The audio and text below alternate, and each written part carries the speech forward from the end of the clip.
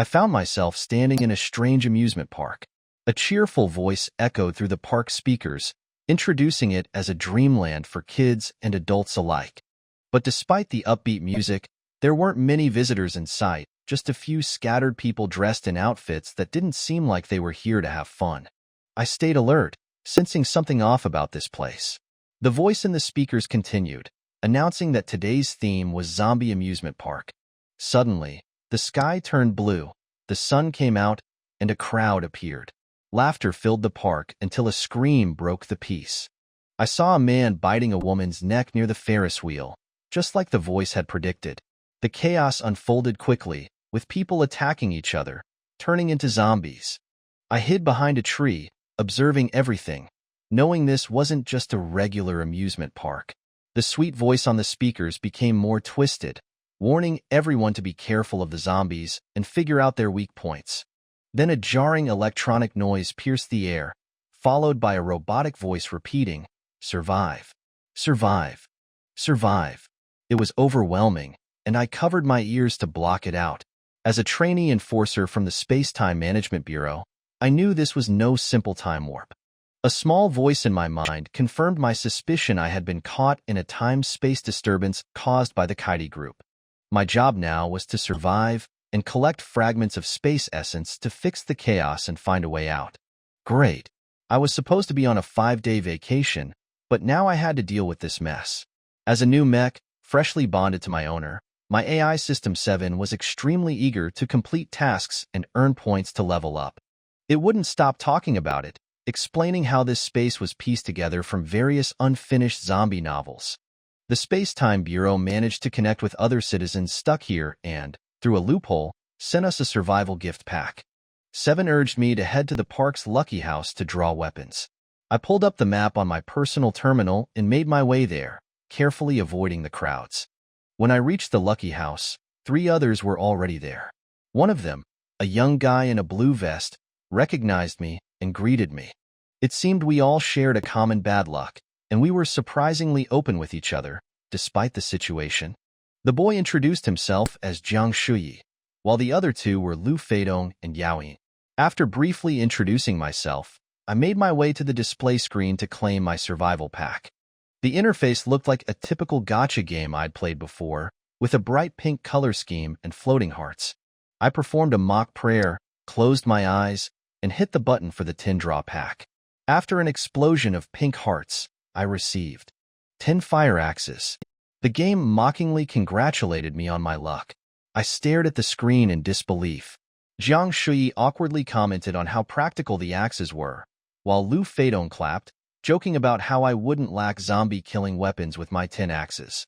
Yaoin looked relieved after comparing his own luck, while my Mech 7, always supportive, clapped along with them.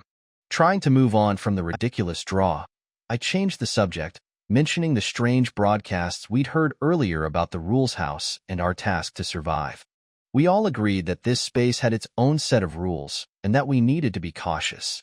Yaoin brought up the possibility of Kaidi group members being caught in here with us, which was a real concern. But Jiang Shuyi reassured him that it was too early for anyone to break the rules of the space.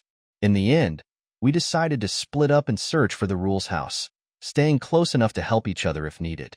I mentioned the area I had already scouted near the Ferris wheel, where I hadn't found any useful information so far.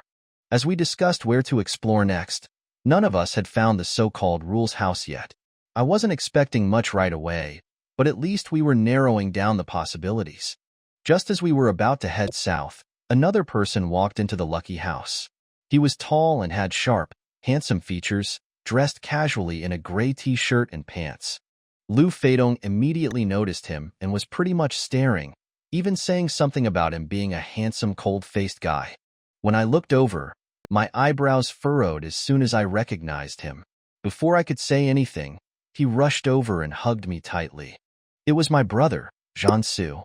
He buried his face in my neck, holding me close as if to make sure I was really there. "I was so worried about you," he said softly. I sighed and patted his back, reassuring him, "I'm fine, no need to worry. Go get your draw." He reluctantly let go, and I introduced him to the others.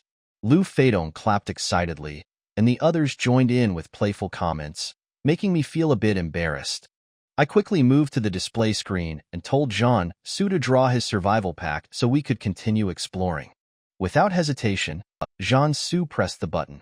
After a flash of pink hearts and golden light, the screen announced his prizes: resurrection pills, virus serums, a treasure chest, a dagger, and a communication device. It was a bunch of high-tier items, way better than my fire axes. Everyone looked at him, then at me. I couldn't help but remember all the times I had terrible luck in gacha games growing up. My AI companion, Seven, chimed in, trying to cheer me up, but it didn't help much. We quickly moved on, and Jean-Su suggested we head out to search for the rules house. He showed us the communication device he got, which could send emergency signals across the space. That meant we didn't need to meet up again, we could just signal if we found anything important.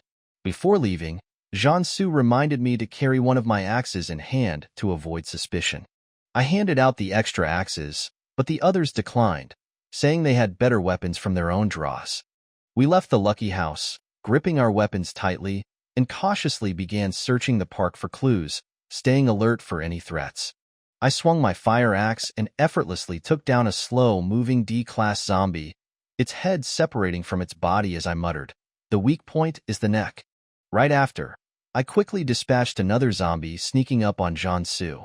Jean-Su, with a helpless smile, said, "While I appreciate your heroic efforts, Qinlan, I'm not in bad shape anymore.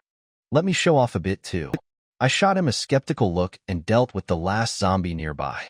Then I sarcastically responded, "If you're saying you're fine, there's probably still something wrong." Jean-Su tried to reassure me, insisting, No, I'm fully recovered." But I wasn't convinced. Just the other day, he had been in a hospital bed, and now he was here fighting zombies with me. He explained that it was the space's rules rejecting him since he had sneaked in through a loophole. I didn't entirely believe him. He'd been through a lot in the past few months, getting injured in a major battle. Though he was mostly healed, sneaking into this chaotic space wasn't easy on him. He tried to downplay it, but I could tell something was still off with his health. I made it clear, "This time, I'm protecting you. You can be our communications officer and rest. No more fighting for now." Jean-Su opened his mouth to argue, but I cut him off. Patients don't get to refuse. As we continued to explore, I stayed alert for zombies. Jean-Su didn't try to fight anymore, and I kept an eye on him, making sure he wasn't pushing himself. Along the way, we passed NPCs, fake tourists created by the space. They looked terrified and ran from zombies, even though I had already dealt with the threat. At one point, Jean-Su tried to grab an NPC, but his hand went right through them like they were made of air. He laughed softly, realizing just how underdeveloped this space still was. It was like dealing with a child. Jean-Su was referring to the consciousness of this space, born from chaos and lacking proper guidance. Everything in this small world was pieced together from fragmented settings. The tourists were just illusions, there because the amusement park setting required them. The real main characters here were the zombies, while the tourists were just conceptual. I understood this, and I noticed some of the tourists in a nearby restaurant were starting to show less fear, almost becoming more real. It was a sign that the space's consciousness was growing stronger, starting to create real tourists. I knew we had to act fast before it matured further. We continued exploring, heading towards the Ferris wheel, but we still hadn't found the rules house.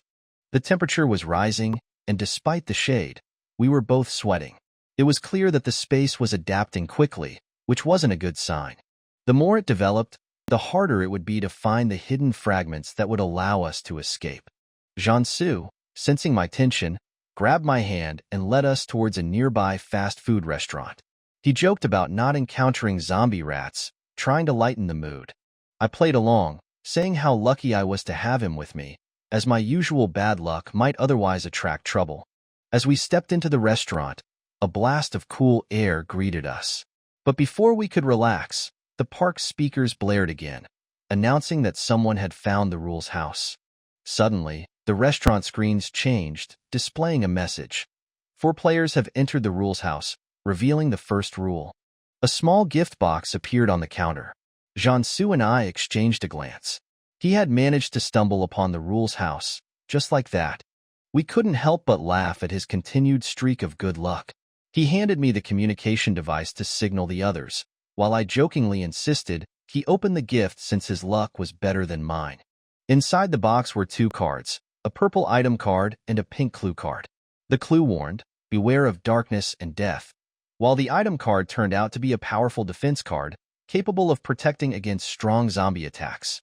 I realized that while this card could save us, it could also make us a target if others found out we had it.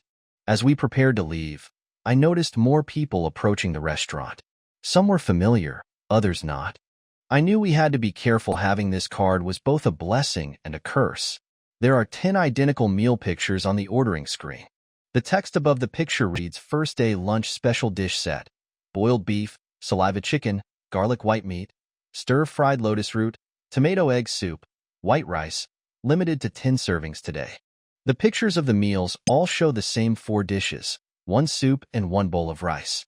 The red color made Qianlong feel his appetite increased just by looking at it. However, these dishes looked very familiar. He quietly asked the person next to him, "Is this the ancient blue star Sichuan cuisine you have studied before?" Zhang Su responded. As soon as Jiang Shu heard the conversation between the two, he came over curiously and asked, "Ancient blue star Sichuan cuisine? What is that? Is it delicious?" Qianlong recalled the taste of Zhang Su's food and said, "It's edible. It's delicious." When Jiang Shu heard this, his eyes lit up. When he first came to the paradise, the 3-piece suit that Qianlong saw was Rhoda. When he heard the conversation between the 3 of them, he frowned and said with disapproval, "Excuse me, you 3. There is always a risk of death in this space, so I suggest we share the information we have found so far." Qianlong looked at this man and said suggestions, but his tone was somewhat commanding, like someone who was used to giving orders. But for a serious commander like Ren Zhanxiu, I have never seen him speak in this tone to anyone during non-working hours. While comparing, Qianlong shook his head crazily in his heart.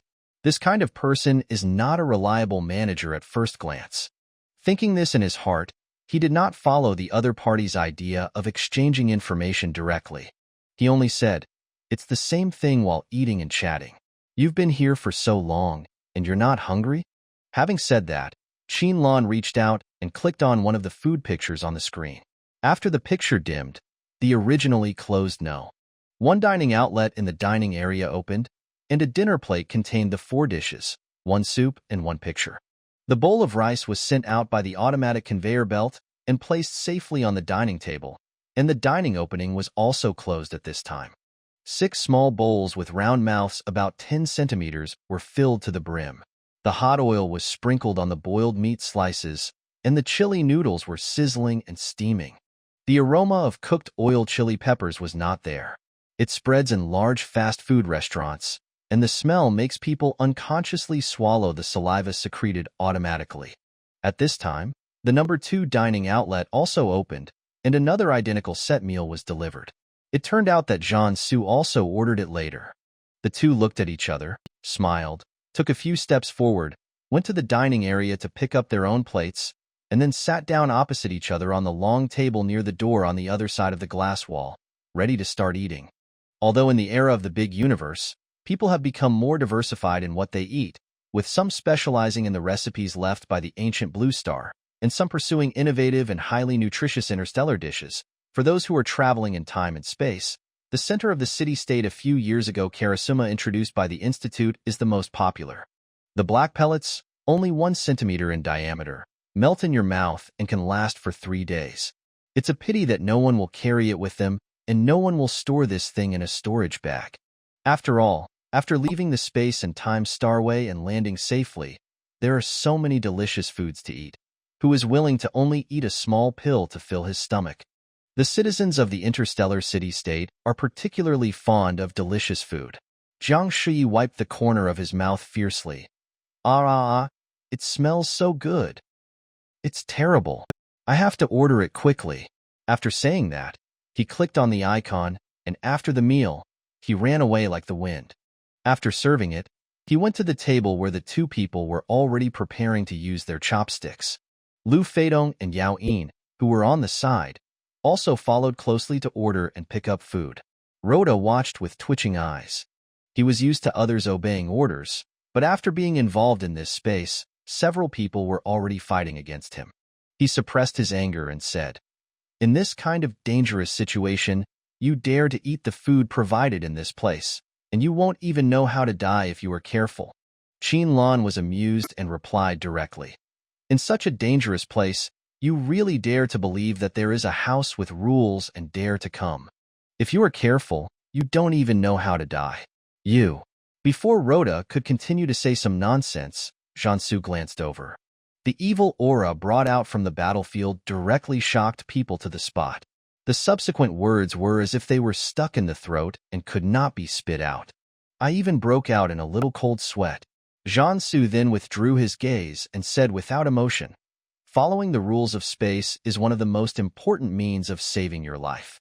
I advise you to think carefully about what was said on the radio just now. Don't risk your life by not thinking about it. What's going on?" At this point, Zhuanghua and Feng Shuisu had already reacted and quickly stepped forward to order. Then they took their plates and sat down at the long table where 5 people were already sitting. Although Du Qiu and Ding Jingjing had not figured out the meaning of this sentence, it was obvious that someone else was ordering food. In addition, the smell of the food was really tempting, so they did not hold back and followed the crowd to order food. Seeing that Ding Jingjing, who had always listened to her words before, could not resist the charm of delicious food, Rhoda felt angry at being betrayed. But after all, he was a person who had worked hard all the way and reached a middle-level position in the company. No matter how angry he was, he listened to Jiansu's words and quickly ran through the words just broadcast in his mind. From the moment he entered the rules room to the end of the final voice, Rhoda's eyes widened slightly. What the Hades? Eating enough to survive counts as a rule. At the long table over there, Ding Jingjing, who really didn't want to understand, also asked her doubts. Is eating also a rule? Qin Lan, who quickly finished the bowl of saliva chicken, naturally extended his chopsticks to the chicken on the opposite side that Jiansu had not yet started. After eating the delicious food, he felt much happier and was willing to explain a few more words to others. Having enough food is an important free message on the radio. Although the rule house will provide 3 meals a day, he said to remember the location of the rule house, indicating that the rule house will change locations, or Qin Lan's left index finger. He nodded his head and said, "The information about the location of the rule house will be blurred or even erased from here. Cherish this lunch. It may be the easiest meal to eat in this small space." After saying that, Qin Lan immersed himself in the food again and did not see Rhoda's face becoming very ugly. After this, he naturally realized it, but he couldn't bear to order the last set meal. After all, he had just told others not to eat randomly if they didn't want to die. After all, Ding Jingjing had been following Rhoda since she first arrived at the amusement park. She couldn't bear to see him standing there alone, so she said, "Brother Da, isn't your company researching new dishes? Come and try it. Try these and see if you can get some inspiration."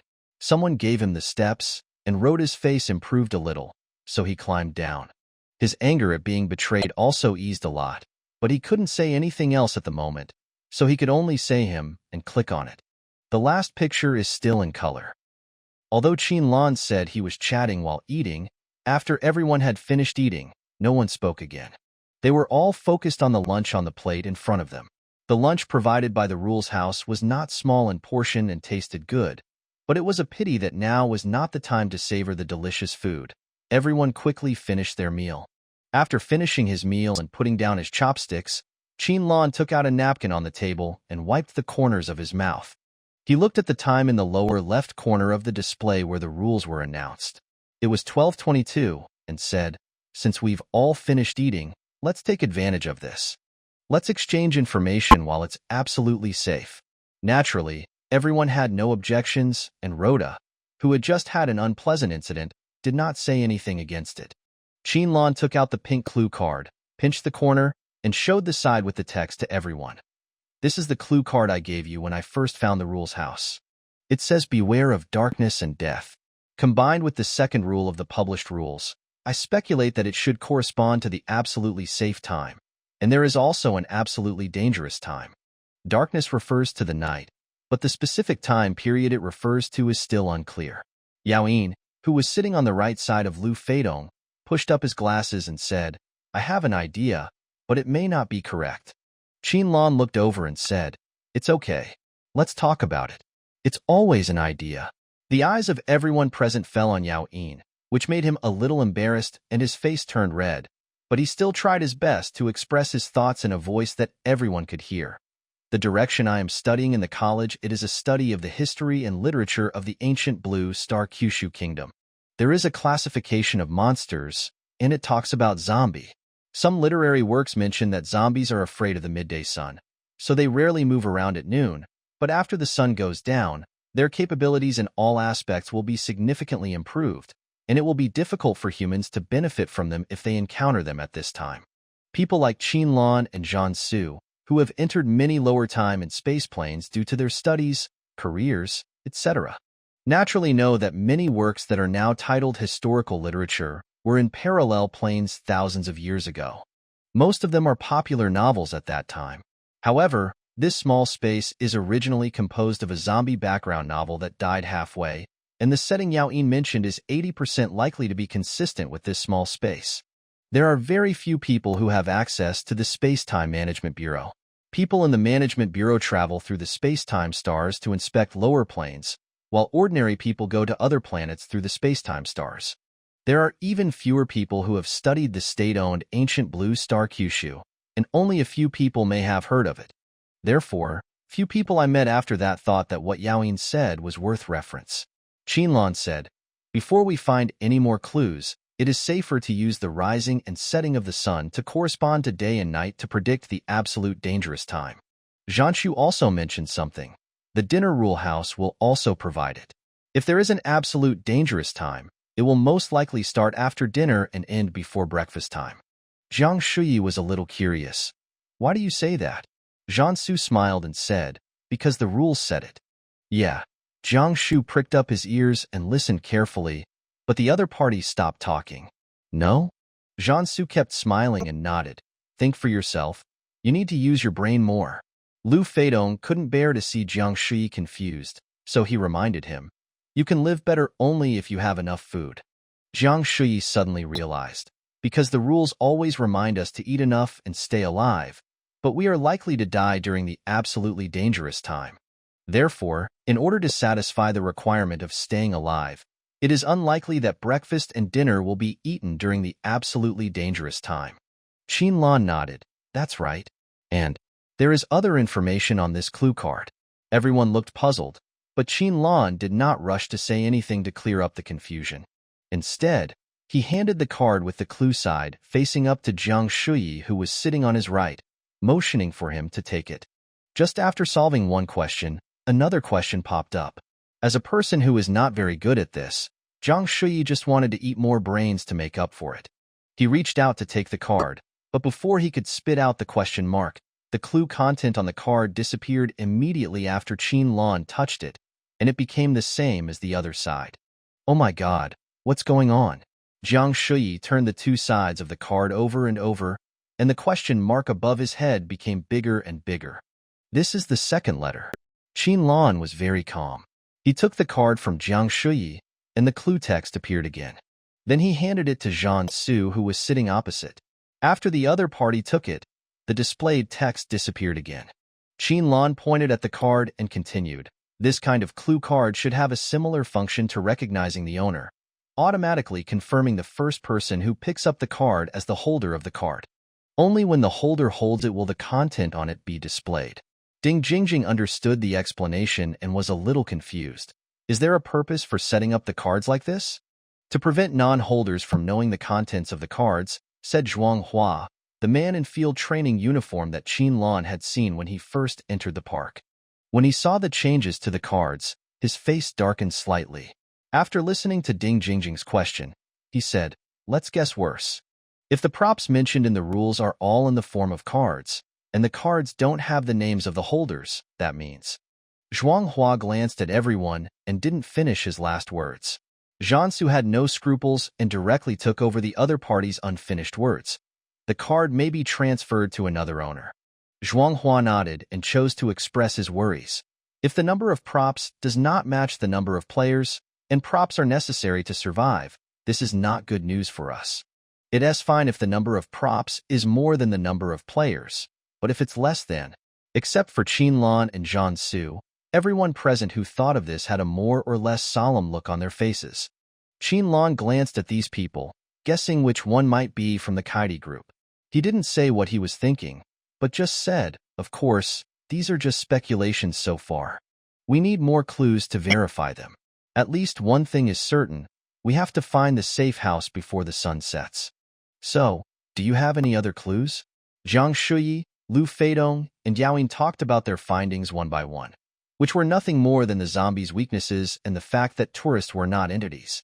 After everyone had talked about their own situations, Qinlan briefly sorted them out and found that they were all similar. The really useful information was obtained after arriving at the rule house. Qinlan glanced at the third rule again and stood up from his seat. There are only so many things we can communicate right now. Since all the useful clues are after the rule house appears, let's try to look outside while it is still absolutely safe. After that, he walked out of the rule house with Zhang Su, who also stood up and came to his side. Jiang, Lu, and Yao followed closely behind. The remaining few people looked at each other and went out to look for clues one after another. In the end, only Luoda and Ding Jingjing were left in the house. Ding Jingjing looked outside the fast food restaurant and saw the people walking further and further away. Then she looked at Luoda, who was still sitting there. After hesitating for a long time, she finally asked, "Brother Da, do you want to go out and look for props together?" After all, they were people who had been traveling together for a long time, and they had been listening to him before entering the rule house. Luoda did not care about his behavior of not standing on the same side with him just now, and directly expressed his thoughts. "I think it is most likely that the rule house will not change. Since we may not be able to find it after we get out, we might as well stay here. Who knows, the so-called safe house may actually be the rule house." Ding Jingjing had thought about this possibility, but after seeing that most people chose to go out, she began to worry that her idea was wrong. Only by going out to look for it could she find a way to survive. Seeing the other party's hesitation, Luo Da's face instantly turned cold, and his tone was unhappy. "If you want to go out, I won't stop you, but don't blame me for not reminding you. Those people will not protect you like I did when you encounter zombies, especially the two who went out first. You can tell from looking at them that they are not the kind of people who will show sympathy to women. If you hold back, they may push you out to feed the zombies." After saying that, he stood up and left the long table, went to lie down on the double sofa in the corner of the fast food restaurant, and began to close his eyes and rest. Anyway, it was absolutely safe now, and there was no need to worry about zombies if he took a nap. The most important thing was to rest well. Only a fool would run out in the scorching sun to look for clues. Anyway, if they really found the safe house in the end, Luoda didn't believe that the people they found would be able to hide. Luoda lay down, waiting for those people to bring what they found to him. But although Ding Jingjing was also afraid that what Luoda said would come true, she was eventually influenced by the herd mentality. She glanced at the man who had closed his eyes and was lying comfortably on the sofa and bowed slightly to him, as a thank you for protecting her from the zombies. She whispered, I'd better go out and look for some clues, Brother Da. See you later." After saying that, she quickly left the fast food restaurant. Luoda raised his eyelids, looked at the figure running away outside the closed automatic door, and snorted coldly, "Idiot." Luoda, determined in his decision, continued to close his eyes and rest. Of course, those who had left were unaware of what was happening here. After Qinlan and his group of 5 went out, they agreed to act separately. If they made any discoveries, they would still use emergency signals to communicate. 3 more people followed behind, and after a brief discussion, they decided to act in pairs. Qinlan was naturally with Zhang Su, Zhang Shuyi and Zhuang Hua were in the same team, Lu Feidong and Fang Shuisu, and Yaoin was with Du Qiu. When the groups were divided and ready to set off, Qinlan reminded them, "Keep a conspicuous sign or leave a mark along the way. If the rules don't change, you must be able to find it back smoothly." Of course, everyone had no objection, as this was also for the sake of their lives. After saying that, without wasting any more time, Lan said to be careful and left with Jiangsu in the direction they had just decided, with the fire axe in his hand again. After the rule house was found, the weather miraculously returned to its previous sunny and windy state, and the scorching sun became mild again. During the absolutely safe time, no zombies were seen along the way, and all the tourists who came and went were happy. But it still cannot be touched. The two walked along, carefully observing the surroundings to see if they could find any other clues or props. Jiangsu suddenly said, "Do you think this looks like a time-limited task?" Lan's eyes were sweeping across the lawn in front of him, and he didn't react to hearing this. The spatial consciousness issued something like a time-limited task. Jiangsu repeated, "Oh, now that you mention it, it does look like it." Lan stepped onto the lawn and kicked a patch of grass with his toes. It's an announcement to find the rule house. Before it's found, the temperature continues to rise, and after it's found, it returns to normal. There's something under this piece of grass. Jiangsu walked over and tapped the turf lightly with the fire axe. Then he drew a square on the lawn with the axe blade and pulled it open in a few strokes, revealing a tin box hidden under the turf. There was still dirt and rust on the tin box. Jiangsu took out a napkin from his trouser pocket, covered it with the box, opened the lid, then picked up the tin box and handed it to the person next to him. In the box was a purple card with prop card written on it. Lan was stunned. So particular? The napkins were still brought from the fast food restaurant. Jiangsu was very calm. "We still have to eat dinner tonight. Brother, there is a bathroom." Lan paused as soon as he finished speaking, glanced around, and ran towards the turning he had just passed. Jiangsu saw the man turn around and run back, holding the box in his hand without taking out the card, and quickly followed. Finally, Lan stopped in front of the guide sign at the turning point. After confirming the corresponding icon of the service facility he was looking for in the lower left corner of the guide map, he stretched out his right index finger, stopped it at the Ferris wheel, and began to draw the route. Jiangsu only took a glance and knew that the other party was walking the same route they had taken today on the guide map. Of course, he knew why the other party did this, and he said in a firm tone, "There is no bathroom." Lan's right index finger has stopped on the red star, which is their current location. After quickly walking through the route, he withdrew his hand and looked at the people around him. But the guide map says there are 3 toilets along the way. Yes, but there aren't any in reality. Jiangsu looked at the guide map and clicked on the toilet icon closest to their current location, then withdrew his hand and pointed in the corresponding direction. 2 possibilities: the guide map is fake, or the toilets are deliberately hidden. Lan also looked in the direction of the other person's finger. The bushes and tall trees blocked the view further away, and only some of the high-altitude project facilities could be seen. The temperature seemed to have risen a little bit, and under the trees, clear shadows could be seen. "I think the second possibility is more likely." Lan turned and was about to walk in that direction. "This amusement park is a bit too densely green." Unfortunately, before he could take 2 steps, someone grabbed his wrist and stopped him from moving forward. Lan turned around and looked at the person who was pulling him in surprise. Jiangsu smiled helplessly and handed the tin box in his hand to the other party. "There is no need to rush. Take out the card first. Although this box is small, it is very heavy." Lan looked at the other party with some surprise, but quickly realized his thoughts. "Do you think the card will automatically confirm the first person to pick it up as the holder? Is the probability of this rule very high?" "At least it won't be too low," Jiangsu responded and explained. "The previous broadcast said that a gift package would be rewarded to the first player to find it. There are exactly 2 cards, and we can only let one of them show the content. It should be the rule that each person is directly assigned one. Since we want to verify the previous guess, there happens to be a new card here." Lan certainly understood this principle, but the person he wanted to verify was the other party. Otherwise, he would not have waited for Jiangsu to come and dig it when he found that there was something wrong with the turf just now. The result is that they both want the other to take it first. Lan tried to persuade the man in front of him. "At the beginning of the game, the more crucial clues we get, the better it is for us. You know, my luck doesn't bring anything good." Jiangsu also has his own reasoning. The more cards you get, the greater the chance of survival. This is also the rule. Qinlan knew that the other party said this just to let Ban take the card first. After all, it was only the first day and no one knew how to pass the game in this space. Nor did they know where the essence fragments of the small space were. They could only speculate on various possibilities according to the published rules. Regardless of whether the standard for completing the game is to see who has the most cards, at least so far, it is never wrong to take more cards, and they both have the ability to keep these cards. There would be no result if this continued. Qinlan understood that if Jiansu was determined to give him something, he would definitely use all kinds of twisted arguments until he accepted it. In this case, Qinlan did not push it anymore.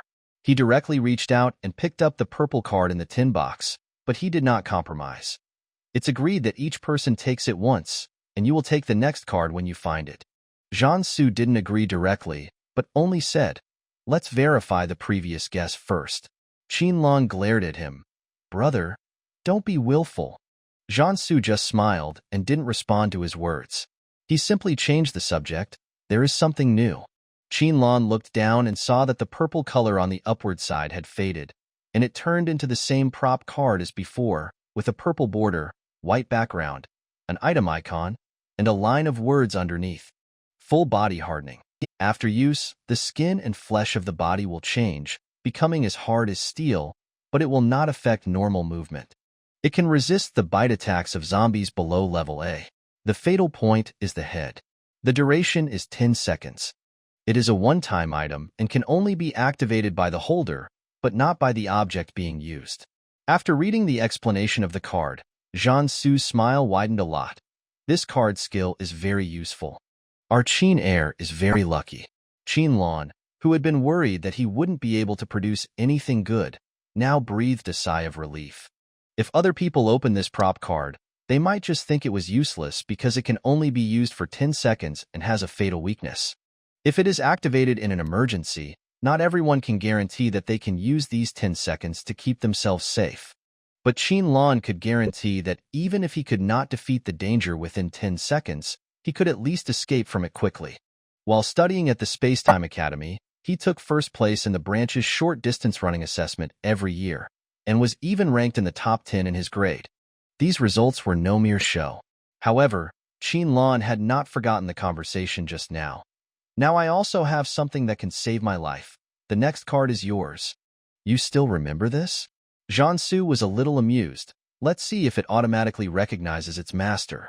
After he finished speaking, Qinlan took the initiative to hand over the card.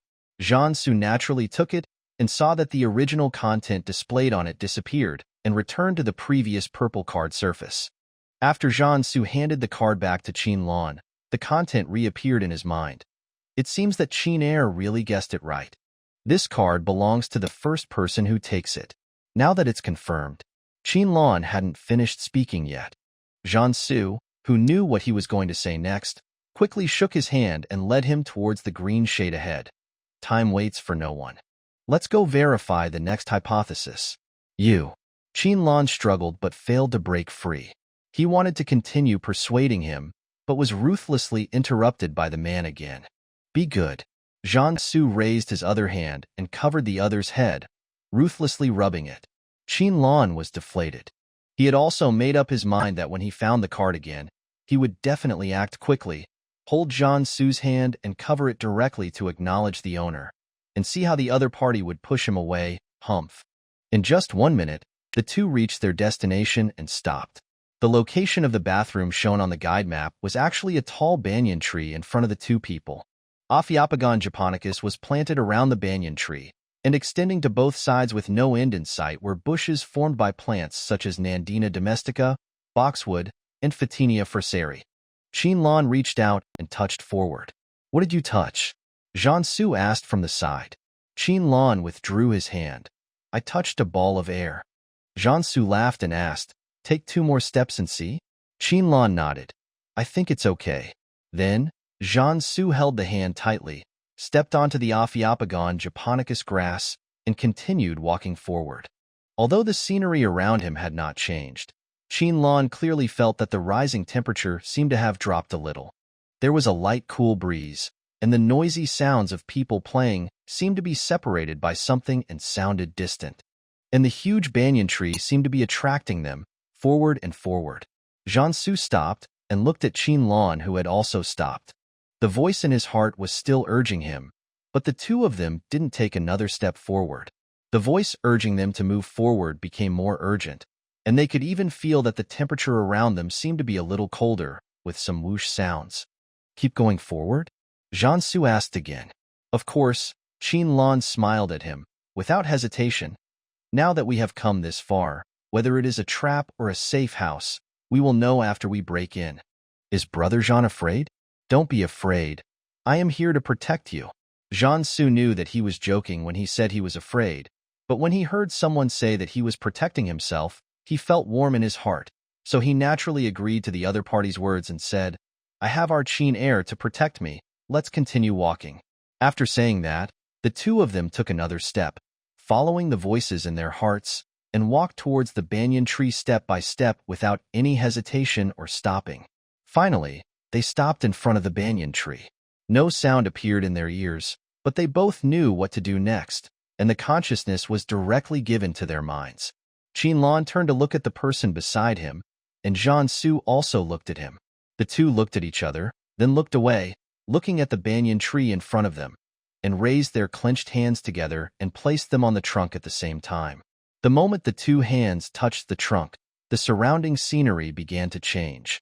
The space seemed to be distorted for a moment, and a wave-like air wall appeared about 4 meters away from the banyan tree, and then the color gradually deepened. The blue sky, white clouds, green trees, tourists and entertainment facilities that were originally clearly visible gradually blurred their figures until they were completely blocked by the blue wall. It didn't take long before the surroundings had completely changed. The banyan tree trunk that Qinlan and Jiansu had encountered had now become a pillar, and the Ophiophagon grass they were standing on had also become rainbow-colored non-slip floor tiles. There were mirrors and children's wash basins on both sides of the pillar, each with a bottle of hand sanitizer. Below their hands, which were still attached to the pillar, was a dryer. The two men withdrew their hands, took a step back, and looked around. The back is the bathroom door. The walls are all blue, but going to the right, there are many pink elements, bows, cotton candy, rainbow unicorns. 4 small doors separate 4 small spaces, each with a cartoon girl in a princess dress. To the left, the main colors are blue and green, with blue sky, white clouds, forests, a few dogs that can stand on 2 legs, and a few robots that look like transportation tools. There are also 4 small spaces here, and there is a cartoon little boy on each door. There are 2 smaller pillars on both sides of the central pillar, and the 3 pillars form a triangle. However, the 2 pillars are surrounded by a wash basin, and the mirror is surrounded by the pillars. The top is about 3 meters high, and the base color is still blue, with white clouds and even a rainbow, flying birds and a sun. This is a brightly lit bathroom. Qinlan tried to turn on the faucet on his right hand. Clear and cool water flowed out of the faucet, soaking his left hand. After washing his hands and drying them in the dryer, he looked at the person next to him and said, "It's all working fine." While the other person was washing his hands, Jiansu walked around the 3 pillars and finally stopped behind the central pillar. There should be a space behind this. After hearing this, Qinlan walked around the pillar and came to the other party. There is a large space behind these 3 pillars. At the end of the 4 connected small compartments on both sides, there is a small space on each side where cleaning supplies are stored. Then there are 2 walls standing there, and the range between them can accommodate a door about 1.5 meters wide.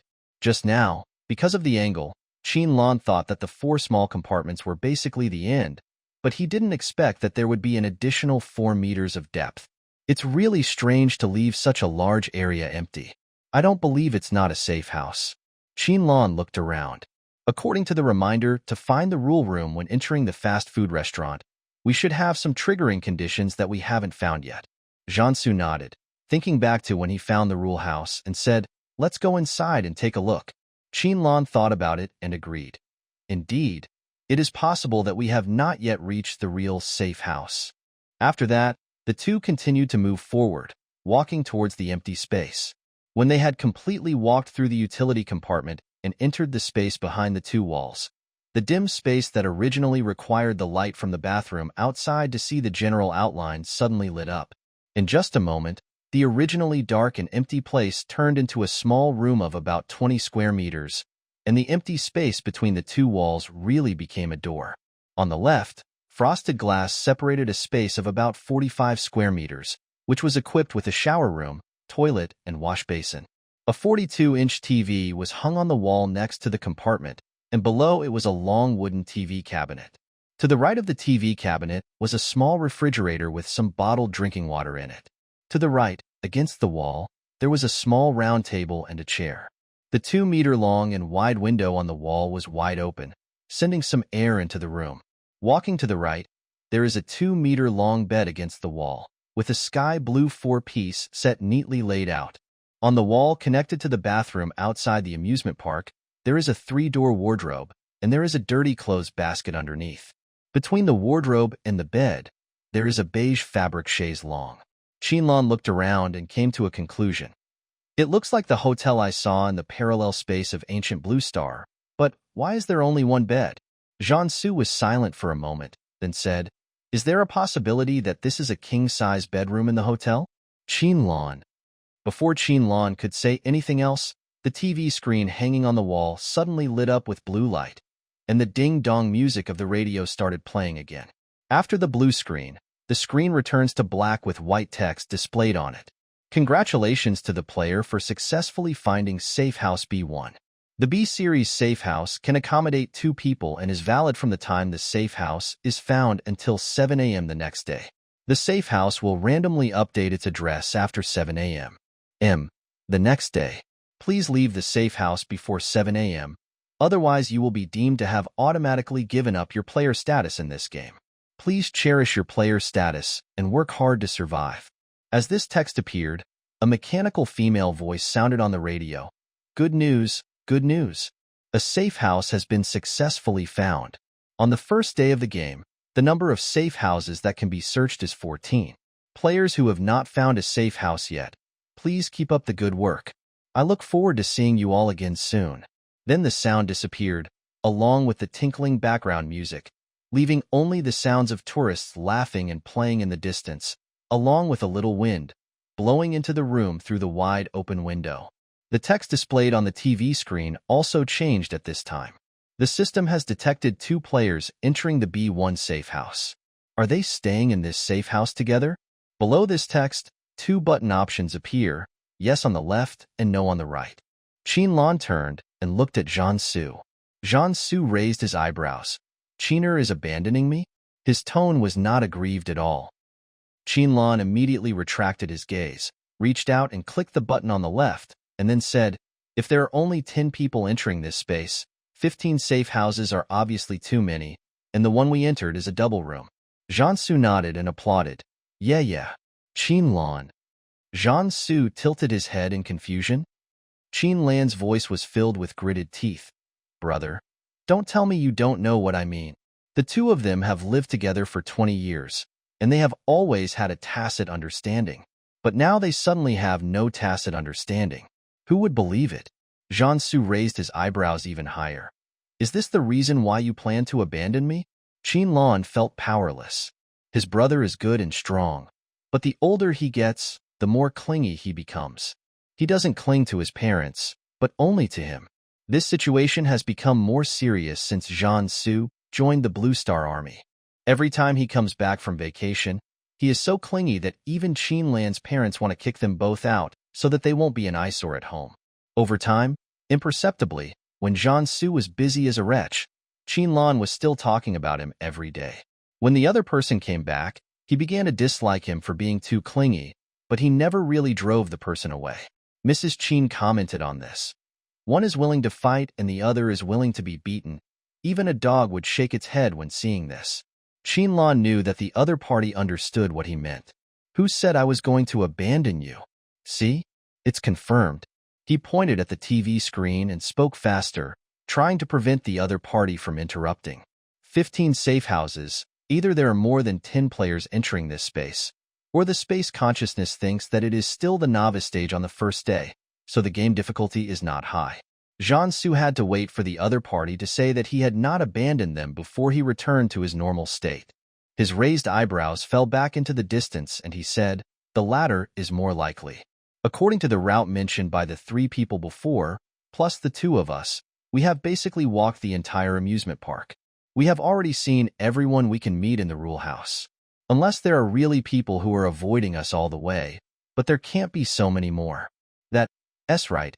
Qinlan nodded and said, "Hurry up and send a message to the 3 of them." Jiansu naturally responded, took out the communicator, sent 2 short messages first, and then simply edited a sentence, "Pay attention to the bathroom," and sent it to 3 personal terminals that had already been marked. When they left the rule house and the people behind them had not yet come out, they agreed that the 2 short signals were to avoid the untrusted people first and then receive the information. It took little effort to send the message. When Qinlan clicked the yes button, the text on the screen turned into a progress bar and the words loading. When Jiansu finished sending the message, the progress bar was full and the white text appeared again. It has been confirmed that the 2 players currently in the house have successfully checked in. The B1 safe house provides them with a double dinner and a double breakfast. The 8 bottles of bottled water in the freezer are all drinkable. All facilities in the house can be used at will during the check-in time. This paragraph of text disappeared after about 2 minutes and turned into another paragraph. Please note that the dinner time is from 18 to 1900 hours today, and the breakfast time is from 7 to 8 o'clock tomorrow. Please arrive at the rule house for dinner within the specified time. Otherwise, you will be at your own risk. B1 Safe House wishes you a happy stay. 2 minutes later, the text changed again.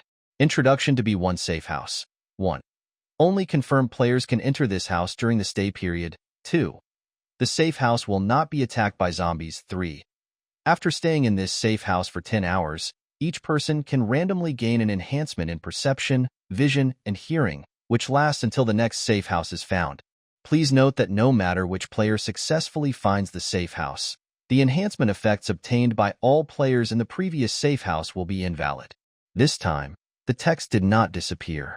Qinlan pointed to the 3rd item on the screen. "The buffs available in each safe house are different?" Jiansu nodded. "If you have to stay for 10 hours to get it, according to the breakfast and dinner time just now, the dangerous time previously estimated should be 10 hours, and it is between 7 o'clock in the evening and 7 o'clock in the morning of the next day." Qinlan also agreed with his speculation and was about to say something when the familiar scream came from outside the house again. The 2 looked at each other and then turned their gaze to the outside of the window.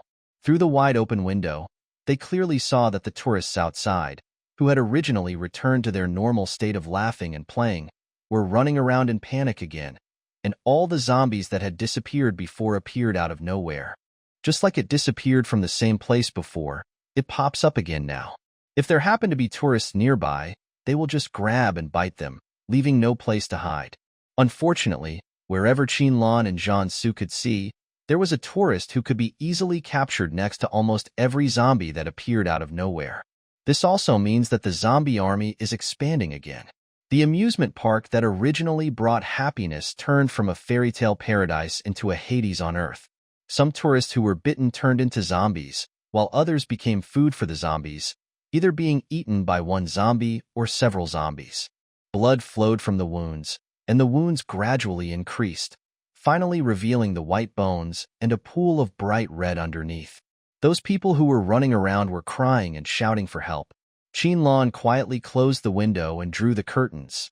There was no such scene last time. When I first arrived at this small space, I witnessed tourists turning into zombies on the spot and then starting to eat the people next to them. I also saw zombies eating people, but there was no blood, no smell, and it didn't feel real. But now, the authenticity has skyrocketed. Like a small movie worth 1 million has become one worth 10 million. Jiansu had seen more brutal and bloody scenes in the battle against the Kaidi group, but it was different from what he saw now. Those who go to the battlefield are all people who live and die. They may be timid and afraid when facing the enemy, but most of them are ready to die. And those who are timid and afraid will gradually lose those fatal elements that are considered weak on the battlefield after experiencing battles again and again, facing life and death tests again and again, and successfully surviving. But before his eyes, in this amusement park, he saw ordinary people from peacetime. and the fear they felt when facing death, emotions that he had never seen or faced on the battlefield. For someone like him who survived gunfire and artillery fire, he understands better how difficult life is. When faced with death in peacetime, he is no less affected than other people who have not experienced death. Jiansu closed his eyes and looked away.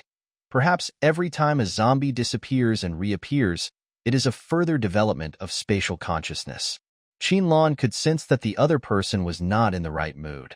He opened his arms and gave him a hug. The person who was taller than him patted him on the back and said, "The small space is not like those small worlds. Everything that happens here is still false at this stage. Don't be affected." He said this to Jiansu, and also to himself, because the scene he just witnessed was still lingering in his mind and couldn't be dispelled. After that, Qinlan let go of his hands and took a step back. "Let's go. Let's try to find more clues, strive to pass the level as soon as possible, and successfully retrieve the fragments." After leaving the safe house, the two continued to search for clues in the amusement park. During this period, they received signals from Jiang Shuyi, Lu Feidong, and Yaoin one after another. They had agreed before that they would press the button when they found the rule house. Although they didn't need to find the rule house right now, Jiansu had just sent them a reminder to find the safe house not long ago, so it seemed that all three of them had found it. Hela the sun was setting in the west. Qinlan swung the fire axe in his hand and cut off the head of a zombie. He then dodged another zombie that was rushing towards him. The axe blade, which was still stained with sticky black blood, fell on the neck of this zombie. The black blood did not splash out, but spread slowly from the broken end like a thick slurry. After fighting zombies of all sizes this afternoon, Qinlan has mastered the skill of how to quickly chop off a zombie's head with a heavy fire axe. After dealing with the zombies that surrounded them together with Jiansu, Qinlan looked at the zombie blood on their fire axes. The blood became thicker and thicker, and it was hard to shake off much of it. In the end, it solidified on the axe blade. The originally sharp axe blade became much blunter after passing through waves of zombies, and its weight also increased.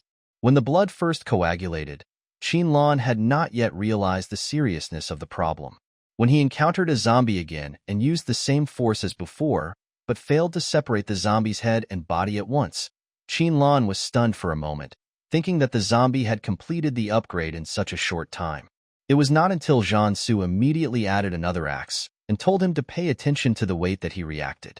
Now that the zombies were dealt with, the surroundings were temporarily safe. Qinlan thought about what he had seen along the way, looked at the fire axe in his hand and sighed. If the sink in the safe house can't wash off the blood, we will have to scrap both axes.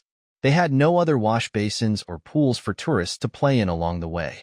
Jiansu smiled and said, "Fortunately, you smoke a lot." "That's not true. If each person consumes one handful of biscuits per day, they can use it for 5 days. But who knows what will happen after 5 days?" Qinlan looked at the blood that was quickly solidifying. "If the zombies are upgrading every day, we may need to find some handy weapons in the amusement park." Jiansu reached out and rubbed the other person's hair. "I will also try my best to find the physical prop card. Don't worry too much. This space doesn't have much malicious intent towards players. Ask Xiaoqi what time it is now, so as not to miss dinner time." Before leaving the rule house, Qinlan asked Mecha number 7 to compare the time displayed on the screen and synchronize the time of the mobile backup timer. That was the only way they could know the time in this space so far. Even the TV in the safe house didn't show anything, and it was the zombies outside that suddenly appeared and told them that it was already past 2 p.m. Qinlan pressed his ear clip and asked softly, "Xiaoqi, what time is it?" "Report to Qin Air, it is now 17:30 in space-time, and 12 astronomical hours in interstellar time. Although space-time and interstellar time are different, the flow rate is the same." Qinlan responded and told the time to the person next to him. Jiansu nodded. "Let's go, half an hour is enough." After they came out of the safe house, they scanned the guide map. Although they were exploring all the way, the final route was getting closer and closer to the rule house. After leaving the rule house, until this moment, the location of the rule house has not faded in their memory and is still clear. They rushed over there, and the fast food restaurant with a whole glass wall came into view and did not disappear. When the two stepped into the door of the fast food restaurant at 1800 hours, the familiar three-sided display screen lit up again, showing the same line of words. Welcome players to return to the Rules House. This time, unlike the first time the Rule House and Safe House were found, the broadcast did not sound throughout the park to inform all the players in the park of the news. It just made a sound in the small speaker of the Rule House, just like the mechanical female voice before, plus the ding-dong-dong background music. Verify that 2 players have dinner tickets for 2. Would you like to use them now? Friendly reminder, dinner is only available for 1 hour. It is recommended that players use them as soon as possible. Eat a full meal so that you can survive better. Qinlan and Jiangsu looked at each other and said, use the dinner voucher for 2. The mechanical female voice was strangely relieved. Only those who follow the rules are obedient players. Please go to the ordering area to choose your lunch. Please note that there are 58 minutes left for the meal. After the mechanical female voice finished speaking, a countdown appeared on the middle hanging display screen. The time starts from 58 minutes and decreases second by second. The 2 of them didn't delay any further and went straight to the ordering counter. This time, there was only a picture of the dish on the ordering screen. The picture showed a meal for 2 people, which was completely different from what was served at noon. There was a text above the picture introducing today's dinner. For the first day's dinner, the 2-person set meal coupon has been redeemed, and a limited number of special dishes are available. 1 plate of steamed cured meat, 1 plate of shredded beef tripe, 1 plate of chopped pepper fish head, 1 plate of stir-fried meat, 1 plate of preserved egg with pounded pepper, 2 bowls of lotus root with rock sugar, and 2 bowls of white rice. The pictures still whetted people's appetite. Now, looking at the pictures, Qinlan felt that his numb stomach had returned. I clicked on the picture and watched it turn gray before 2 meals were delivered to 2 pickup counters. The portion of each dish was quite large and could not fit on 1 plate. Jiangsu was just about to carry one in each hand when Qinlan ran over, picked up the plate on the right, and tried to bring the one on the left as well. Jiangsu immediately intervened and did not give him the chance. Finally, the 2 of them each held a plate, looked at each other, and then laughed the next moment. Jiangsu's tone was full of laughter. Why are you rushing to serve this too? Qinlan snorted twice and said, brother, you are the same. Jiangsu smiled, ruffled the other's soft hair with his free hand, and put the dinner plate on the long table together. The 2 sat down face to face and started to eat dinner. After a while, people began to enter the Rule House one after another. Every time a group of people entered, the mechanical female voice would appear again, saying similar words as before, except that some were meals for 2 and some were meals for 3. Qinlan took a look when they brought the food over and sat down at the long table. The dishes were exactly the same, except that the portion of candied xianglian soup and white rice in the meal for 3 people was changed to 3 bowls, and the portions of other dishes were also larger. At this time, the countdown on the display screen has passed 10 minutes. Through the meal coupons obtained by these people, it can be known that the safe houses that have been found so far have double rooms and triple rooms.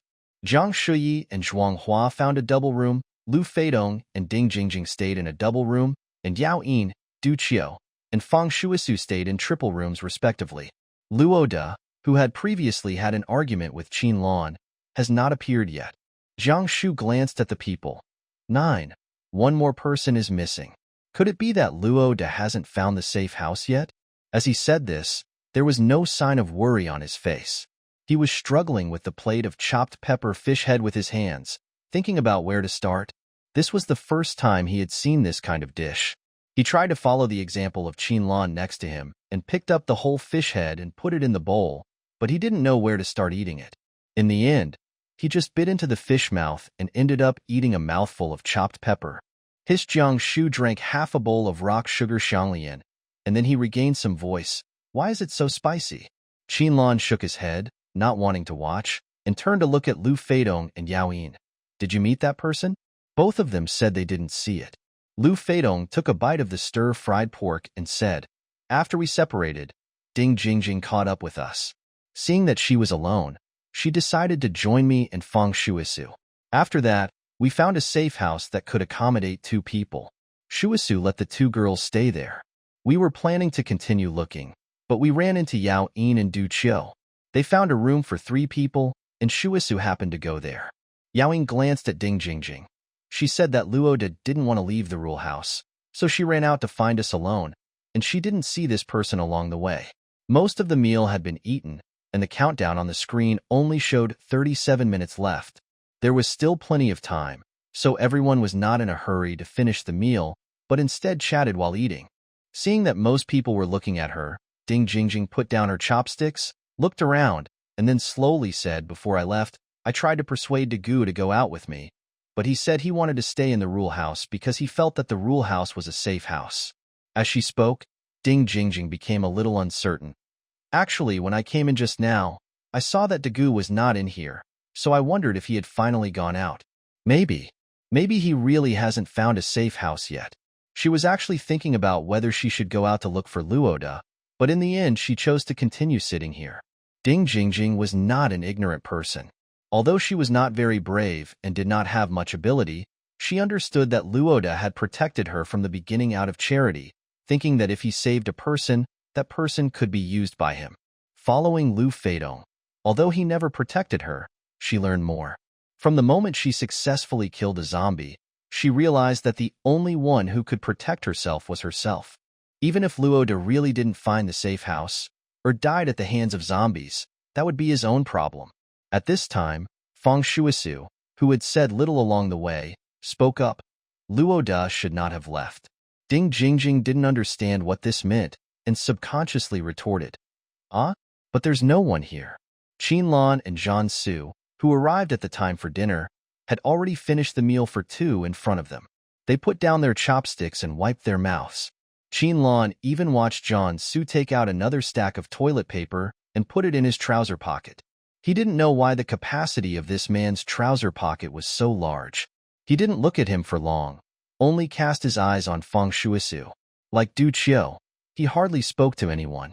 However, Du Qiu gave people the impression of being shy, introverted, and perhaps even having some social phobia. But Feng Shuisu was different. He gave people the impression of being cold, or even aloof. But after listening to Lu Feidong's words just now, he felt that this person was probably the type of person who was cold on the outside but warm on the inside. However, maybe he really didn't like to communicate with others. After hearing what Ding Jingjing said, he didn't say anything else, but began to focus on the food in front of him. Qinlan agreed with what this person said. He said, "I also think that Luoda did not leave the House of Rules." At this time, Zhan Su stood up, took the empty plates of the two people, and walked to the plate recycling area next to the dining area. The others looked at him strangely, but in the end, no one asked anything. Instead, they looked at Qinlan, who was inseparable from this man. Qinlan knew that the other party must have discovered something, but he would not ask now. Instead, he continued with what he had said before. Luoda is actually very afraid of death, and he cares about face. He is very opinionated. Unless he is enlightened, it is difficult for him to change his mind. If it is really like what Ding Jingjing said, then Luoda may not leave. Yaoi had also finished his meal.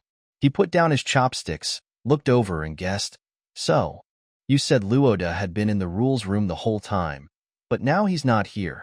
Could it be because he's been judged to have failed the game?" Jiang Shuyi agreed with Yao Yin's words, because the rules say that you should try your best to find props.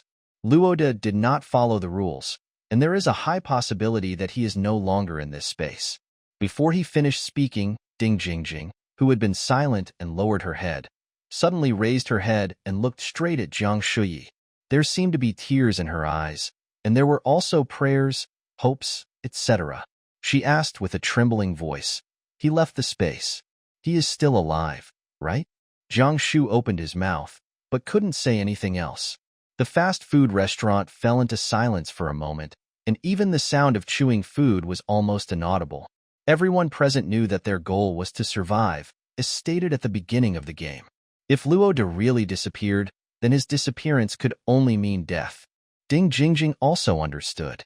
She covered her mouth with both hands, trying not to cry, but she couldn't stop the tears from flowing out. If she had been more resolute and persuaded him more when she left the rule house. Even though Luoda was not a kind person, he was the one who protected her from being caught by the zombies in the beginning. As the only two girls at the scene, Lu Feidong sighed softly, raised her hand and gently patted the other person's shoulders, trying to use this method to comfort this person who was blaming himself. Qin Lan's gaze was not on them, but on the person who had been standing in the plate recycling area with his head down, thinking about something.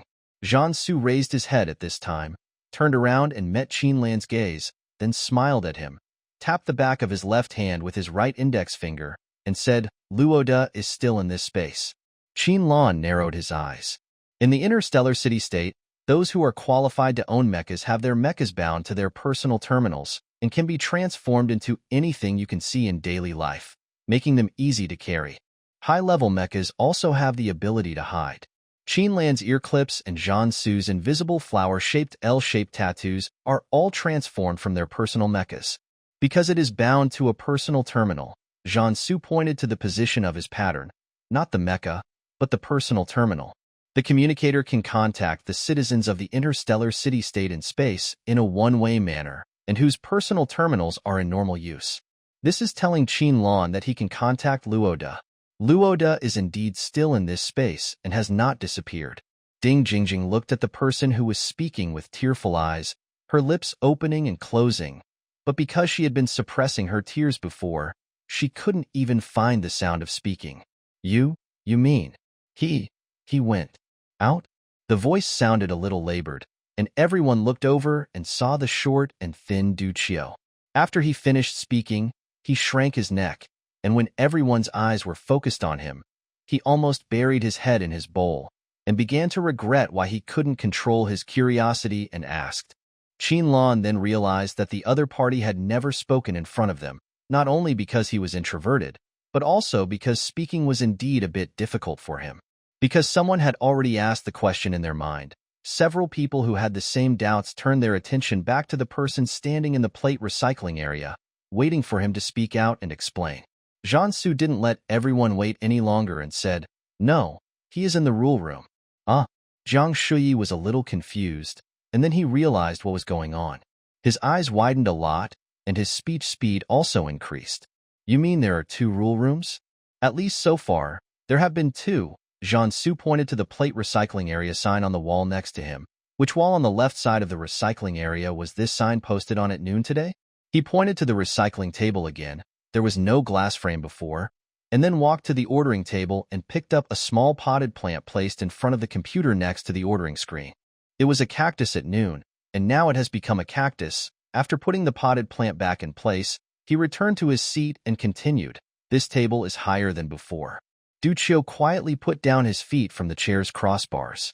When he found that only his toes could touch the ground, he trembled all over and whispered, "I've really gotten taller." Yaoi, who was sitting next to him, caught this sentence. He looked down at the other person's toes and said, "Duchio, you stand up for a moment." Duchio nodded and stood up obediently. Seeing that everyone was looking at him, he clasped his hands together awkwardly, pinched the corner of his clothes, looked at Yaoi, and quickly looked away.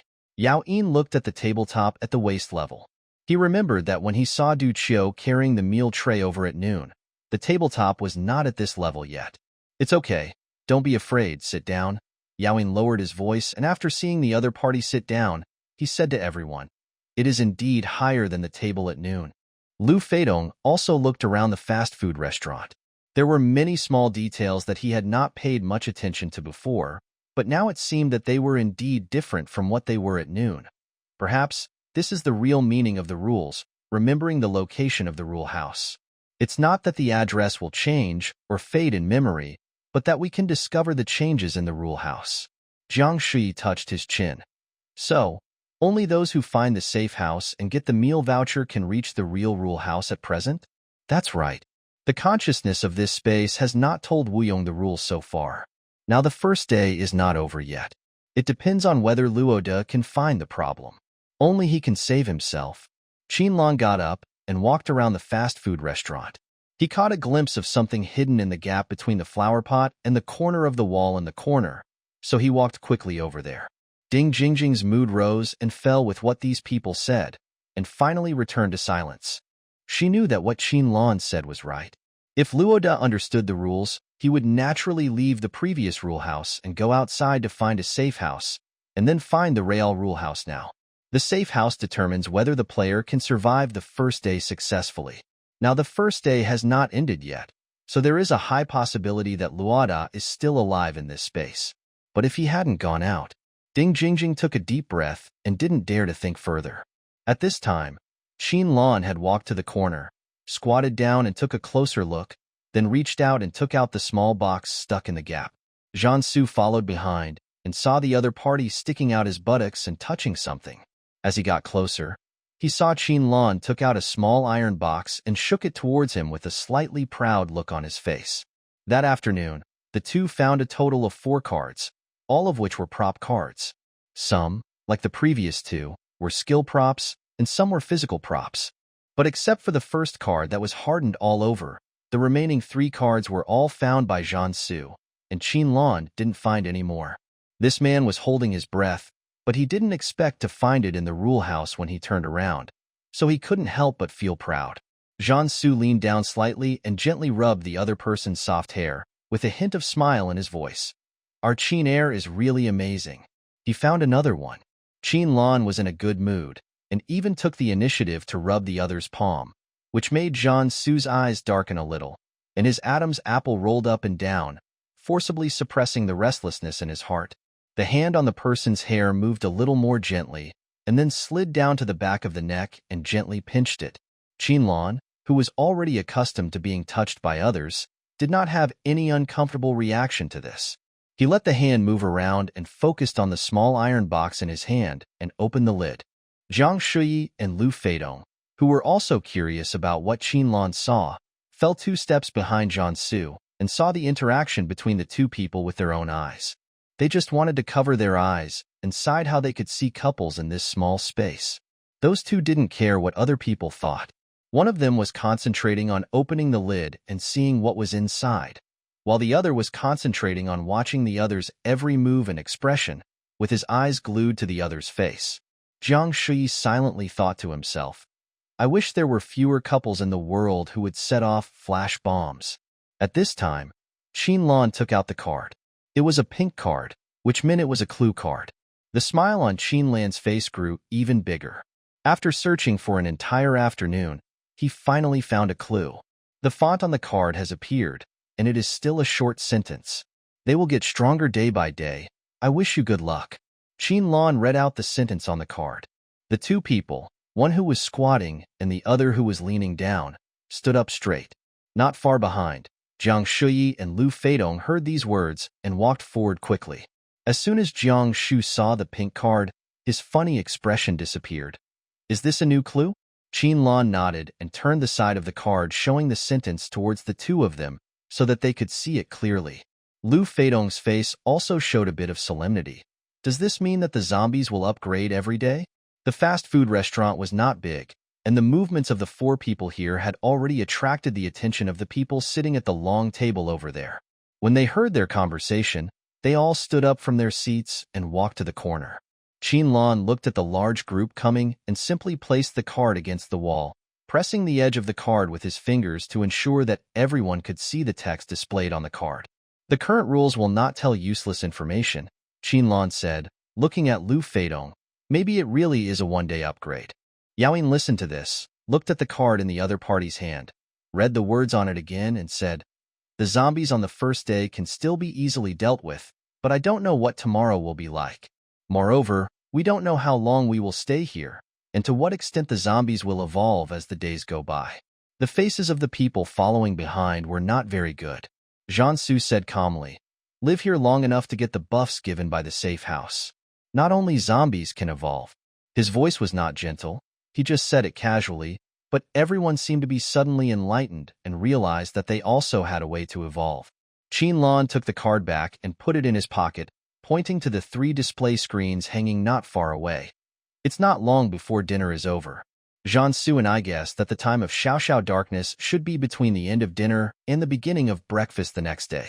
Before we find more clues, we suggest that everyone return to the safe house as soon as possible. Of course, if anyone has found clues related to this, I hope they can share them to make this time more accurate. After all, the more time we have to search, the greater our chances of successfully leaving this small space. In fact, The number of clues discovered on the first day was not small. The rule house announced 3 clues and gave away some for free. He and Jean-Su discovered 2 in total, but it was still not enough to find a way to pass this space game from these clues.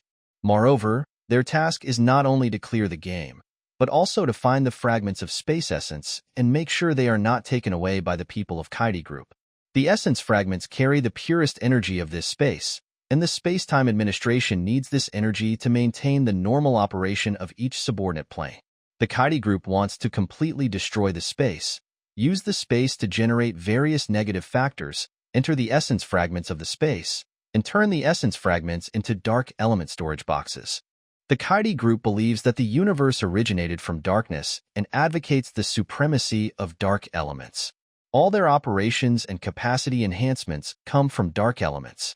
The interstellar city-state believes that everything is natural, and darkness is just one part of it. Excessive pursuit and promotion of a certain thing will only lead to ultimate destruction.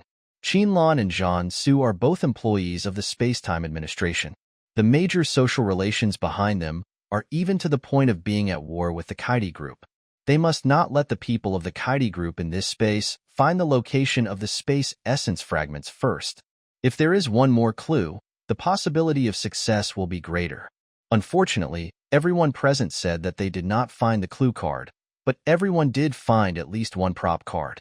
Qinlan asked this question in public and displayed the clues he had obtained. It did not mean that he was not on guard against the people of Kaidi Group. At the beginning, when everyone met and left the rule house, Jean-Su told him that he didn't find the kind of evil and annoying atmosphere belonging to the Kaidi Group on these people. The other party has been dealing with Kaidi Group for so many years, so Qinlan naturally trusts them. When there was indeed nothing more to communicate, everyone left the rule house and headed for the safe house they had already confirmed they would stay in. It's not 7 o'clock yet, but the sun has already set. The sunset dyed half of the sky red, reflecting on this marginal land. The blue Ferris wheel standing in the center of the park was also coated with a layer of soft light. The zombies are more aggressive. Qinlan walked quickly towards the safe house and looked at the zombies chasing him with stiff steps. They also started to attack actively. Jean-Su held the other's wrist and took big steps. The zombies in the daytime can only rely on hearing. Although their bodies are still stiff, their speed is obviously much faster. The two of them had gone from walking fast to running. They had to get back to the safe house before the sun set completely. Be careful of the specific time period of darkness and death. Now is not the time to verify it with your life. This is only the first day, and you can continue to look for related clues later. In the evening, the tourists in the amusement park had disappeared. Only a few people were left running towards their destination. Without exception, behind them were a group of zombies chasing them frantically. No one dared to stop at this time. Fortunately, although the speed of these zombies increased a bit, they still could not catch up with humans, and everyone finally entered the safe house smoothly. When Qinlan was about to collide with a zombie rushing out from the corner, Jean-Su grabbed him by the waist and turned him around, escaping from the zombie's attack range. He then pulled him a few steps into the children's bathroom and entered the space behind the 3 pillars. The group of zombies chased into the bathroom, and when they were about to continue chasing into the space behind the pillar, they seemed to be blocked outside by an invisible barrier. Qinlan, whose athletic ability was not at all as good as the man next to him, took a few deep breaths to calm his rapidly beating heart. Then he stood up and looked outside. He saw the group of zombies crowded together, knocking at the air at the door of the room. The pieces of flesh and coagulated blood that they had bitten off from living people, mixed with gray-green saliva, fell from their mouths and dripped onto the zombies' torn clothes and the ground. Qinlan's face almost turned black. Such a big double room. But there's not even a door? Qinlan pointed at the zombies playing Jenga at the door, turned around and said to Jean-Su, his face full of disbelief. Ever since he was injured and lying in bed, Jean-Su rarely saw such a lively expression on the other person's face. The corners of his mouth were raised wildly, and he couldn't suppress it no matter how hard he tried. He had done a lot of things before, but he couldn't make this person happy. He had always acted like a little adult, but he didn't expect that he would fail at this moment. Jean-Su looked at the zombies outside the air wall, and they all looked kind. Seeing the other person's weird expression, Lan, who was originally full of disbelief, almost popped his eyes out. He took 2 steps forward and wanted to reach out and touch the other person's forehead to see if the other person was still healthy. Jiansu raised his hand and grabbed the man's wrist. The hand that wanted to touch the forehead did not fall to the place it wanted to go, and was ruthlessly suppressed, and the owner was forced to move with the other party. "Let's go verify a guess." Jiansu said so, without giving a chance to refuse, and pulled the man to the door, face to face with the group of zombies. What guess? Although he was surprised, when he was pulled away, Lan did not resist at all, and obediently followed the force of the other party. As soon as he asked, he watched Jiansu stretch out his free right hand and put his palm on the face of the zombie in the middle. Lan? What's wrong? He quickly stretched out his left hand, imitating the other person's previous action, grabbed the other person's right wrist, and was about to pull it back. As a result, the man's hand did not move at all. He even turned around, grabbed his hand and pulled it up, with the other person's palm against the back of his hand, and then pressed them against the zombie's face. Lan? What are you doing? Jiansu was in a visibly good mood and stopped teasing the other person, but only said, "Feel it carefully." Feel what? Huh. Lan simply couldn't stand this kind of face-to-face distance with their hands touching. Just as he was about to ask this man what he wanted to do, he realized something was wrong. Although visually it seemed that the palm of his hand was in close contact with the zombie's face, the strange thing was that these zombies crowded together did not seem to feel the heat coming from their faces, and he himself did not feel any contact with the zombie's facial skin. Instead, it was as if he was placed on the water. The two of them were standing less than half a step away from the zombies, but they didn't see them getting even crazier and trying to squeeze forward. In fact, a zombie nearby that had patted the air wall a few times slowly retracted its hand and began to retreat. As the zombies on both sides gradually left, the zombies that were crowded together in the front also slowly retreated, staggeringly walking out of the bathroom, until not even one zombie was left. However, it was just leaving this bathroom. Lan passed through the door without any obstructions and looked outside. Through the gaps between the 3 pillars, he could see zombies walking past the bathroom door from time to time. On the other side, Jiansu had already let go of the other person, walked towards the window, pulled open the curtains a little, and looked outside. Under the setting sun, the scenery outside could still be seen clearly. The number of zombies wandering outside was obviously much greater than before they entered the rule house again, and their movements were not as stiff as before. A sparrow landed on the ground and wanted to find some food, but it was caught by a zombie the next moment. It didn't even have time to spread its wings and fly away before it fell into the zombie's mouth.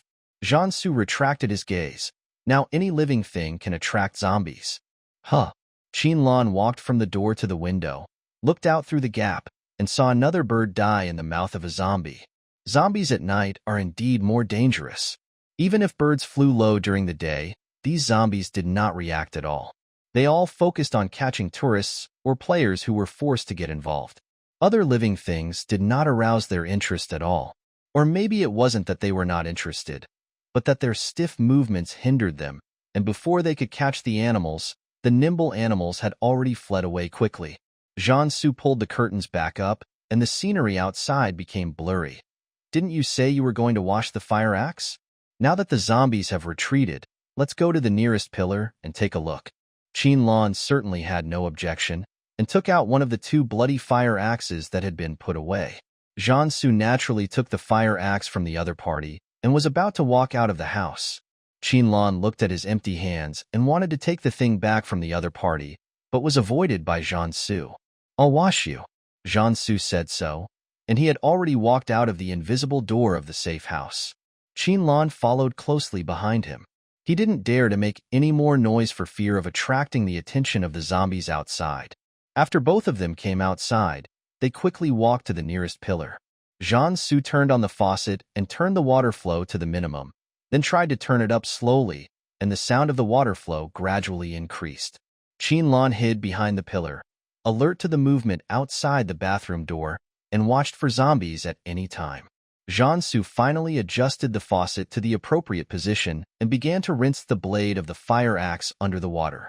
After rinsing for about a minute, changes finally appeared on the axe blade.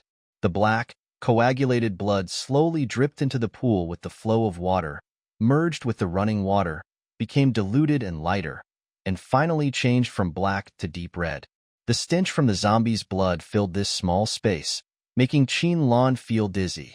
He suppressed the urge to retch and took a quick glance at the sink next to him while he didn't notice the zombies. I saw that the axe blade, which was previously covered with coagulated blood, had turned from silver to black. Under the continuous flushing of water, it had gradually changed from black to dark red. I saw that the dark red color was slowly fading, but the fishy smell showed no sign of weakening. After another 6 or 7 minutes of flushing, the stench from the zombie's blood was about to fill the entire children's toilet, but the blood on the fire axe blade had not changed at all, remaining the same color as normal human blood. It seems that I can't wash it off anymore. Jiansu even took out the toilet paper he had taken from the fast food restaurant and wiped it on the axe blade, but it was completely useless, and his tone was quite regretful. Qin pinched his nose and said in a somewhat relaxed tone, "It's not that I didn't gain anything. What's wrong?" Jiansu listened to the muffled voice and quickly looked over, only to find a good brother pinching his nose and frowning. He was stunned for a moment before he realized why the other party had such an expression. There was a bit of laughter on his face. The smell that filled the air was indeed not very pleasant. After checking that there were no zombies coming at the door of the children's bathroom, Jiansu tried to put the fire axe into the storage bag of the mobile terminal. Unfortunately, he could not succeed and had to hand the fire axe back. Qin took the fire axe and quickly put it into the storage bag, holding his breath, then quickly washed his hands under the faucet that was not turned off, and then pulled Jiansu's hand over to wash it. After doing all this, Qin kept walking, held the other person's hand, pulled it up and walked into the room. That invisible air door is quite useful. Such as now, the entire bathroom was occupied by that overbearing fishy smell. There was only a wall between it, and there was no physical door. There was no unpleasant smell in the room, because the smoke-free incense placed on the sink made this room uncomfortable. There is a faint lemon scent in the house. It was only then that Qin took a deep breath and felt that he was alive. Jiansu looked a little funny. Xiao Qin, a trainee law enforcement officer, should work harder to practice. "Brother, this smells really bad." "Really?" Comrade Xiao Qin, a law enforcement officer, exhaled a breath and ran to the small freezer. He took out 2 bottles of mineral water, handed one to the person who came behind him, opened one, drank half of it, and continued, "Not only was I smoked, but the zombies themselves were smoked away." Jiansu raised his eyebrows. Zombies shouldn't be afraid of the smell of their companions. During the day, they killed so many zombies because they didn't smell any unpleasant smell in the open space, and the zombies who were chasing the living people over the corpses of their companions didn't seem to have any reaction to the smell. "But I saw it," Qin said seriously. When the sound of water flow continued, it actually attracted the attention of zombies. "At first, I pulled you and ran directly into the safe house, but I saw the zombies stepping outside. When he entered that space, he took 2 steps and then stepped back. After that, the smell became stronger and stronger, but the zombies attracted by the sound didn't even step through the door." "Well, that's it." Jiansu walked slowly. He walked to the window and thought for a moment. Maybe they smelled the same kind of scent, so they didn't come in. Qin was a little confused when he heard it. He thought about it carefully and guessed what the other party meant. "Are you saying that the stench overwhelms our breath? So even if you hear the movement, the zombies don't continue to come in?" Jiansu smiled and nodded. "Yes, although there is no actual evidence, I think this possibility is very high." Qin also thought so. His voice was a little relaxed and cheerful. "If the smell doesn't dissipate overnight, at least it can be guaranteed that when I go out tomorrow morning, it won't be the same." Got killed by a zombie. Jiansu would not speak to attack the other person. He just gently rubbed the top of the man's soft hair and said, "I hope so. Before it's completely dark, go to the bathroom and rinse." The reminder said to be careful of darkness and death. Even if the safe house could ensure the absolute safety of the people confirmed to be staying in the house, neither of them knew what changes would happen at night. Although there are lights in the house, no one wants to test the attractiveness of light to zombies at night while taking a bath. Although Qin wished he could take a good bath to wash away the fatigue and sweat of the day, he was not in the safety of his own home after all, so he didn't dare to waste time. He took a shower and simply washed. After washing, he came out of the bathroom and pushed Jianshu in to wash. After both of them had washed up and dried their hair, darkness fell completely. The TV screen hanging on the wall was still on, displaying the text that the two people had left before, but it was also extinguished when darkness fell. The moonlight was scattered outside the house. Using the moonlight and walking lightly, Qin walked to the wall with an air door, while Jianshu walked to the window. Both of them were looking outside to observe the current state of the zombies. Qin tried his best to look out through the gaps between the three pillars, but unfortunately he didn't see any zombies wandering around the door of the children's bathroom. It was probably because the pungent stench outside was still strong. He gave up and continued to observe here, walked to Jianshu's side in a few steps, and looked out the window with him. After entering the dark night, the restrictions imposed on the zombies seemed to have been removed. The zombies that were originally slow and stiff during the day have now fully recovered to normal and can run and jump without any problems. But this scene seemed very strange. A large number of zombies are chasing in a certain direction, with their hands stretched forward desperately to scratch. Some zombies are squatting, lying down, and some are standing, tearing something in place, and even he also opened his bloody mouth and kept biting. But in front of these zombies, in Qin's view, there was only a ball of air. It's weird. Jianshu lowered his voice, leaned over and asked softly in the other person's ear. The warm breath blew across his ears, making Qin feel like he wanted to be tickled. The close distance between the two did not arouse his vigilance. It could even be said that he was used to the other's close contact. Qin looked at ease and said, "It feels like watching a non-physical performance." Jianshu relied on his height advantage to easily see the change in the expression of the person in front of him. He originally wanted to see the red expression on this person's face, but unfortunately, judging from the current situation, his hope was destined to be in vain.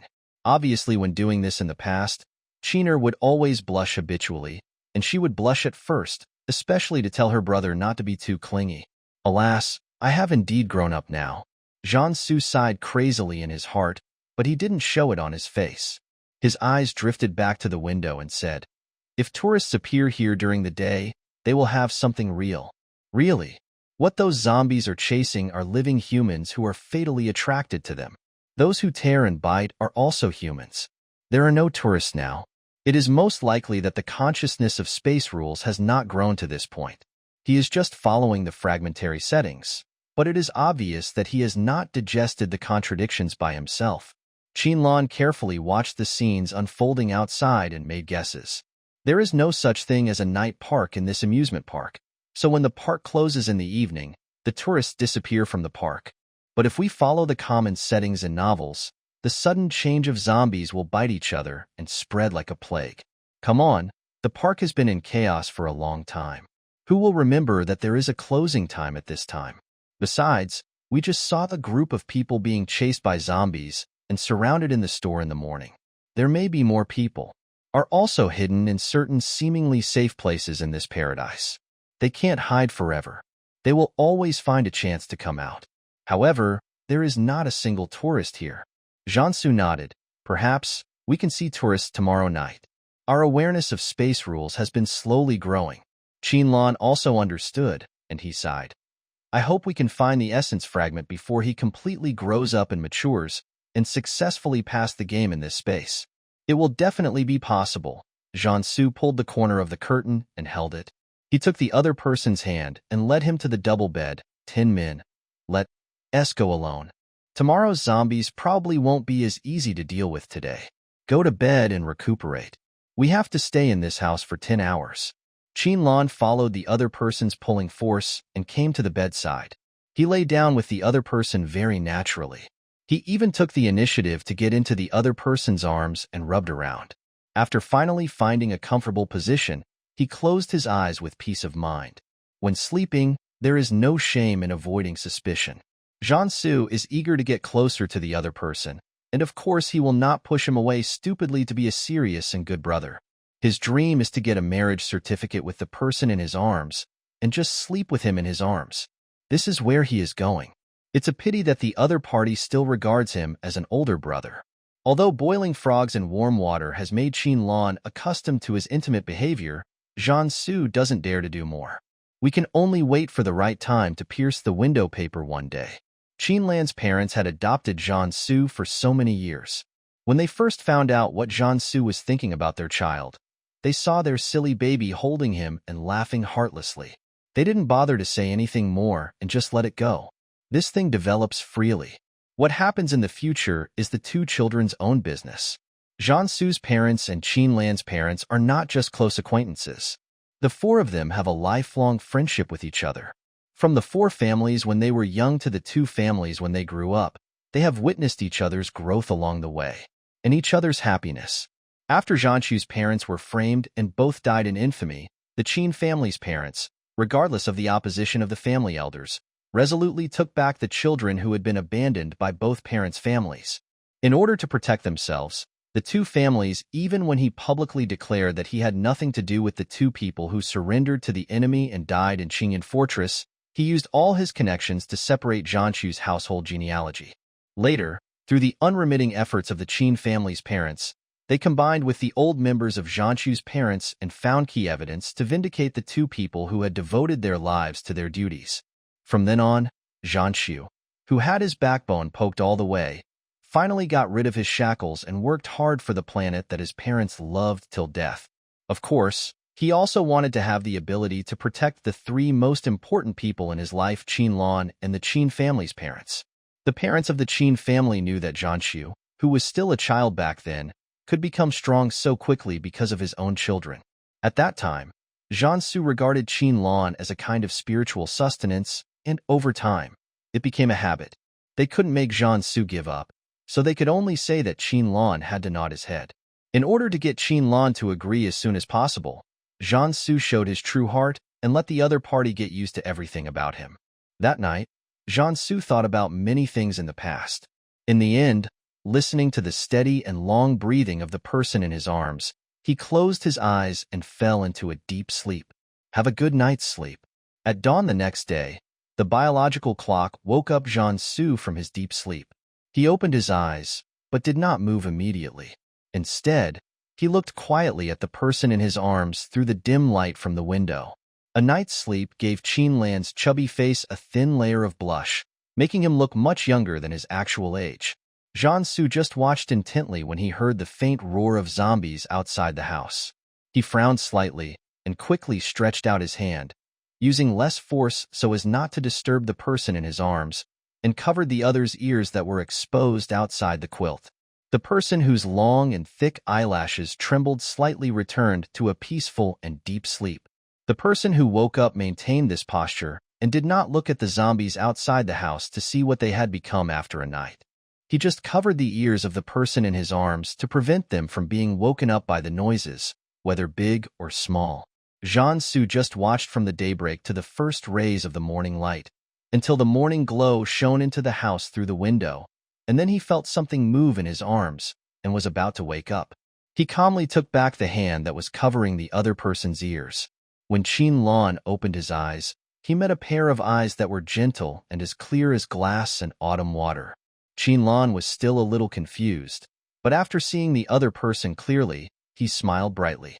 At that moment, the morning glow seemed to fall on this person's face, and everything around him lost its original color. The light gathered in this place made Jianshu's heart beat much faster. The man who had just woken up had not yet realized the seriousness of the problem. He even reached out his hands to wrap around the man's waist, buried his head against his chest and rubbed it for a few times, and said in a lazy, baby voice, "Good morning, brother."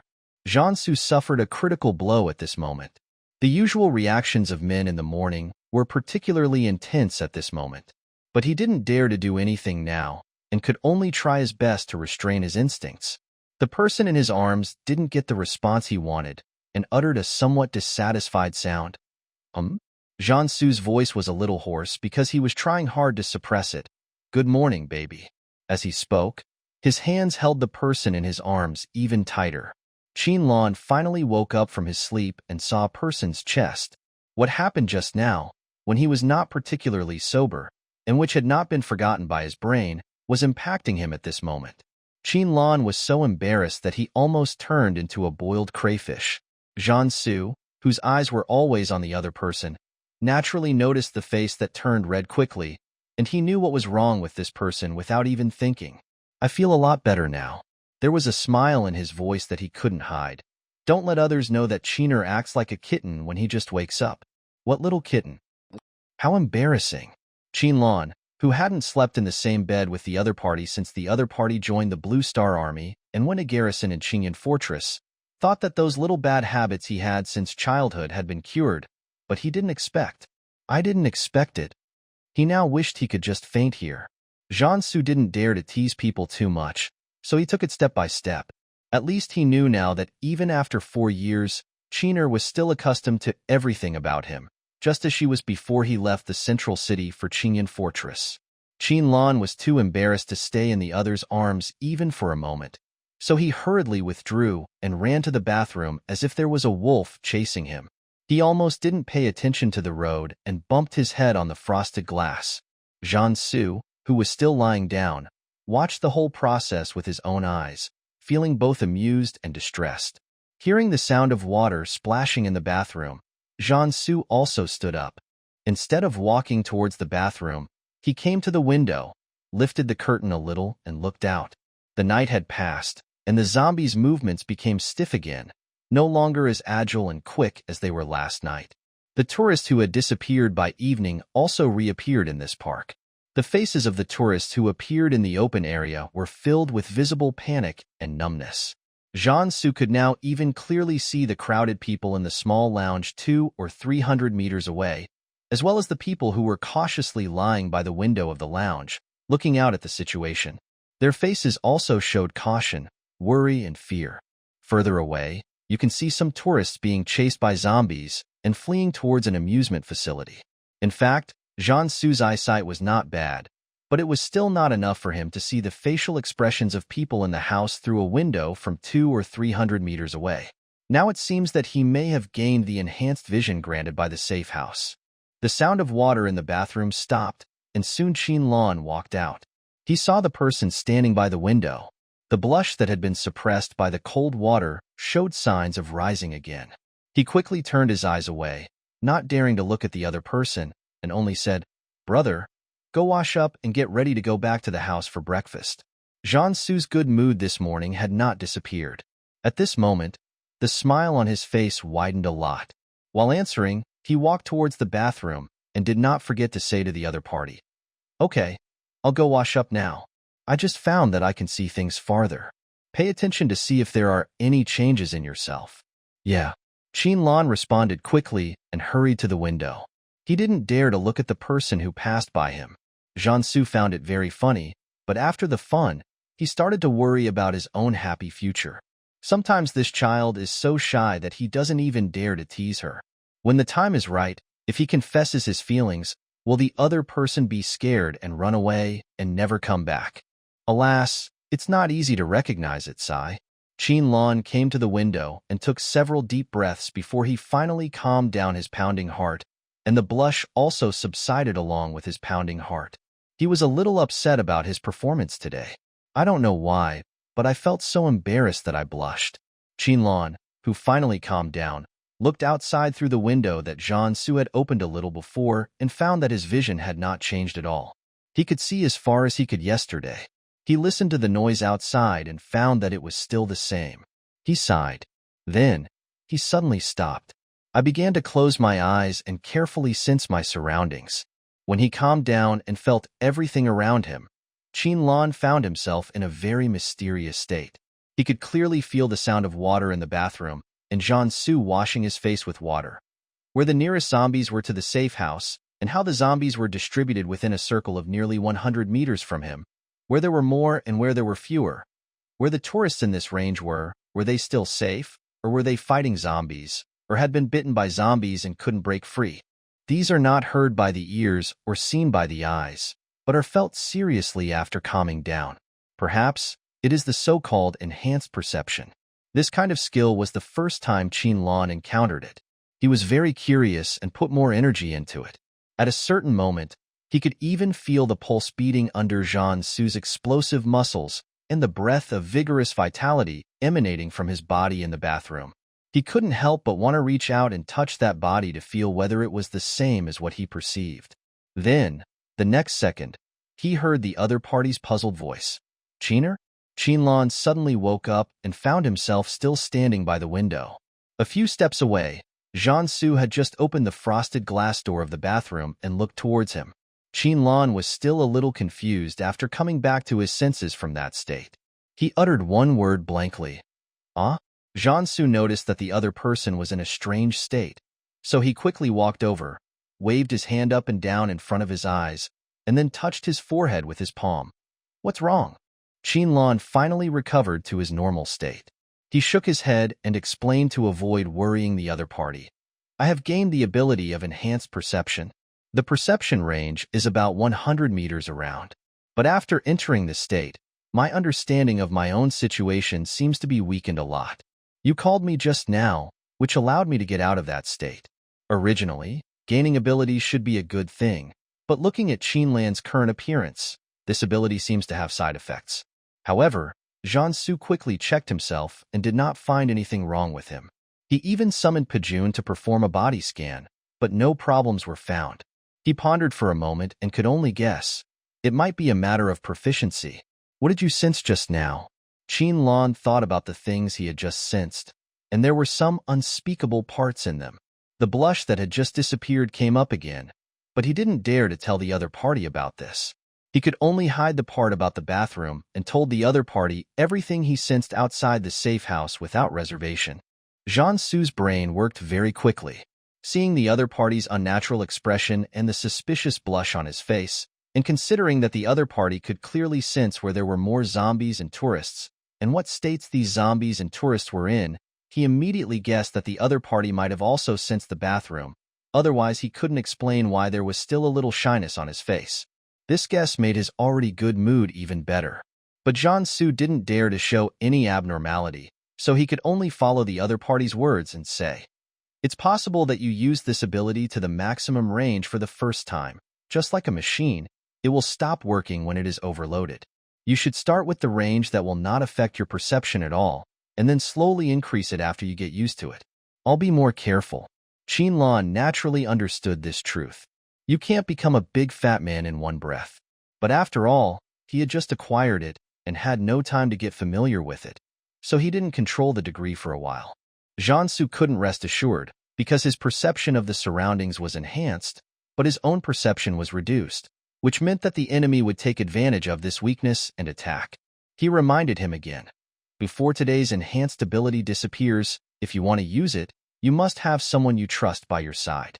What he said was almost to the point of mentioning the other party's name, making it clear that he would only use it when he was around. Qinlan didn't even need to guess. He knew the hidden meaning of the other party's words, knowing that he was worried about his safety. He didn't say anything like he was fine or don't worry, but just nodded and said, "I'll remember it. Don't worry, brother." Zhan Su didn't say anything more about the precautions. He glanced at the TV screen that lit up again, and the words displayed on it had changed. "B1 Safe House, thank you for staying here. Congratulations on surviving the first day safely, and I wish you a smooth second day. Come on." He tapped the screen and looked at the person next to him. "This thing seems to be urging us to leave quickly." Qinlan looked in the direction the other person pointed and asked about the current time of Mecha number 7. When he learned that it was almost 7 o'clock, he didn't want to stay in the safe house any longer. The breakfast time is only 1 hour from 7 to 8, so they won't wait for them. Let's go have breakfast." After that, Qinlan took out 2 fire axes and handed one of them to Zhan Su. "I'll turn on my perception skill and try to choose a road with fewer zombies. The axe is stained with blood early in the morning, so it will be much heavier than yesterday." "Okay." Zhan Su took the fire axe and responded.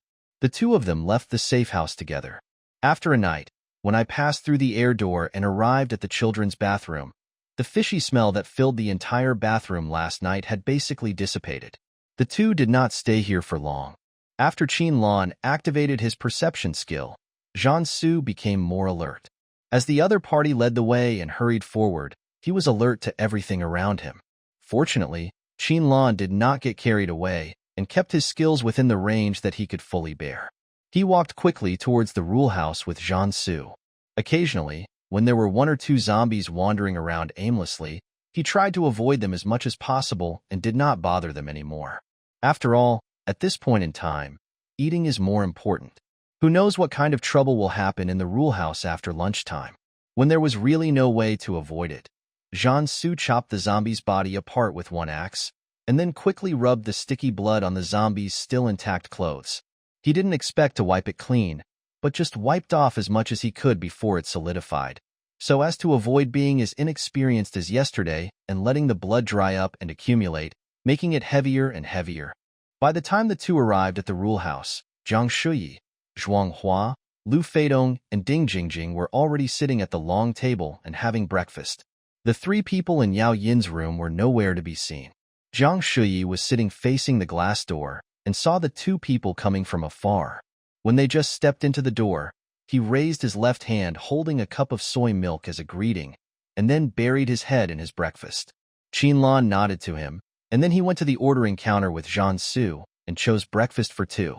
When the picture went dark and the serving area sent out 2 plates of breakfast, the two of them walked over together, picked up the plates, and walked towards the long table.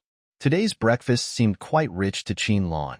In addition to 2 servings of milk, eggs, and rice cakes, there was also a plate of dumplings and a bowl of beef noodles. There were even 2 empty bowls and 2 dipping saucers. The portions of dumplings and beef noodles were quite large, and for Qinlan, who had a great interest in the ancient blue star cuisine, the meals were very satisfying. Seeing that the other party was eating with his eyes narrowed, Jiansu looked at the dumplings and beef noodles in front of him, which were almost half empty, and secretly made a decision that after successfully returning to the interstellar city-state, he must study the cooking methods of these two. Just as they were about to finish the dumplings and beef noodles in front of them, they finally saw Yao Yin, Du Qiu, and Fang Shuso rushing over. The 3 of them ran out of breath and went straight to the ordering counter after entering. Yao Yin's glasses were crooked, but he didn't even bother to fix them and just started eating. The other people who had almost finished eating didn't ask them what happened at this time. Zhang Shuyi and Lu Feidong, who came to the restaurant first, after carrying out the clean-up operation, remembered that Qinlan had found the clue card in the rule room last night, so they got up and started searching in this small fast food restaurant. Zhuang Hua and Ding Jingjing saw them searching and followed them to search. Qinlan and Jiansu did not move, but quietly waited for Yao Yin and the others to finish their meal. These 3 people must have been running for a long time and had consumed a lot of energy and were very hungry. When they ate, they were completely different from the slow and steady pace of yesterday and began to wolf down their food. After they finished their breakfast quickly, Qinlan, who was sitting next to them, asked, "What happened?" "We were almost surrounded by zombies," Yao Yin burped and continued. Du Qiu didn't control his ability well at first and attracted a lot of zombies. Fortunately, Shui Su reacted quickly and pulled us to run away. Zhang Shuyi, who had looked around but had not found anything, was about to walk to the long table. After hearing what Yao Yin said, he walked faster and sat down next to him. "What kind of ability is so strong?" "Actually, I'm not sure." Yao Yin finally remembered to adjust his glasses. "My strength has increased." Shui Su said it's his agility. Before I could ask Du Qiu, I saw the zombies gathering around. When he was running, I heard him say that he couldn't control his strength well. Hearing people say this, Qinlan was really curious about what kind of ability could attract zombies to gather together. Of course, he was not the only one who was curious. After hearing this, the others also set their eyes on Du Qiu, including the 2 people who ran with him. Even Jiansu, who had seen some strange abilities on the battlefield, was a little curious at this time. Du Qiu was still not used to being surrounded by so many eyes. His 2 feet that were on the stool support were retracted inward, and his 10 fingers were entangled and tightly clasped together. He buried his head and dared not look at people, and his face turned red. In his nervous state, his stuttering seemed to be a little more serious, but he still tried to explain in what he thought was a relatively loud voice. I got is attraction, and it S4 zombies."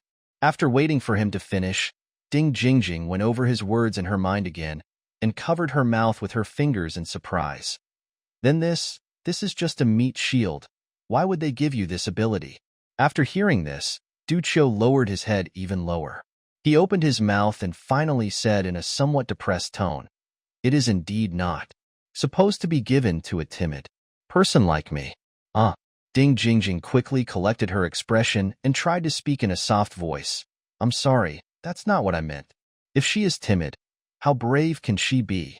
It was Zhuang Hua who spoke up. "This ability is not friendly to players. Duchio, you better try to find more props today. When you can't protect yourself, don't attract zombies." Duchio nodded cautiously, then turned to Yao Yin and Feng Shuisu beside him and said with some apology, "Sorry, Oh, it's okay. I wasn't hurt anyway." Yao Yin waved his hand. "And this is your first time using this ability, so it's normal not to know what will happen."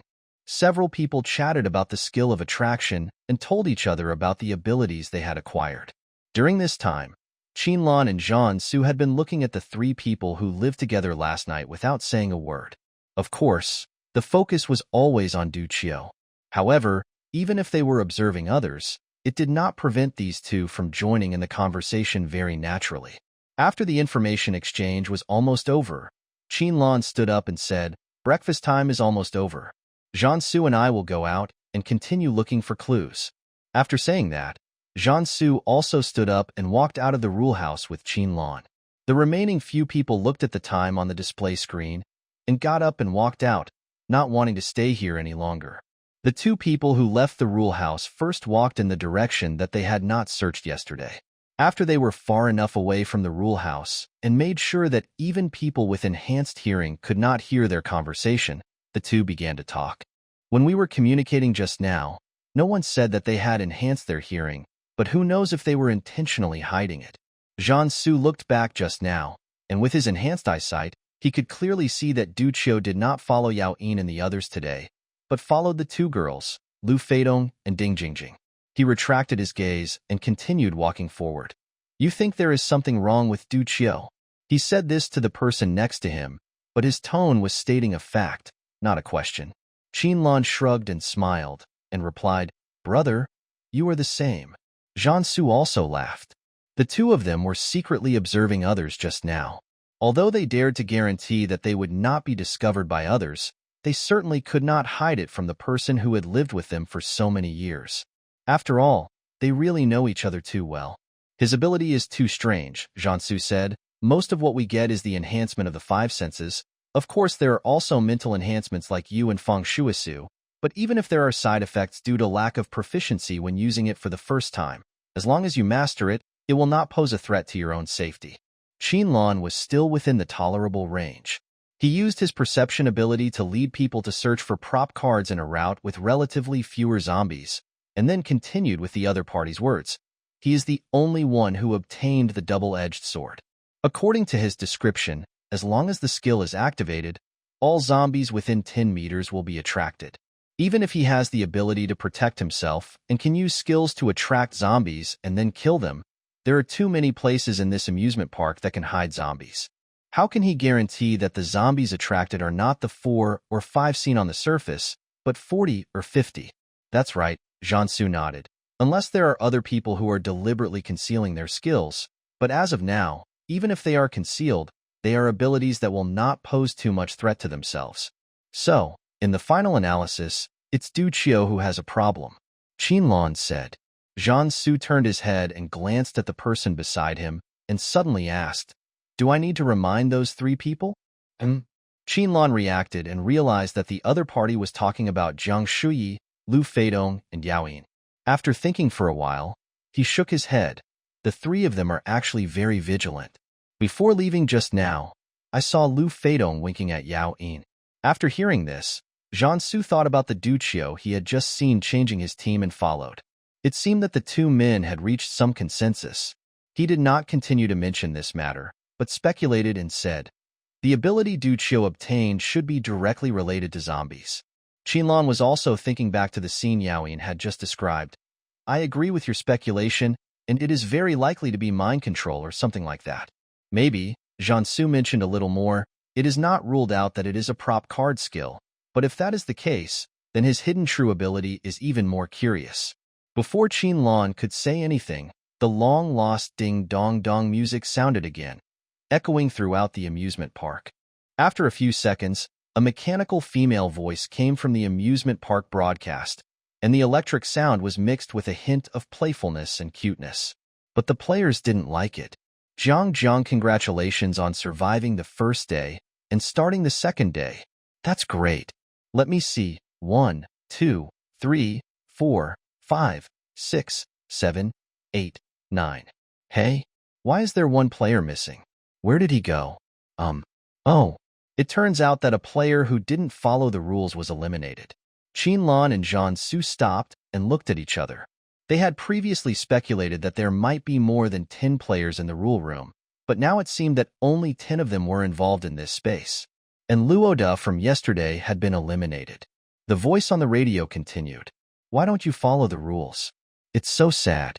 If you don't work hard to find a safe house, you will die in the terrible night. The remaining 9 players must follow the rules seriously and don't learn from the eliminated player. The mechanical female voice was full of anger as she spoke, but after just 2 sentences, the anger disappeared and she became lively and cute again. In order to reward the 9 players who abide by the rules, our game continues to upgrade.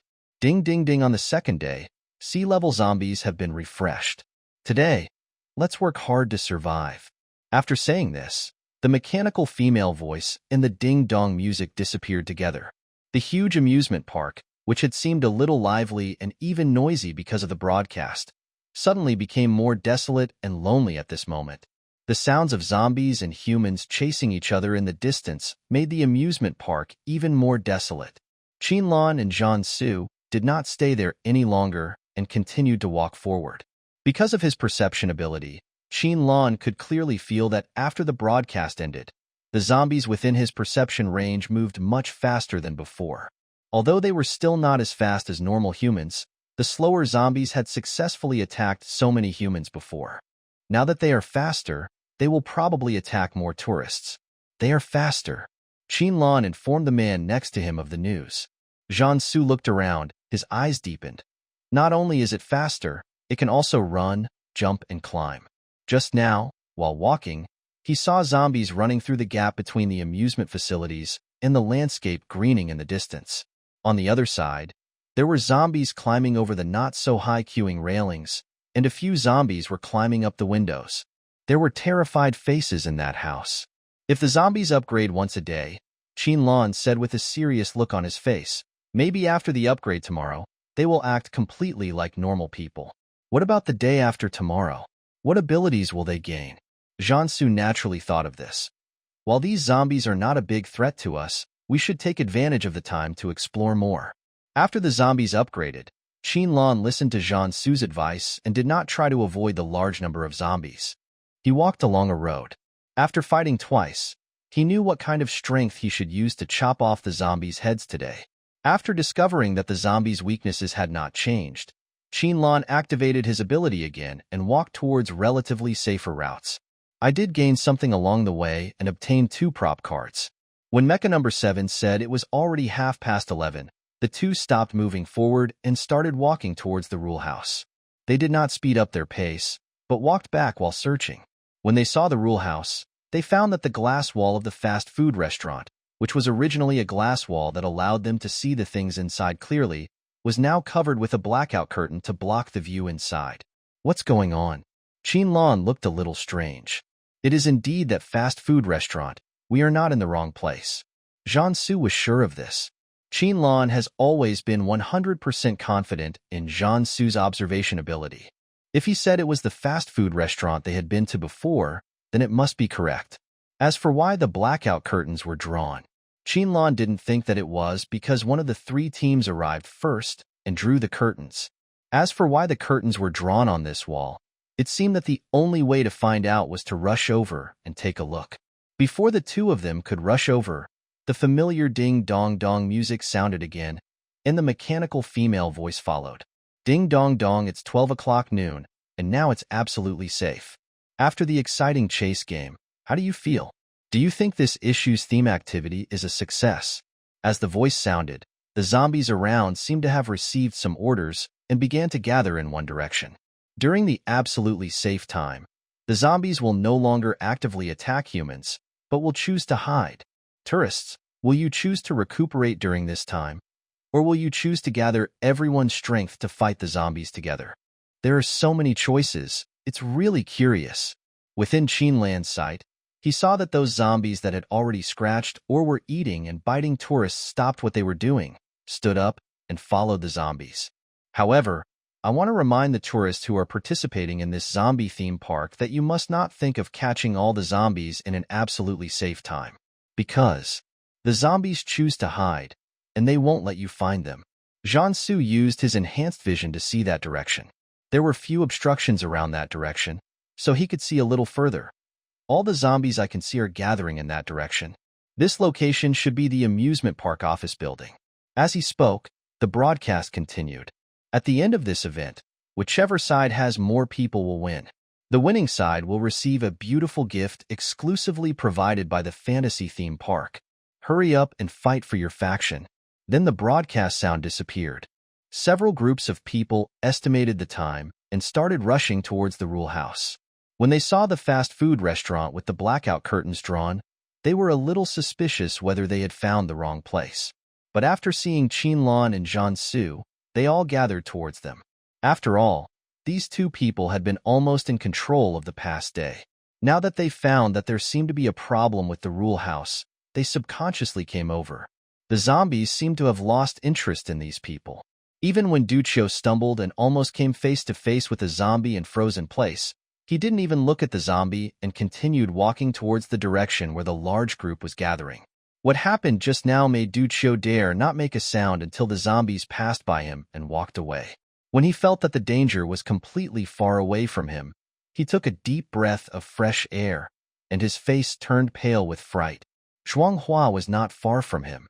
He was originally on guard against the zombies. Seeing that the zombies ignored them, he quickly rushed to Duccio's side. "Are you okay?" Duccio swallowed the saliva in his throat and nodded in panic. It's okay. Is it safe time?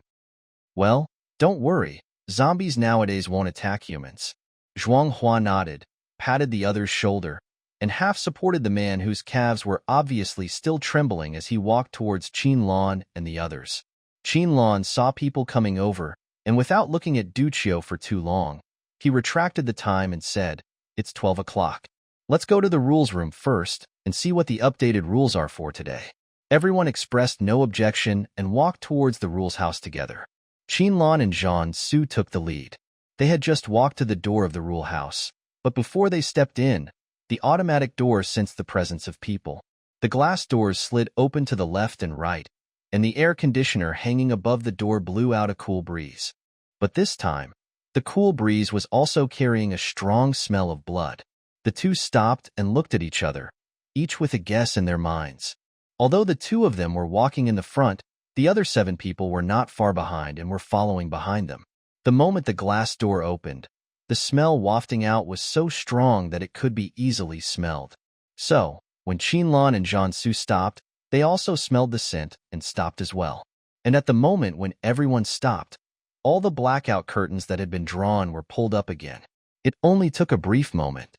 After the blackout curtains were drawn, everything inside this small fast food restaurant was once again revealed to everyone. What followed was a scream from Ding Jingjing. But no one paid attention to Ding Jingjing, because they all knew why Ding Jingjing screamed. In the right corner of the fast food restaurant, there was a love sofa whose original color could no longer be seen. Luoda, who was not seen by everyone last night, was lying on the love sofa. Most of his face had disappeared, and the remaining eye was wide open in fear, looking straight in the direction of the people standing at the door. The man's limbs were already incomplete, and traces of tearing and biting were clearly visible. A large amount of blood was flowing out from the broken parts, and it seemed that it had soaked the sofa under him, making the sofa stained with blood. Luo Da's death was so tragic that except for Jiansu, who had seen more on the battlefield, the expressions on the faces of the others were not very good. Jiansu directly pulled Qinlan over and brought him into his arms. Even though he had already moved quickly the moment the blackout curtain was pulled up and he could see the scene inside the room clearly, In order to prevent the other party from seeing the terrifying scene that was terrifying to ordinary people, he was still a step too slow. No matter how calm Qin-lan had behaved since he arrived in this small space yesterday, it was the first time for him to face such a horrific death at such a close distance. He saw it clearly in that instant. Now that he was held in Zhang Su's arms and gently patted his back, his body could not help but tremble slightly. Feeling the constant warmth coming from Zhang Su's body and smelling the other's reassuring scent, he gradually calmed down. Ding Jingjing suddenly collapsed at this moment. She fell to the ground, covered her eyes, and cried. Her lips were wide open, as if she wanted to cry out loudly, but she couldn't find her voice for a long time and could only cry silently. Jiang Shuyi's face was wrinkled. He turned around, bent down, and began to dry heave.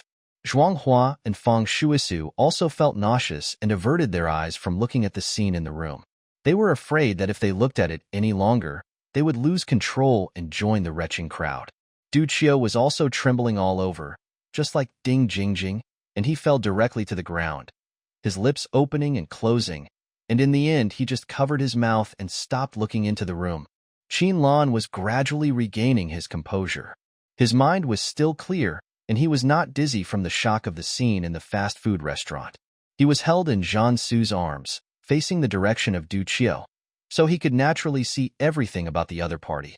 In order to avoid being discovered by outsiders, Qin-lan raised one hand and pressed it against Zhang Su's chest and began to write quickly. Qin-lan had been playing this game of writing words on the other person's body and asking the other person to guess since he was a child.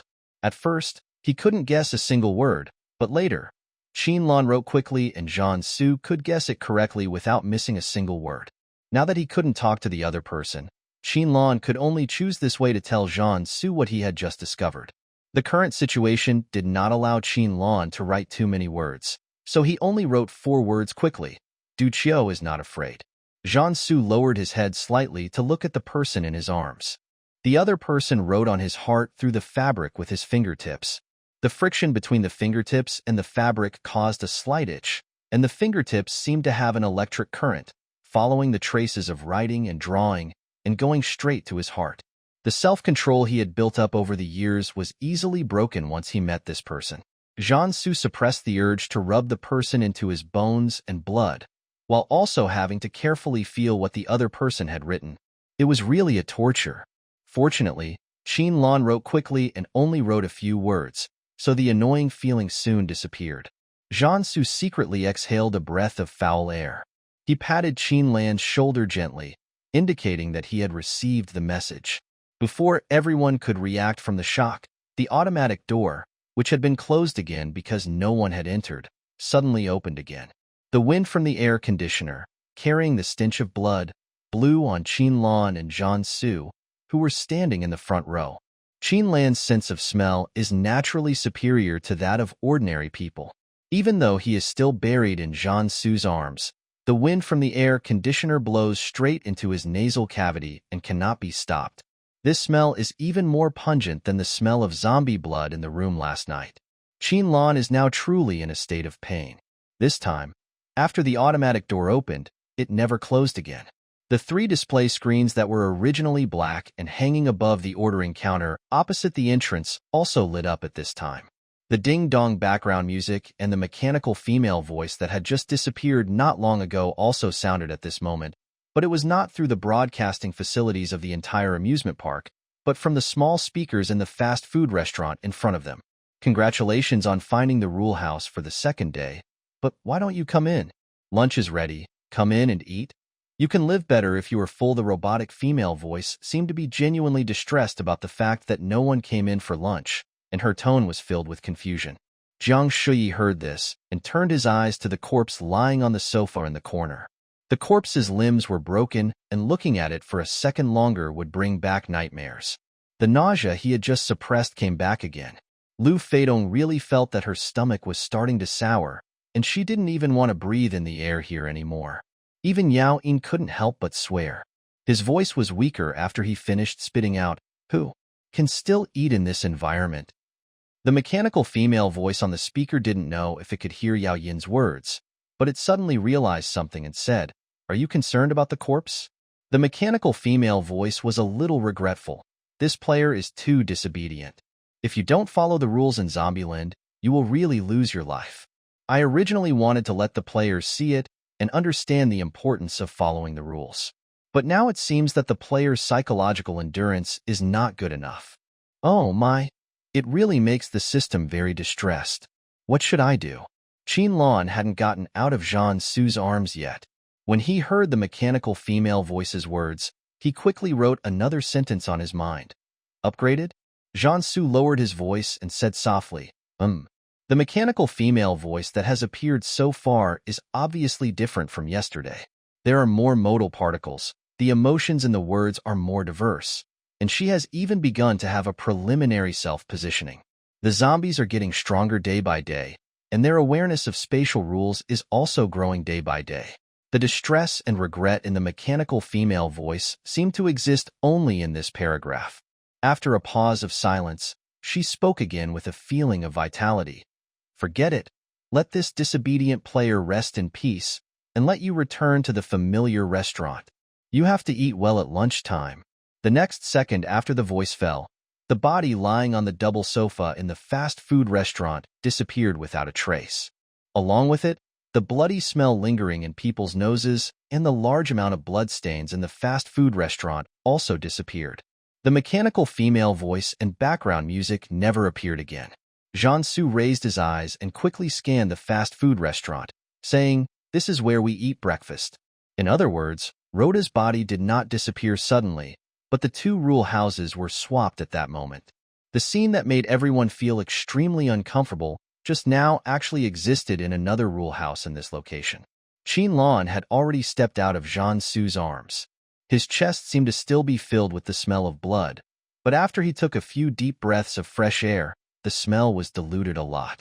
He didn't even look at the people behind him who looked unhappy, but just said, "Let's go in first." Then, he and Zhang Su continued to walk forward. The automatic sensor door opened with the movements of the two people. Wait, Zhuanghua originally wanted to stop the two people. Before he could finish his words, Fang Shuisu beside him also walked forward, leaving a sentence. The broadcast just now has been urging us to go in. After hearing this, Zhuanghua could only swallow his unspoken objection and followed him into the rule house. Although Jiang Shuyi, Lu Feidong, and Yao Yin had not yet recovered from the shock, they were people who had met Qinlan at the very beginning of the game. After a day, they had already trusted this person, so when the other party said to go in first, they followed him.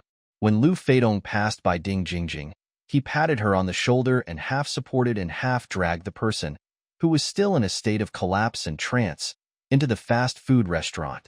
Du Qiu, who had been lying on the ground, too scared to get up, now seemed to have adjusted himself.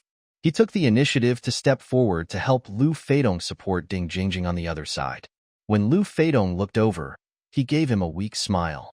Then, the two of them helped Ding Jingjing into the house. After all 9 people entered the rule room, the mechanical female voice sounded again in the speakers.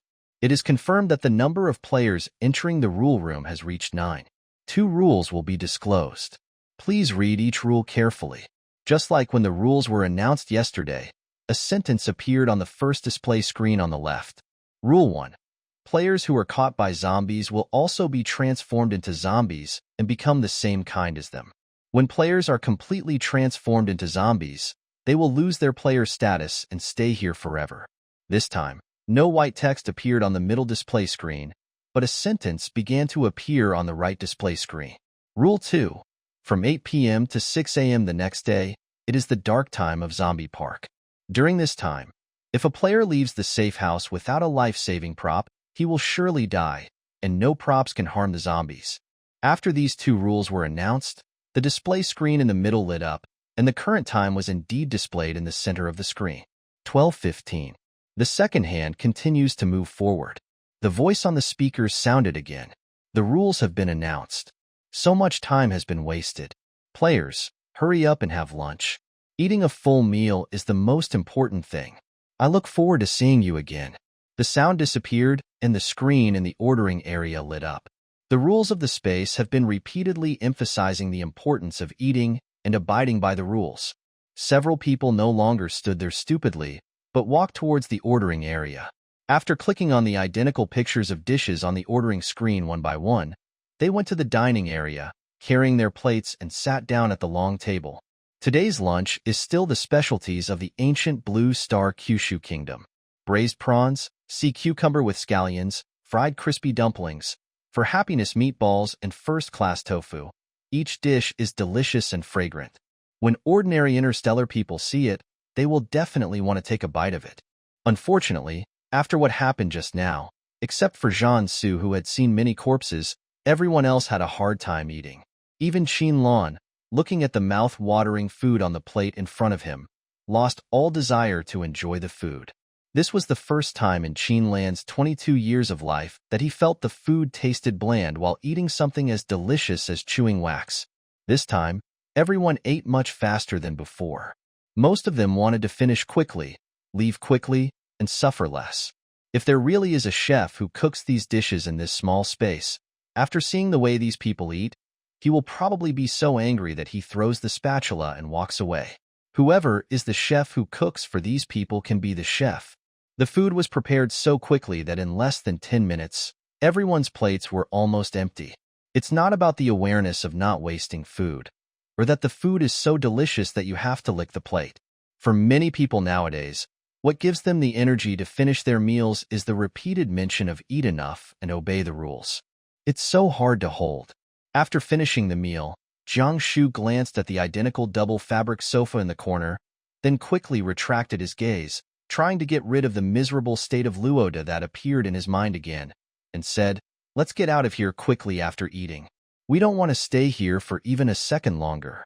After a meal, Qin-lan, who had already digested and adjusted himself, had the energy to deliberately tease others. "It's so comfortable to have the air conditioner on, you don't know how to enjoy it." After saying that, he shook his head seriously. When Jiang-shu heard this, his face showed some fear. Jian-su looked at the person in front of him who had recovered and rubbed his soft hair with some amusement. When Jiang-shu saw this, he realized that he was being amused by the other party and sighed repeatedly. Okay. If you have information to exchange, hurry up. I'm still scared of this place." Of course, he wasn't the only one who wanted to leave quickly. In fact, not many useful clues were found in the whole morning. After a brief chat, the 9 people got up and left the rule house. Qin-lan and Jian-su fell behind. When the others were leaving the rule house at a rapid speed, they searched the rule house again and left together after finding nothing. The two of them deliberately lagged behind the others because there were some things that were not convenient to talk about publicly. After leaving the rule house, Jian-su asked, "What did you mean by Du Qiu just now?" Qin-lan explained. When Du Qiu saw Luoda's body, his expression was very calm at first, and could even be described as indifferent. It was only after Ding Jingjing was frightened that he changed his expression to one of fear, but his eyes betrayed him. Although this person acted very scared, there was no fear in his eyes, and the whole person looked very fake. "A person who disregards life," Jian-su said, and then asked, "Do you think he is from the Kaidi group?" "I don't know."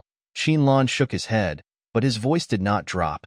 "If he is really from the Kaidi group, he can't be a core member with such poor acting skills." "I agree with this statement." Jian-su smiled softly. He had face-to-face dealings with the core members of the Kaidi group many times. Those people were more pretentious than each other. If they lived in an interstellar city-state, most of the actors currently popular among young people would probably be replaced. Although Qin-lan had not had a direct conflict with the core members of the Kaidi group due to his upbringing, he had heard a lot about the Kaidi group from his parents alone. He had also heard a lot about the core members of this interstellar city-state's mortal enemy. Let's put Du Qiu's matter aside for now. If he really wants to do something that is not good for everyone, he will always be exposed, Qin-lan said, and then changed the subject. "Actually, I now have a vague guess about this amusement park." "Huh? What guess?" Jian-su glanced at the road they were walking on. If he remembered correctly, if they continued walking here, they would be able to reach the office building they had seen before. He had some clues about this guess. Qin-lan stopped and pointed to a speaker made in the shape of a squirrel in the grass beside him. "Most of the information we know now is through it. The announcement of the rules, the upgrade of zombies, and even the death of Rhoda were all conveyed by it. Do you suspect that the space consciousness itself is in the radio station? Jiansu only heard the other party's words and completely understood the other party's guess. He paused and added, the fragments of space essence are likely to be there too. In the interstellar city-state's current research and understanding of the subordinate small worlds and small spaces in various planes, the essence fragments are basically associated with or mutually reinforcing with the consciousness of rules. There is a passage in the Space-Time Academy that describes the relationship between rule consciousness and essence fragments as follows. There is a 99% probability that the essence fragments of this space or small world exist around the body of rule consciousness. Similarly, there is an equal probability that the body of rule consciousness exists near the essence fragments. As for the remaining 1%, since the interstellar city-state was able to govern the small world, there have only been 3 cases where the essence fragments were far away from the main body of the rule consciousness. But even so, around the essence fragments or the main body of the rule consciousness, there will definitely be clues related to another location. That's why Jiansu added that sentence. Qinlan nodded and continued walking forward. I was wondering, if the park broadcast stops being used, will the zombies also stop upgrading? Of course, if that's true, then we will no longer be able to obtain other useful information through the broadcast. Jiansu listened to the other party's words, and his smile widened a little. There is another situation. Qinlan thought about it again, but still couldn't think of another situation. So he asked, what is it? Jiansu pointed to the sky, and his smile was a little mysterious. We can complete the game. Huh. Qinlan's eyes widened slightly. Jiansu did not directly explain why he said that, but asked another seemingly unrelated question. Do you still remember the background of this small space? What does the background have to do with passing the level? Is it too relevant? Before Qinlan finished asking this question, he already had a guess in his heart. He was a little unsure. An idea flashed through his mind, but he couldn't connect the dots at the moment. He ran too fast to catch it. In the end, he could only say, it's an unfinished novel with zombies as the background. Jiansu neither shook his head to indicate that the answer was not correct, nor did he nod, but continued. There is another background. There is another. After the other party reminded him, the vague idea just now popped up again. After being quickly grasped by Qinlan, his eyes lit up, and this time he finally smiled and answered affirmatively, a zombie-themed amusement park. That's right. Jiansu nodded this time, but did not continue speaking. He just turned his head to look at the person next to him, whose eyes lit up after solving his doubts, and waited for the other party to continue. After Qinlan got the confirmation, his steps became lighter. Looking at the office building getting closer and closer, he continued his speculation. In the zombie-themed park, whether it is tourists or zombies, their real identities are humans, but some of them are playing zombies. And after adding the original story background, the zombies become real zombies. Jiansu's smile never faded, and he continued to speak.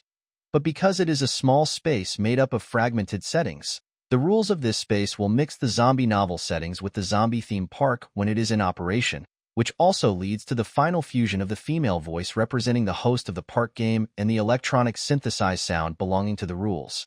That's right, Qinlan said. According to this speculation, these zombies in the park are actually humans and are also tourists participating in this episode of the zombie-themed park. As they walked, they passed by a penguin-shaped speaker placed on the lawn. Qinlan's voice continued, the park broadcast will make a report before each zombie refresh. On the surface, it is telling the players that the zombies have been upgraded, but in fact, it is telling the zombies that you can upgrade now. Because in this theme park, we need such a host to advance the progress of the game. The office building is getting closer. Jiansu said, whether the guess is correct, go in and turn off the radio, and you will know when the time is up. After saying that, he looked at the person next to him and asked, will you go in together? Of course. Qinlan had an expression that said, don't even think about leaving me behind. Jiansu looked at it with a bit of amusement in his heart, but he didn't show it on his face. He just stopped and said, it might be dangerous inside. Yes, it will be dangerous. Qinlan also stopped and looked over seriously, but I bet it's small. Although the zombies finally disappeared in this office building, the broadcast said that the zombies chose to hide and we won't be able to find them. Besides, it's still in an absolutely safe time. Jiansu put on an expression as if he couldn't do anything to you. But in his heart, he never thought of stopping the other party. For him, the best way to protect the other party is to let the other party speculate, make choices, and take risks as much as possible when he is sure of it.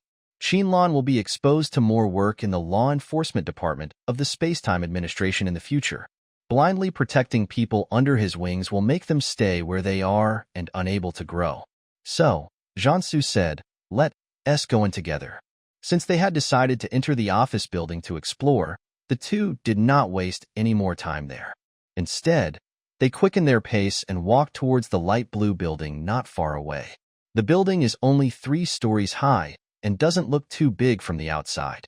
Each floor is about 100 to 200 square meters. Entering the building, the first thing that caught my eye on the first floor was a marble wall with the logo and name of the amusement park engraved on it. In front of it was a reception desk with 2 pots of green ivy placed in front of it. There were also thriving money trees on both sides of the lobby. There was even a cup with half a cup of water left on the desk and a letter with only a few lines of writing on it. There were also a few pieces of waste paper thrown into the trash can with a black bag behind the reception desk. It looked like someone had been active here not long ago, but suddenly disappeared, and even the surrounding air was filled with an eerie silence. There are red carpeted stairs on both sides. On the right wall hangs a huge appearance mirror, and next to it are employee rules, safety management system, etc. On the left is an introduction to the amusement park, a park guide map, and a floor guide map of the office building. Qinlan and Jiansu walked directly to the floor map of the office building and carefully checked which floor the radio station was on. The office building only had 3 floors, and the 2 of them were searching with a purpose, so they found the floor where the radio station was located after almost a quick scan. Qinlan looked at the people beside him and asked in a low voice, "Let's go to the 3rd floor now?" "Yes." Jiansu nodded and lowered his voice as the other person did. "It's better to go there sooner rather than later. We don't know where the zombies are hiding. If the absolutely safe time is past, save your life first and don't force it." "Don't worry." Qinlan shook the fire axe in his hand again. "I'm on guard." Jiansu laughed and pointed to the stairs beside him. "You go to the left and I go to the right?" "Okay." Qinlan did not refuse. The 2 of them didn't say anything else and tried to walk as lightly as possible. Qinlan took the red carpeted staircase on the left, while Jiansu went to the right staircase. The 2 of them walked towards the 3rd floor. The floor map did not clearly indicate where the radio station was located on the 3rd floor, but it said that the stairs on both sides could lead to the 3rd floor, and the corridor on the 3rd floor was a straight line connecting the stairs on both sides. So in order to shorten the search time as much as possible, the 2 chose to go up from the left and right and started searching separately. In the entire office building, there were only 2 people, one on the left and one on the right, climbing the stairs quickly. Even though they tried to walk as lightly as possible and the red carpet under their feet absorbed some of the sound of footsteps still echoed in the stairwell. Soon they both arrived at the 3rd floor. The layout here is exactly as described on the floor guide map on the 1st floor. Coming out of the stairwell is a straight corridor also covered with red carpet. At the end of the corridors on both sides are the exits of the left and right stairwells. The left side of the entire corridor was divided into 2 parts. The upper part was made up of transparent glass windows, some of which were wide open while others were locked. Fresh air came in from the wide open windows, illuminating the entire corridor, and light also poured in from the transparent glass windows. Through this row of glass windows, people standing in the corridor can see the scenery outside clearly. Because it is on the 3rd floor, without any obstructions, they can even see farther. The lower part of the right side of the corridor is painted with a light blue background, and some childlike paintings are drawn on it. As Jiansu came out of the stairwell, he took a look outside, then stopped and squinted. Qinlan, who was a little behind, just saw Jiansu's figure when he saw him standing there motionless, looking out the window. He quickly took 2 steps out of the stairwell and looked out in the direction of the other person's sight. He saw 2 people standing next to a small pirate ship not too close. It's Du Qiu and Feng Shuis. The 2 might have had some argument, but because the distance was not very close and Qinlan did not have enhanced vision, he could only barely see Du Qiu gesturing something with some large movements. At least it did not look like a friendly exchange.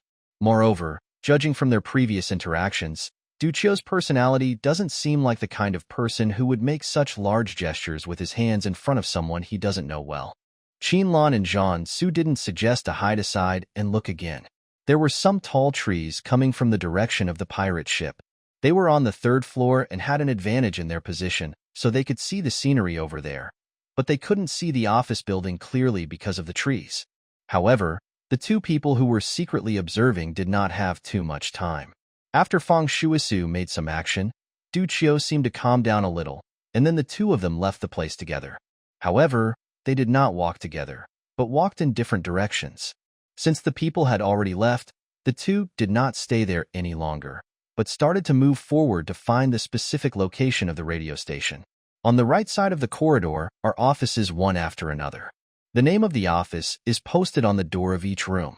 On the left side of the door are windows. Some have curtains drawn, while some do not. However, you can easily see what is inside the office through the window glass. The office where one could see the interior clearly had obvious signs of human activities, just like the reception desk on the first floor. However, there was no blood, broken limbs, or the like. This made Qinlan more certain of his speculation. Because those zombies are also the protagonists of this theme park, and they are roles that tourists can play. The office building is the place where the entire amusement park can operate normally, and it is the staff there. They did not personally participate in this theme activity, so things like playing as a zombie and actually becoming a zombie will not happen in the office building. The two of them searched quickly from the left and right sides towards the middle, and when only the middle room was left, Qinlan and Jian-Su stopped. After looking at each other, they both walked towards the last room with drawn curtains in the center. There was a sign hanging above the door with the words radio station written on it. Qinlan looked at these three words, finally breathed a sigh of relief and smiled. He raised his hand to put it on the door handle, but Jian-Su beside him was a step faster and even moved forward a little, protecting Qinlan behind him, then pressed the door handle and pushed the door open. Jian-Su became more alert. Qinlan clenched the fire axe in his hand. The door was completely opened. In the room of less than 15 square meters, one could see the end at a glance. There was no place for people to hide. Jian-Su held the fire axe in his hand and sent it into the room, swinging it left and right twice without any hindrance. He was about to turn around and tell the person behind him that he would go in first and let the person wait outside. But before he could even start talking, the hem of his clothes was grabbed by the other person. Qinlan raised his head and looked at the other person, his face firm. "Let's go in together. Don't think about leaving me behind." Jian-Su sighed softly and whispered, "Okay." The two entered the radio station. Neither of them had ever come into contact with the broadcasting equipment of this era on Ancient Blue Star, but fortunately, there was an opened equipment operation manual on a small table nearby. Jian-Su walked over and picked up the operation manual. It was not difficult for him to recognize the Kyushu characters on it. After all, in order to study the recipes of the ancient Kyushu country of the Blue Star, he also put a lot of effort in learning the ancient language. He could not understand the overly professional terms, but combined with the context and the picture operation instructions, he could guess most of it. While Jian-Su was holding the operating guide and matching the equipment operation buttons one by one, Qinlan was also searching carefully to see if he could find any clues to the existence of the space rule consciousness or the essence fragments. In the entire radio station, there is only a bookcase next to the office door, which contains books such as Mandarin Practice Collection and 1000 Tongue Twisters, as well as some file boxes containing things such as the use, maintenance, and repair records of the radio station. While searching, Qinlan recalled the scene he had seen through the glass window and said, "Brother, do you think those two people were arguing?" The two of them were standing on both sides of the passage, one on the left and one on the right, looking out. Jian-Su certainly knew who the two people the other party was talking about were, and he saw more of the process than Qinlan. He gained enhanced vision, and this ability seemed to be slowly upgrading as time passed. At least standing in that position just now, he could clearly see the facial expressions of Duchio and Fang Shuisu. Jian-Su turned over another page of the operating instructions. They are not quarreling, but Duchio's one-sided rage of incompetence. Oh? Qinlan perked up when he heard this. Jian-Su looked back at the other party with a smile on his face and shook the communicator in his hand. We saw these two people not long after they left the team. Fang Shuisu had no expression on his face the whole time, but Du Qiu was particularly excited. Judging from his lip movements, he should be saying. He recalled the shape of Du Qiu's mouth when he was most excited, and then said, "They are beginning to doubt me. How long are you going to delay? Are you really one of us?" The communicator indicated that one of Jiang Shuyi, Lu Feidong, or Yaoyin had passed a message to Zhan Su, or Zhan Su had sent them a message to ask about it, probably during the process of going up the stairs just now. In either case, he knew that Du Qiu and Feng Shuisu had gone on their own. Qin Lan raised his eyebrows. Are these two people in the same group? Yes, Zhan Su nodded in response. After taking back the communicator, he put down the operating manual in his other hand and made a gesture. It can be confirmed that they are Kaidi's people. He put the 5 fingers of his right hand together and placed his palm on the back of his left hand. This is the action Feng Shuisu did just now. Hiss. Qin Lan, who knew what this gesture meant, took a deep breath and sighed. That's really a good acting skill. When the interstellar city-state fought a great battle with the Kaidi group and expelled those spies from the country, a reconnaissance team discovered several registered core members of the Kaidi group during a secret lurking. They met in pairs at several secret locations and used this gesture to confirm each other's identities. Perhaps it is because most of the people in the Kaidi group only care about their own interests and will not easily trust others. Therefore, even among the core members, not many are familiar with each other. Every time they need to meet and cooperate, they need to rely on gestures to confirm the identity of the core members. In the news sent back by the reconnaissance team in the past few years alone, there were 3 gestures for confirming identity, and several were discovered after the confrontation with the Kaidi group on the border battlefield. It seems that the core members are also divided into classes, and the gestures used by different classes to indicate their identities are also different. Qin Lan couldn't remember all of them, but at least now, the gesture Zhan Su made was exactly the one he remembered. Feng Shuisu had always been cold on the outside but warm on the inside, not talkative, but also actively looking for clues to pass the level, and had not revealed any flaws. Therefore, Qin Lan had never suspected this person. Result: I guess those two people didn't expect to be caught like this. Qin Lan thought of the European attributes of another person in the room and couldn't help but sigh. How come he is still useful in such a place? However, Qin Lan did not have much time to think about it. Found it, Zhan Su said.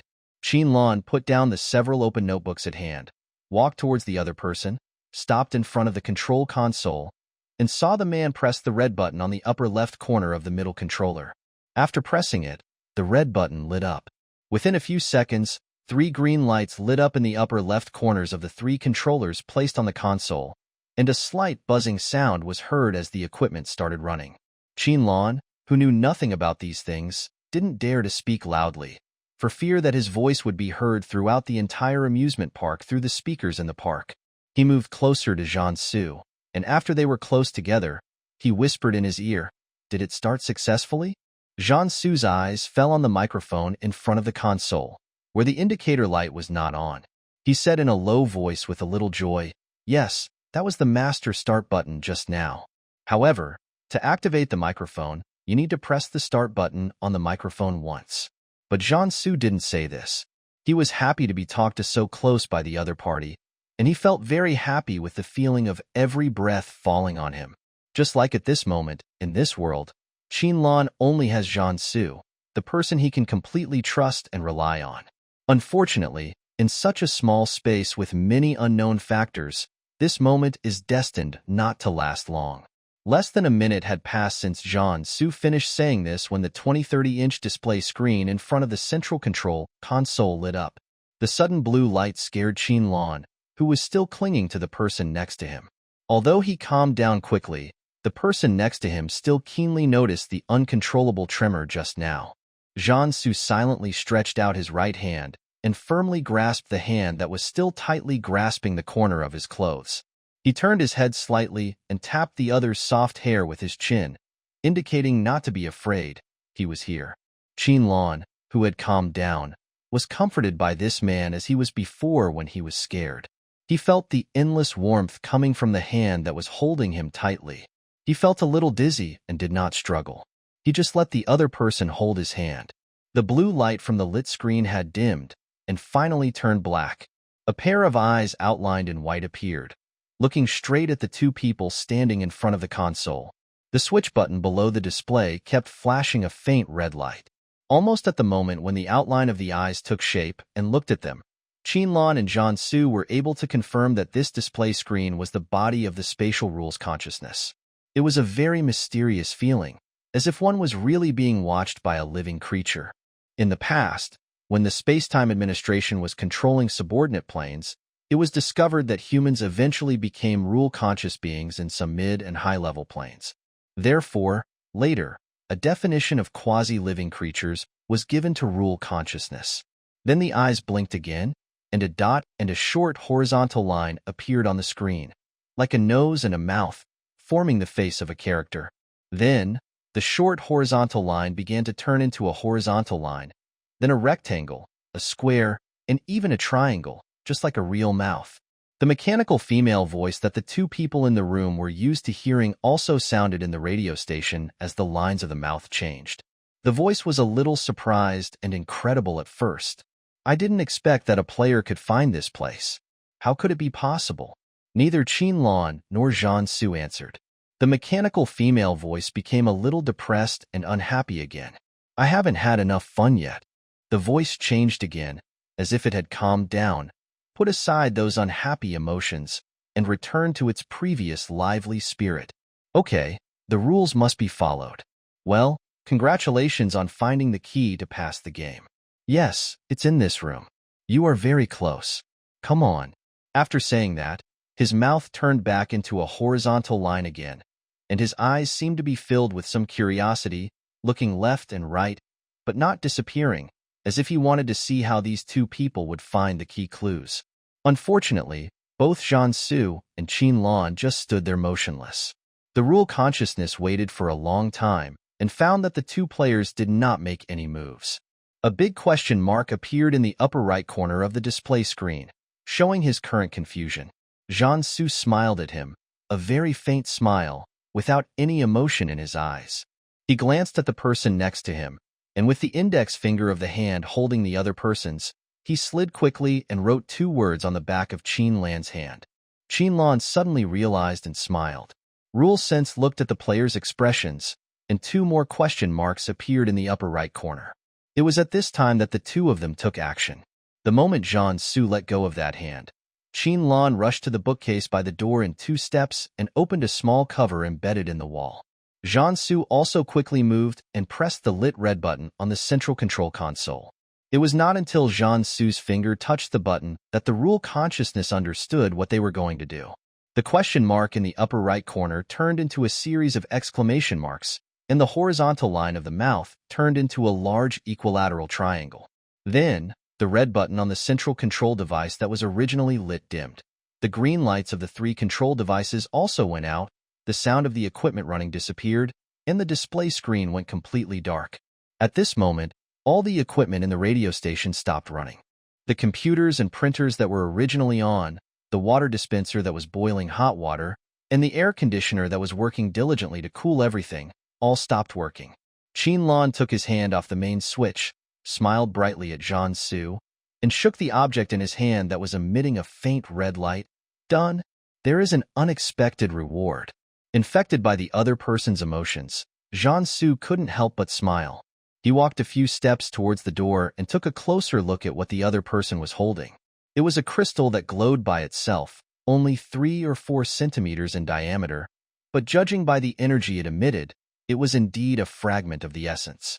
Because the light was not too conspicuous and was hidden by the main switch, the two did not pay much attention to it when they entered the room. Until Jiansu pressed the main button of the console and the consciousness of rules appeared. The energy of the essence fragments could suddenly be clearly felt. When he saw the red light that never stopped below the display screen, he suddenly connected it with the red light he had glimpsed when he entered the door and decided to take a gamble. Fortunately, he was really lucky and made the right bet. The roar of zombies was also heard at this time. The two looked at each other. Qinlan closed the door with his backhand, and Jiansu quickly walked to the window, looked left and right at the corridor, and then looked at the scene outside the row of windows outside the corridor. Because of the distance, Jian-Su could only see groups of zombies walking out from the direction of the building, and some zombies' roars seemed to be heard on this floor. He immediately closed the window and turned to look at Qinlan. It's not over yet. The conditions for leaving have not been fully met. In a flash, Jian-Su thought of something and quickly said, "Quantity." Qinlan reacted. There have to be more tourists than zombies. This has been mentioned in the previous rule awareness. At the end of the event, whichever side has more people will win the final victory. Jian-Su's eyes fell on the essence fragment in the other party's hand again. Without this, he has now reset to the newborn state. The essence fragments and the rule consciousness complement each other, and one can nourish the other. Without the essence fragments, the rule consciousness will return to its original chaotic state, but the energy of the essence fragments can continue to be maintained for a period of time even without the professional storage device equipped by the Space-Time Administration. During this period of time, whoever obtains the essence fragment will be able to briefly possess power almost equivalent to the consciousness of the rules of this space. At this moment, Qinlan realized what he needed to do. After nodding to Jian-Su, he held the essence fragment in one hand and used the other hand to push up the main switch of the radio station again. Then he walked towards the control console and pressed the red button on the central control console. After all the equipment showed that they were running successfully, he began to say something. Jian-Su hurriedly stopped him, and when the other party looked at him in confusion, he saw him clicking the button on the microphone.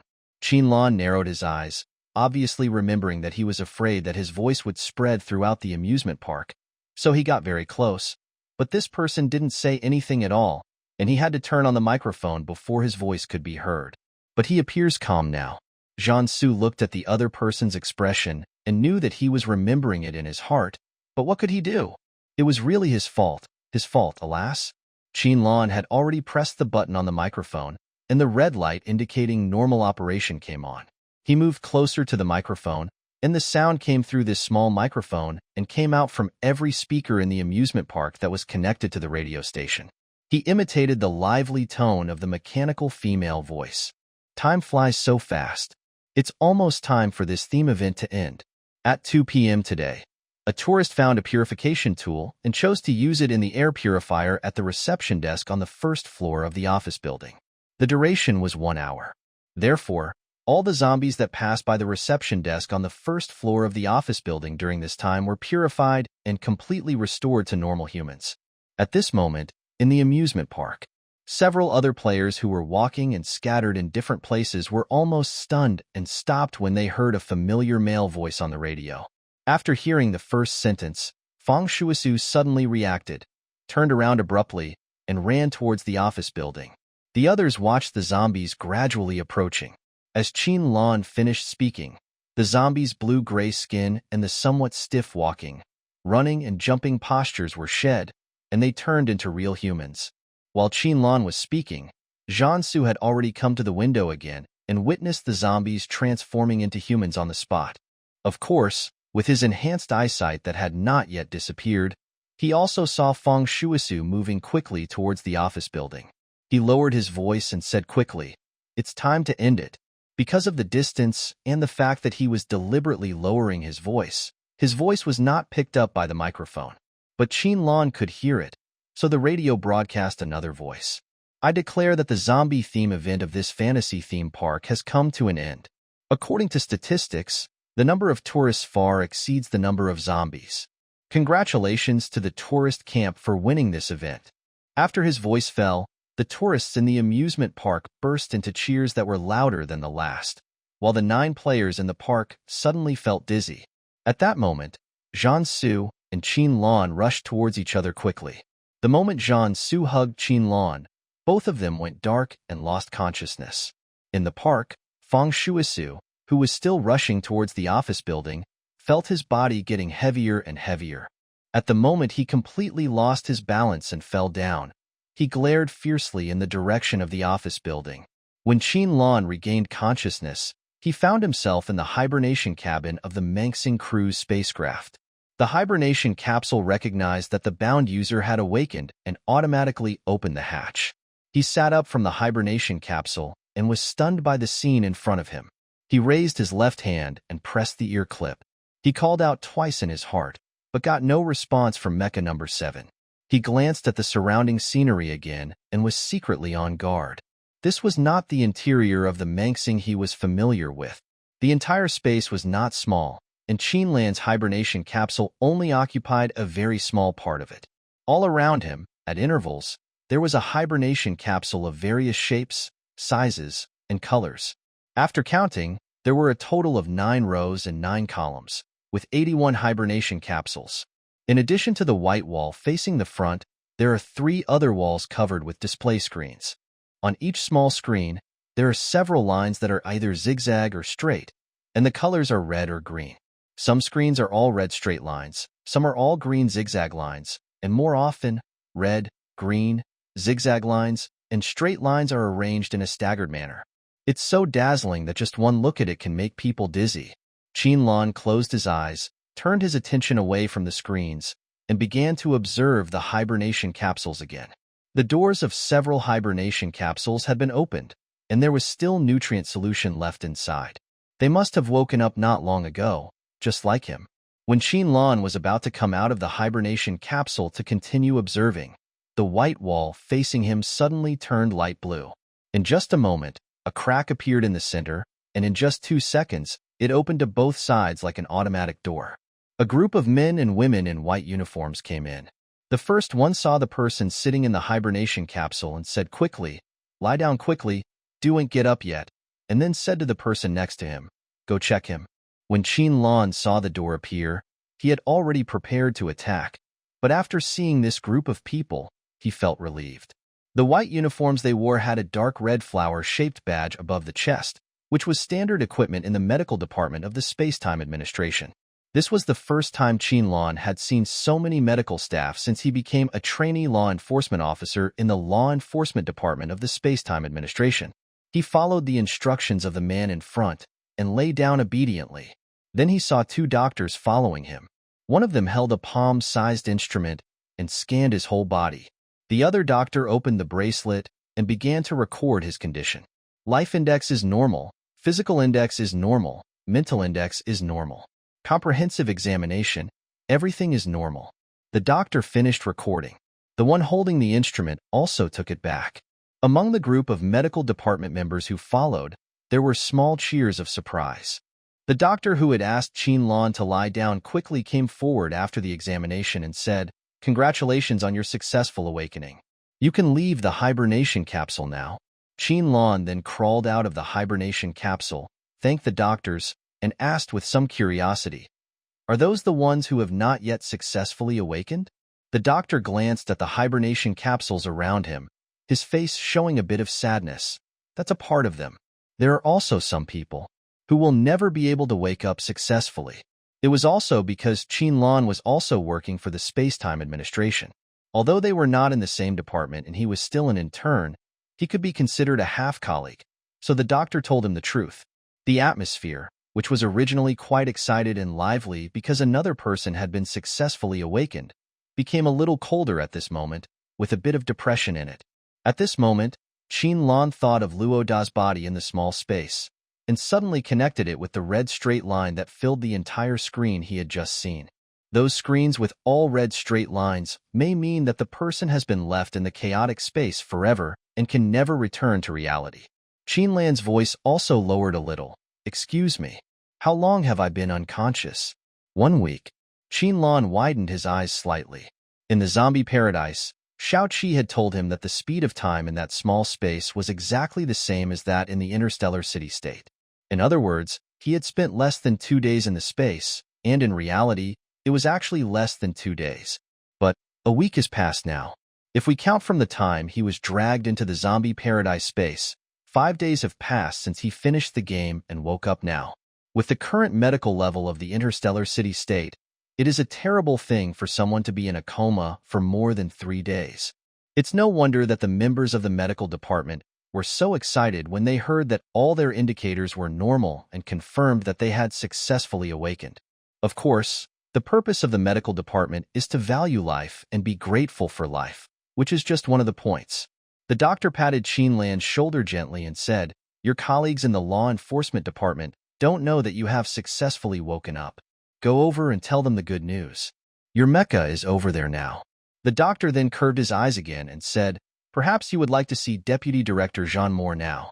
After Jean Su returned from the Qingyan Fortress battlefield, he was appointed as the Deputy Director of the Law Enforcement Department of the Space-Time Administration Bureau during his recovery period. Therefore, people working in the Space-Time Administration Bureau are more accustomed to calling him Deputy Director Jean.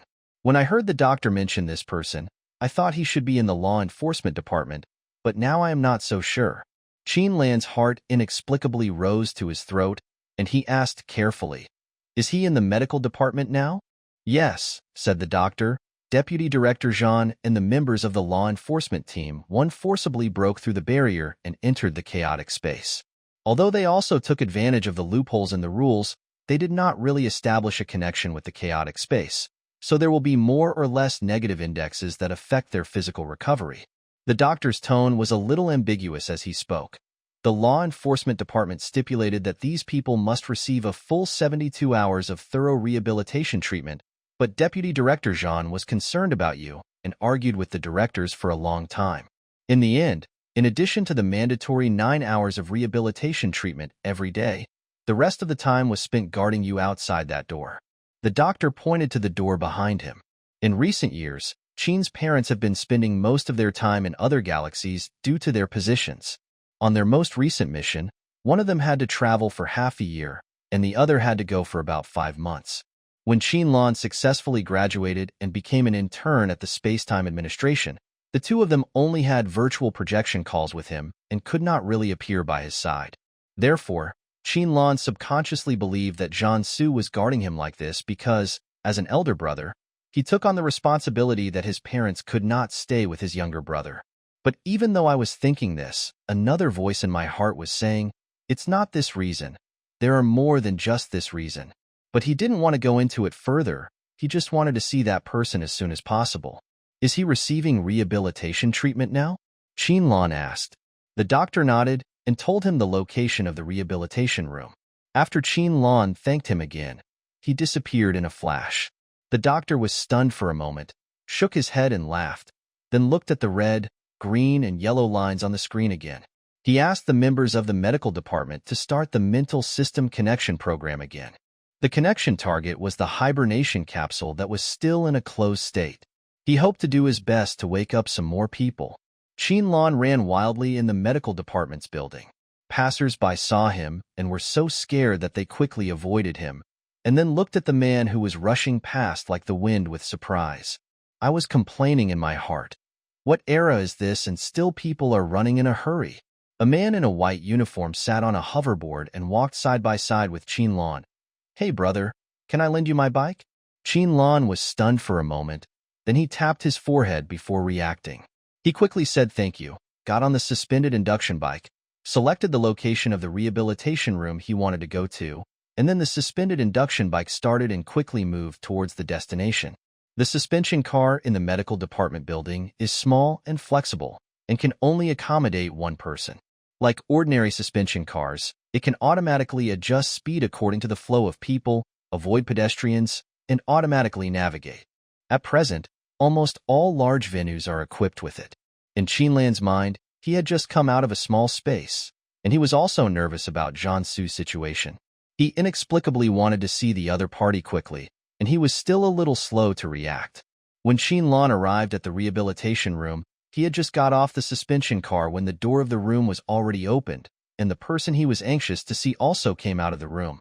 As if sensing something, the man looked up and saw the person he wanted to see soon. Qin Lan and Jean Su smiled at each other. Jean Su opened his arms. Qin Lan ran over in 2 steps and threw himself into his arms. Afterwards, the two went to the law enforcement department together to retrieve the upgraded Mecha Number 7 and went to the internship department to report their safety. After obtaining approval to continue recuperating, they returned to the Qin family. On the way back, Qin Lan asked, "What's the situation with those hibernation capsules?" Jean Su explained, "After we finished the space game, I went straight back to the law enforcement department's teleportation cabin. People like you who were caught in the turbulence appeared near the A0671 rubble belt. Many of them were brought back with only their hibernation cabins. Qinlan was a little anxious when he heard this. Where's my full star number? That was his 18th birthday present from his parents. Jiansu naturally knew about this, so he understood the other party's nervousness. Don't worry, it's still in good condition. It's currently being repaired in the factory. Hearing this, Qinlan breathed a sigh of relief and asked, where are the other spaceships? Most of the damage is relatively minor. Jiansu said, that means there are still some serious injuries. Being caught in the turbulence, if the spacecraft cannot resist on its own, it will easily fall apart. Jiansu saw the depressed mood of the person next to him, raised his hand and rubbed his hair. Be good, don't think too much. After another 4 days of rest, Qinlan urged Jiansu to complete rehabilitation training before returning to work together. On Qinlan's first day back at work, he boarded the patrol ship number 003 of the Law Enforcement Department and sailed in space for only a few minutes when his vision went dark. When Qinlan regained consciousness, he found that he was on an island. There are endless coasts on all sides, and the sky is dazzling white. The exact size of the island cannot be estimated at a glance. From Qinlan's perspective, except for the edge of the beach, the rest are dense trees. Maybe there are hills, streams, etc. in the woods. But from where he is currently, he can't see what's inside. Qinlan is on the beach. He was not alone here. Looking around, he found that there were at least 50 or 60 people around. Men, women, old and young, all dressed in different styles. But it was obvious that no one was dressed in a way that suited the current environment. The scene in front of me was the same as in the zombie paradise space before, but different at the same time. The same thing is that some people are subconsciously wary of their surroundings, but they won't be as confused as they were the first time.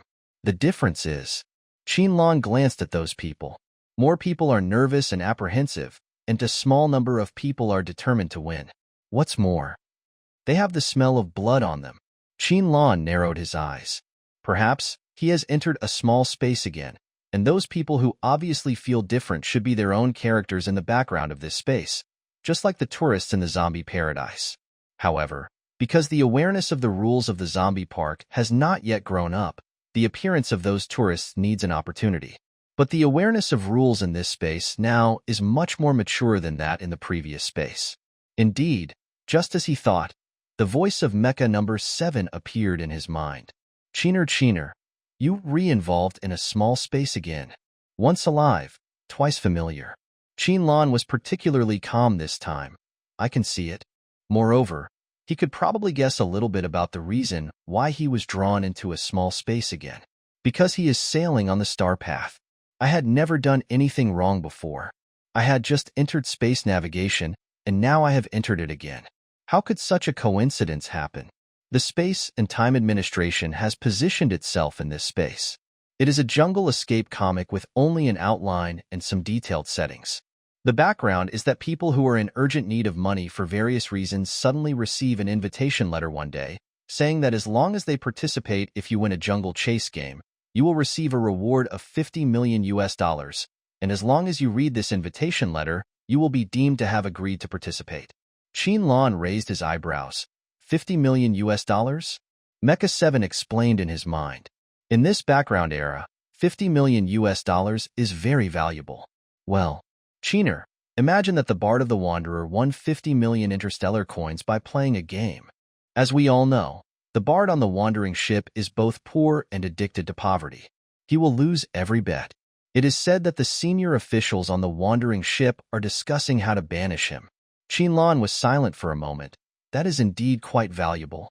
The administration said that because of the awareness of the rules of this space, the monitoring of props in the space is much higher than that of the previous space, so there is no way to open a place to draw props on the spot and can only rely on the awareness of space rules to distribute them.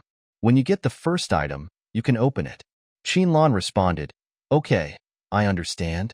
Mecha 7's voice was full of worry. Cheener, because of the background setting of this space, when it was still in the chaos plane, the administration determined that the danger level was at the middle or lower level. Now after the integration failed, other settings that are temporarily unobservable have been mixed in. The danger level may increase, so you must be careful. After saying that, Mecha number 7 was still worried and said a few more words. It is said that the comic has completed the setting of some supporting characters, but due to the turbulence of time and space, the specific number cannot be determined for the time being. But the authorities said that you should be able to find out quickly after participating in the game. Although the awareness of rules in this space has grown a lot compared to the previous one, it cannot be considered completely evolved. After Qin ended his communication with Mecha number 7, he continued to observe the surrounding environment. At this moment, a huge virtual electronic screen appeared in mid-air, almost covering half of the sky. It was a bit depressing to watch. Everyone on the beach looked up at the screen appearing in the sky, and Qin frowned slightly. After the electronic screen appeared, he realized that the sky seemed a little too low. A huge image of a long-haired woman outlined by dark blue lines appeared on the electronic screen. She opened her eyes and looked at the people on the beach. It was obvious that they were just some lines, but Qin could read the emotion of compassion from those eyes, as if they were the eyes of a savior. Then, she spoke. "Welcome to the Jungle Chase game." It was a slightly deep female voice, without any emotional ups and downs, but it was not as mechanical as the sense of rules in a zombie paradise. It was like a superior god facing a group of people who were in urgent need of her protection. Her voice continued. "Only those who ask for something will come here. As long as you win the final victory, you will get what you ask for, something that can change the current situation of your life. This game is limited to 7 days. Don't think about escaping in the middle. You can't leave. Don't violate the rules of the game on this small island. I will keep an eye on each of you." This voice suddenly became more mocking. "If the game ends without a winner, you will all die here." Qin looked at the huge figure above his head and recalled what the other party had just said. He also understood why the administration could not send props openly for the time being. The entire island is under the eyes of rule consciousness. Before he could continue to think about what form the props would appear this time, the crowd had already expressed strong dissatisfaction because of the last sentence of rule consciousness. A girl wearing a long white suspender skirt with long wavy hair looked up at the lined figure on the virtual display screen, her voice trembling. "What did you mean by that last sentence? It was not written on the invitation. This game will kill people. Yes, you are cheating.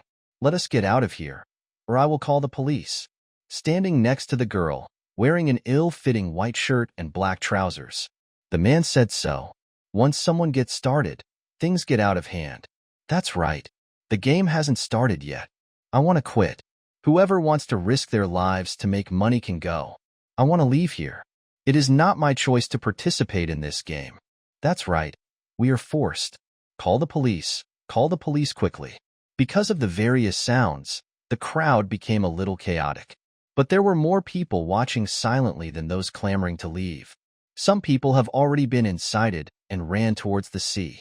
Qin raised his head and looked at the virtual screen in the air. The line woman did not make a sound to stop him, but quietly watched the 3 people running towards the sea. There were more than 2 or 3 people who were clamoring to leave, but now no one continued to join the team going to the sea. They just stood on the beach, observing the 3 people while continuing to resist the line people. Seeing that the 3 people continued to move from the shallow water area, they had already begun to struggle in the sea. Without any obstruction, those who wanted to move followed the footsteps of the 3 people and began to walk into the sea. However, something unexpected happened at this moment. The 3 people, who were getting further and further away and could only vaguely see their figures, stopped moving forward, or could not move forward anymore. Something seemed to be blocking them in front of them. It was just a matter of moments, and the 3 people returned to the beach as if they had teleported. If the 3 people were not soaked, proving that they had indeed been to the sea, people would probably be confused for a moment, wondering whether 3 people had really been to the sea. The other 4 people who followed the footsteps of the 3 people in front and entered the sea did not have the good fortune of being teleported back. When these 3 people were teleported back to the beach, the last 4 people who entered the sea began to struggle in the sea, floating up and down continuously, as if something in the sea had grabbed them. The cries for help were transmitted back to the beach, but no one took a step forward, because a giant octopus floated up from the sea, and the 4 tentacles it waved out of the water were tying up the 4 people. Then, the octopus turned over in the sea, revealing its hidden mouth, and it opened its mouth and sent all 4 people into its mouth. The blood dyed the sea red. The octopus also sank into the sea. The beach, which had been bustling with noise, was now silent, as if everyone was frightened by the octopus's action of swallowing 4 humans in one bite. After a long silence, the girl in the white dress let out a scream, as if she couldn't bear the stimulation just now. She rolled her eyes and fainted. The man next to her was frightened and trembled a little, but he still quickly caught her to prevent the girl from having direct contact with the beach. The lineman looked at the 3 people who were teleported back, and his voice was still a little compassionate. You should feel lucky. The 3 men witnessed the scene of being eaten by the octopus with their own eyes. When they thought of their previous brave actions in the sea, their legs and feet became weak. They were indeed lucky enough. Otherwise, they would have fallen into the octopus's mouth. Those who had originally planned to swim out like those 4 people but ultimately chose not to take action couldn't help but feel relieved. The lineman continued to speak, and his lips, outlined by the lines, showed a smile. The crisis intervention mechanism of Jungle Island only has 3 chances to operate. Congratulations, you have used them up. For the next 7 days of the game, you can only rely on your own efforts to survive. Qinlan then understood why his rule consciousness did not make any move to stop the 3 people when it saw them swimming into the sea. Because she did it on purpose, deliberately used up these 3 chances. Those who understood the situation didn't look very happy. The crisis intervention mechanism is a protection for players. Even if there are only 3 times in total, it can give players a chance to survive in an emergency. But now, because of the deliberate actions of the lineman, the chance is gone. Some people who understood this, because they couldn't do anything to the lineman, transferred their anger to the 3 people. It's all because of you. You've hurt all of us. A tall and strong man with muscles all over his body rushed to the 3 people, clenched his fist and swung at one of them. The man in the middle didn't have time to dodge and was hit on the right face by a punch. The muscular man looked like he often lifted weights in the gym. After being hit by that punch, he directly spat out a mouthful of blood along with his knocked-out teeth. Don't think I don't know that you were all waiting for the 3 of us to be the first to take action.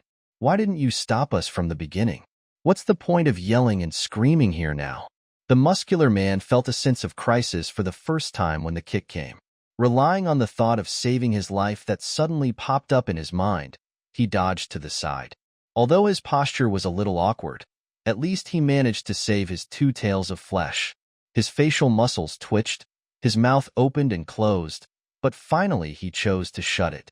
After this incident, although many people still blamed the incident on those 3 people, they could only stand there and complain. At this moment, another voice cut through the noise and attracted everyone's attention. My cell phone has no signal. Check yours. Qinlan looked in the direction of the voice and saw the man in the white shirt and black trousers who had said he would call the police. After hearing this, many people started to dig into their pockets and trouser pockets to take out their phones, but without exception, there was no signal. Some people did not believe in it and kept turning their phones on and off, turning airplane mode on and off, and even holding their phones above their heads and turning them around, trying to use all kinds of metaphysical methods to find the missing signal on their phones. Unfortunately, it was useless. There is no signal on the bracelet either, said another person. After these words were spoken, people who had other electronic products took them out one after another, only to find that none of them had a signal. The lineman just watched those people on the beach quietly, watching them running around to find a signal, but no one dared to go to the sea or the jungle, watching some people showing expressions of collapse and despair, watching some people cursing, watching some people accepting their fate, and watching some people remaining calm. She just watched quietly, not participating in it, as if she was watching a farce that she had created. Qinlan's attention is more focused on the people with lines. He saw a not-so-obvious light blue light flashing in the center of the lineman's eye. Because the lineman was made up of dark blue lines, and the background color of the virtual electronic screen was sky blue, the light blue light blended in between, and it was easy to be overlooked if you didn't look carefully. At the moment when the light blue light disappeared, a commotion broke out in the crowd. My phone won't turn on. What's going on? Oh, mine can't turn on either. it was fully charged just now. My bracelet also can't turn on.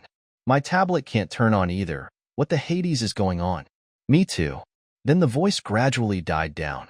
Someone looked up at the line man on the virtual electronic screen in the sky and asked, "Did you do that?" "Yes, you don't need it now, right?" The line man admitted generously. Then, his voice was filled with a hint of sarcasm again. "Most of you will never have the chance to return to the real world again. This kind of thing is not only useless now, but also in the future." The characters in the small space began to make a fuss again, saying all kinds of things. Qin didn't pay attention to these people. He was thinking about what the line man had just said. She mentioned returning to the real world, which means that the small space they are in now, in the background setting of that comic, does not take place in reality, but in the virtual world. Therefore, the rule consciousness carrier can appear in the form of a virtual display screen that occupies half of the sky, and the crisis intervention mechanism can directly send people back to the starting point. Because it is in an electronic game, those electronic devices will naturally be controlled by the rule consciousness. She is like a programmer issuing instructions in the game. Qin thought so and raised his hand to touch his left ear. The ear clip that Mecha 7 had transformed into was still there. He called softly in his mind, "Xiaoqi." "Qin, I'm here," Qin said. "Check your condition."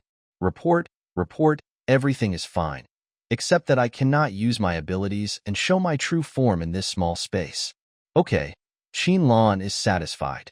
This shows that the ability of this space rule awareness is not enough to affect advanced products from the interstellar space. The line man ignored the noisy people, as if he had had enough of the ridicule. When he spoke again, his voice returned to its original calmness. "Now I will announce the rules of the Jungle Chase game. Please listen carefully, players. The rules will only be announced once and will not appear in any form in the Jungle Chase game again." As soon as these words were spoken, the noisy crowd on the beach seemed to have pressed the mute button. They all shut their mouths and held their breath, fearing that they would miss a part and end up losing the subsequent game. But looking at the 4 people who were eaten by the giant octopus in the sea before, and what the original line man said, you can figure out with your toes what losing in this game means. At this time, the line man raised the corner of her mouth, but her voice was calm and without a smile. "Please relax a little. Being too nervous will not help you remember the rules." After saying that, he playfully winked at his left eye. Unfortunately, no one thought this action of the line man was cute. After completing this action, the line man returned to his previous expressionless face, as if the actions just now were only because the plot setting required the NPC to make such facial expressions. The first day of entering the Jungle Chase game is a period of adaptation, exploration, and searching for items. Starting from the second day, the jungle behind you will begin to have poisonous fog at 8 o'clock every night. Players can only avoid being killed by the poisonous fog on this day by obtaining the corresponding props or finding a shelter hidden in the jungle. Please note that being killed by the poisonous fog can be fatal. The shelter will appear from the second day and will be refreshed at 8 o'clock every morning. Please pay attention, players. Wake up quickly when the sun rises in the east. Otherwise, after the shelter is refreshed, you may sleep directly on the ground. If the player is unlucky, he may sleep on the back of a tiger or a lion. Are there tigers and lions in the jungle? Who knows, but there will be venomous snakes. The props will also be refreshed at 8 o'clock every morning. The props that have been obtained by the players will not be refreshed. The more props you have, the greater your chance of winning the final victory. Please try to collect as many props as possible on the first day. Friendly reminder, the number of shelters and props refreshed daily is not equal to the number of participating players and will decrease day by day. If you want to win the final victory, you must not be short of props. The line man was like an emotionless reading machine, reading a long section of game rules in an emotionless tone, and it also contained a lot of nonsense. Qin was able to quickly extract useful information from this information, but many of the players who were born from the spatial background had confused expressions. Most of these people were still cursing fiercely just now. Even when they quieted down collectively when the line man announced the rules, there was still anger and excitement in their minds. It would take them a while to extract the core points from that long paragraph of nonsense. Lan had reason to suspect that the previous scenes might have been deliberately done by the line man. He just watched you quarreling and making a fuss quietly, and then when his emotions were aroused, he started to talk a lot of nonsense, leaving you confused. When the line man deliberately did not remind the player, causing 3 crisis interventions to be wasted, and 4 lives were lost before the game started. Lan knew that the rules of this space were completely different from the one in the zombie park. The consciousness of rules in the zombie park is to hope that they can all survive, so they repeatedly emphasize compliance with the rules. In the end, only Luoda, who is stubborn, is gone. But this is different in the jungle chase. It makes no difference to her whether it is human life or not. It's just like a programmer. This is a game designed by a programmer. They are all a string of data. Where does the data come from? They are just like the living beings in real life. Lan speculated in his mind what settings might have been integrated into this small space. The line man's voice continued. Next, the rules about props and shelters will be announced. Please listen carefully, players. The rules will only be said once. The rules for using props in the jungle chase game are: first, whoever finds and obtains it first owns it. Second, the prop owner can actively trade the prop. Third, after the prop owner is incapable of action, the prop returns to an ownerless state. The rules for the shelter in the jungle chase game are: first, the shelter is divided into a single-person shelter and a double-person shelter, and the number of people living in the shelter cannot exceed the limited number. Second, the first person who finds and enters the shelter will automatically bind to the shelter. After the binding is successful, when the poisonous fog appears on the same day, the bound player will be directly sent to the shelter. Third, the shelter cannot be traded. Fourth, after the person bound to the shelter is incapable of action, the shelter will disappear directly. Fifth, the system will inform players of the number of shelters refreshed on that day when the shelter is refreshed every day. The above, please keep in mind at all times, and do your best to win the final victory of the game. Once again, please do not break the rules of the game. I will be watching every one of you. The first day of the game has begun. Players can enter the jungle and begin their exploration journey. After the line man said his last sentence, he disappeared along with the virtual electronic screen that occupied half the sky. Then, 3 huge numbers appeared in the sky, and the numbers kept decreasing. 120, 119, 118, 117. It is a countdown in seconds. Lan had observed that those who were determined to win had already walked into the jungle when the line man finished speaking, and then a few people with blood on their bodies also started to walk into the jungle. After that, more and more people joined the team, and he followed the crowd into the jungle. In his observation just now, Lan did not see Jiansu, and he couldn't help but feel relieved. Ever since he woke up in the hibernation capsule, learned about and witnessed Jiansu's rehabilitation training, and found himself in the small space again, Lan's first reaction was that Jiansu must not follow him again. When entering a small space through external force, it is inevitable to be repelled by the consciousness of space rules. The strength of repulsion will vary depending on the growth of the consciousness of space rules. However, no matter what, repeated entry will inevitably cause great damage to the body. Even though Jiansu had given him the reason that they brought professional data collection equipment, which could collect data by entering the space and transmit it to the Space Administration Terminal to help the administration's plane integration and analysis department to calm the turbulence more quickly and restore everything to its existing track. He also said that he had enough self-protection ability in the small space, but he was just worried. So, he was slightly relieved when he didn't see the other person appear on the beach. Just as Lan walked through the border between the jungle and the beach and completely entered the jungle, he looked back. At this time, there were still more than a dozen people left on the beach. Those people did not choose to enter the jungle, and some were walking towards the jungle leisurely. The number in the sky has become 30, and at the moment when 30 appeared, the speed at which the number decreased suddenly increased, and in 1 second it became 25. Among the dozen people, there was one who was looking up at the numbers in the sky. After seeing this scene, he realized that something was wrong and ran towards the jungle. Run. That person didn't have time to explain. He could only shout at the people still on the beach at the top of his voice while running madly. The sound was quite penetrating. Many people who had walked into the jungle stopped, and looked in the direction where the sound came from. They all saw numbers in the sky jumping and decreasing wildly. Some people who were still on the beach heard the roar, looked back in fear, and quickly joined the running team. Some only heard these 2 words and started running as fast as they could, and then saw others running and followed them. Some people stood there stupidly, and by the time they reacted, it was already too late. Qinlan looked at the numbers in the sky. After jumping wildly, they finally turned into 0. Changes occurred at this time. When the number reached 0, the beach, which was not small in size, began to recede towards the jungle and merge into the sea. Those who were close to the sea and did not react in time could not run as fast as the speed of the seawater, and were eventually swallowed up by the sea without even a wave. The seawater stopped spreading when it was about 1 foot away from the jungle. Those who had run frantically in the last moments and finally entered the jungle looked back at this scene and took a deep breath. Some who had run out of strength had their legs weakened and sat or lay on the ground, gasping for air, feeling lucky that they had managed to escape death at the last moment.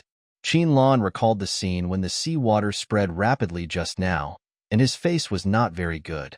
Perhaps it's because my awareness of spatial rules has grown a lot. The background characters in this space are much more realistic than those in the previous space. He saw with his own eyes a mother who, after being shouted run, picked up her young child and ran forward desperately. However, as she was getting closer to the edge of the jungle, she was bumped by someone who was running forward in a hurry behind her. She lost her balance and fell to the ground, yet she subconsciously protected her child from being crushed. In just a moment, seeing that she was about to be submerged by the rising sea water, the mother hurriedly got up and continued to run forward with strange steps, but ultimately she could not withstand the pain from her steps, and when she was about to fall, she pushed the child forward with force. The child successfully entered the jungle, but the mother fell on the beach and her legs were swallowed by the rushing sea water.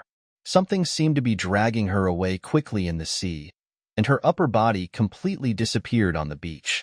The child still looked a little confused.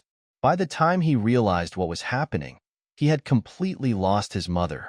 "Mom, Mom!" The crying and howling of the child echoed throughout the jungle. When he was about to rush out of the jungle to find his mother, he was stopped by a neatly dressed woman with short hair. "Your mother sacrificed her life for yours. Don't go out and die." But how could the young child know so much? He only knew that his mother was gone in the blink of an eye, and he had to find her. The child rushed directly out of the jungle. Although the short-haired woman reacted in time and reached out to grab him, she was still a step too slow. The mother just now used all her strength, but she only pushed the child to the edge of the jungle. The short-haired woman watched helplessly as the child left the jungle and entered the beach, and the moment he was quickly swept into the sea by the tentacles extending from the sea. In just a moment, a small area of red spread on the sea surface. Qinlan was not very close to them, and it was too late for him to do anything. He could only watch it all happen. Even if I kept telling myself in my heart that these were characters created by the spatial background, when my awareness of the spatial rules was not fully mature, all the characters created by the spatial background were false and unreal, and I should not let their joys, sorrows, anger, birth, old age, sickness, and death affect my mood. But I still feel sad. Even at such a distance, he could still seem to smell the blood coming from the sea. Qinlan took a few deep breaths, and after calming down a little, he turned around and walked towards the depths of the jungle.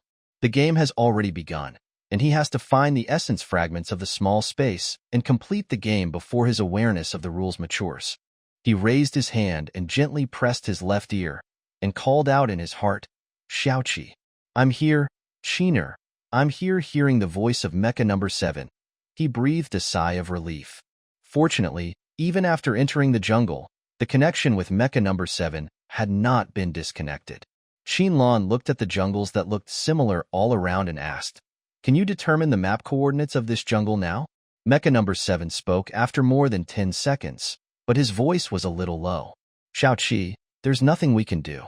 The administration replied that they are currently unable to accurately map this small space. Qinlan was not surprised. After all, his awareness of rules had grown. He asked again, "Can you accurately locate the north?" Xiaoqi's voice sounded even sadder. "There is still no solution for now. The magnetic field of this small space is a bit special. It seems that every direction is north, and every direction is south. It seems that every direction. Ah, how can it be like this? Xiaoqi, I am almost confused. Mecha number 7's words made Qin Lan raise his eyebrows, and a guess emerged in his heart. Every direction is north, south, and every direction. Does that mean this small space, or this island, this jungle, is always rotating? So this situation occurs. Of course, this is just his guess, and he has not found sufficient evidence to support it. Qin Lan did not let Xiaoqi continue to struggle, but faced the jungle, stopped walking in the direction he was facing, and said, Xiaoqi, take my current position as the center and the direction I am facing as the north, and establish a dead coordinate. Next, I will walk all the way to the north.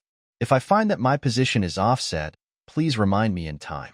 With these words, Mecha number 7 suddenly became motivated and could continue to contribute to Qiner. Okay.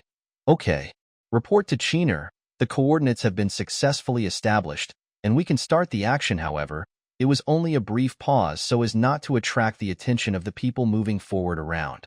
When Xiaoqi told Qin Lan that the coordinates were successfully established, he continued to move forward in the direction he was facing.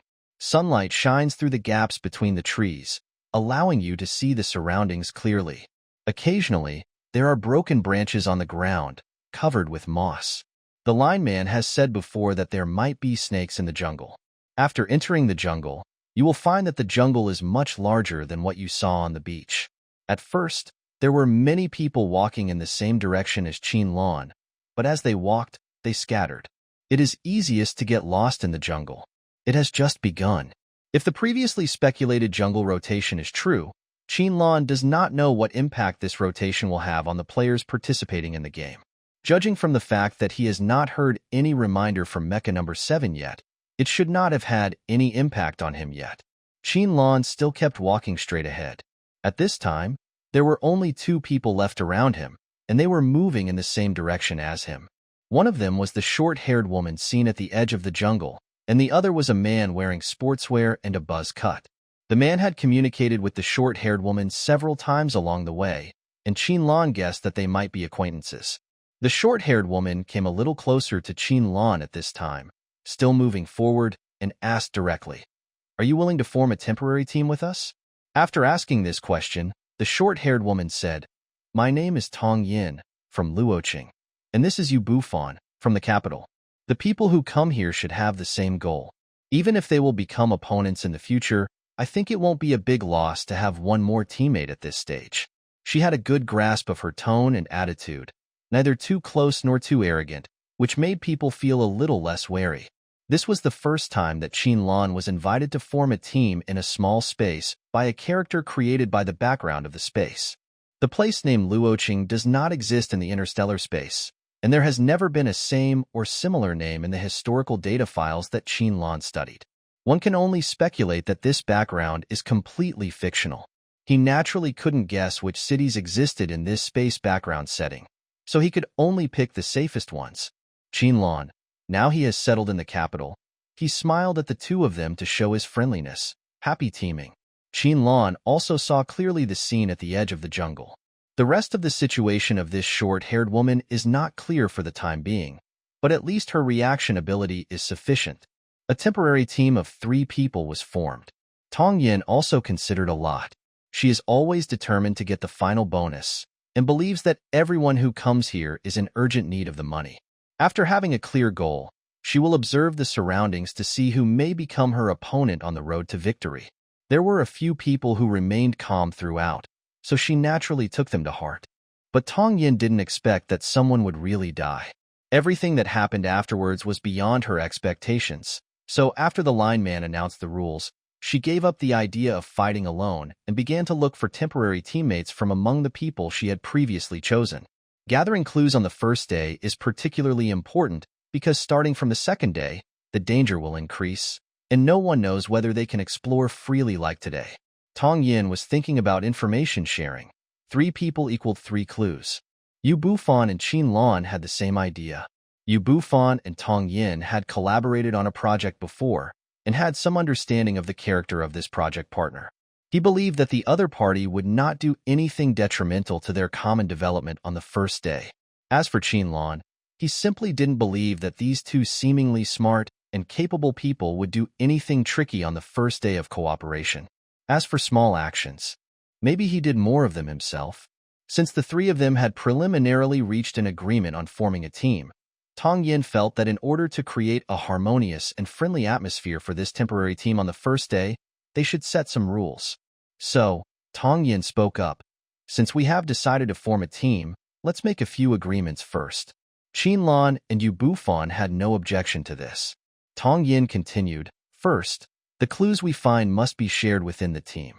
Second, whoever finds the prop will own it, and the other teammates must protect the teammate who first finds the prop to successfully identify the prop.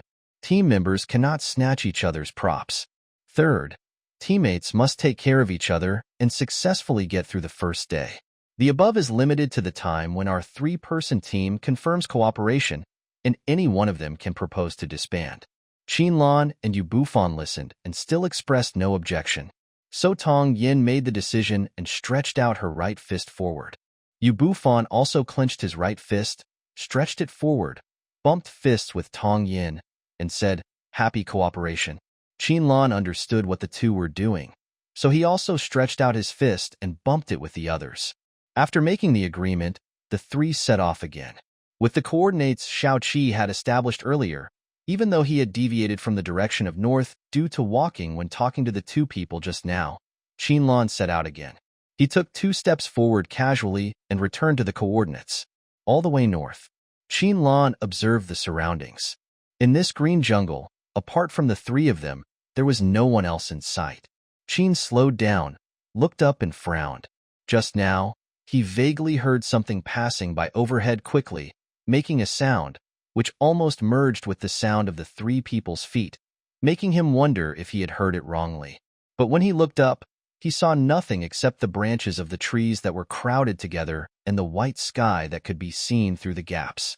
After taking a few deep breaths and smelling the damp air of the grass, jungle, and earth, mixed with a hint of an indescribable stench, Qinlan was sure that the sound he had just heard coming from above his head was not an illusion. After living for so many years, Qinlan might doubt his eyes and ears, but he would never doubt his nose. His sense of smell is naturally superior to normal. Even though the physical fitness of humans in the interstellar age has far surpassed that of humans in the ancient Blue Star era, Qinlan's sense of smell is still among the best among humans in the interstellar age. He has a keen sense of smell that most interstellar people cannot smell. Qinlan has been endowed with this ability since birth, which has both advantages and disadvantages. He can smell gunpowder in the mixed atmosphere of the shopping mall and save everyone in the mall, but he can also be directly smoked by the bloody stench of zombies, and his head will buzz. Tong Yin and Yu Bufan, who were walking side by side with him, also slowed down and looked at him with some confusion. Tong Yin asked, "What's wrong?" Qinlan's brows did not relax. He lifted the branch that was hitting the grass slightly and continued to hit the grass as if nothing had happened. He began to suggest softly, "We should spread out in a triangle, with a distance of 8 to 10 steps between each other, to ensure that we can take care of each other." Naturally, these two people did not have the same tacit understanding as he and Jiansu, but fortunately Tong Yin reacted quickly. After a little thought, she realized that the other party might be reminding her that there was a problem above. In order to avoid looking up again and attracting the attention of the things above, Tong Yin suppressed her curiosity and began to retreat to the left and rear side of Qinlan. Yu Bufan's reaction ability was not slow either. He also thought of Qinlan's meaning. After glancing at Tong Yin, he walked towards the right rear side of Qinlan. The triangle was formed, and the three continued to move forward, but this time the speed was a little slower. Everyone was alert and vigilant. Suddenly, another black shadow appeared, moving quickly among the branches of the jungle. The trees were not arranged in an orderly pattern, and the gaps between them were large and small, but this did not affect the movement of the black shadow, and its speed was not disrupted by these external factors at all. Qinlan's nose twitched. The faint and indescribable stench that I smelled before became clearer and stronger, and the sound of the bird moving between the trees became a little louder. Lan still held the branch in his left hand and slapped the surrounding grass, but his right hand was behind his back and then put back to his side. He repeated this twice. It's not that he doesn't know how to use secret codes. On the contrary, the first lesson in the Spacetime Academy is to learn various kinds of secret codes. There is also a professional course, which is to learn the complete set of interstellar secret codes, from the basics to the advanced levels. If Jiansu was present at this moment, Lan would just point a finger at him, and that person would understand what he meant. Unfortunately, Tong Yin and Yu Bufan, who are currently present, are both self-created characters in this space background, and they have no idea what interstellar code is. Therefore, Lan could only use some abnormal actions to alert the two people behind him. Fortunately, the effect is good. Tong Yin and Yu Bufan looked at the person walking in front of them, who was putting his hands behind his back and then letting go. After doing it twice, they realized that this was a way of conveying a message. Danger must be approaching. Before the two could react, the black shadow quickly pounced forward, and it was Lan's back. Before Tong Yin could even utter "be careful," Lan, who had been alert to the movements of the unknown object, turned quickly the moment the black shadow pounced on him, and used the branch in his left hand to hit the black shadow with the inertia of the turn. This time, Lan used all his strength. There was a pop sound, which was the sound of a branch hitting the thing, and then a chirp sound, which came from the thing that was hit. Lan felt that his left arm was numb from the recoil from the branch, but he still did not retract his strength. He held the branch tightly with his left hand and swung it quickly. The sound of the branch hitting the flesh and bones rang 4 or 5 times in a row, and then there was the sound of a heavy object falling to the ground. Only then did he retract his left hand, which was almost numb from the shock. The three of them quickly narrowed the triangle encirclement, making sure they were at a distance where they wouldn't get too close, causing a direct counterattack from the fallen object, nor would they have too large a gap between them, allowing the object to escape.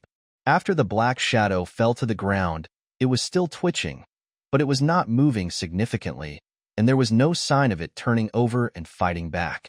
Looking closely, it was an animal about the size of a 7 or 8-month-old baby, but Lan didn't quite know what species of animal it was. Its head and limbs were all in close contact with the ground, with only its red buttocks sticking up high. Its long tail was drooping, and it couldn't stand up. It could only struggle and sway a few times, and then gave up and lay on the ground. The animal was covered with brown fur about 10 centimeters long. Except for the particularly conspicuous red buttocks, the fur around its eyes, nose, and mouth was much shorter and lighter in color. However, the animal's eyes were pure black, with no white parts at all. Tong Yin looked into those eyes without meaning to, and instantly her hair stood on end, and she felt a gust of cool wind coming from behind her. Yu Bufan didn't look at the eyes, but just quickly glanced at the animal and asked in confusion, "There are monkeys here?" Lan was not familiar with the term monkey. He could only say that he knew about it from the existing ancient blue star materials in the interstellar city-state and the ancient blue star fossil museum. There were also monkey-like animals in the interstellar age, but they were much larger than the one in front of us. When fully standing upright, they were about 1.7 to 1.8 meters tall, as if the monkey lying on the ground had been magnified several times. This kind of animal in the interstellar world is called ape, which has the same name as the ape in the ancient blue planet era. It is said that at the beginning of the interstellar world, humans cultivated it from the animal genes brought from the ancient blue planet. In addition to the ape genes, some other genes were added. The final product was hundreds of years later. The interstellar ape has been updated and iterated several times, and the ape has also grown a monkey's tail.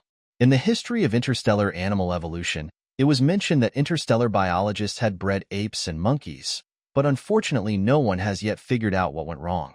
This was the first time that Lan had observed a monkey so closely, and he felt a little excited.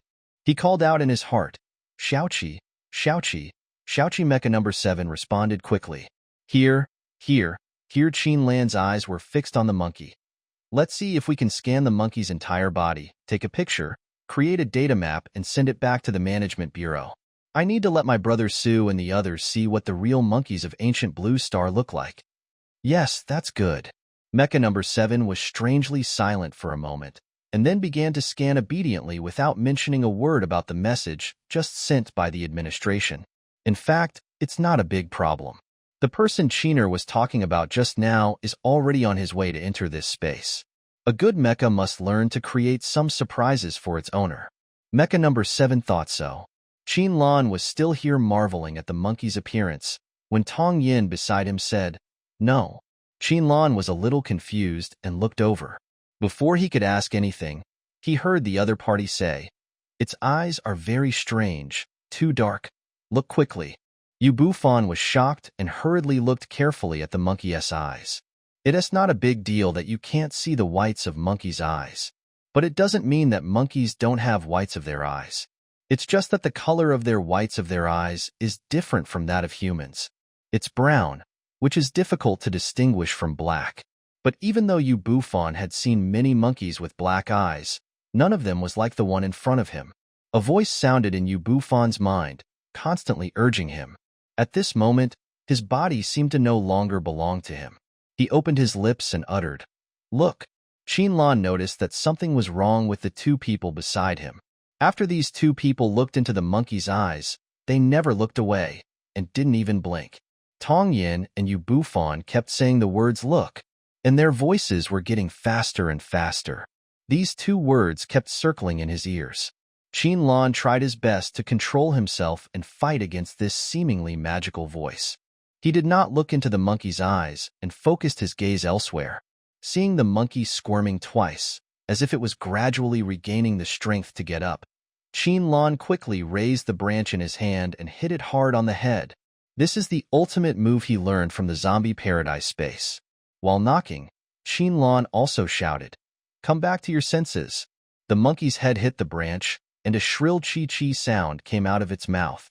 Then it lay down completely motionless, even its eyes closed. When they felt that their whole bodies were completely out of control, after they cried out, "Come back to their senses," Tong Yin and Yu Bufan found that they had regained control of their bodies. Tong Yin got rid of the terrible feeling of being out of control and repeating words over and over again. She took a few deep breaths before she regained her voice. "I feel like I'm finally alive. It was so painful just now. Thank you for saving me." Perhaps she was really suppressed. Tong Yan's expression and tone at this moment showed more emotion than usual. The tone of the mature and steady woman was a little different from the one who invited her to join a team and stopped the child at the edge of the jungle. Yu Bufan's face didn't look good either. Anyone who was controlled and made to repeat the same words over and over again in a voice that was totally different from his usual tone would feel uncomfortable. However, Yu Bufan, who still maintained a bit of good manners, did not utter a single word that would make him feel better. He turned slightly to face Qin Lan and bowed slightly to him. "Thank you for what you did just now." Qin Lan just smiled faintly. "Nothing. We are teammates now. We need to take care of each other and get through the first day safely." This was the third rule they agreed upon when they first formed the team. He was merely fulfilling their 3 rules. Tong Yin and Yu Bufan understood that the other party said this only because he hoped that the two of them would not feel the burden of repaying the life-saving grace because of this incident. After Qin Lan said this, he began to use the branch in his hand to hook the monkey's abdomen and pick it up, trying to turn the animal over. Tong Yin did not continue to express her gratitude. She just watched the other party's movements and asked curiously, "Is it unconscious or dead?" "Unconscious, but still breathing." There were some vibrations from the breathing in the abdomen touched by the branch, which were transmitted all the way back to Qin Lan's hand through the contact of the branch. After hearing that the animal was fainted, Tong Yin squatted down and took a closer look, but soon stood up again and said, "It really looks like a monkey." The moment she looked into the monkey's eyes, her body began to lose control, and she really didn't want to experience it again. So, even though the animal was indeed unconscious, she didn't dare to squat for a moment, for fear that the monkey would open its eyes and look into her eyes again. It's a monkey, but not an ordinary monkey. Qin Lan, who had never really seen a monkey, followed Tong Yan's words and pressed the branch in his hand against the place where the monkey's belly touched the ground. He lifted it up with force. The monkey, which was originally in close contact with the ground, turned over by this lift, revealing its lighter colored belly and the small bamboo tube that had been covered by its belly. After seeing this thing, Qinlan finally showed a more genuine smile. Sure enough, there is something. Yu Bufan looked at the place where the monkey had just been lying, where a small bamboo tube was lying, and guessed uncertainly, "Is this strange monkey here to give us props? Is there such a good thing?" But Qinlan said, "It is a gift of props, but not specifically for us." "What do you mean?" Tong Yin listened with some curiosity. The two men still had some psychological trauma towards the monkey, so they just stood there looking at the bamboo tube and didn't want to get close to the monkey again. Only Qinlan took a step forward, squatted down, picked up the small bamboo tube, and explained. "When I shot down the monkey before, I saw a few black shadows going in different directions." Tong Yin thought of the time when Qinlan suddenly slowed down and gestured to them. Maybe a shadow had already passed over their heads at that time. The one now might be the second wave. But this one took the initiative to jump down and attack the person in front, so maybe it is the same one as before. Tong Yin guessed in her heart and said, "If there are enough monkeys, as long as the player can react and take action in time, he can get this item. But every point you said is not easy to achieve." Yu Bufan said. Tong Yin thought about how the two of them were almost completely controlled by the monkey just now, and she had to nod to indicate that what the other party said was right. While the two were talking, Qinlan had already unscrewed the small bamboo tube in his hand. The bamboo joints could be twisted open, and a piece of paper was stuffed inside the bamboo tube. After he took out the note, he twisted the two bamboo tubes back together and unfolded the note. When he saw the content, his eyebrows raised. It's actually a map, but he couldn't laugh. Because Qinlan was getting closer to the monkey, he was a little distance away from Tong Yin and Yu Bufan. The two of them couldn't see the contents of the note at a glance, and the expressions on each other's faces didn't match the joy of getting the map. Curiosity drove the two of them forward, and they took a look at the map in the man's hand. With just this one glance, both of them were a little unsure of what expression to make. A map is indeed a map. Unfortunately, the abstract map is omitted. In the center of the top of the paper, there were a few large characters written neatly: hand-drawn jungle chase and escape map. Below the title, there was a large circle that took up nearly 3/4 of the paper. It was not round, and the lines looked like they were chewed by a dog. In the center of the large circle, there was a very thick and conspicuous red tick. But inside this big circle, there are numerous red ticks, all of which are about the same size, and only the one in the middle is bolded countless times, so that people can see it at a glance. In addition to the red ticks, there are countless green crosses in the circle, almost all of which overlap with the red ticks. Only the big red tick in the center has avoided being entangled by the green crosses. It's so dazzling that one look at it can make people dizzy. I have no idea what kind of map this is. Not to mention Tong Yin and Yu Bufan, even Qinlan, who had received training courses on various codes at the Spacetime Academy and under the guidance of his parents and brother, was completely in the dark. Just as the three of them were looking at the map in confusion, trying to analyze something from the red ticks and green crosses, the voice of the line man appeared in the entire jungle area. Congratulations to the first player to get the Jungle Props number 99. He got a Jungle Chase escape map, which was provided by a friendly hand-drawn player who won the final victory in this game. Qinlan quickly rewrapped the map and stuffed it into the bamboo tube. He raised his head and looked at the sky. The densely grown trees blocked most of his view, but he still met the pair of eyes through the tiny gaps. The trees seemed to start to become shorter, and the intertwined branches automatically separated, revealing the entire face of the linear man.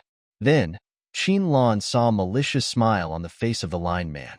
Player number 99 is a very young man.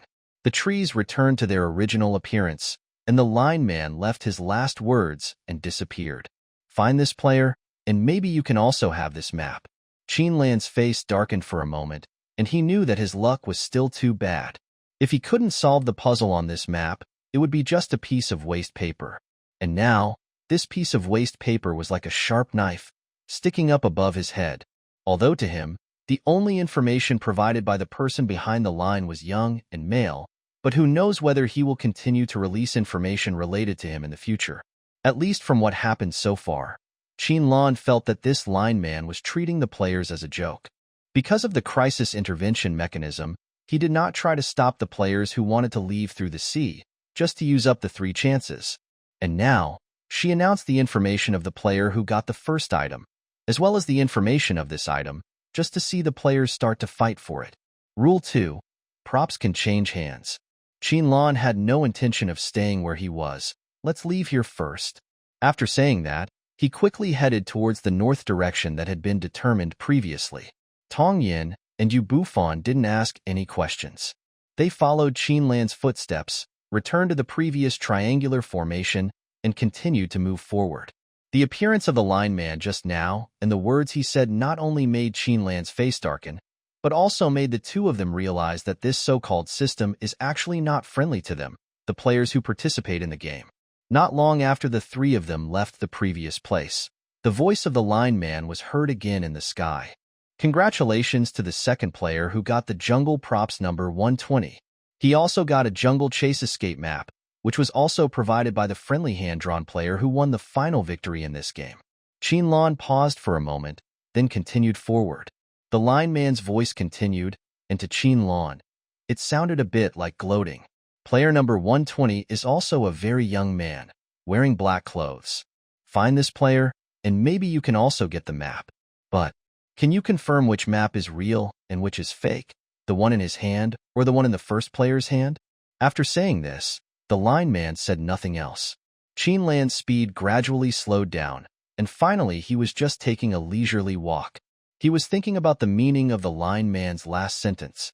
Tong Yin and Yu Bufan looked at each other, then quickly moved towards the person in front of them, and the triangle became smaller a lot. When they were much closer, Tong Yin asked, "Did you find anything?" The small bamboo tube that Qinlan had found before kept flying and turning between his fingers. "I have a little guess, but it needs to be verified." "How to verify?" Tong Yin was a little curious. Qinlan stopped, turned around, looked at the black shadows moving quickly between the trees not far away, and blinked at the 2 people in front of him. "Would you 2 mind cooperating with me in an experiment?" "Huh." Tong Yin was about to ask what the experiment was, but unfortunately, before she could ask, the person who proposed to do the experiment ran to the side quickly. Yu Bufan was stunned for a moment, and then immediately followed. Tong Yin also came to her senses and quickly followed.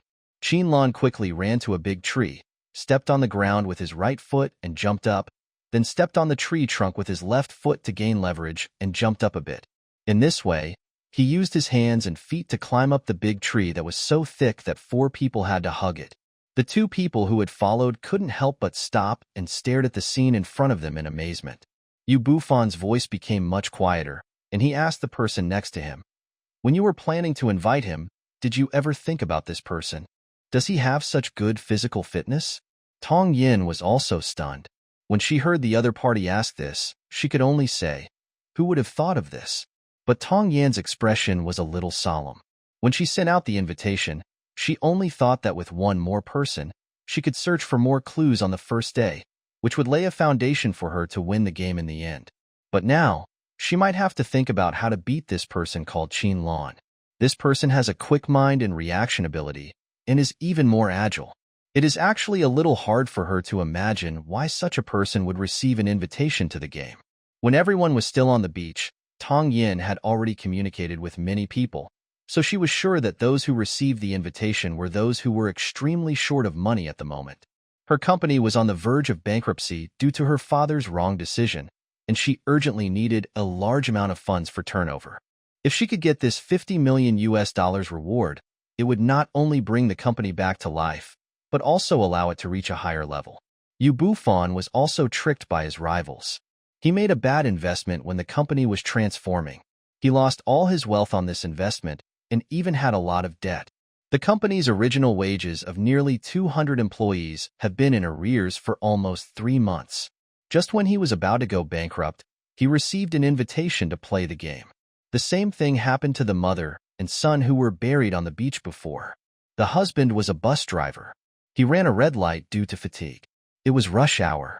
He hit more than a dozen pedestrians. He failed to brake in time and turned the steering wheel hastily. As a result, he hit the isolation belt and overturned, crushing several normal cars. In the end, the accident caused 24 deaths, 15 serious injuries, and 17 minor injuries. Among the seriously injured, 8 people, including the bus driver, are still lying in the intensive care unit of the hospital and have not woken up.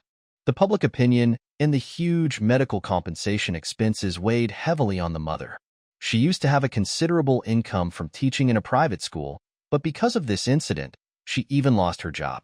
When the mother was about to collapse in despair, she received an invitation letter, but her son watched it with her. Everyone has a reason to win the game and get the money, but Tong Yin can't think of what Qin Lan's reason is. She has lived for more than 30 years, and she intuitively knows that such people are capable of going against the current even if they encounter difficulties for a while. Unlike them, who were really being pushed into a dead end by money problems and no longer had the courage and energy to take another gamble, the appearance of the game invitation at this time undoubtedly opened up another way out for them. Thinking of the last sentence in the invitation letter, reading it means participating in the game by default, and I wondered if this person might have read it accidentally, otherwise there is really no way to explain it. Before Tong Yin could figure it out, a familiar chirp sound came from the tree, followed by 2 dong and dong sounds, and 2 black shadows fell down. The shadow of the monkey was still in their minds. Yu Bufan and Tong Yin just took a quick glance at the 2 black shadows and quickly withdrew their gaze without staying there for long. At this time, Qin Lan also quickly came down from the branch, walked quickly to the 2 fallen monkeys, moved their bodies, and revealed what was hidden under their bellies. There were also 2 bamboo tubes, exactly the same as the one he had obtained before. Qin Lan turned around and looked at the 2 people standing not far away, and said, "Sister Tong, Brother Yu, please come over here."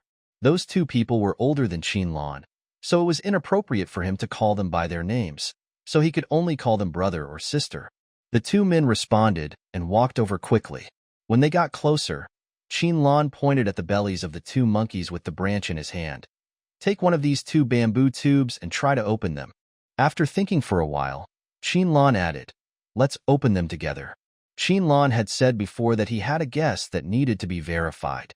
After hearing this, the 2 of them roughly understood each other's guesses. Perhaps it was about the thing hidden in the bamboo tube. Tong Yin and Yu Bufan nodded to Qin Lan, then stepped forward and each took a bamboo tube. Fearing that the 2 monkeys would open their eyes and look at each other again, they backed away quickly and skillfully. Qin Lan, who witnessed everything. He has confirmed that the person who was knocked unconscious cannot get dizzier, really. Tong Yin and Yu Bufan had no idea what he was thinking. They took 3 or 2 steps back before stopping. They unscrewed the bamboo tube together and took out the small note hidden inside. The 2 looked at each other, then unfolded the 2 pieces of paper in their hands. In the center of the top were the words hand-drawn jungle chase and escape map, which looked familiar. However, the content below this word is slightly different. The 2 men unfolded the paper and showed Qin Lan the contents. Tong Yin said, "The 2 maps are different." Qin Lan only took a glance and felt speechless. It's not just 2 maps that are different, but all 3 maps are the same, except for the top row of large characters and the large circle below the title that takes up nearly 3/4 of the paper and has lines like a dog's bite. The one in Qin Lan's hand has red hooks and green crosses all over the circle, while the one in Tong Yan's hand has 4 small circles inside the big circle. The outermost circle is the largest and is painted green. The second circle is slightly smaller and is painted yellow. The next is a much smaller red circle.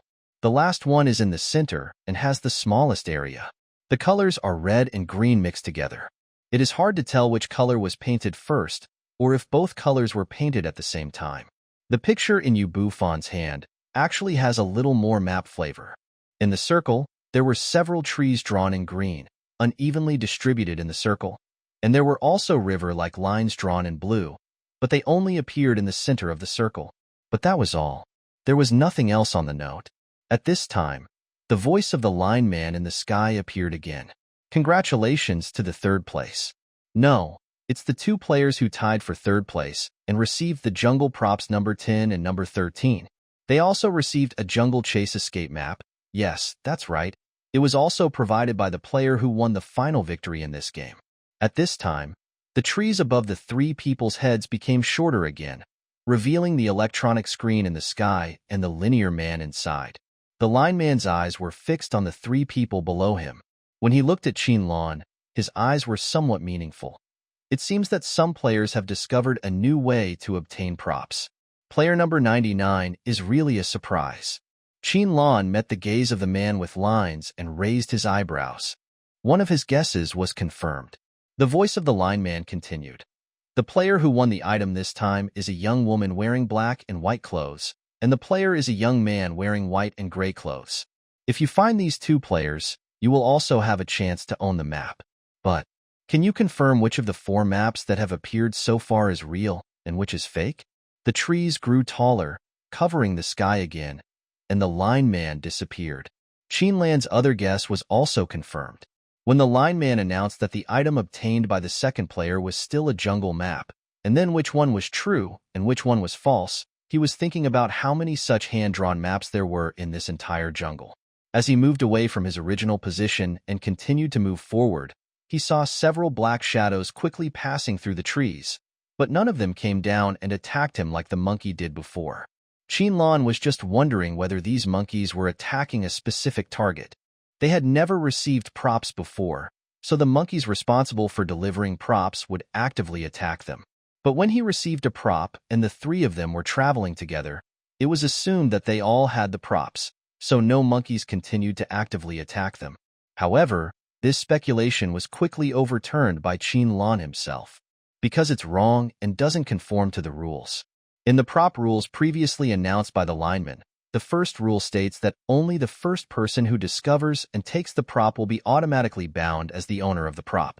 In other words, after Qinlan became the owner of the first item, Tong Yin and Yu Bufan still did not have any props, and there was no such thing as automatically assuming that they both owned the props.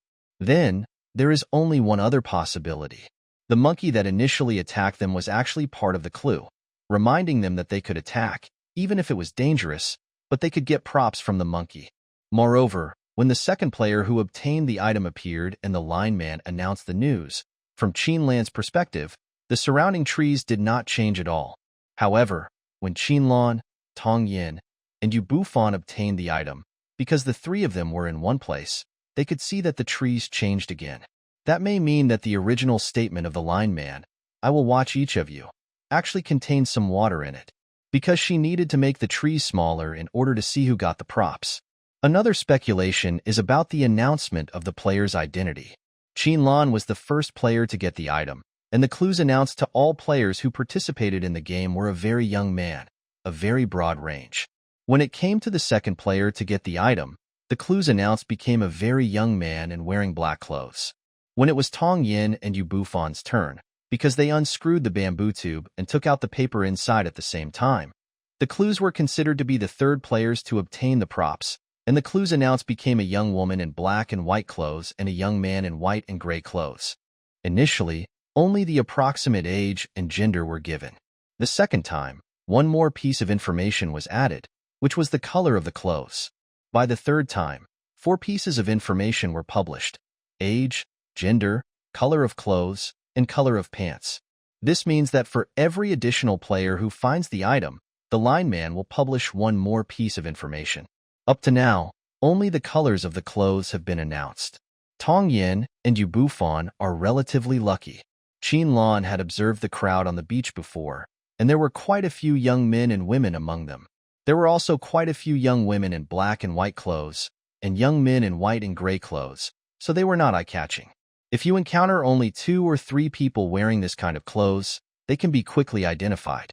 Qinlan estimated that the next things to be announced might be things like shoe color, hairstyle, etc. In short, there will be more and more details, and in the end it can be completely locked on one person. The guess was confirmed. There is no point in thinking too much. Qinlan looked at the 2 people in front of him and explained. The monkey that attacked us before should be reminding us that it can be attacked, and attacking monkeys can obtain props. In fact, maybe it is not necessary to attack the monkey, as long as you can get the bamboo tube hidden under its belly. But when Qinlan was on the tree before, he found that these monkeys were carefully protecting their abdomens, and they wanted to react quickly. In this case, it is still difficult to get the bamboo tube directly. But Qinlan did not say this to the 2 men. He continued to explain another guess. Every time a player obtains an item, the system will publish the player's information, and the number will increase gradually. Tong Yin and Yu Bufan also knew this. After all, 4 pieces of information had just been released to them. Yu Bufan followed Qin Lan's words and said, as time goes by, the more information is released, the easier it is to be targeted. Therefore, it is usually better to find the props as soon as possible. Tong Yin also said, actually, this is also a matter of luck. If the first person to discover the prop is a little boy or girl, then we can directly lock on to the person who got the prop. It is exactly as she said, because, among the people who are still alive and have entered the jungle, there are only 2 who can be called little boys and girls. After the 2 men expressed their opinions, Qinlan continued, actually, we are not in a much better situation now. The 2 were a little confused. Qinlan shook the bamboo tube in his hand. Now that the 3 of us have obtained the bamboo tube, if we are alone, it is difficult to be directly targeted if we meet others. But if 3 of us walk together, he looked at Tong Yin, the young woman in black and white clothes, and then looked at Yu Bufan, the young man in white and gray clothes. If we act together, the probability of being directly targeted will skyrocket. Tong Yin and Yu Bufan were silent. After a moment, Yu Bufan said, indeed, as you said, our first choice is to act separately. Tong Yin opened her mouth and wanted to say something, but in the end, no words came out. She had to admit that the 2 men were right. If you pick out any of the information released by the lineman alone, they would not be suspected at once. But when the information clues of the 3 players all correspond to the 3 people in their team, it is simply a living target. At this moment, Tong Yin was a little suspicious whether Qin Lan had deliberately attacked the 2 monkeys and waited for her and Yu Bufan to pick up the bamboo tube. If this was just a simple experiment, it would be fine if the person could pick it up by himself. This person's purpose is to act separately because he doesn't want to continue to form a team, so he has to find a reason. Tong Yin did guess part of it right. Qin Lan wanted to act separately from these 2 people. When Qin Lan attacked the monkey, he actually didn't think too much about it. He just wanted to confirm his guess. However, when he was climbing up the tree, he clearly felt that the monkey was not doing well towards him from the gaze he saw from behind. In that case, it would be better to separate sooner rather than later. Even though my initial impression of these 2 people was quite good, Qin Lan unfolded his map and showed it to the 2 of them. In order to avoid being used as a sitting duck at the beginning, we will act separately. If we are lucky, we may meet each other again later. Now let's try to remember these 3 maps. Maybe we can find out which one is real and which one is fake later. After saying that, Qin Lan spread the map in his hand flat on the ground and picked up a branch to hold down the corners. When Tong Yin and Yu Bufan saw this, they also squatted down, spread the maps in their hands on the ground, and began to carefully observe the 3 different maps, trying hard to remember them. Qin Lan was also looking at the map like them, but he had off-field assistance to ask for. He called in his mind, Xiaoqi, scan 3 maps. Qiner, you are cheating. That being said, Mecha number 7 acted very quickly and scanned the map in just 1 second. Qin Lan silently replied, this is called outsmarting. The 3 of them quickly separated. Qin Lan still walked towards his north.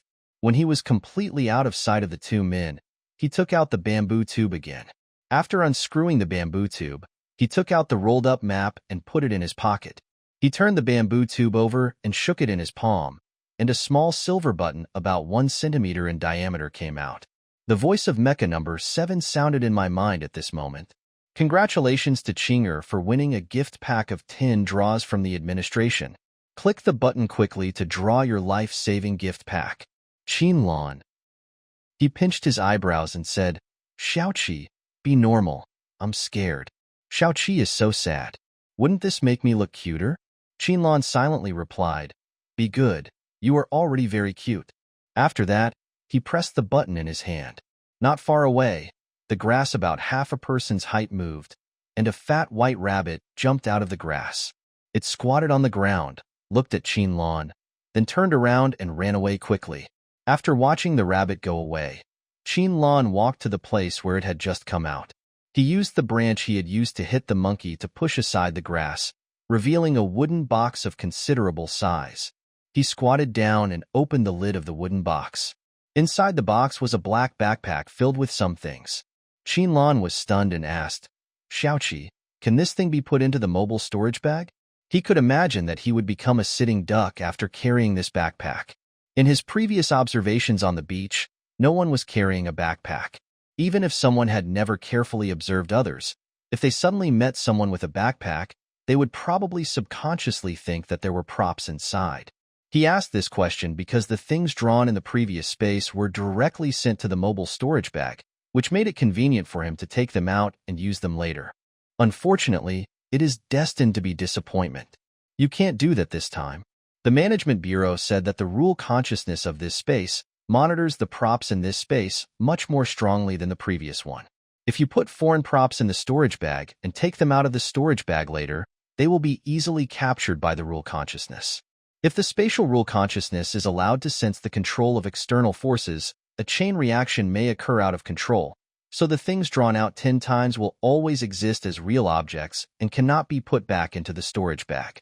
Qinlan has studied in the Space-Time Academy for so many years, and of course he knows what kind of terrible dark element energy will erupt once the consciousness of rules gets out of control. Once, when someone was traveling in time and space, the rule consciousness of that small plane became aware of the existence of a higher level, and then doubted its own absolute existence, and finally lost control, causing the entire small plane to explode. This explosion even affected dozens of small planes with the same frequency and track, causing these lowest, simplest, and most harmonious planes to directly step into the doomsday state. It took the Space-Time Administration nearly 50 years to clean up the dark elements produced by this explosion. During this period, the Kaidi group came to snatch them again and again. This is why the interstellar city-state and the Kaidi group became mortal enemies. Understanding the connection, Qinlan no longer thought about putting the backpack into the storage bag.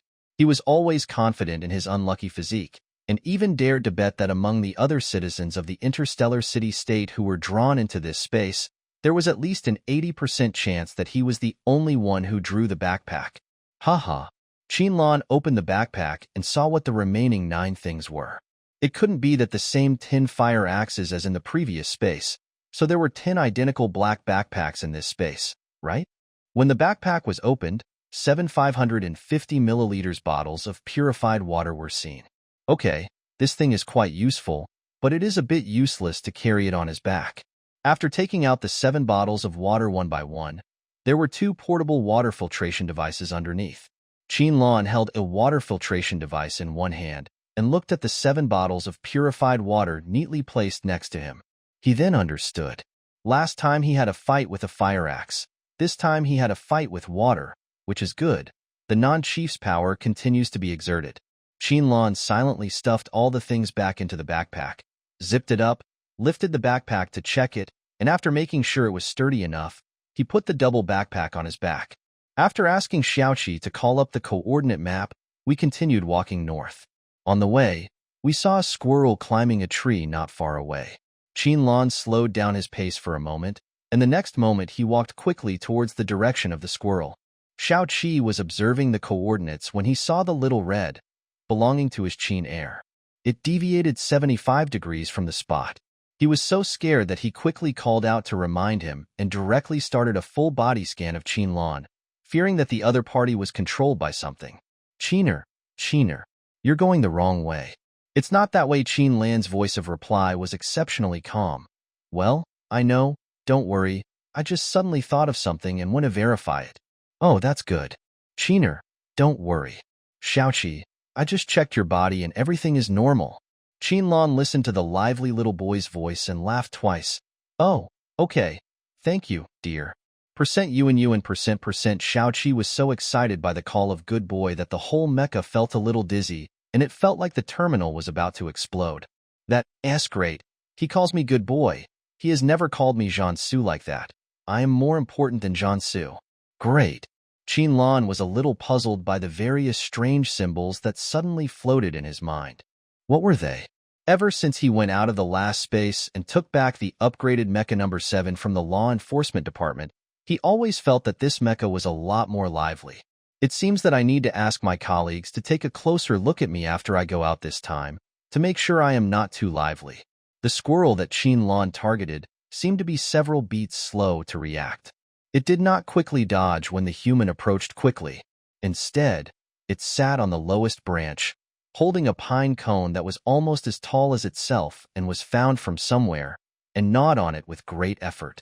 Qinlan acted quickly, caught the enemy by surprise, grabbed it with both hands, and then lifted it up with one hand. At this moment, the squirrel finally reacted and began to struggle with its limbs to escape. Unfortunately, humans had already strangled its fate. After several struggles, it not only failed to break free, but also lost the pine cone that was originally held firmly in its hand. The moment the big pine cone fell to the ground, the whole squirrel stopped struggling, stood still, and stared at the ground with its head down. Qinlan witnessed the whole process with his own eyes, and he always felt that he could taste a little shock, discomfort, and sadness from the squirrel's big eyes. So the pine cone is the body?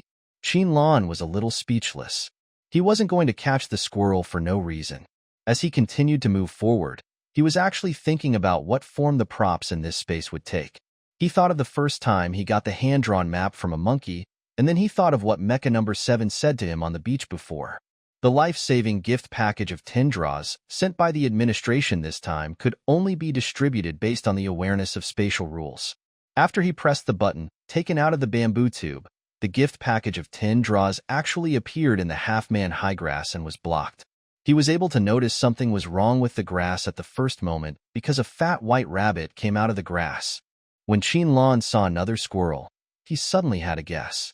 Will the appearance of these props this time be related to animals? Thinking this in his mind, he attacked the squirrel. But after knowing the fate of the squirrel, Qinlan suddenly felt a little uncertain. He picked up the squirrel and looked it up and down, left and right, even shook it twice, patted its back and patted its belly. It didn't look like he was hiding any props. Only his small eyes looked even more hopeless. Just as Qinlan began to think about whether there was any necessary connection between the appearance of the big white rabbit and the sending of props in this space, the squirrel suddenly made a cry. His thoughts were interrupted. Qinlan glanced at the squirrel in his hand and saw that it was still with its head down, mourning the fallen pine cone. He thought it was a little funny and was about to put the squirrel down, but suddenly stopped. Qinlan was already half squatting. He looked at the big pine cone, then looked at the squirrel, reached out to pick up the pine cone, and held it in front of him to observe it carefully. Sure enough, there was a circle of small cracks on the pine cone, just like the bamboo tube found earlier. The previous guess was confirmed once again, and Qinlan felt much better. He took the pine cone in his hand and stopped holding the squirrel. He put it directly on the ground. After the squirrel successfully landed, it did not leave immediately. Instead, it looked up at the pine cone held in the human's hand, with some sadness in Daodu's eyes. Qinlan was amused by the squirrel's quite human expression and wanted to continue teasing it. He held the big pine cone in his right hand and tossed it up and down. He saw the squirrel's little head nodding up and down. This time he really laughed out loud. "It's so funny. It makes you so happy?" A somewhat low voice came into his ears. It was a voice that Qinlan was particularly familiar with. He turned around with the pine cone in his hand and saw a man in black clothes, long pants and military boots standing not far away. A gentle smile softened the stiff lines on his face. At this moment, those eyes were staring at Qinlan. His eyebrows were raised, and he opened his arms to him. There was a smile in his eyes, but his tone was a little sour. "Is that squirrel more attractive than me?" Qinlan now didn't know what expression he should make when looking at this person. When he didn't see him on the beach before, Qinlan thought it was a good thing that this man didn't follow him, because he was worried that his body couldn't withstand the repeated forceful attempts to break into space. Now it's great. It hasn't been long since it came close to me. His emotions were surging, but Qinlan still abandoned the squirrel, ran quickly to Jiansu, and threw himself into his arms. Jiansu tightened his hands slightly, and until he completely hugged him in his arms, his worries along the way finally came to fruition. God knows how he felt when he was sitting in the office of the deputy director of the law enforcement department reviewing documents, thinking about taking people to Ocean Star for a trip to relax during the day off after Qinlan came back from patrol. When he was planning to book tickets, he suddenly received news from the law enforcement department's patrol ship number 003 that it was hit during the patrol and finally found that Qinlan was missing. Later, news came from the monitoring center, confirming that Qinlan was once again drawn into the small space. On the same day, all the citizens of the interstellar city-state who had been drawn into the small space and who had traveled through time and space on that day were drawn into it again.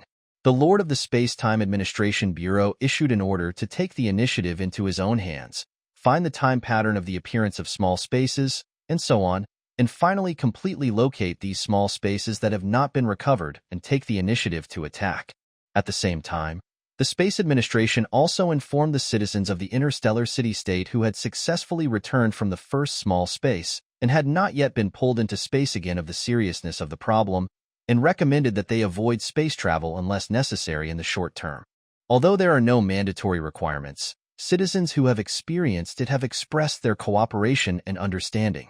This time, there are more employees of the Space-Time Administration than before who have locked the bug through the Space-Time Administration and sent them into the various small spaces that have reappeared.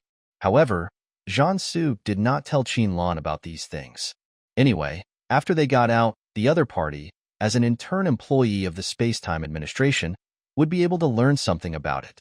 Qinlan felt the tightening force around his waist, but it was not uncomfortable. He just inexplicably thought of the lucky hut in the zombie park.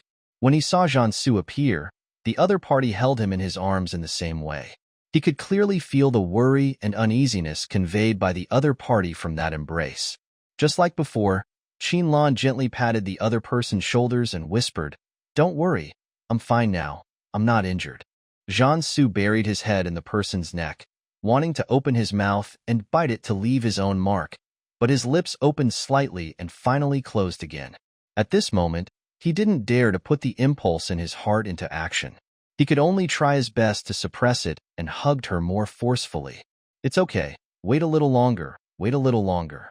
The stubble that had been trimmed just 2 days ago has not grown back yet." As the owner lowered his head, part of it came into close contact with Qinlan's cheek and neck, making him feel a little itchy due to the hard stubble. Qinlan was a little ticklish and moved his body. As a result, his chin rubbed against the stubble, which made it even more itchy. He tried to hold it back but couldn't help it and smiled. "Brother, your hair is too short? It makes me itchy." Jiansu's eyes darkened a lot. After taking a deep breath and calming his violently beating heart, Jiansu loosened the hug that was a bit too tight, raised his hand and rubbed the top of the other's head, and threatened with a smile, "If you dare to dislike it, I will cut your hair short when we get out." Qinlan quickly raised his hands to show his surrender. "No, no, no. My look is so good, brother. I was wrong." Jiansu took back his hand. "Pin is yours." Qinlan immediately changed the subject and offered the large pine cone he was holding with both hands like a treasure. "Brother, look, this is a good thing." Jiansu's eyes fell on the big pine cone lying in the palms of the white and tender hands. The dark brown color made the light pink on the fingertips of the person's 10 fingers stand out. His eyes also fell on the fingertips and did not move away, but he responded to the other party normally. "Open it and see what's inside." "Okay." Qinlan responded obediently and then twisted the pine cone open. His hand suddenly stopped halfway through the twist, and he looked up at the person in front of him with some uncertainty. "Brother, do you know?" Jiansu just smiled and said nothing. Qinlan's gaze suddenly stopped on the other person's clothes. Thinking of what the man in line had said before, he said with certainty, "You are player number 120. Qiner is so smart." Jiansu was very pleased and raised his hand to rub the other person's head again. "Really?" Qinlan looked him up and down and asked, "Brother, what did you get from the 10 consecutive draws this time?" Jiansu took out the bamboo tube from his trouser pocket and shook it towards the other party. "The thing is still inside. Let's see what's in the pine cone first." "Oh, okay." Qinlan thought that the other party had not had time to draw it yet, and did not ask any more questions, and completely twisted the pine cone open. Inside the big pine cone, there was a golden pocket watch with some rust and scratches on the edges. Qinlan opened the pocket watch and found that the hands inside were still functioning normally. While thinking about the function of the pocket watch, Qinlan felt something tugging at his trouser legs. He looked down and saw that it was the squirrel that was almost forgotten. I don't know when this squirrel ran over. At this moment, it was holding the trouser legs of the shorter human with both hands. Its small eyes were staring at the pine cone that had been split into two halves, and its black eyes revealed desire. At that moment, Qinlan suddenly understood why the little squirrel came. Anyway, the big pine cone had completed its mission of loading props, so Qinlan closed the dismembered pine cone again, squatted down and handed the pine cone to the squirrel. The little squirrel hurriedly loosened its claws that were grabbing the other person's trouser legs and took the big pine cone from the human's hand. As if to express gratitude, it rubbed its whole body against the human's calf twice, then jumped around at the human's feet with its front paws holding the pine cone tightly. Qinlan was amused by the squirrel again. It's quite smart. As soon as the words fell, the squirrel's tail suddenly stood up, and it stopped jumping around. It threw the big pine cones on the ground without picking them up, and quickly pulled them up along Qinlan's trouser legs and onto the backpack on the man's back. Because of the perspective, Qinlan couldn't see what was happening behind him. He only felt that after the squirrel came up, it was hit a lot on its back in an instant. Seeing Jiansu raised his eyebrows, he asked, "What's wrong?" Jiansu tapped behind him. "The little squirrel has grown up in an instant. It's more than just growing. It's clearly increased several times in an instant." Jiansu didn't try to stop the squirrel from approaching him because he hadn't detected any malicious intent from the squirrel. When he saw the squirrel suddenly jumping towards him, he was about to take it down when he saw the squirrel had already climbed onto the backpack and quickly grew larger, lying on top of it, its fluffy tail draped down, and its body completely covering the black backpack. While Qinlan was still wondering what was going on, the voice of the lineman appeared. "Another item has been picked up. It was our old friend Player 99. This time, Player 99 got an important item in the Jungle Chase game. Mastering the time is also the key to winning the game. Let us congratulate Player 99. A burst of applause came from the sky and echoed in the dense forest, which made Qinlan feel a little creepy. At this time, the trees around him became shorter again, and the lineman in the sky appeared in front of him again, but he did not immediately continue to talk about the clues about player number 99. Instead, he paused for a moment before continuing. Player number 99 is a young man wearing black clothes, black pants, and black shoes. The lineman paused again, and his pair of lion eyes looked Qinlan up and down. Find this player, and you will have a chance to have the key prop to control time.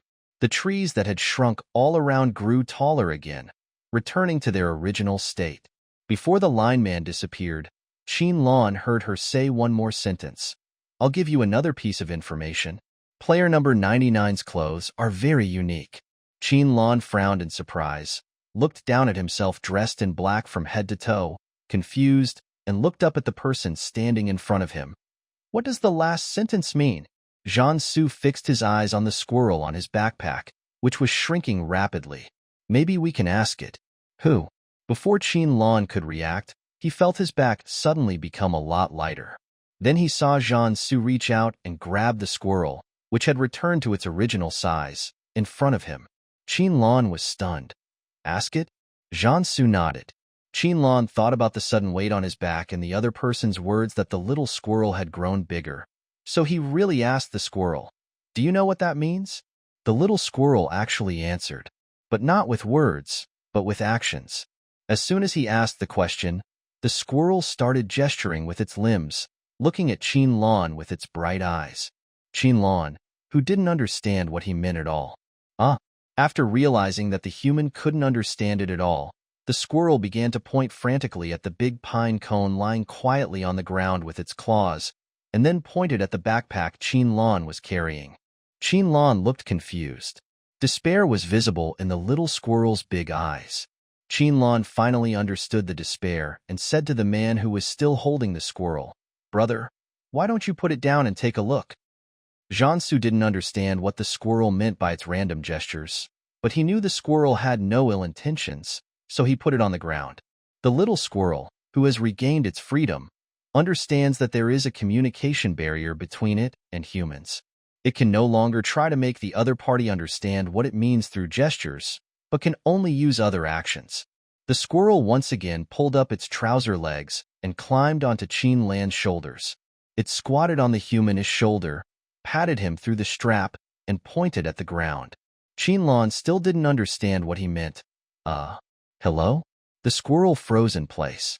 At this moment, Jiansu guessed what the squirrel meant and kindly helped the awkward situation between man and animal.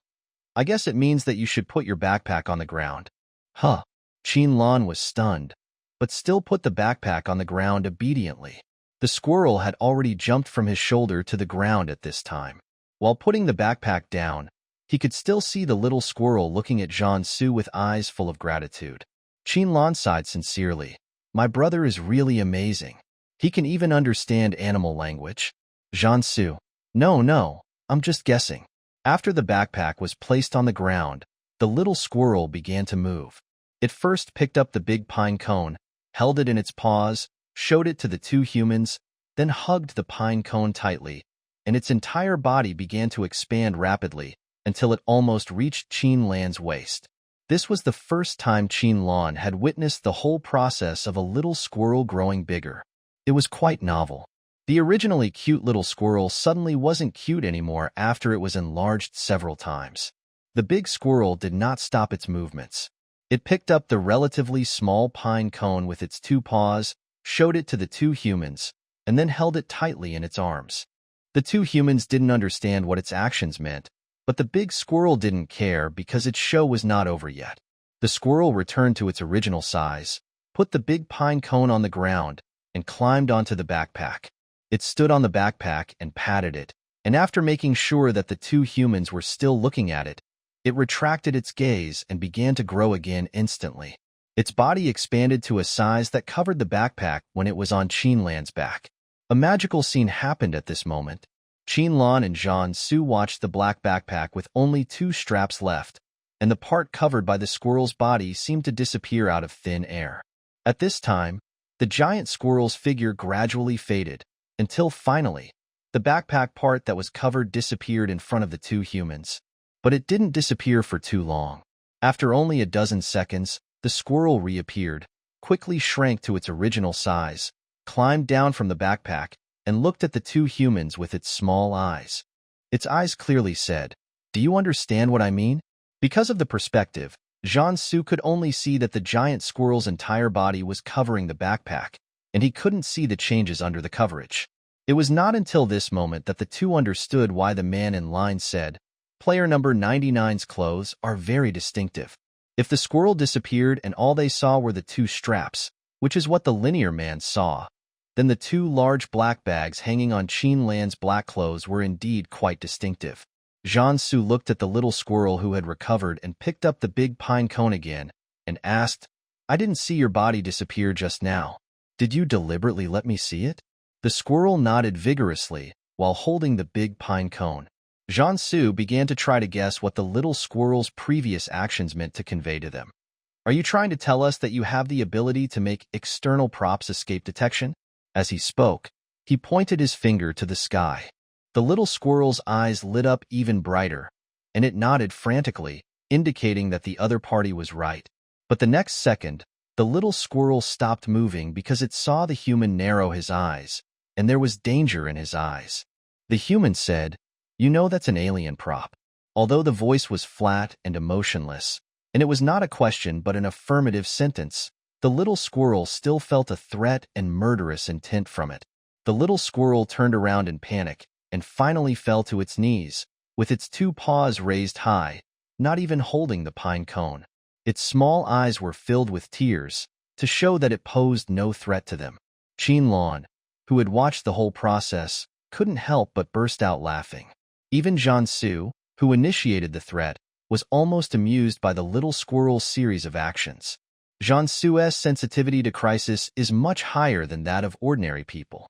It is also because of this sensitivity that he has been able to avoid countless fatal attacks in the battlefield full of corpses and blood. He knew that the squirrel had no ill intentions and even seemed to need help from them, so he was so diligent in helping to cover up the props, but was afraid that they would be suspicious, so he took the initiative to explain. But Jiansu still couldn't understand why the squirrel knew that the backpack was not a prop of the jungle, but came from outside. Just now, when the little squirrel was demonstrating its abilities, It first demonstrated it while holding a pine cone, and then used its abilities on its backpack. The pine cone represents the jungle's own props. Jiansu squatted down and looked at the little squirrel. The little squirrel looked at this human being who was countless times taller than himself even when he squatted down. He had the illusion that his life was over. He was in a daze, holding his head with his hands, curled up into a ball, and even trembled. Jiansu. Qinlan. Come on, brother. Stop scaring the little animals. Qinlan almost laughed until his stomach hurt. He squatted down and reached out to pat the squirrel's head gently. Little squirrel, can you tell me why you helped us? Jiansu wanted to say, how could I scare it? It was obviously the squirrel scaring itself, but he didn't say it in the end and closed his mouth silently. The squirrel's ears moved, and it secretly glanced at Jiansu, then quickly jumped to Qinlan's legs and firmly grasped the human's trouser leg with one claw. Jiansu was even more speechless. Qinlan was so happy that he almost went crazy, but he still forced himself to hold back and go to see the little squirrel. The squirrel swept the ground with its tail several times, and then dug in a small area with its claws. After loosening the soil, it began to use its claws to laboriously write a string of numbers on the soil. 191519. The numbers did not remain on the ground for too long. However, within a few seconds after they were written, the squirrel made sure that the two humans had seen them, so it swept the dirt with its tail, completely covering the numbers. Qinlan and Jiansu looked at each other. They naturally knew the meaning of this string of numbers. Even in the interstellar age, people would habitually use SOS, or 191,519, to send distress signals to nearby people when they were in dangerous emergencies and the terminals could not be used normally. The squirrel did not choose the simpler 3 letters, but instead took the trouble to write a string of numbers, indicating that it was also on guard against something. Perhaps it was the awareness of spatial rules. What kind of help do you hope to get? Jiansu asked. The squirrel looked at the human cautiously, and after confirming that it did not see any threat or warning in the other's eyes, it breathed a sigh of relief and began to draw on the soil with its claws again. The two saw that the little squirrel drew a large, irregular circle. In fact, it was not round, but the lines of the circle were crooked, as if it had been bitten by a dog. The smile on Qinlan's face disappeared without a trace. He looked at Jiansu beside him with a little doubt, and the other nodded to confirm his thoughts.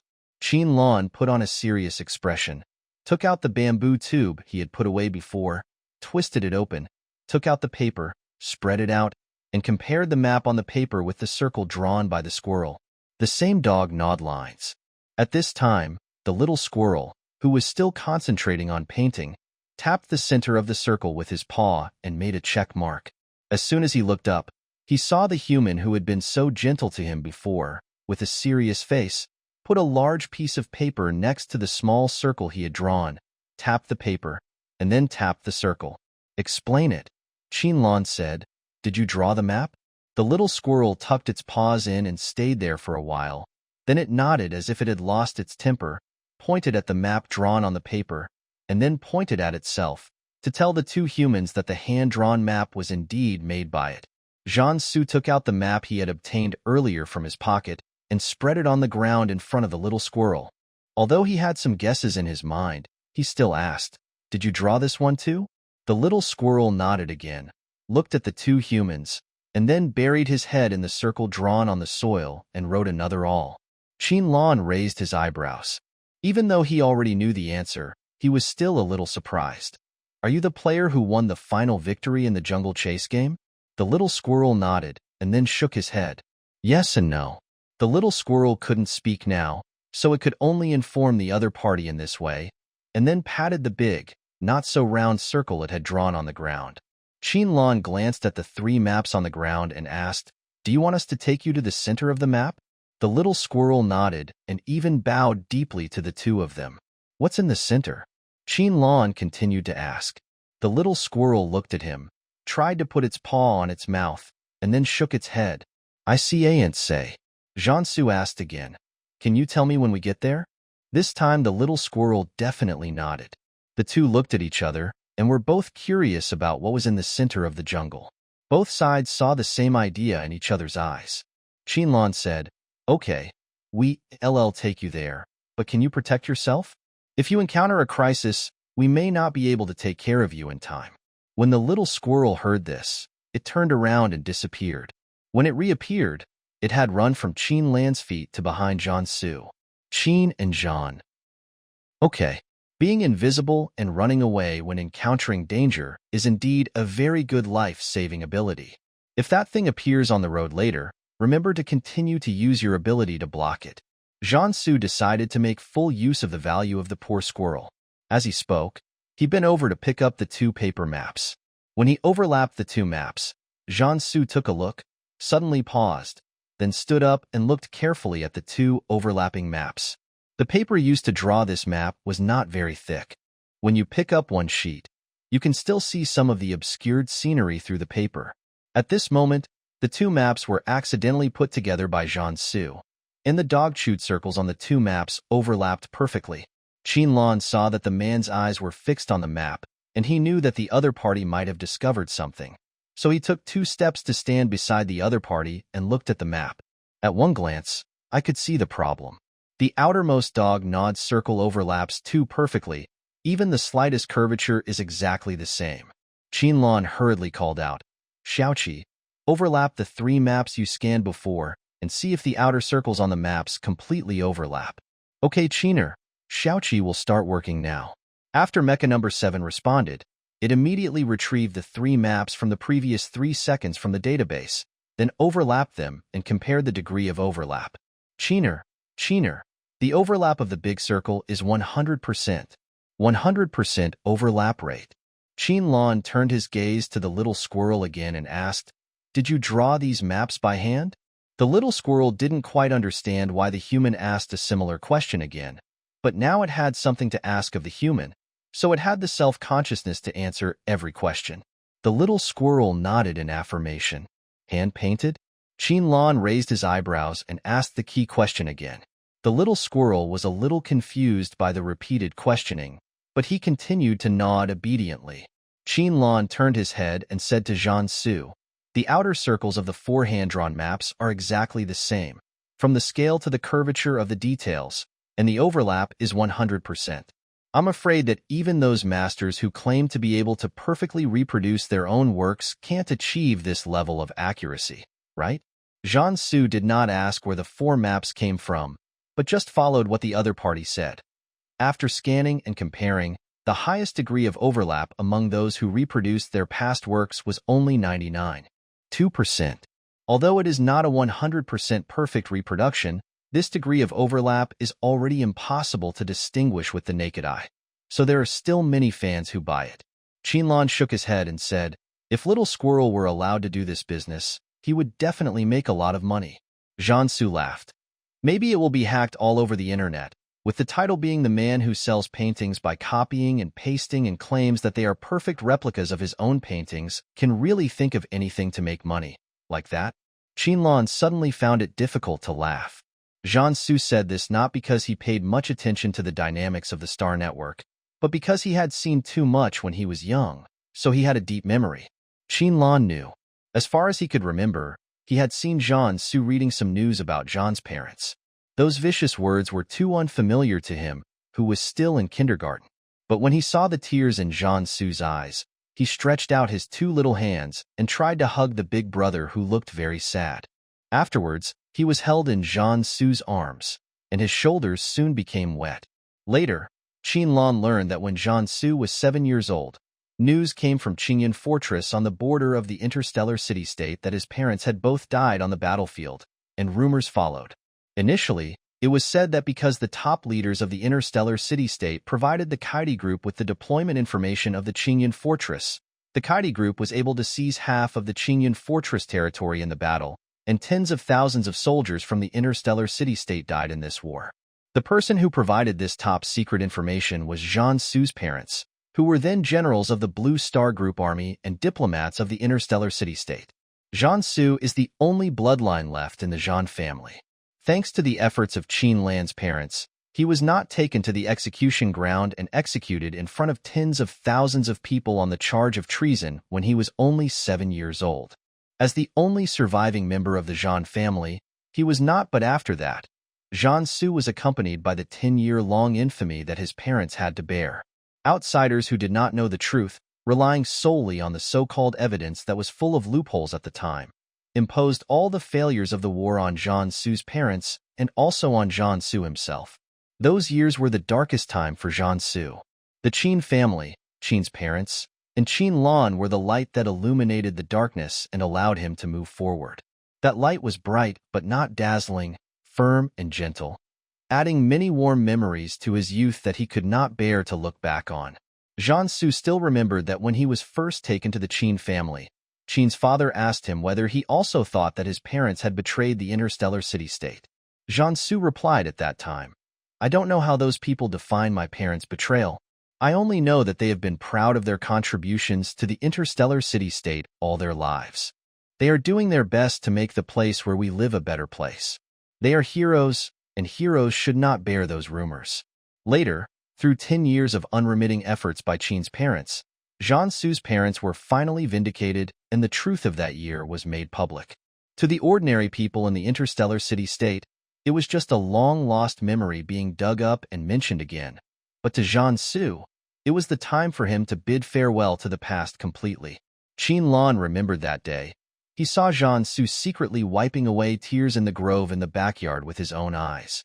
Just like when he was still young, he walked up to her and gently hugged her, letting her tears wet his shoulders and clothes. Jiansu was very sensitive to Qin Lan's emotional changes. Looking at his obviously depressed mood and thinking about what he had just said, he understood the reason for his sudden change of mood. He reached out his hand to rub the other's soft head, then leaned over and gently kissed the other's forehead without the slightest hint of regret. It was a kiss of comfort, gentle as water. Qin Lan felt as if a warm breeze was blowing past him, and the sadness in his heart was dispelled. He fell into Jiansu's arms and heard him say, "Don't worry about me, it's all over." Just a few simple sentences passed, but it was the 10 years that Jiansu himself had experienced. Qin Lan felt his heart aching and uncomfortable. He didn't know what to say to ease the feeling. He could only stretch out his hands, hug the other person, close his eyes and lean on the other person's shoulder. The little squirrel standing on the ground holding a big pine cone was a little confused. Its small eyes stared at the two humans who suddenly hugged each other. Its little eyes were full of confusion, and it simply didn't understand what was going on. It circled around the two humans' feet, then returned to its original position, squatted down, and began to flirt with its big pine cone. The two of them didn't hug each other for long. After feeling his mood slowly calming down, Qin Lan stepped away from the embrace, and Jiansu did not stop him. Qin Lan felt that his sudden emotion was a bit embarrassing, and his face turned red. He touched the tip of his nose, coughed twice, and brought the topic back to the previous moment. "Brother, do you want to say that this circle is just like a copy and paste?" Jiansu looked at the blush on the baby's chubby face, moved his fingers, and couldn't help but pinch it gently. Then, before the person could react, he quickly withdrew his hand and replied nonchalantly, "That's what I mean. This is the best explanation for the 100% overlap rate." Qin Lan was stunned, but he did not immediately ask the other party what he was doing. Instead, he began to ponder what Jiansu said. Copy and paste, 100% overlap rate. An idea flashed through his mind quickly, but unfortunately he didn't grasp it immediately. When he thought about it carefully, he couldn't remember it at all, so he had to give up. At this time, Jiansu took the two overlapping maps in his hand and looked at them carefully and said, "Both maps are real." Qin Lan, who had just given up thinking about it, came back to his senses when he heard someone next to him say this. He was still a little slow to react. "Is everything true?" After asking the question subconsciously, he reacted and immediately became alert. While leaning over to look at the map, he shouted in his mind, "Xiaoqi, can you project the 3 maps? It is possible at present, but it will be easily detected by the rules of this space." Qin Lan turned his gaze back to the little squirrel and continued to ask Xiaoqi, "What if there is something that can temporarily block the monitoring of rule consciousness?" Mecha number 7 answered quickly. "Of course there is no problem at all." Qin Lan smiled and looked at the little squirrel with a kind look, and he was merciless in his command. "Squirrel, it's time to use you." The little squirrel looked at the smiling human with its small eyes and tilted its head in confusion.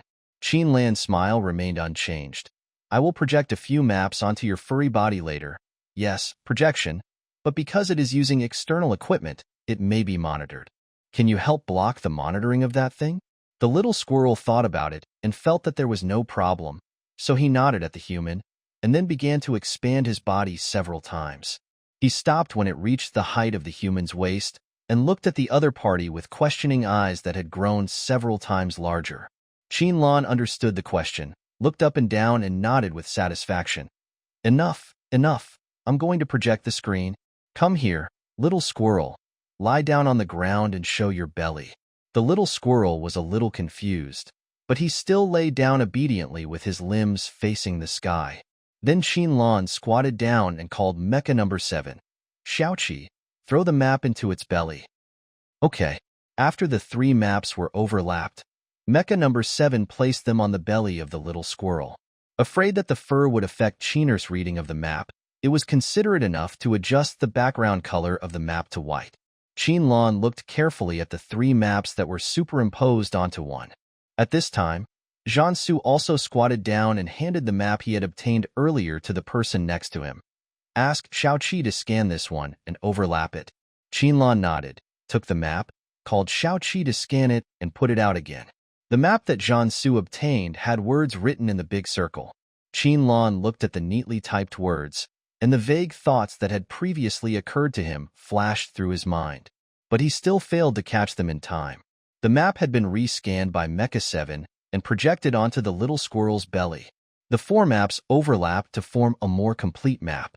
Each of the hand-painted jungle chase and escape maps is confusing when viewed separately, but when they are completely overlapped, you can find that each of them is actually a part of the content taken from the complete map. That's why Jiansu said just now that every map is real. If Jiansu hadn't accidentally stacked the 2 maps together and happened to take a look at them, the 2 of them might not have discovered the key so quickly. In the outermost circle painted green on the map, the red ticks and green crosses are the densest. The further you go to the inner circle, the sparser the red ticks and green crosses are. In the center circle where red and green are mixed, there is only a big red bold tick left, and this big tick just surrounds the linear river. The locations of the 3 big trees in the picture are exactly in the green, yellow, and red circles, where the red hooks and green crosses are the least dense.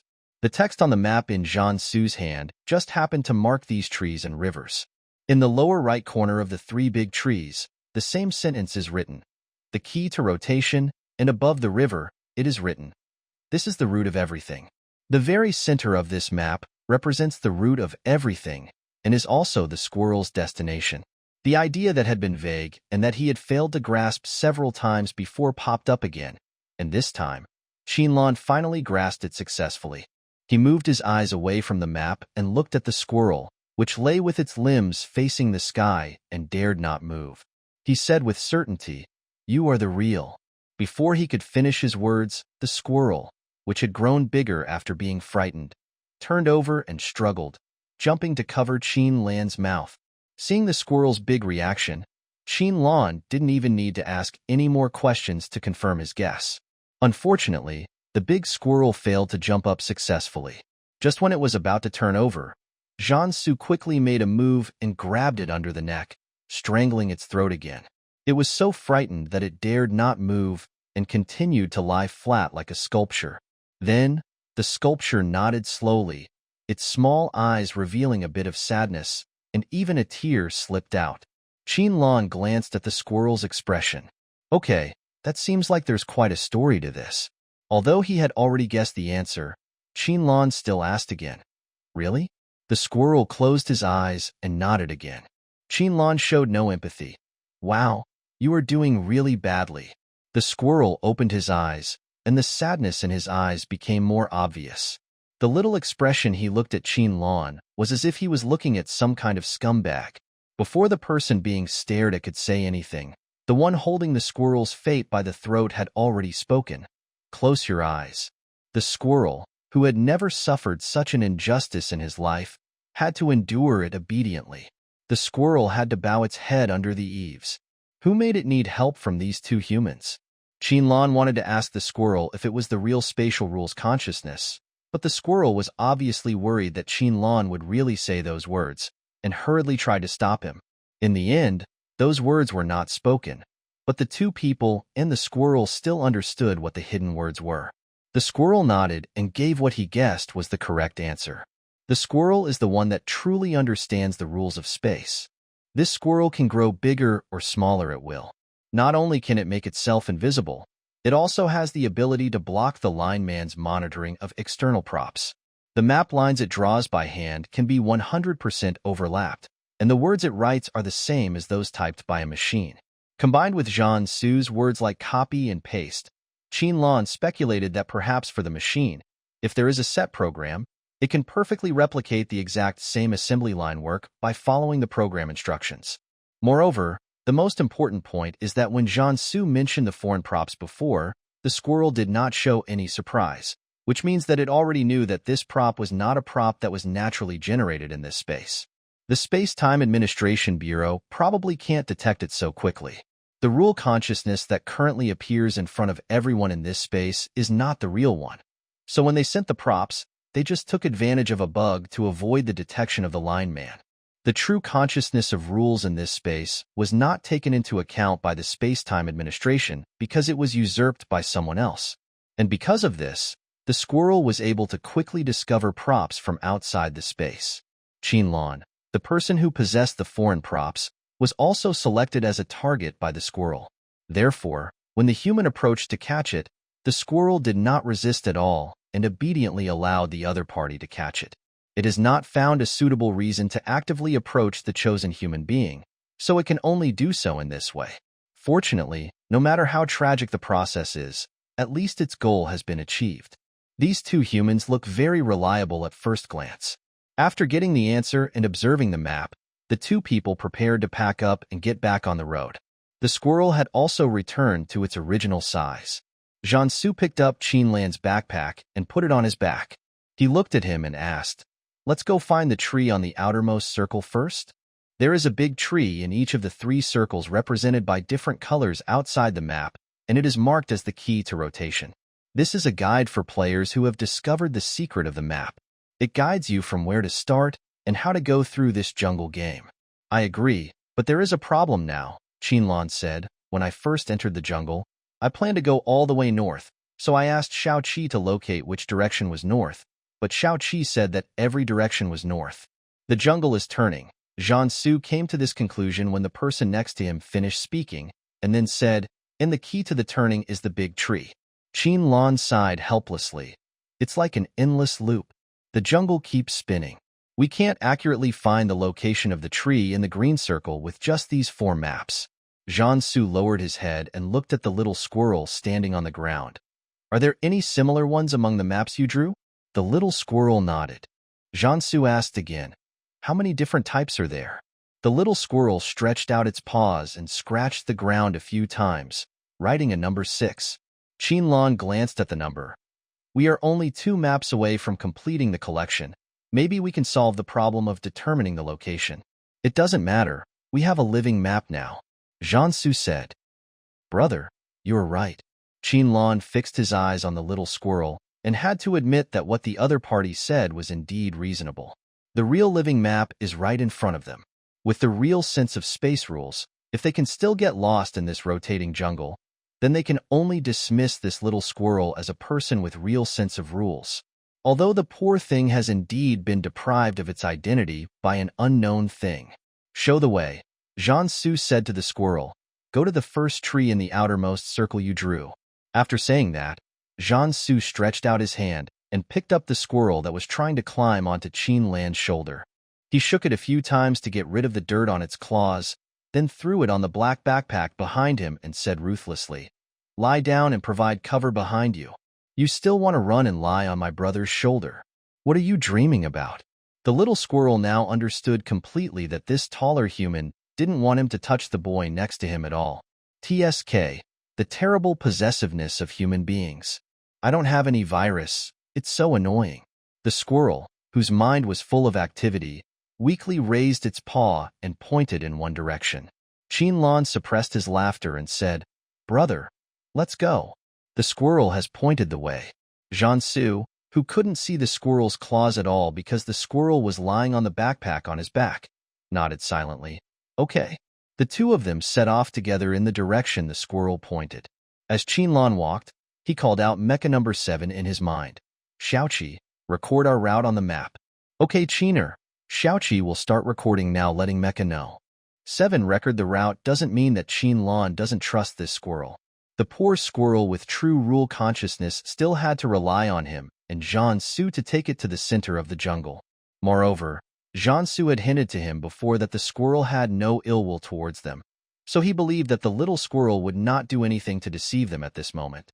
But it was precisely because he believed in the squirrel's words that Qinlan recorded the route and wanted to see if he could find out the law of movement of the jungle through the movement map of their movement. If they could find the law, even if the little squirrel started to do bad things later on the road, they would still be able to walk in the right direction. After the two people had a target, they moved much faster. Their primary goal is not to win this jungle chase game, but to discover the location of the space essence fragments from the clues they find. Through previous communication with Squirrel, what we can confirm at present is that the space essence fragment is most likely in the center of the map. The squirrel was eager to return there, which meant that it was the key to regaining control of the space, and it needed help from others to get there. It also meant that its ability might have been restricted by the lineman, or that it could not get through the center alone at its current location and could only rely on humans to lead it there. Of course, these are just their current guesses, but since the goal has been set, there is no need to continue wasting time on other things. Unfortunately, the two of them thought very simply and could not stop others from finding something for them to do. Qinlan and Jiangsu followed the little squirrel's instructions and headed towards the tree in the outermost circle. They walked around for a while and had already used up a bottle of purified water that they had drawn from their backpacks. They shared a bottle to save money. There were 2 portable water filtration devices in the backpack, but the two had been walking for most of the day and had not encountered any rivers or small ditches. When they asked the little squirrel about the water resources in the jungle, it just shook its head. They didn't know what it meant by shaking its head, whether it meant that the water resources were not good or it didn't know the current water resources. Therefore, the two could only drink the 7 bottles of pure water sparingly, because Mech 7 had explored this jungle before, and it was not small. In addition, it was constantly rotating, so they would have to take a long detour to reach their destination. If the place marked with a river on the map was the only river in the entire jungle, they still had a long way to go before they could reach the center. When the lineman first appeared, he said that the time limit for this jungle chase game was 7 days.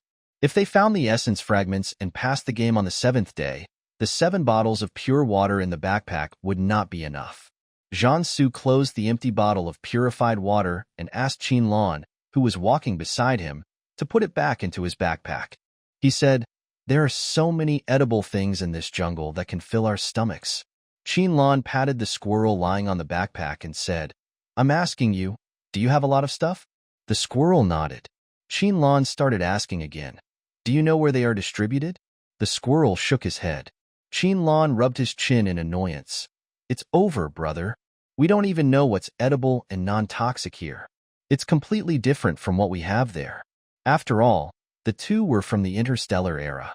Even though they had received education at the Space-Time Academy, there was a lot of missing information about the ancient blue planet in the interstellar era.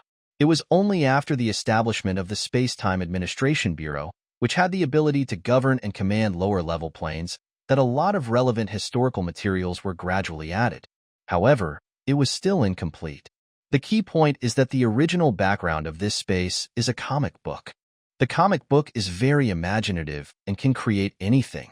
When Qinlan was studying at the Space-Time Academy and participating in practical courses, he had been to a small world created with a comic book background. At that time, he had just come out of the previous small world and had not yet recovered from the shock of encountering several gray mice in the granary. When he arrived at that small world, he met a flying gray mouse head-on. "It's exciting, really." Jiangsu didn't care about it at all and said coldly, "Ask the squirrel. A word can wake a dreamer up." The squirrel's whole body shuddered. Qinlan looked at it with shining eyes. The squirrel shivered even more. What kind of people are these two? I am speechless. This is not how you pull a squirrel's hair.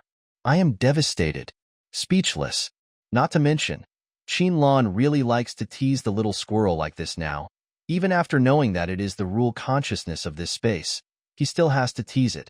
Looking at the very human expression in its big eyes, it is very funny.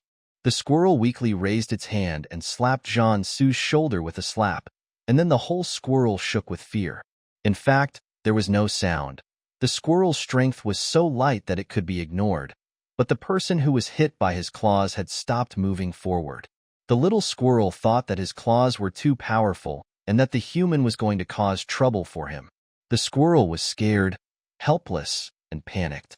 It curled up into a ball with its paws covering its head, hoping to reduce the pain to itself. However, it waited for a long time, but the human did not show any reaction. It finally loosened its claws and saw that the two humans had stopped and were looking at one place. The squirrel quietly peeped out from Zhan Su's shoulder, wanting to see what was going on, and saw several people falling in front of them. The leader was a tall, muscular man, about 2 meters tall, who gave off a sense of oppression just by looking at him. The little squirrel looked at the man, then at the two humans on his side, and when he compared the two, he suddenly thought of 2 words, thin dog.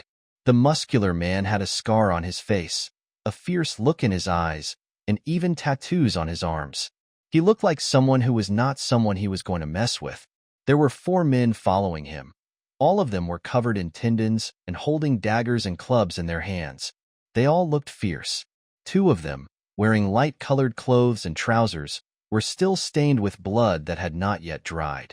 One of them there was blood dripping from the stick held in one hand. It doesn't look like it could be caused by an ordinary fight.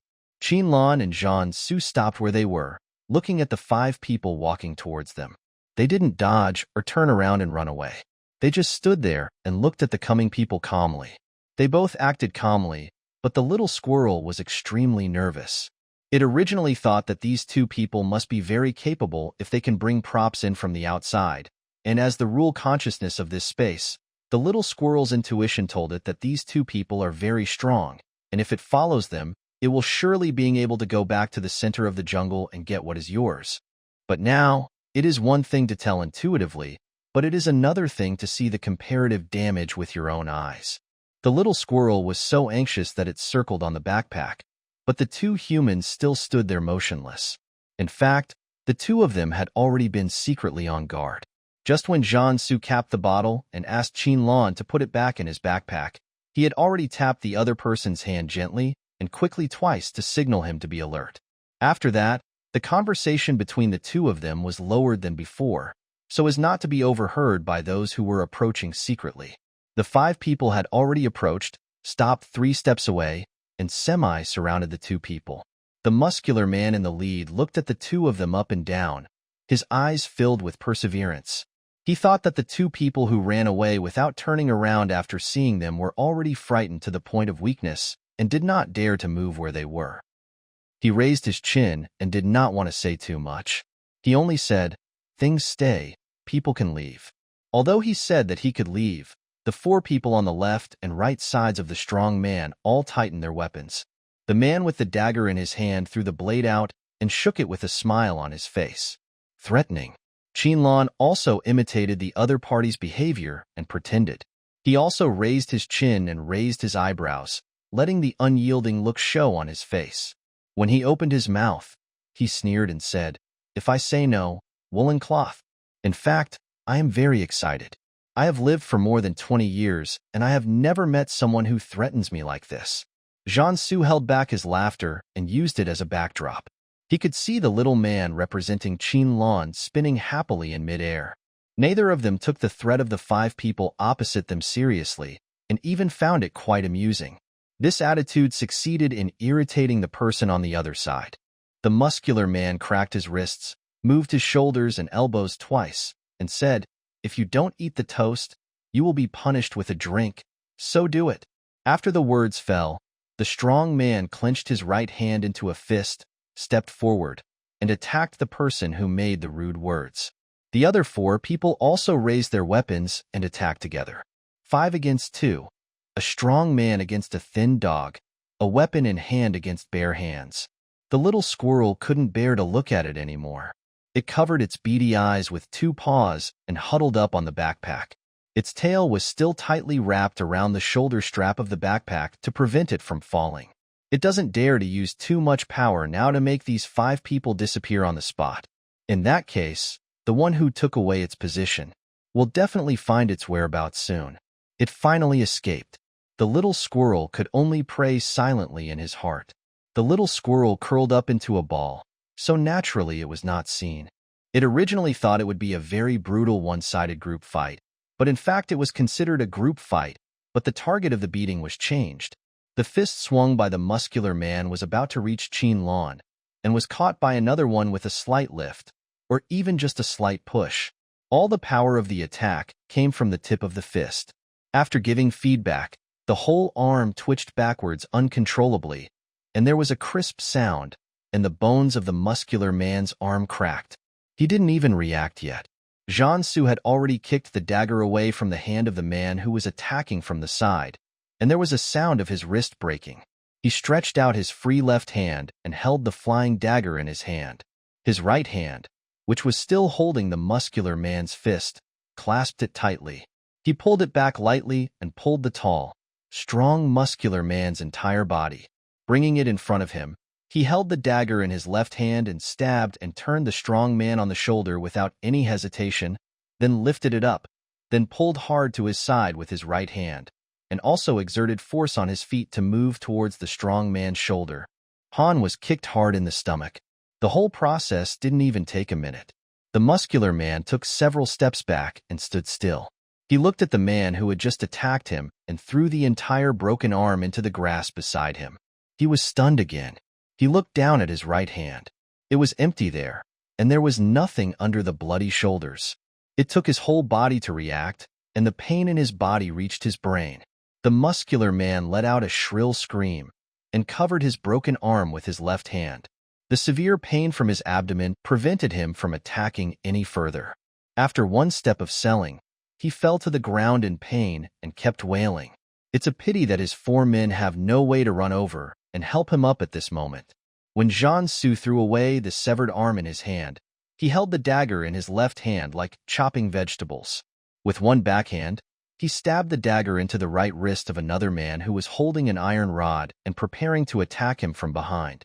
The man was in pain and could no longer hold the iron rod firmly in his hand. Jiansu caught it without any mercy and struck the man on the head who had just failed to attack him with a dagger and now wanted to sneak attack.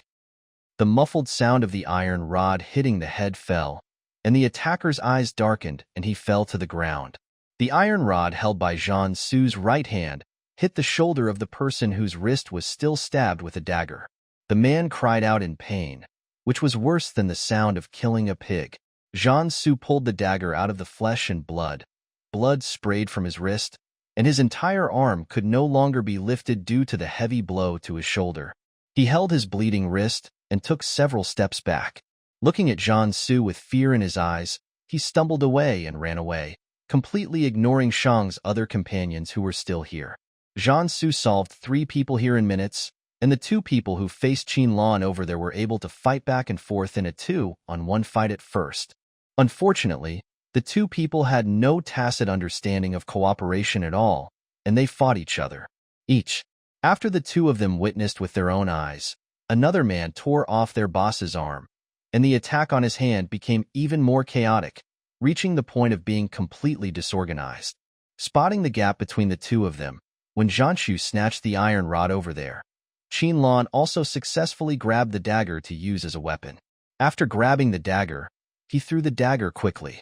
Qin Lan stepped forward and kicked the knife that was already halfway in, completely driving the blade in. He also snatched away the iron rod that he could no longer hold firmly. There were 5 big men on the field, and only one was left in the blink of an eye. The man who had his weapon taken away had already turned around and fled when Qin Lan threw the dagger out. Whoever stays and dies is a fool.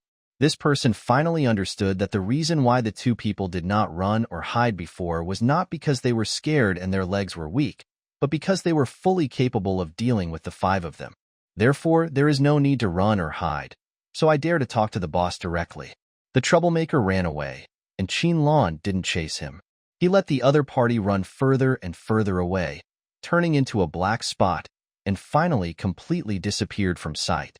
Jiansu's eyes were on another part of the jungle, the direction where the 5 people came from just now. When he first heard the sound of footsteps and the friction of clothing moving from far to near, Jiansu carefully identified the sounds coming from 6 people in total, but in the end, only 5 people appeared in front of them. There was another person hiding, and when he saw him removing one of the muscular man's arms, he immediately turned around and ran away without any hesitation. These 5 people were most likely used as guns. Qinlan saw this man staring at one spot and asked aloud, "What are you looking at?" Jiansu looked away and said, "3 of them ran away." Qinlan understood as soon as he heard that the people who escaped here were not the 2 people he saw, but 3. In other words, there were 6 people in total, not 5. It was just that one of them had no floor space from beginning to end. He glanced in the direction Jiansu was looking at just now, thought for a moment, and said, "I probably know who the person who didn't show up is." Jiansu looked at the person beside him. Qinlan did not respond to him immediately, but looked at the person who was stabbed in the abdomen and had not completely fainted. He walked up to this person, knelt down, patted the other person's face, and asked, "Is the person who revealed the news to you a man or a woman?" The man who was stabbed deeply into the abdomen by the dagger still finds it difficult to breathe and cannot muster any strength to pull out the dagger.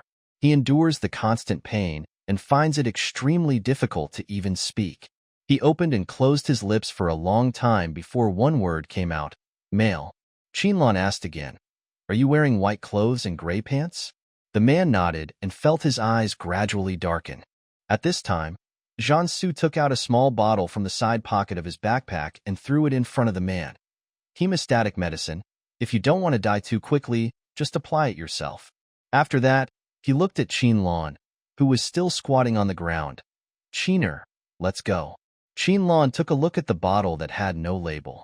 It was only about 4 centimeters long and about 2 centimeters in diameter. The liquid inside was a light yellow transparent small round bottle. His first intuition was that this thing did not come from this small space. It is very similar to their interstellar products. The light yellow spray bottle of medicine that can stop bleeding is probably the most common hemostatic agent in the interstellar world and has a very significant hemostatic effect, not to mention the medicines prepared by federal citizens in their daily lives. Even the group armies always have this stuff on hand. Qinlan didn't show what he was thinking. He stood up obediently and walked to Jiansu. Let's go. As he said that, he looked at the little squirrel, which still had 2 paws wrapped around its head and was trying to curl itself up into a ball. He stretched out his hand and poked the furry. "Why are you still shrinking? Get up. Immersed in his own world of prayer, the little squirrel was completely oblivious to what was happening outside, until someone poked him on the back. The squirrel was so scared that it trembled all over. He thought that the 2 humans were no match for him and were knocked down.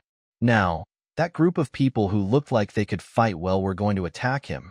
The little squirrel was about to jump up and take a defensive posture, not even realizing that the voice was from an old acquaintance of his. Unfortunately, before he could even get into a defensive posture, he was ruthlessly pinned down by this old acquaintance. Qinlan looked at the little squirrel that was about to jump up and directly reached out and pressed its head. Seeing that the little squirrel that had not yet jumped up fell back to the ground, he asked again, "Why are you so startled? Is it scary?" The little squirrel finally came out of his own world. "Who is scaring who, brother?" The squirrel shook his fur. Pause. A pair of small eyes looked at the old acquaintance standing in front of him, and there was no scar or blood from head to toe. Then he looked at the back of the man's head who was carrying a backpack steadily on his back, and it was still steady. Its ears trembled again, and it quickly lay on Jiansu's shoulder and looked around. Then it saw 3 people lying on the ground. 2 of them fainted, and the remaining one also looked fainted. It was only a matter of time before he fainted completely. The conditions of those 3 men were also very tragic. One had blood gushing from his shoulder. One had a dagger stabbed in the abdomen. The worst was the big man who looked particularly powerful and awesome before. He had lost an arm, and the broken arm was lying safely in the grass not far away. The tragic scene that was expected to occur was replaced by a direct replacement. At this moment, the images of Qin Lan and Zhan Su suddenly became infinitely taller in the little squirrel's heart. Woo woo woo. Luckily it didn't follow the wrong person. The little squirrel looked at Qin Lan beside him with a little star in his eyes. Qin Lan said that he couldn't understand the thanks at all. He reached out his hand, picked up the little squirrel lying on Zhan Su's shoulder, and put it back on the backpack, saying without mercy, "Just lie down here. Why are you running around?" The little squirrel was obedient again. Now that he had a deep understanding of the strength of these two people, the whole squirrel became much more obedient, and even took the initiative to stretch out its paws to point out the direction for the two to go next. Qin Lan saw it, and without any delay, he called out to Zhan Su and walked in the direction the little squirrel pointed, completely ignoring the three injured people still lying on the ground. Anyway, the medicine has been given. Although the medicine cannot make the wound heal quickly, it can stop bleeding quickly and avoid excessive blood loss. As long as the person holding the medicine acts quickly enough, the bleeding of these three people can be successfully stopped before they suffer from excessive blood loss and shock. Because of the previous fight, which delayed them a little, even though it only took 2 or 3 minutes from beginning to end, the jungle kept turning and had now deviated from the route originally indicated by the squirrel. After the two of them followed the new route and left the scene, Zhan Su asked, "Who is that person?" Of course, he was referring to the sixth man who had never shown his face. Qin Lan curled his lips a little angry. "A sinister man who dared not show his face even though he stabbed me in the back." Zhan Su turned his head to glance at him. His puffy little expression made his already chubby face appear even more fleshy and looked very easy to pinch. This person immediately followed through on his thought and stretched out his hand to gently pinch it. "Tell me more about it." Qin Lan, whose face was pinched, turned around and glared at the man. The man smiled and let go of his hand, then rubbed his hair again, and then completely took back his hand. Qin Lan stretched out his hand and rubbed the other person's head, then immediately retracted his hand. It was quite prickly. He didn't do anything else and answered obediently. "When I first entered the jungle, 2 people here asked me to form a team. I thought it would be good to have one more person and find more clues, so I agreed with 3 rules. In the end, they betrayed you." When Zhan Su said this, he looked ahead with a little danger flashing in his eyes. "Oh, it's actually my fault for being too good." Qin Lan shook his head helplessly. "I found monkeys carrying bamboo tube props before and wanted to catch 2 more to confirm my guess. But when I climbed the tree to find the monkeys, I was regarded as a threat by the woman who wanted to win the championship. Although she didn't show it much at the time, but you know, I have always been sensitive to malicious intent." Zhan Su nodded. "So, you proposed to go separately because you didn't want to be involved with them anymore. Unexpectedly, you picked up an important item again. Other people who are interested may still look for the number 99 player, but the number 10 and 13 don't need to, because they knew you were the number 99 when the first prop discover was announced.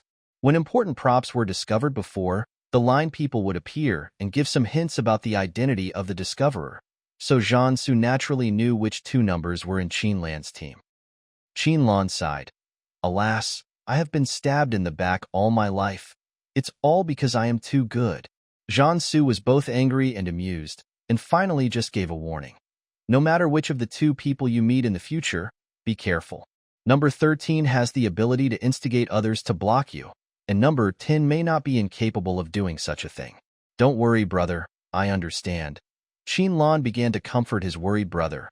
"You see, I separated from them in time when I found something wrong, and I was vigilant." Having said that, Zhan Su was still worried. He always felt that his baby had suffered a great loss in this matter. He completely forgot that the 2 of them had easily defeated 5 people just now. The 2 walked side by side. Qin Lan took another look at the backpack on the other person's back. Thinking of the thing that the man had just taken out of the side pocket, it was obviously not the hemostatic medicine from this small space. So he asked, "Brother, did you bring that bottle of medicine with you before you came?" "Not really."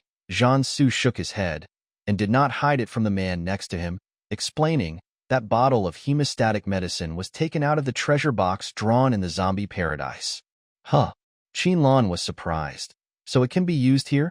"Yes," Zhan Su said. but if I take out the real thing directly, it will probably be detected by that. So I pretended to take it from the backpack. Because there is a squirrel-shaped shielding monitor on the backpack. Qinlan touched his chin and asked, in that case, can I also take out my fire axe? Of course I can, but don't worry, Jiansu said, and took out a black, narrow triangular dagger about 20 centimeters long from the side pocket of the backpack and handed it to Qinlan. Take this dagger first. It's short and easy to hide. It won't look too strange to appear in the jungle. I also have the one I just snatched from that guy. It's enough. The sword that Qinlan had snatched from someone else's hand had already been inserted into another person's abdomen, and it was impossible to pull it back now. Qinlan looked at the dagger handed to him and thought carefully. It was indeed as the other party said. It was estimated that the players who came to participate in this game would not believe that the system would use a heavy fire axe as a life-saving prop and drop it in this jungle for everyone to find. On the contrary, a dagger would be more easily accepted by people. Thinking of this, he took the dagger from the other person. When he took it in his hand and looked at it carefully, he felt that the dagger looked familiar. Qinlan looked at the dagger over and over again, and suddenly an idea flashed in his mind. He asked, "Isn't this the dagger that you drew that can cut through iron like mud?" Jiansu responded, "Yes, that's right. I've tried it, and it really works well. If you ever need to use it, be careful not to get hurt by the blade. It's really sharp." Qinlan became curious when he heard this. He saw a tree with a diameter of about 10 centimeters not far ahead of the road. He walked a few quick steps to the tree and stopped, then pulled out the dagger and swung it horizontally towards the trunk. Qinlan looked at the almost invisible knife mark, stretched out his hand and gently pushed. The trunk followed the force of the push and fell forward from the broken end. The fracture was neat and smooth, and it looked as if it had been swept by some machine. Qinlan opened his mouth, a little surprised. "Isn't this exaggerated?" Jiansu, who had already tested the power of this dagger, was not surprised at all when he saw this scene. He said in a very normal tone, "The new achievement of the Blue Star Research Institute can also be mass-produced." When Qinlan heard that it was from the Blue Star Research Institute, he was no longer surprised. There is no other reason. It's just that the Blue Star Research Institute is well known in the entire interstellar space. Even the interstellar city-state's biggest enemy, the people from the Kaidi group, want to take some researchers back from the Blue Star Research Institute. This research institute is actually not very large, has not many staff members, and only studies ancient Blue Star cold weapons. They firmly believe that even in today's interstellar age with rapid technological development, cold weapons still have a place and can play a role in some occasions that technological weapons cannot. Qinlan put the dagger back into the scabbard. There was a small buckle on the scabbard, which could be buckled on the trouser pocket. There was no need to worry about it being inconvenient to hold in the hand or falling into the pocket. The two people looked unsurprised, and the little squirrel, who was lying on the backpack and watching all this silently, widened his eyes. He began to wonder what the origins of these two people were. Just like the one who took its place, he was able to take out something that did not belong here at all, and whose power should not be underestimated. His skills were also amazing, but, compared to the two people in front of him, he was probably still a little inferior. The two of them didn't pay attention to the little squirrel's current mental activities behind them. After confirming the direction with it, they continued to move forward. Jiansu did not try to stop him. Seeing the man walking forward, hitting things here and there and having so much fun, he could not help but curl up the corners of his lips. Qinlan walked around like this for a while, and suddenly remembered something. He turned around to look at the person walking side by side with him. He didn't suppress his curiosity and asked directly, "By the way, brother, how did you find me before? Did the Management Bureau locate my specific coordinates?" Although it is possible that he was just like him, randomly determining a direction and walking forward, but in this not-so-small jungle where the trees are constantly turning and it is very likely to make people lost, the probability of meeting someone like this is really not very high. Therefore, Qinlan guessed that the other party relied on something to find him not too long after entering the jungle. Jiansu's answer also confirmed that he did not just happen to meet you while walking around. "I do rely on something to confirm your location. In that case, it's not because the administration has located the exact coordinates. Qinlan became even more curious. What is it? Jiansu showed the palm of his left hand. Lingxi lock, look at the palm of your right hand. When Qinlan heard this, he stretched out his right hand and placed it together with the other person's. I saw that on the palms of both of them, there was a light red heart-shaped pattern that was not too conspicuous. Because the color was indeed too light and the pattern was not big, and it appeared quietly, Qinlan had never noticed it before. Qinlan looked back and forth at the two identical hearts on their palms and was quite surprised. Is this the symbol that will appear after using the Lingxi lock? The Lingxi lock you drew in Zombie Paradise? At that time in the Lucky House, when seeing Jiansu draw 10 times in a row and get 10 SSR cards, Qinlan, who had just experienced the baptism of non-Africans, was only full of envy in his heart. He had not been too curious about what those things were used for. After all, he could guess roughly by the name alone. However, at that time, he completely forgot that there was a Lingxi lock inside, which he could not guess by the name. Well, Jiansu said, and his left hand took the other's right hand and held it tightly and put it on his side. His heartbeat was like a drum, but there was no abnormality on his face. He continued to walk straight ahead with his eyes. The Lingxi lock does not need to be taken out and can be used directly in the storage bag. As long as the user's terminal and mobile terminal are bound to the user's position can be directly locked after use, and the coordinates will be transmitted to the user in real time. Of course, the user's real-time coordinates will also be transmitted to the user. Qinlan had a big question mark above his head. Why don't I seem to receive your coordinates, brother? Jiansu was silent for 2 seconds. He did not doubt that this product, which was also produced by the Blue Star Research Institute, would have such a huge bug. After a little thought, he suggested, it would be better for you to ask Xiaoqi about this question.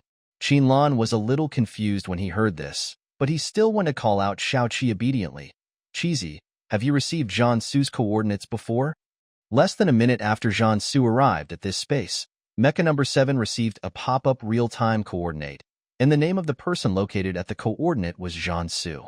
After the upgrade, Mecha No. 7 had learned to be smart. It wanted to give its owner a big surprise, so it did not tell its owner about the coordinates. It even sent a message to Jiansu's Pajun, saying that it had prepared a surprise for its owner and asked it to keep it secret for the time being. Pajun did a very smooth job in selling Xiaoqi. He told Jiansu at that time that Xiaoqi had prepared a big surprise for him. At that time, Jiansu hadn't figured out what surprise this little mecha had for him. After hearing Qinlan's doubts, he finally connected the dots. It turns out that this is the surprise. This mecha is getting more and more naughty.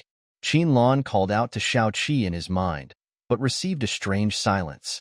He then realized that he had really received the message, but the broken mecha did not tell him.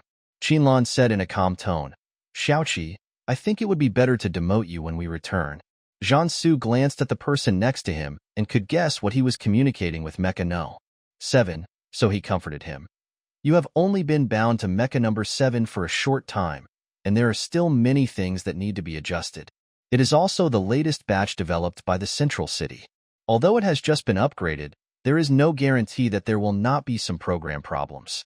When I first bound to Pajun, I also fought with it several times in the virtual mental field before I understood it. Qinlan was originally a little worried about Xiaoqi's self-assertion, but after hearing what Jiansu said, he was a little stunned and speechless. This sentence can be summed up in one meaning. If the child is young and disobedient, just beat him once. If one beating doesn't work, beat him a few more times. A filial son is born under the stick. Very good. After Qinlan decided to leave this space, the first thing he did when he woke up was to take Xiaoqi to the virtual spiritual field and give him a good lesson. After thinking about it, he decided to make his bottom line clear to Mecha No. 7. Xiaoqi, if you have any news about Jiansu in the future, please tell me in time. I don't want him to encounter danger in this space, and I won't know where he is. The scene of Jiansu coming down from the battlefield of Qingyun Fortress, wrapped in bandages, and being sent to the Central City for recuperation flashed through his mind. He was unconscious. At that moment, he almost thought he was going to lose her forever. Mecha number 7, which already knew that it had done something wrong, was now extremely well behaved and had an extremely sincere attitude. praying that its master would calm down quickly. Xiaoqi has remembered and engraved it in mind. She will never make the same mistake again. Qinlan also felt the low mood of his own bound mecha, so he slowed down his tone a little and said, Zhan Su is a very important person to me. When Qinlan said this to mecha number 7 in his heart, he subconsciously turned his gaze to the person next to him who was looking at the road ahead. Perhaps he felt the gaze of the person next to him. Zhan Su withdrew his gaze, turned around, and met the other person's eyes, and gave the person a gentle smile. Qinlan suddenly felt his heart beating faster. He knew that Zhan Su was not a person who loved to laugh. His past experiences growing up made it difficult for him to open his heart to others easily, and it was also difficult for him to smile sincerely to anyone. If he really smiled at someone he didn't know well, it was more likely that he was going to take someone's life. In Zhan Su's 27 years of life, the only people he could keep in his heart and include in the center of his protection were his parents, Qin's parents, and Qinlan, the only person who occupied the most important position in his heart. The commander, who was resolute and unyielding and never smiled outside, reserved all his soft sides for the most important person. He was able to learn to smile sincerely again because of Qinlan, who had grown from a baby to a teenager and a young man, and who had always been like a little sun, radiating warmth to him. In Zhan Su's youth, which was filled with hatred, if the unremitting teachings of Qin's parents guided him to the right path in life, then Qinlan's existence was the only light on this path. He chased the light, ran, and grew up, wanting to embrace this light. From then on, no matter it was day or night, the light that belonged to him would always be there. Qinlan certainly didn't know what Zhan Su was thinking, nor did he know how he felt in his heart. He only knew that in the past 20 years, the other person had become an indispensable and even inseparable part of his life. If he and Zhan Su would eventually separate in the future and live their own lives, this thought had never occurred to him. They are the most important part of each other's lives. Both of them thought so. For a moment, Zhan Su felt that he saw in Qinlan's eyes something that he had always hoped would come true, but he did not go to confirm it further because the time and place were not right. The road ahead is not difficult. Of course, there were no small animals giving out props. After walking for about an hour, the little squirrel suddenly stood up from its limp position on the backpack, and then put its 2 front paws on the shoulders of the person carrying it, and one of its paws patted the person's shoulder quickly and desperately. Zhan Su stopped and turned his head to take a look, but unfortunately due to the angle, he could only see a claw waving up and down.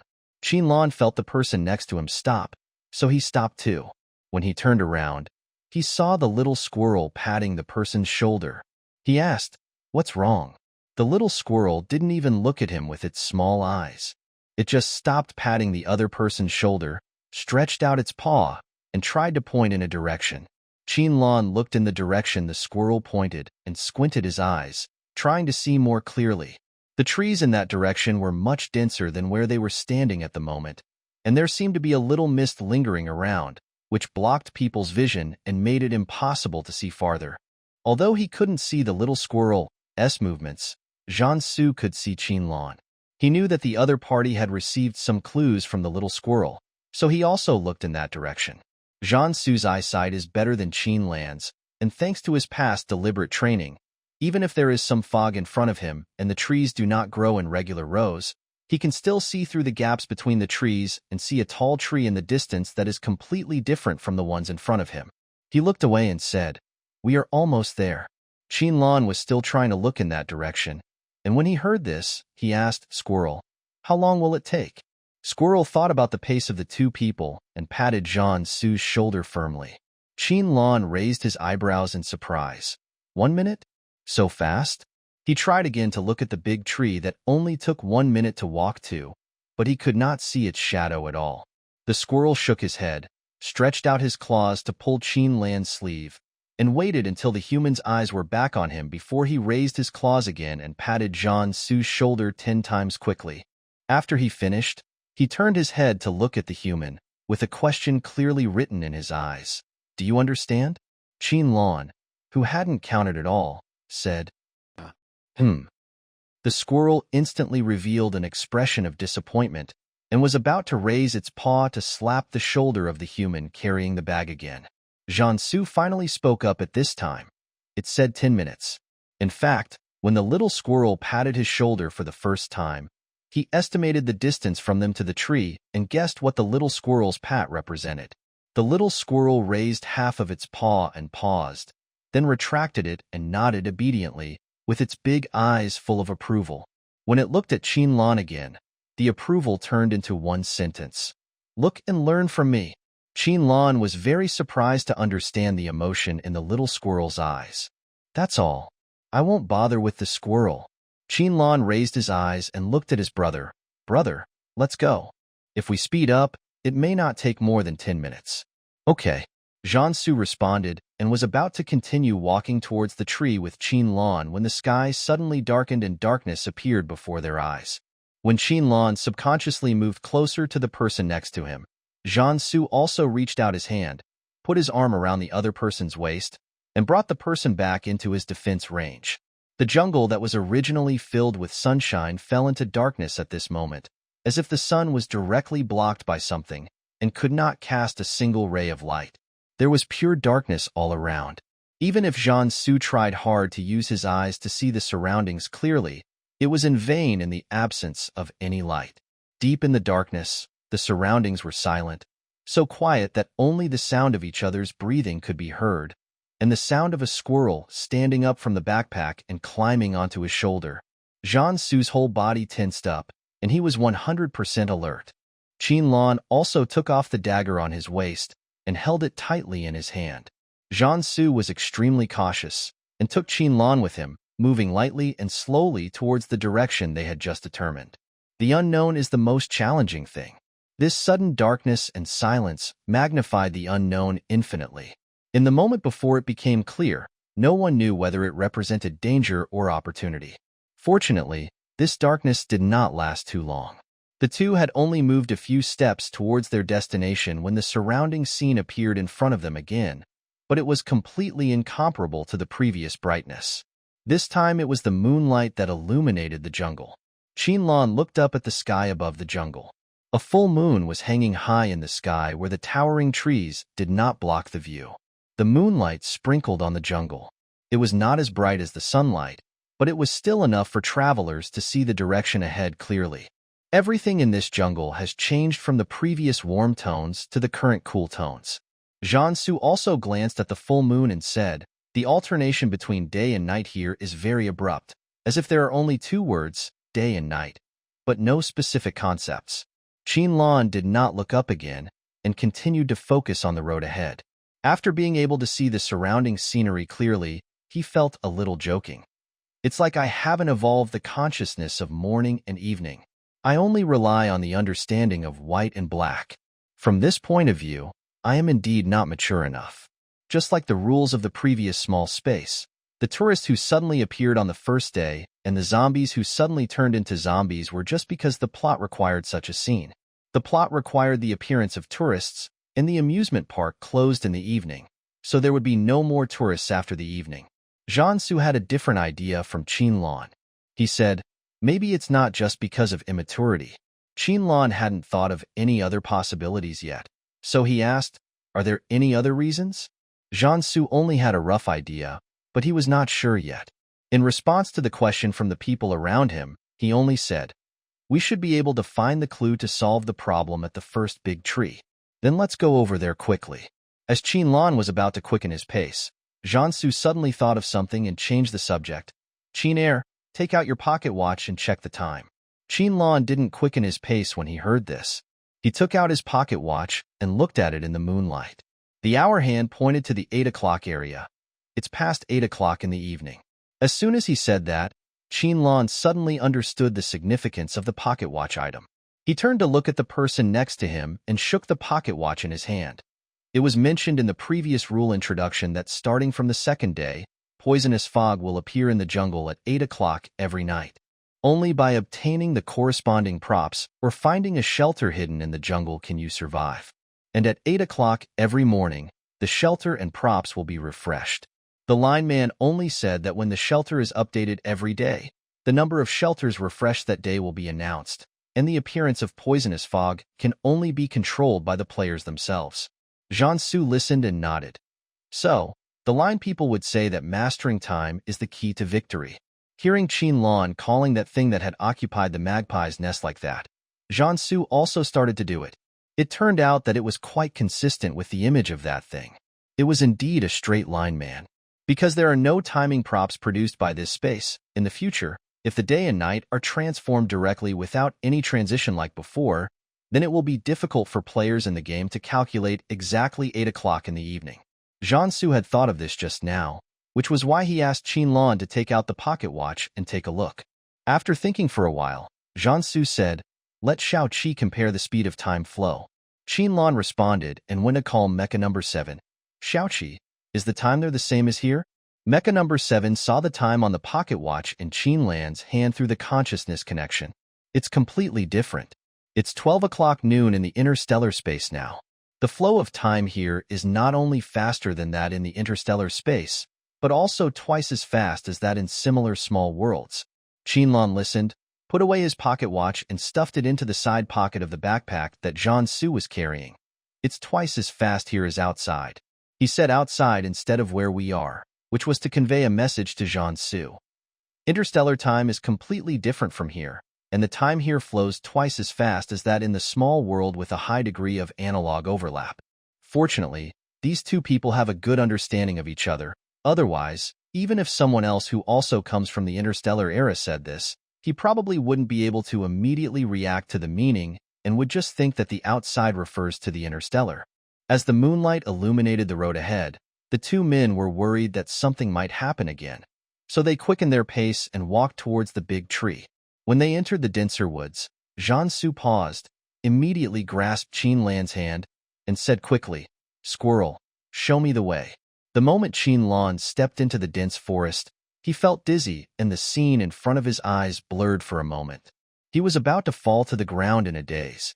He relied on Jiansu's hand, who immediately held his hand tightly, to stand firmly and slowly recover. Hearing Jiansu's somewhat cold voice, Qin raised his head again and looked around. It was completely different from what they saw outside the jungle. Just now, before I stepped into this more dense forest, I just felt that the trees in this direction were planted too densely, with large and small trees arranged in an irregular pattern. The kind of irregularity that would make people with obsessive-compulsive disorder faint at the sight of it. As the two of them gradually walked towards the dense forest, even though there was some fog, Qin was finally able to see with his own eyes the big tree that Jiansu had seen before. It seemed that the distance was only a dozen steps away, but Qin remembered what the little squirrel had said before, that it would take 10 minutes to get there. But when he could see the big tree clearly, he had only walked for 2 or 3 minutes. When the two of them completely entered the irregularly arranged woods, everything in front of them was spinning. Qin looked back at the road behind him and found that they were moving away from the direction they came from. This also meant that they were getting farther and farther away from the big tree they had just seen. The moment Jiansu stepped into the woods, he realized something was wrong. He reacted quickly, grabbed the person next to him, and asked the squirrel to show him the way. The squirrel's tail stood up straight, and its claws quickly pointed in a direction. The scenery around was spinning rapidly, and Qin felt dizzy at just one look. He held Jiansu's hand tightly and quickened his pace to run in the direction the squirrel pointed. "Let's go, over there." "Qiner, be obedient and close your eyes." Jiansu knew that the person next to him was in pain, so he softened his voice and coaxed him to close his eyes and stop looking at the spinning scenery around him. Jiansu had experienced this kind of scene where everything around him was spinning rapidly, including the ground beneath his feet. He had experienced it countless times in the training grounds, and even encountered it several times in actual combat. He had long since developed immunity to it, and it did not affect him at all. But Qin is different. Not every major in the Space-Time Academy requires anti-vertigo training. Even though he knew his body couldn't take it, Qin still stubbornly refused to close his eyes. Danger could arise at any time in this woods, and he was now able to share the burden with Jiansu.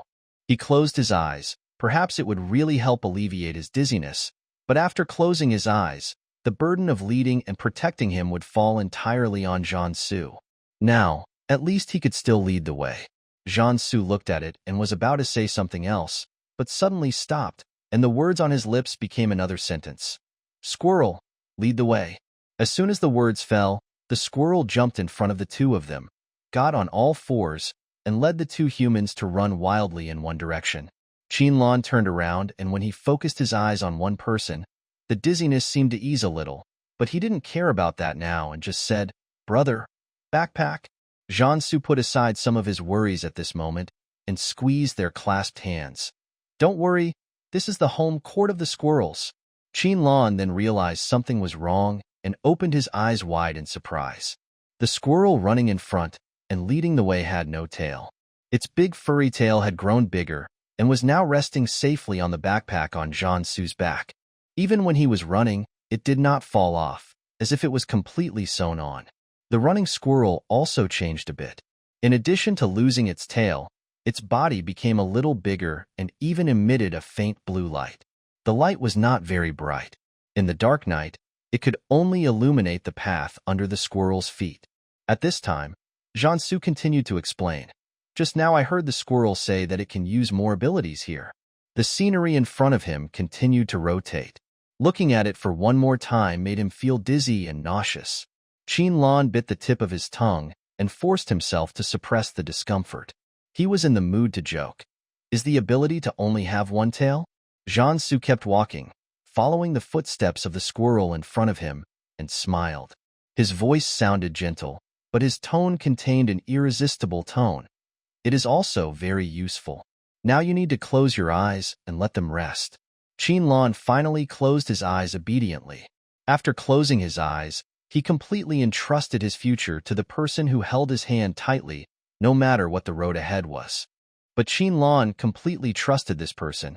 He knew that the other party would take him to a safe place. As he ran, he could hear the whistling of the wind, the sound of their footsteps, and even Jiansu's breathing. It seemed that after he closed his eyes, he could hear them more clearly. This feeling was somewhat strange, and Qinlan could not find a suitable description for a moment. It was as if at this moment, there were only the two of them between heaven and earth, and everything else was like the whistling wind, getting farther and farther away, and finally turning into a black dot and disappearing. They only have each other in their world. The moment this thought came to his mind, Qinlan felt his heart skip a beat. Heat was rising from his face, but fortunately it was late at night, and the faint moonlight could not illuminate the blush on his face. When all kinds of distracting thoughts in Qinlan's mind popped up, were forcibly suppressed, then popped up again, and were suppressed again.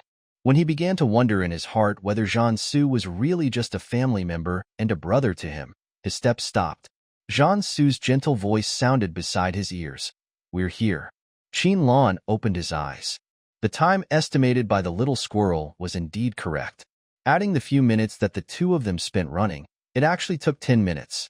Qinlan was a little out of breath while running, because his heartbeat and pulse had quickened a lot due to the intense exercise just now. He turned his head to look at the person standing next to him. His face was not red and he was not out of breath. It seemed that the running just now was just an ordinary walk for him. At this moment, Qinlan secretly made up his mind that after leaving this small space, he would start his own exercise plan. He didn't ask for his physical fitness to become as strong as Jiansu's, but at least he shouldn't be as weak as he is now. He can't hold Jiansu back. Qinlan encouraged himself firmly in his heart. Jiansu had no idea what this person was thinking. He only looked at his gradually determined eyes and felt curious about what goal he had set for himself to achieve. But he didn't ask, just rubbed Qinlan's soft hair with a smile on his face and asked, "Are you feeling better now?" Qinlan responded, nodded, took a deep breath, and then smiled at him and replied, "I don't watch those spinning things. I feel much better now. Don't worry about me, brother." Jiansu said good things, but he was still worried in his heart, but he didn't say it out loud. The two did not talk much about this topic. The short-tailed squirrel that brought them to their destination had already walked to the root of the big tree. It stood up by holding onto the trunk with its two paws, raised its head to look at the treetops, then lowered its head and began to circle around the big tree, patting and knocking on the muddy ground at the roots, shaking its head and sighing as it walked, and its big eyes were almost wrinkled. Looking at the squirrel's series of facial expressions and movements, the two looked at each other and walked forward together. Qinlan asked aloud. Little squirrel, what's wrong? The key to the rotation disappeared? The little squirrel looked at the two humans approaching with its small eyes. A faint blue light flashed in its eyes, and Qinlan and Zhan Su heard a voice in their minds at the same time. The thing is still here, but because I left the core area for a while, my energy was greatly restricted. Although it has recovered a little here, I still cannot feel its specific location. Qinlan was stunned for a moment when he suddenly heard a voice other than Mecha number 7 in his mind, but soon realized that it was the squirrel talking to him. Looking at the man next to him, there was no strange expression on his face, and he looked like he was used to it. Qinlan couldn't help but have stars in his eyes. In his heart, he admired his brother very much. He was indeed a man who had experienced many ups and downs and was not surprised by anything. In fact, it was because Zhan Su had already heard this voice in the dense forest just now. Listening to what the little squirrel said, Qinlan looked at the tree in front of him. It was a big tree that needed 3 adult men to hug it. It looked a bit like the big leaf banyan tree he had seen in the books of ancient Blue Star, but it seemed to be much taller and more majestic than the banyan tree in the records. He was not sure whether this thing was the big-leafed banyan tree. He just looked at the lush branches and leaves above his head and asked the little squirrel, "Can you determine the approximate range? Is it above or below here?" Qinlan said this and tapped the ground with his toes. "Let me feel it more carefully." After hearing this, the little squirrel was silent for a moment. After saying another sentence in the two people's minds, it closed its eyes and began to continue feeling. It circled around the tree trunk again, and even quickly climbed up the trunk and ran around in the tree crown. After being busy like this for a while, it came down along the trunk and squatted beside the tree roots again. The sensation above is stronger, but only a little bit, because my ability is quite limited. The little squirrel sounded quite depressed. It also wanted to help the two humans, but due to its ability, it was unable to accurately locate the object, which made it seem like a waste. Qinlan glanced at the person next to him, and saw Zhan Su slightly raised his head, glanced at the tree canopy, and then nodded. He then squatted down, stretched out his hand to rub the squirrel whose face was full of frustration, and said, "You have helped a lot, confirming the direction of the next main search. Don't worry, we will definitely be able to successfully bring you to the core area in the end." Tears flashed in the squirrel's eyes, and then the whole body stood up and bowed deeply to the two humans. When it was still in the core area, that person took away its belongings. It was originally weak, and now the energy has dissipated more and more as it is away from the core area. It has to rely on finding the core branch to recover some energy. If it relies on itself, it is unknown when it can get its place back. It had always understood that it needed to find strong foreign aid. Fortunately, it successfully found them, and the abilities of these two strong foreign aids were indeed impressive. Even though the little squirrel is the owner of this small space, he knows that when asking for help, he should be humble and express his gratitude as much as possible. Zhan Su looked around the tree and said to the person next to him, "I'll go look for it on top. You take care of the ground. The squirrel will be on the lookout below." Before Qinlan could say anything against it, the man simply grabbed the tree trunk, climbed up in a few steps, and disappeared. "Qinlan, there is no need for that. It is really unnecessary. It is simply arbitrary and dictatorial." Qinlan muttered to himself for a long time, but his body was extremely obedient. When the other party climbed up the tree, he began to look for clues around the trunk. The squirrel, which was given the important task of keeping watch, changed its fur color to the same color as the surrounding scenery, and then grew to more than 2 meters tall. Its huge eyes kept a vigilant eye on the surroundings, ready to detect any situation at any time and quickly report it to the two humans. Qinlan, who had just finished a circle, returned to his original place. As soon as he looked up, he saw a pair of eyes bigger than his face, staring around, and he was almost scared to death. Upon closer inspection, it turned out to be the little squirrel that had turned into a 2-meter tall. Although this squirrel has tried its best to change its fur color to the same hue as the surrounding scenery, some differences can still be found if you look closely. Qinlan determined that this thing is an enlarged squirrel based on these subtle differences. He reached out and patted the giant squirrel on the back. When its big eyes looked over at him, he said, "Squirrel, Can you change the color of your eyes? It's too weird and too conspicuous, really. There was an obvious daze in the squirrel's big eyes, and then Qinlan witnessed the whole process of the squirrel's big eyes changing color. The black eyeballs became more and more transparent until no shadow could be seen at all. Qinlan, oh my God. It's even harder to find squirrels now. The little squirrel didn't know all this, and after it obediently changed its eyes to be inconspicuous, it looked at the human, wanting to ask for some praise. Unfortunately, the human didn't even look at it, and ran off to study the land under the tree roots. Don't you even want to look at me? Humans? Squirrels are autistic.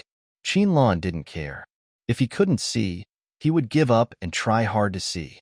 Now the most important thing was to find the so-called key to rotation. He looked around, picked up another branch, pushed the tip into the soil and pulled it out without feeling much resistance, and the branch was intact and not broken by excessive force, so he continued to poke around with the branch. Jiangsu climbed up the banyan tree in the moonlight and stopped every time he reached a branch, carefully exploring the branches extending outward.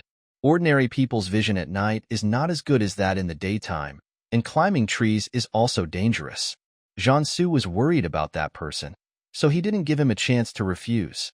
He climbed up the tree first and left the real rules consciousness of this space below. He said he was keeping watch, but in fact he was also thinking of protecting the other party.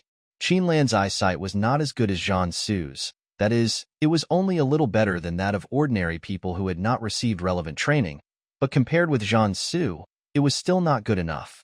Although the crown of the tree seemed to be closer to the moon, it was not as clear as below because of the obstruction of branches and leaves. Jiangsu carefully observed several places, but did not find anything strange for the time being. When he was heading towards the next branch, he suddenly stopped. He turned his head and looked at the branch he had just checked on the right. When he stood on that branch, he did not find any abnormality, but when he stepped back and was about to walk to another branch, he glanced at the side and found something wrong. Just now, because of his walking, he stepped on the branch on his right hand to come to the current branch. Because of the movement, the branch was pressed down, and at that moment the scenery on the right-hand side was slightly distorted. When both his feet landed on the current branch, the distorted scene had returned to normal. Jiangsu carefully examined the branch in his right hand again, and finally stretched out a hand, pressed on the thick branch, and pressed down hard, and the scene in front of him became distorted again. It was not that the scenery had changed, but it was as if looking at it through the rolling hot air, twisting and shaking, making it impossible to see clearly at a glance. He did not return to the branch, but stepped directly on a branch, broke off a nearby twig, held the twig in his hand, and reached towards the place where the distortion had just appeared. A strange thing happened at this time. The thin branch that Jiangsu stretched out was blocked by an invisible object when it was about to touch the twisted place, and he could not move forward any further. He used a little more strength to continue to push the branch in his hand forward, and as a result, with a slight sound, the tip of the thin branch was broken out of thin air. It was like something that was easy to break, but was forced to collide with it with brute force, and it was ultimately defeated and broken.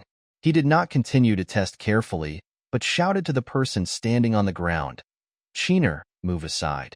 Then he took out the bamboo tube, containing the map that he had found before from his pocket. Jiangsu opened the bamboo tube, took out the map inside, unzipped the backpack, put it in, and then tightened the bamboo tube again. He held the lower end of the bamboo tube and knocked hard at the place where the twig was broken. With a click sound, Jiangsu saw a crack appear in front of him. When he knocked again, the crack expanded and spread outward with infinite branches, spreading rapidly like a spider web. When he knocked on the same point for the third time, it finally shattered. The scene in front of him was like a piece of glass, breaking into countless small pieces, and then peeling off one by one and falling to the ground. Qinlan was searching the ground with his head down, and his heart was focused on finding clues. Suddenly, he heard Jiangsu's voice from above. Although he didn't know what was going on above and needed to get out of the way, he was afraid of affecting the other party. So Qinlan didn't ask any more questions and ran to the side in a few steps, leaving enough space for the other party to play. While running, he also called out to the giant squirrel whose exact location was unclear. "Squirrel, move to the side." Lan had just dodged and stood still when he heard the sound of something breaking. He looked up and saw countless fragments falling from the sky where he had just squatted to look for clues. The fragments fell on the soil that had been dug by the branches and was already soft. They were able to break into several pieces again and then bounced up and splashed around. There was another slight crack sound. Lan looked towards the source of the sound in the not-so-bright moonlight and saw that several small pieces of the tree had been broken into pieces and hit the place where the big banyan tree met the ground. Then, cracks appeared at the place where the trunk was hit. The moment the cracks appeared on the trunk of this huge banyan tree, the entire space seemed to be distorted. But it only took a moment, so fast that people could not confirm whether it was really distorted. But in just a moment, the cracks quickly spread to the surroundings and quickly climbed up along the trunk and went straight into the crown of the tree. Seeing this scene, Lan's pupil shrank, and his heart almost jumped into his throat. He quickly shouted, "Brother, come down quickly." Because of improper pronunciation, he even broke his voice when he spoke the last word. At that time, Jiansu was standing firmly on two thick branches, watching countless fragments fall off in front of him, revealing the real world that was covered by those fragments. It was a dark background, with countless numbers, letters, and symbols glowing with faint blue light, which had been passed down from the ancient blue star to the interstellar space, constantly flowing and flashing. Jiansu saw the familiar words flash by, and quickly reached out to grab, and actually caught something in the void and darkness. He quickly withdrew his hand, and when he was about to open it to take a look, he suddenly heard a voice coming from below. He didn't listen carefully to what was said, but he could hear tension, worry, and fear in the voice. Jiansu's heart tightened immediately. He didn't care about the characters that were still flashing in the dark space in front of him. He just used the force to jump up and landed on the ground in 2 or 3 jumps. The moment he landed, Jiansu quickly ran towards Lan. Before he even stood still, he began to look him up and down, carefully checking if he was injured anywhere. The tension in his eyes was almost tangible. He almost let Pajun activate his ability and check if the other party had any internal or external injuries. He even completely forgot that the other party also had a mecha that could self-check his body. Lan was naturally worried about the man. So when he landed and ran over, he looked him up and down to see if he was injured. When he saw the worry and anxiety in his dark eyes, he stepped forward and rubbed his shoulders, then exhaled. "Fortunately, you are okay." Jiansu reached out and hugged the man tightly before letting go. After his heartbeat calmed down, he asked, "What happened?" "The trunk is cracked," Lan explained, "and the whole tree twisted just now, as if it was going to completely break apart or even disappear on the spot." Upon hearing this, Jiansu stood beside the other person and looked towards the big tree. He saw cracks creeping up from the roots and even extending to the treetops. When the cracks completely covered the entire banyan tree, they both clearly heard a sound like glass breaking. Then, the tree, which originally had a thick trunk so big that it was necessary for 3 adult men to hug it, suddenly began to shrink rapidly as if it had shrunk. When they finally stopped shrinking, the tree trunk that was originally hugged by 3 people was now only small enough that Lan could hug it with one arm. Even the top of the tree could be easily seen by slightly raising his head. But the changes here don't stop there. After the banyan tree shrank, its original size and height became the dark void that Jiansu had seen before. Countless characters glowing with faint blue light kept rotating, and the edge of the void was still outlined with the outline of the tree's previous size. When he saw this scene for the first time, Lan looked hard into the void, trying to identify what those characters were. Jiansu stretched out his hand holding the object in front of Lan, opened it, and said, "This is what I grabbed from the tree just now." Lan looked at the thing in front of him, which was the word spin. He was a little confused. "Spin? What does it mean in there?" He pointed to the dark void. Jiansu only said, "Go catch a few more and see." The giant squirrel in invisible state nearby, when it discovered the crack, quickly used its ability to cover the small area, forming an area that would not be discovered by that person for the time being. Before it could claim credit, it saw the 2 humans walking to the dark void. The taller one stretched out one hand, and the shorter one stretched out both hands, and began to grab things from it. "Squirrel, What new things are you playing? The squirrel said that he couldn't understand these two strange humans at all. Unfortunately, no one cares about the squirrel's feelings. After Qin grabbed something in both hands, he opened them and took a look. One was speed and the other was update. Jiansu beside him also put the thing in his hand in front of him. It was start. The two looked at each other. It's not that they didn't know the meaning of these letters. The Space-Time Academy did teach them some things. But understanding the meaning is one thing, but how to connect it with the things in that void is still a question worth thinking about. Qin thought about it fruitlessly and decided to ask the natives of this small space directly. Squirrel, little squirrel the squirrel, who finally had a sense of existence, quickly responded in the minds of the two people. Familiar, but can't say. The squirrel replied in the two people's minds. Qin listened and sighed with some regret. Jiansu beside him asked, Origin? The little squirrel was silent for a moment, then nodded, and then he remembered that he was now invisible, so he said another word in their minds. Qin suddenly thought of something and blurted out, virtual space. After saying that, he glanced at the person next to him. After receiving the other person's approving look, his guess became clearer. In the area behind the fragments, those series of letters and symbols should be the so-called code here. The so-called jungle island is just a game space composed of codes.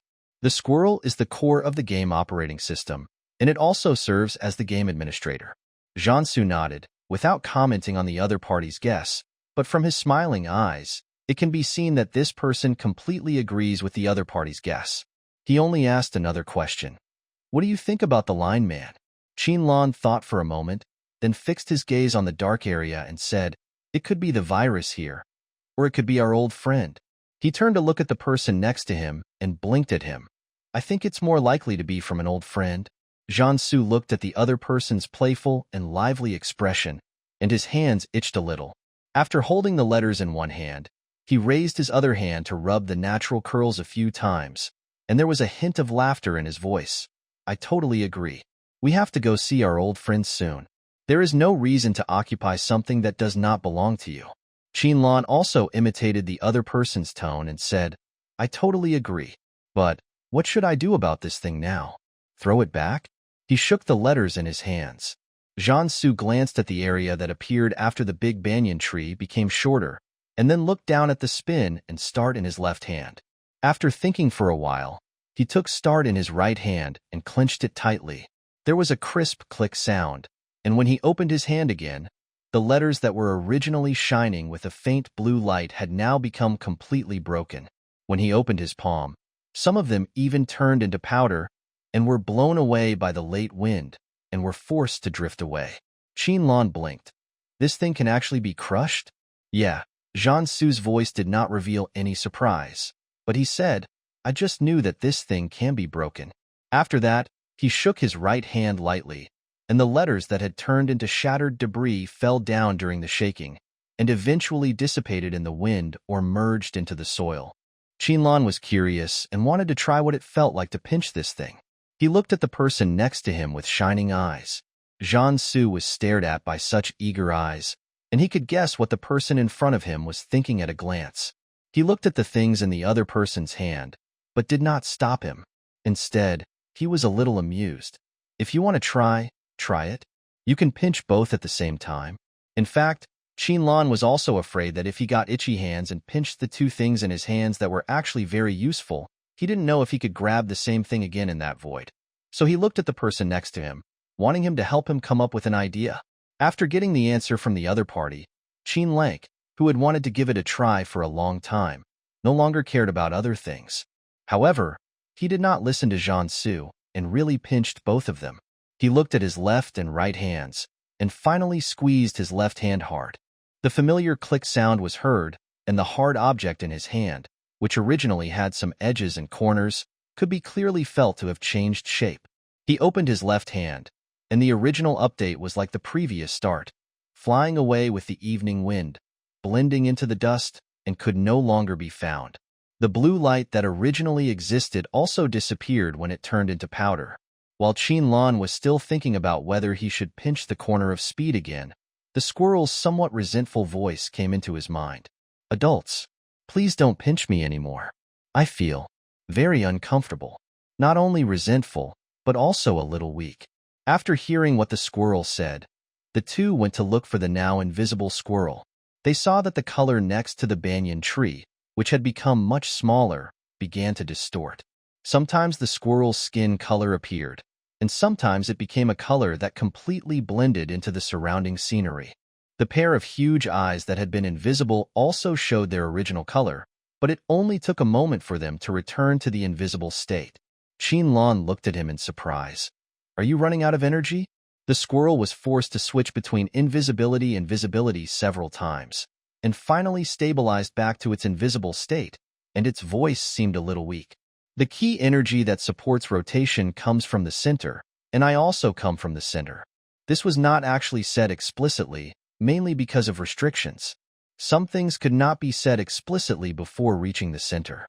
But fortunately, the two humans in front of them had relatively good brains and understood the meaning of the squirrel's words as soon as they heard it. To put it bluntly, the squirrels and the codes are a community, and the codes are the core power source. Their action of pinching the letters extracted from the codes just now not only extracted part of the squirrel's energy, but also destroyed that energy. Although the squirrel quickly controlled the energy and returned to its original invisible state, it could be seen that the energy contained in the two words did not have much impact on the squirrel. However, although the impact was slight, energy was still lost, and the culprit was still the curiosity of the two humans. Thinking of this, Qinlan felt a little guilty. He walked to the place where the little squirrel had just appeared and raised his hand to touch it. Although what he saw was actually the same scenery as the surroundings, and it looked like he was touching the air to outsiders, he did feel something furry under his hand. The squirrel's fur was surprisingly not hard, and was even a little soft and fluffy, like kneading some cotton. It felt good, and Qinlan couldn't help but knead it, but at least he didn't forget why he ran over to knead the squirrel's fur. His hands kept moving, and his mouth did not affect the comfort of the little squirrel. Rat, don't worry.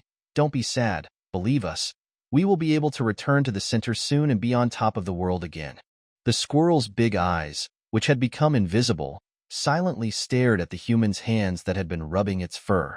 The little energy that had just been lost had been restored by relying on its own self-healing ability. Therefore, it had the energy to complain about the human. You will look a bit immature if you do this. Qinlan was a little surprised. He continued to rub the squirrel's hair with his hands and asked very humbly, Immature, what is that? The squirrel fell silent again. It felt that the human being it had its eyes on was indeed extraordinary. Then it said something in the minds of the two humans. It doesn't matter. It's not important. According to a survey, it has become a popular online term in recent years. After hearing this, Qinlan did not continue to ask. He understood that there were always a few strange words that were popular in every era. Seeing that the humans didn't continue to dwell on this issue, the squirrel made another suggestion to the two of them. Although there will be no deadly poisons on the first day in the jungle, there are still unknown dangers when traveling at night. My suggestion is to deal with it here for one night and wait until the sun rises the next day before continuing. Qinlan pointed to the torn space behind the banyan tree and asked, Will there be any problems with this thing? The cracks will heal over time, and before I was forced to leave the center, I was set up as a non-crack maker, so I couldn't see the cracks that were created. Jiansu raised his eyebrows when he heard this. The rules have already changed the line people a little. Qinlan looked at the void and touched his chin. Because the cracks were caused by you hitting something on it. I didn't do anything, but I could see the cracks growing and finally forming. Perhaps it's because both of you are the ones who created the cracks. In fact, when the squirrel said this, she was a little unsure, because she had been away from the center for some time, and her abilities were restricted, which weakened her control and sensitivity to the rules. In short, I must return to the center as soon as possible. My power, even if you don't crush it, will weaken over time and eventually disappear completely. Then, the person who has usurped the throne will become the real new rule consciousness of this space, and the essence fragments of this space will fall into the hands of the people of the Kaidi group as they guessed. Unfortunately, even if they were in a hurry to get to the center, as the little squirrel had said before, the jungle in the dark was full of unknown dangers, and no one could guarantee what they would encounter on the road ahead. Jiansu didn't dare to gamble with Qinlan's safety, and Qinlan didn't dare to gamble with Jiansu's safety that there would be no danger on the road ahead. The two of them listened to the little squirrel's advice and decided to rest here for a night to replenish their energy so that they could continue to face the unknown ahead. Qinlan looked around the small area and asked, "Where can we stay for the night?" Jiansu's eyes fell on the banyan tree that had become smaller, and he felt a little regretful. If this one was still the same size as before, I could still lie down on it. If you don't mind, I don't need to sleep. I will be responsible for the alert tonight, and I can also block the wind for you. My tail can also grow bigger and serve as a blanket. The two of them didn't bother to be polite to the giant squirrel at all. When they heard that it could volunteer to be on duty and provide a bed and blanket to block the wind, they couldn't refuse. They couldn't refuse at all. The big squirrel revealed a little bit of its belly color, allowing the two humans to easily and accurately find their positions. When Qinlan and Jiansu snuggled up to each other and sat on the big squirrel's belly, Jiansu put his backpack next to Qinlan to block the evening breeze from the side. When the backpack touched the ground, the tail on the backpack instantly grew several times larger, and the soft plush blanket covered the two of them, covering the backpack and resisting the cold at night. Qinlan was hugged by the person next to him, leaning against his chest and closing his eyes, still thinking that bringing the squirrel with him was actually quite useful. The little squirrel, after growing several times larger, is not as able to feel the temperature as it was before at its normal size. In addition to making the two people sitting next to it feel soft, the heat source comes from each other and the large squirrel blanket that blocks the evening breeze. The squirrel still maintained its height of more than 2 meters, quietly watching everything around it. After the original huge banyan tree shrank, the squirrel with the height advantage suddenly felt that its vision was much wider. For the two humans, the void blocked their vision, but that was the origin of the squirrel. Even if the power had been restricted a lot, it was no problem to see the blocked place through the void. The full moon was high in the sky, and the two people were sleeping with their backs against the squirrel's belly. Everything around them was quiet and silent. The bright moonlight fell on the two of them, and even though they were sitting on the ground with a curtain, this small world still created a warm atmosphere. Suddenly, the silence was broken. There was a rustling sound not far away. Jiansu, who was already in a light sleep, suddenly opened his eyes and looked towards the source of the sound. The squirrel also looked there with a vigilant look.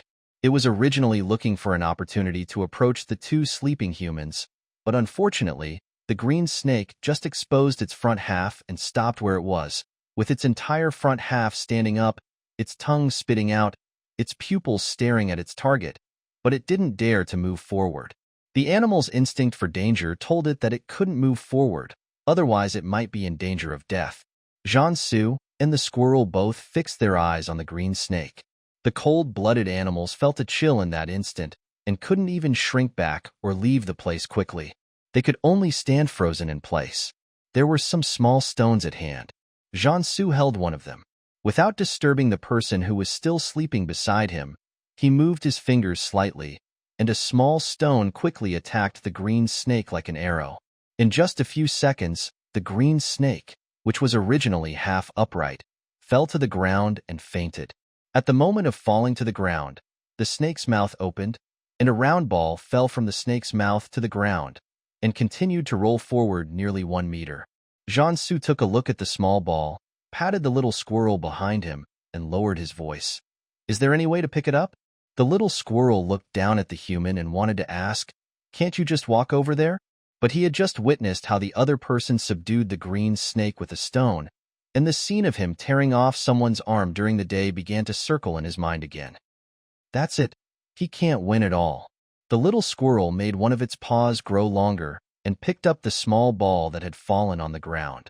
Then it brought it back and placed it next to the human who had ordered it to act.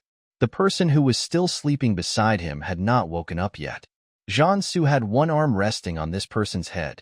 Worried that moving would wake the other person up, he used his other hand, which was free to move, to pick up the small ball that the squirrel had placed next to him. He held it in front of his eyes and looked at it carefully in the moonlight. The diameter of the sphere is about 3 centimeters, and it is completely black. Upon closer inspection, One can see some lines on it. Turning the sphere around, Jian-Su stared at the lines on it, and then looked at the green snake that was still dizzy not far away. This pattern is quite similar to that of the green snake. Jian-Su retracted his gaze and patted the little squirrel again. Squirrel, it's time to use your strength again. Squirrel? What do you need me to do this time? It can be seen that this human is worried about waking up the person who is sleeping next to him, so his movements are very small. The problem of getting up is left to this poor little squirrel, and the voice when talking to it is also very soft. Therefore, the little squirrel affected by this person only said this in Jian-Su's mind. It had not yet forgotten that it had been assigned to pick up the small balls, and it felt that this human asking it to do something would not be a good thing. Go tie that thing up. Jian-Su said so, and pointed his left hand at the fainted green snake not far away. The squirrel looked in the direction the other person pointed. Well, it knew that it was not a good thing, but there is a saying in human beings, when you are under someone's roof, you have to bow your head. Although it is now in its own home, its home has been occupied by others, and it still has to rely on these two humans for help. Sir, how do you think I should tie it up? The squirrel's attitude and tone were very correct. Jian-Su even thought about it seriously and said, if you can't make a rope, just tie a knot directly. It's convenient and saves trouble. Okay. The squirrel expressed its understanding and accepted it and took quick action. The poor green snake not only fainted before it was born, but was also ruthlessly tied into a bough by the authentic rules of this space. It hung on the branch of the shrunk banyan tree, swaying its drooping head and tail from side to side. Looking at his masterpiece, the squirrel was very satisfied. Jian-Su looked at the green bough hanging on the tree branch, was speechless for 2 seconds, and said, not bad. You are clever and deft. Then he put the black ball into his pocket, closed his eyes, and continued to rest. The squirrel asked curiously in his mind, aren't you going to open it and take a look? What if it's an important item? Feeling the person next to him move, Jian-Su changed his posture to allow the other person to lean more comfortably. He did not speak again, but answered the squirrel's question directly through his mind. Wouldn't that thing appear at night to announce who has obtained the prop? Squirrel. It's hard to say. I don't know either. In my rules, there has never been any information about players who have obtained items. The rules have been changed. I don't know what the purpose of this announcement is. Jian-Su was clear about the purpose of the fake rule consciousness. It was just waiting for the players to kill each other. In fact, this was more in line with the setting of the game, wasn't it? The squirrel was silent. It knew that the human was right. Ever since it developed self-awareness, it understood the meaning of this game. In the final analysis, it was just a study of human inferiority. But it was unwilling to act according to the voice in its heart. It only wanted these humans to follow the rules it set. In the end, no matter how many people reached the end and won, it was fine. It didn't like to see fighting. It is indeed, as you said, the current person's style of doing things is actually more in line with the purpose of this game. Perhaps, this is also the reason why I was kicked out so easily. But I really don't like to see scenes of cannibalism. Jian-Su listened to the squirrel's self-analysis and replied with only 3 words, maybe. After that, neither the man nor the squirrel continued to communicate. The squirrel's eyes were on the full moon in the sky. Jian-Su didn't want to stay up late at night, so he went to have some late-night sentimental conversation with the squirrel. He knew the main reason why the squirrel was driven out of the core, and it was certainly not because of what it said that its will was contrary to the setting of this game. The rule consciousness was originally born based on the space setting, and the relationship between the two is complementary, not contradictory. The reason why the squirrel had such thoughts was simply because the rule consciousness that had just been born in the chaotic space was not yet mature, and was still in the growth stage when it was deceived by the people of the Kaidi group. Once the rule consciousness is shaken, especially when it is still in the growth stage, it can be easily taken over by others. The one in front of us is a living example. Not to mention, the Kaidi group is quite good at deceiving people. It has evolved to the point where it not only deceives people, but even dares to deceive people's sense of rules. Jian-Su didn't believe the squirrel's thoughts just now. It didn't think so all along. What he said just now, killing each other is more in line with the setting of the game, was just nonsense, just for the sake of testing it a little. As a result, Song Shu really thought so. It can be seen that the people of Kaidi Group have instilled similar ideas in Song Shu. Perhaps they wanted to recruit Song Shu directly at first, but they didn't expect that this thing was stubborn.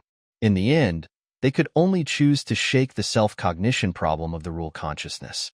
At least for now, it seems that the Kaidi Group's choice to shake up its self-awareness of rule consciousness has been successful.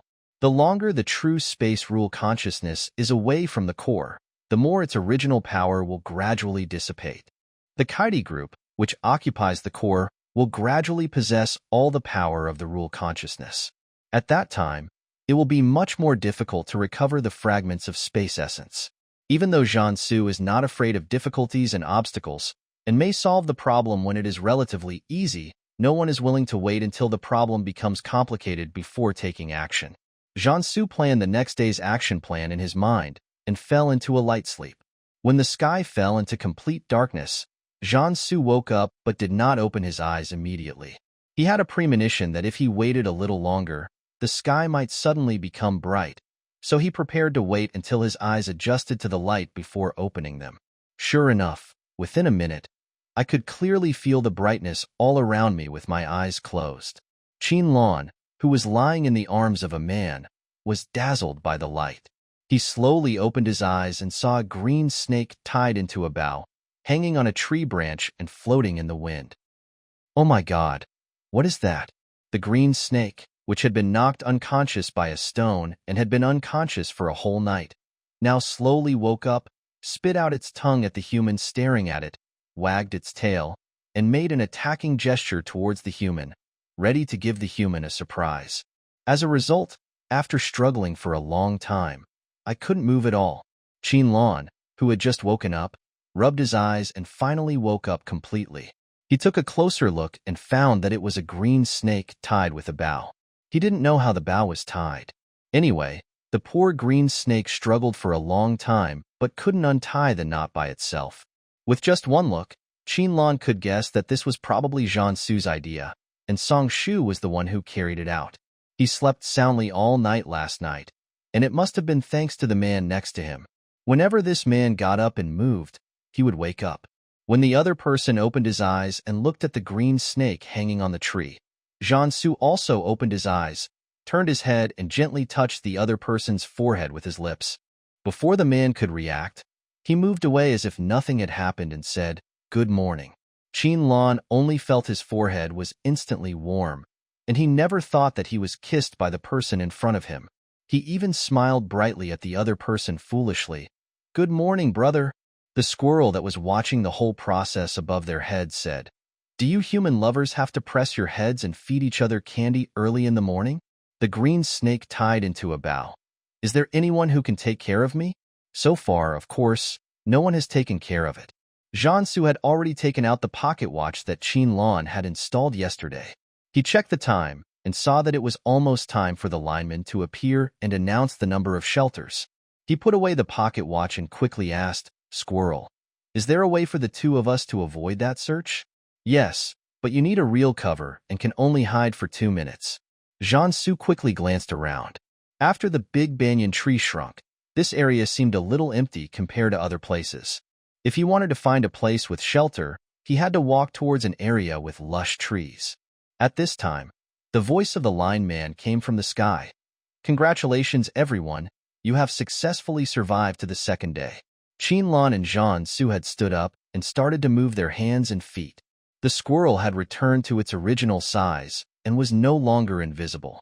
The broken tail was reattached to its body, and it was now lying on the black backpack that was still on the ground. Jiansu leaned over to pick up the school bag, brushed off the dust on it, and then put the school bag on his back. "Let's leave here first." As he said that, he took Qin Lan's hand, and the squirrel had already pointed in a direction very consciously. Qin Lan did not delay and took the other person's hand and started to walk in the direction pointed by the squirrel. When passing by the shrunken banyan tree, he still expressed his concern for the green snake with a bough still hanging on the branch. Is the snake just waiting for it to hang there? Jiansu didn't even look back. He just said, "It's useless now. When it's hanging, remember to camouflage the squirrel." The green snake on the banyan tree was in disarray when it heard these words. The The squirrel lying on the backpack sighed softly, moved its other paw, and gently waved at the bow-tied green snake. The snake, which seemed green in the daytime, disappeared from the spot in an instant. A closer look revealed that it did not disappear, but turned into the same color as the surrounding environment like the squirrel did last night. Qinlan, who turned around and saw this scene, looked away with some confusion and asked, "After this night, the little squirrel's energy has recovered a lot, right? If I get close to the big trees on the map, my energy will recover over time, but conversely, the energy of these big trees will also decrease over time." Qinlan understood. So this banyan tree can't return to its yesterday's size. Yes, but don't worry too much. Players who have not been here will not know the original size of the banyan tree, and the cracks have been repaired. The void from yesterday had closed up automatically after one night, and the surrounding scenery was normal, with no sign of being torn apart last night. However, the shrunk banyan tree could no longer return to its original size. Indeed, as the squirrel said, if no other players had been here before them, even if there were players who came here after them, they would not have discovered the secret of the banyan tree. However, if the lineman already knew the secret of the banyan tree, he would quickly guess that someone else had also discovered the secret, and then in order to protect his position, he would definitely specifically target the person who discovered the secret. Jiansu and Qinlan were only in the outermost circle, still a long distance away from the core area. If they were targeted by the line people at this time, even with the help of the squirrel, who had a true sense of spatial rules, the journey ahead would be countless times more difficult. Therefore, when Jiansu heard the voice of the lineman, he decisively chose to leave the place. When the lineman saw them, he tried to stay away from the banyan tree and followed the guidance of the little squirrel, walking quickly towards the direction where the trees were densely packed. As the two left, the lineman also appeared in the sky. It is now the second day of the game. At 8 o'clock in the morning, the props and shelters have been refreshed in various places in the jungle. Today's number of shelters is 10 single-person shelters and 6 double-person shelters. I would like to remind players again that the number of shelters and props refreshed daily is not equal to the number of people participating in this game, and will decrease day by day. Shelters and props can change hands. The poisonous fog will refresh at 8 o'clock tonight. Please try your best to survive. After saying this, the man with lines disappeared into the sky. Jiansu looked up at the sky, but did not stop. He even quickened his pace and walked towards a place that looked like a cave not far away. He quickly asked, "Squirrel, is that place okay?" The squirrel looked up in the direction the human had mentioned. Surrounded by big trees, huge rocks are stacked up, and the surface is covered with moss. There is a space about 2 meters high under the rocks. The specific appearance of the interior cannot be seen at a glance, but from their direction, it does look like a cave. It's okay there. After getting the squirrel's answer, the two of them walked faster. When Jiansu and Qinlan just stepped into the space built by the rocks, the trees outside suddenly became shorter, just like when they found the map prop and opened it yesterday. Go a little further into the shadows. The voice that the squirrel conveyed to the two people's minds became a little hurried. This space was about 3 meters deep. Qinlan and Jiansu walked a little further inside, stood in the shadow, and watched everything happening outside through the entrance.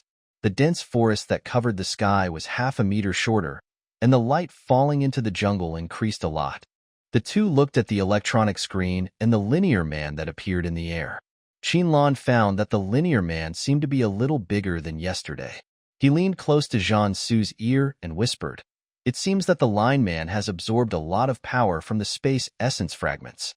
Of course, Jiansu also noticed the difference between the line man and yesterday. He nodded, and before he could say anything else, he saw a faint blue light sweeping back and forth across the place where they had rested for the night, and then quickly spreading out in all directions.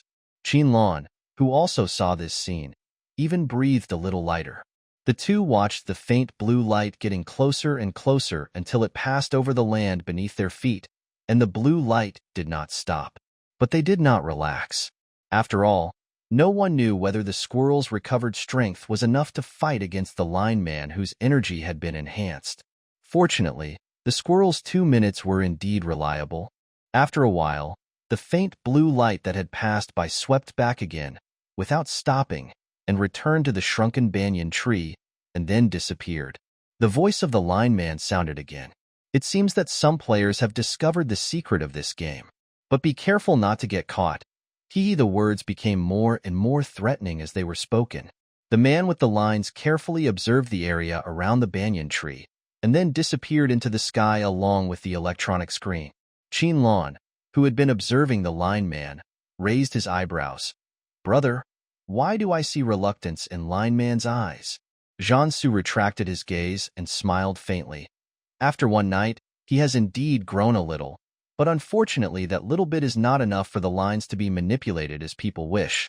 Qinlan listened and patted the little squirrel lying on the backpack. "Thank you for helping us avoid this search." The little squirrel's voice didn't seem very happy. "I can feel that it has already mastered a part of my original power. I have to be faster, otherwise, I won't be able to compete with it." Qinlan and Jiansu naturally hoped that it would be quicker. This news was not good news for them. Regardless of whether the person who occupied the magpie's nest was from the Kaidi group or not, once the spatial rule consciousness was replaced, it meant that it would be more difficult for them to recover the spatial essence fragments. The two of them did not stay where they were, but quickly left the place and headed towards the big tree in the second circle. With yesterday's experience and the squirrel's restored strength, the two of them moved faster. On the way, they came across a small orchard. After the squirrel told them that the fruits in the setting were edible and could completely replace real food, they did not hesitate. They paused and picked some fruits. After each of them ate two, they picked some more and put them in their backpacks.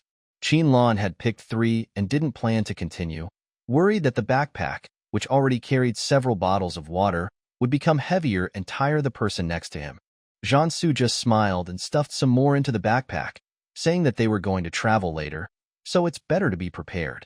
During the time of taking a short break after eating the fruit, Jiansu took out the small black ball that fell out of the little green snake's mouth last night, handed it to the person next to him, and said, "This is the prop sent by the green snake last night. Open it and take a look." Qinlan didn't answer. He just said, "Brother, open it if you find it."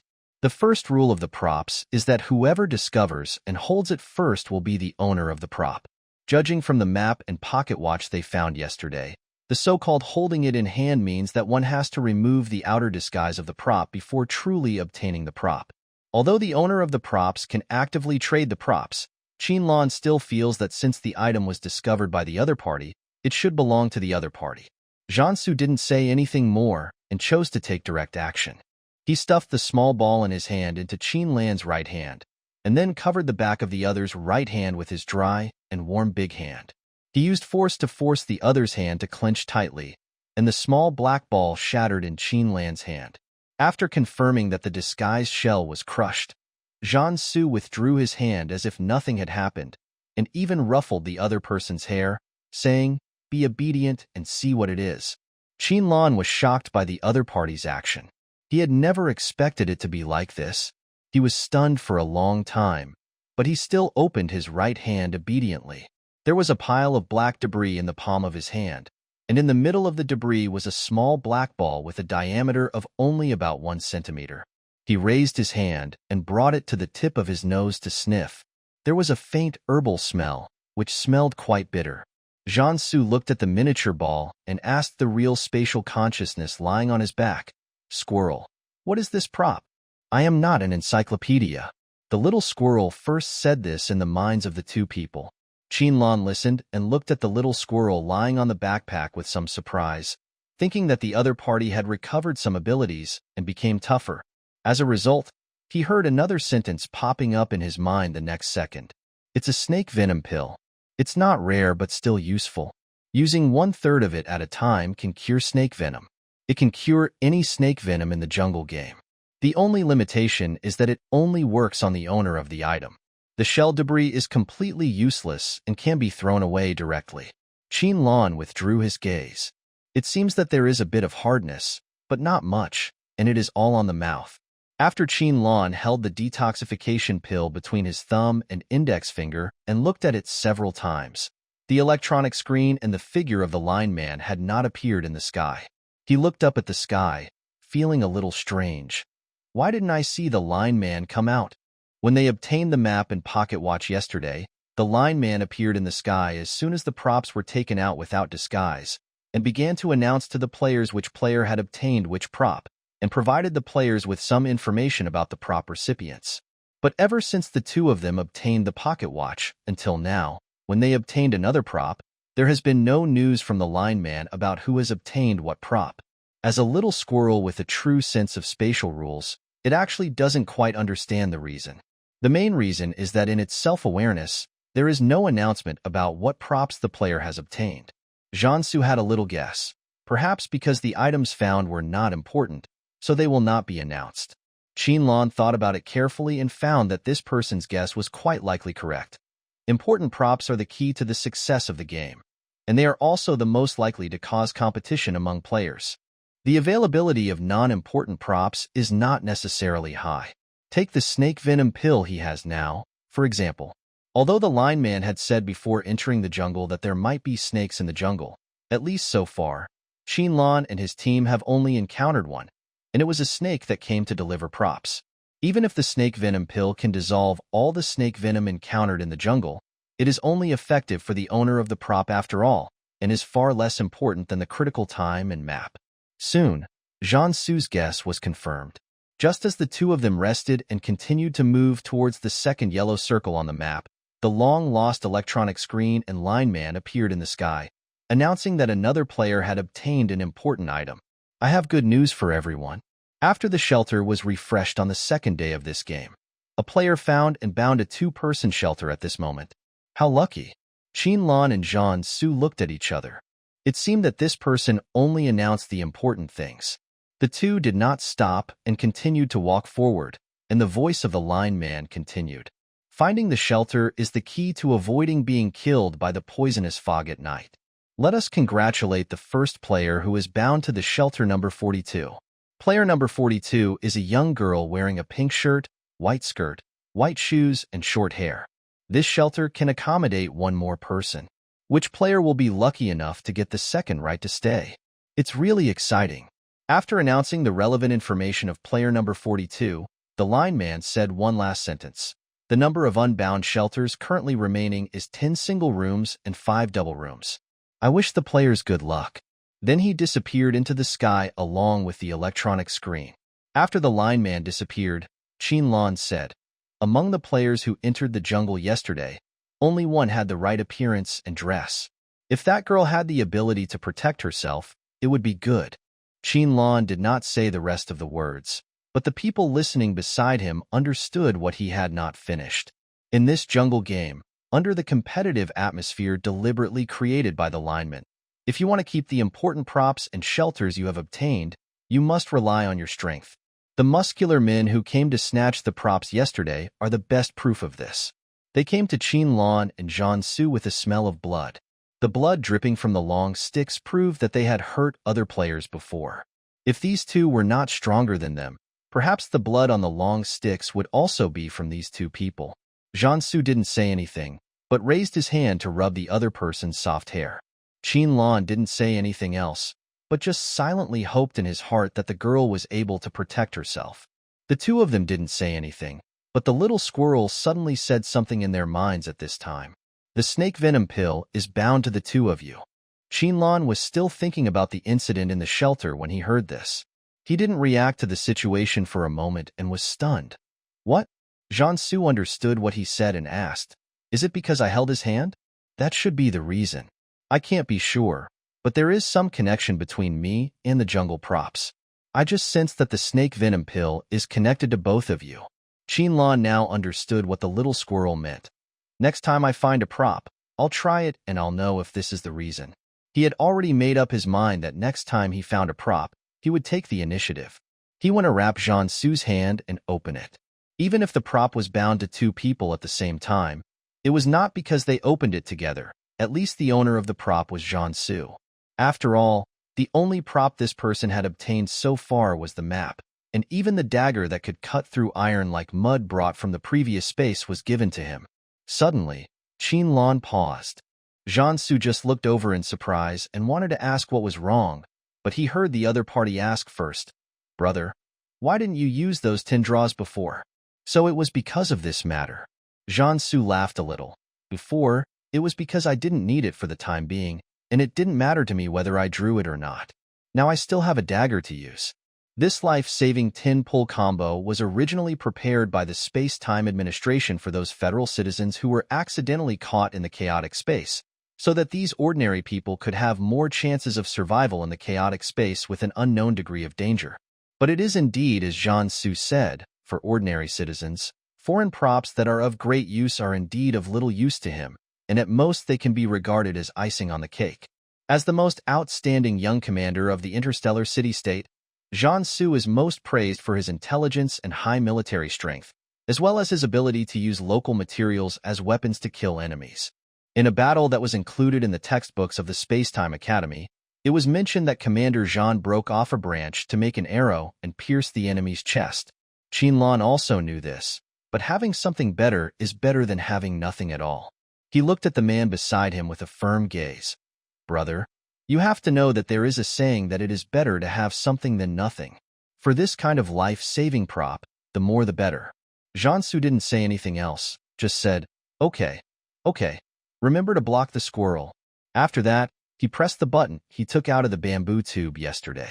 The squirrel was also quite curious about where this foreign prop came from, so he activated the ability barrier, covering a certain distance to avoid being detected by the lineman. I saw a gray rabbit jumping out from behind a big tree not far away. It looked at the two humans and then quickly ran away. Jiansu and Qinlan looked at each other and walked towards the direction where the gray rabbit appeared. After passing the tree, they saw a bamboo basket woven with bamboo strips hanging on the branch. In the basket were 4 boxes of energy bars produced in the interstellar city-state, 2 compression tents, 2 pairs of hiking boots, and 2 sets of field training uniforms. Qinlan followed behind and took a look, then looked at the man next to him and began to doubt. Do you have any secrets with the administration, brother? A question mark popped up in Jiansu's head, but his tone was very calm. I only have it with you. Qinlan ignored his nonsense and pointed at the things in the bamboo basket. These are all sets. Jiansu thought for 2 seconds and answered. Maybe because I'm really more European. Qinlan. Okay, just pretend I didn't say anything. Jiansu glanced at the 2 sets of field training uniforms, took out one that was obviously a little smaller, and handed it to the person next to him. Go change first. It's true. When he first saw the 2 sets of training uniforms and hiking boots of different sizes, he wondered if the people from the Space-Time Administration knew that he had found Qinlan and specially prepared 2 sets for him. He knew that his luck was always good, but it shouldn't be to the point where he could pull out 2 sets of complete clothes. Especially when he saw Qinlan walking over with his clothes and shoes changed, and the clothes and shoes were particularly well-fitting. But Jiansu didn't hate this feeling. He wished that everyone in the entire interstellar city-state knew that the person in front of him was the one he liked, and they were going to be together for the rest of their lives. However, now is obviously not the time to care about these things. Jiansu also took the larger size of clothes to change, and asked Qinlan to put the other things in the bamboo basket into the black backpack. Qinlan felt that his best luck might be in winning this backpack. It was really useful. While Jiansu was changing clothes, he opened the backpack and put the energy bar and compression tin into it. These 4 boxes of energy bars are smaller than a palm, and each box contains 6 bars. For ordinary people, 1 bar can replace a normal day's diet. After repeated experiments and innovations, today's energy bars have gotten rid of the rough and difficult-to-swallow first generation, and can even be customized with a variety of flavors and melt in the mouth. In addition to the military, even ordinary citizens have a few boxes in their homes. The 4 boxes that Jiansu won were all filled with the most common fruit flavors on the market: apple, grape, strawberry, and watermelon. They were all seeds that the ancient blue people brought from the ancient blue planet when they migrated to space. After several generations of dedicated research and cultivation, the fruits that were once common on the ancient blue planet can finally be seen and sold everywhere in the interstellar city-state. The 2 compressed tints, combined, were no bigger than a palm. There was a small green button in the center of the box. When the box was placed on the ground and the green button was pressed, the box opened automatically, and the compressed tint inside was released from its compressed state. Within 30 seconds, it expanded into a normal tent that could accommodate 2 people lying down to rest. The tent is equipped with a mattress and a quilt, which can also protect against wind and rain at night, and the 4 corners can automatically dig into the soil to stabilize it. When the tent is not needed, just press the green button on the packaging box again, and the tent will automatically shrink and return to its previous compressed state. This is also the favorite thing for those wilderness survival explorers in the interstellar age. It does not need to be opened manually, which is very convenient. After Jiansu changed his clothes and came out, Qinlan had also packed his things and put the backpack back on Jiansu's back. Qinlan patted the squirrel on the back. "Little squirrel, is there any way to destroy these 2 sets of clothes?" He pointed to the clothes that the 2 had taken off and were piled together. After a day's journey through the jungle, the clothes that were clean and tidy yesterday were now covered with a lot of dust and mud. Even though the fabrics from the interstellar era were much more resistant to dirt than those from the ancient Blue Star era, they were still ordinary clothes and pants and could not withstand the torture of walking through the jungle. The field training uniforms they were wearing were different. They were made of the same fabric as the army uniforms. They were not only waterproof, windproof, and dirt-resistant, but also durable and could not be easily scratched. The hiking boots on their feet were also made by the army. From now on, the 2 of them will be wearing their current clothes all the time during their time in the jungle. It is impossible for them to stuff their newly taken clothes and shoes into their backpacks, so they might as well destroy them on the spot for convenience and ease. "Okay, I have recovered the ability to destroy things. Shall we start now?" Before Qinlan could answer, Jiansu spoke up and asked, "Squirrel, are you able to disguise yourself on us now? Which one is it?" Qinlan quickly understood what the other party meant and pointed at the pile of clothes. "Let the people in the line not see that we changed clothes. If it's just that, I can do it with my current abilities," Jiansu said. "As long as we can deceive the line man, other players are not within our consideration." The reason why he proposed to make a disguise just now was to let the line man see them and not notice that they had changed clothes, because there was no guarantee that other important props would be discovered later. If they were discovered, according to the line man's nature of publishing the player's information, when the announcement was made, it would be obvious at a glance that the 2 of them had completely changed their clothes.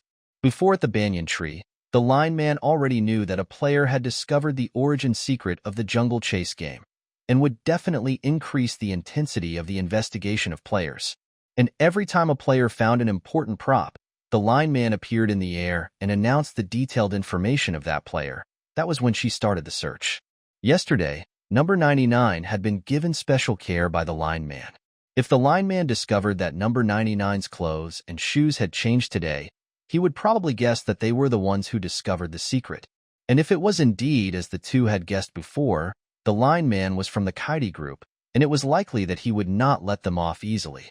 A faint blue light flashed on the pile of clothes and shoes, and then split into 2 rays that covered Qinlan and Jiansu. But after a moment, the light dimmed until it disappeared. "I have completed my disguise. Before my energy runs out, I can guarantee that the disguise will not be seen through by that person, even if the other party is stronger. Compared with yesterday, my energy has recovered a lot, and it will not run out before I reach the second tree." The little squirrel assured them so in their minds.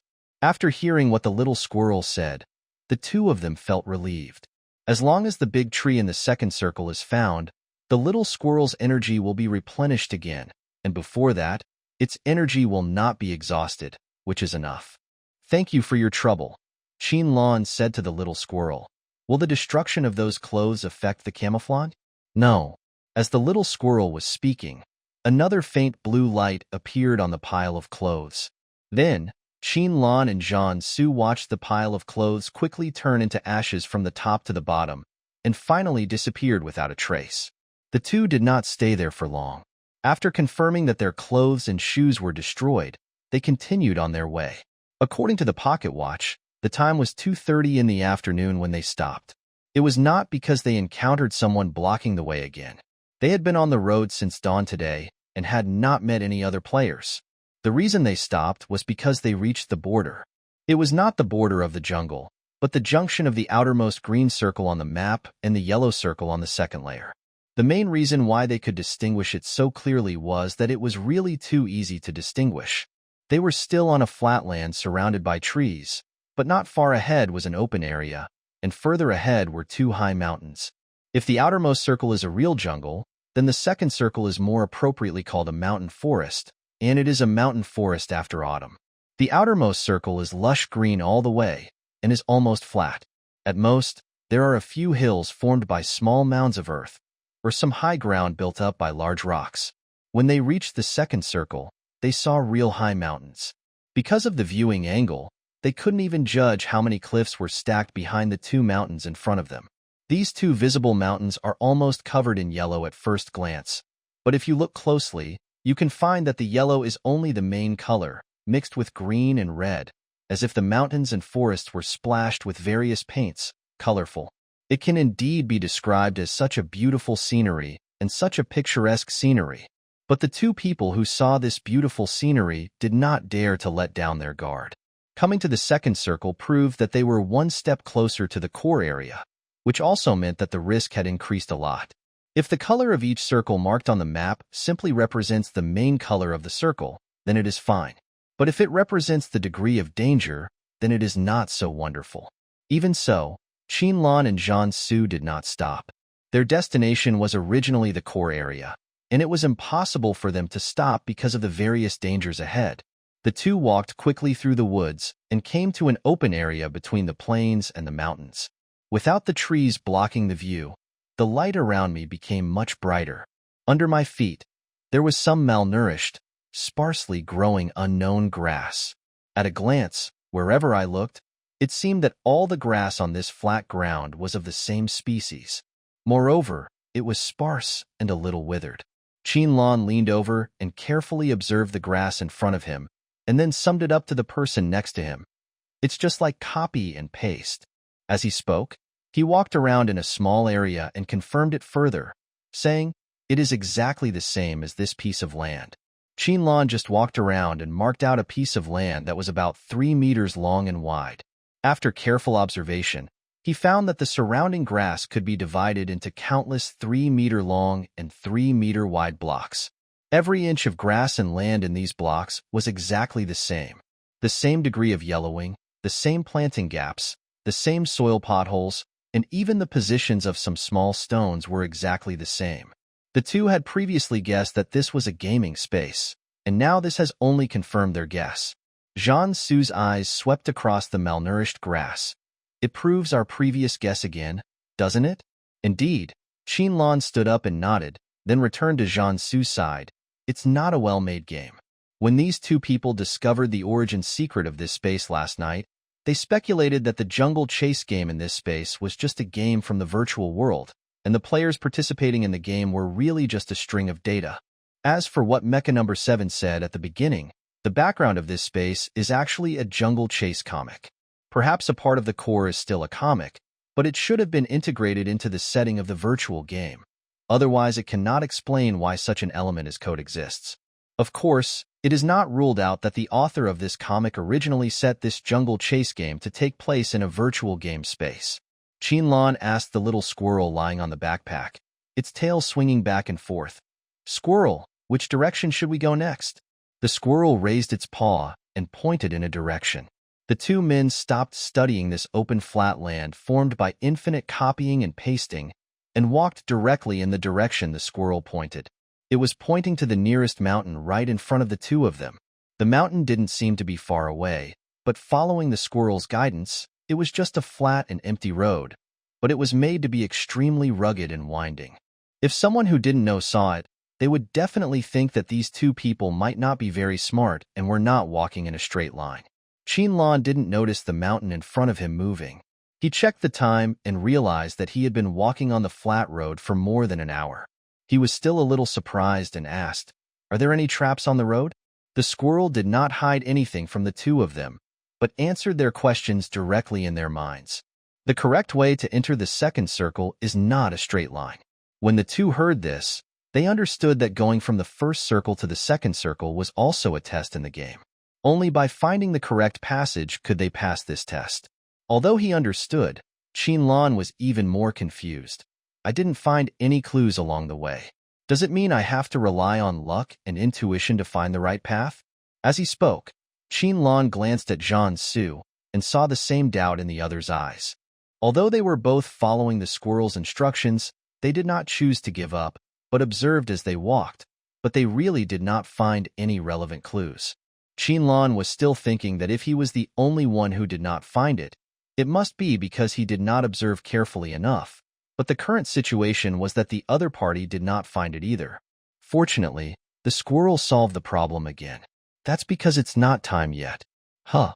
Qinlan was stunned when he heard this reason, and even Zhan Su raised his eyebrows. The squirrel sounds continued. In my settings, the prompt to enter the second circle from the first circle will not appear until the poison fog refreshes on the second day. If the player has reached the junction before the prompt refreshes, without getting the correct prompt, he will just circle around in the grassland and will not be able to enter the second circle. However, with me leading the way, you don't have to worry about circling in the same place. After walking for another 20 minutes, you can smoothly enter the second circle. As the little squirrel spoke, there was a clear, audible pride in his voice.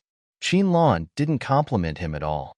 Instead, he covered his mouth and said, "So you call this place grassland instead of grassland?" The squirrel fell into an eerie silence for a long time before the two heard the familiar voice in their minds again. In my original setting, this is the grassland. Qinlan was very willing to follow suit.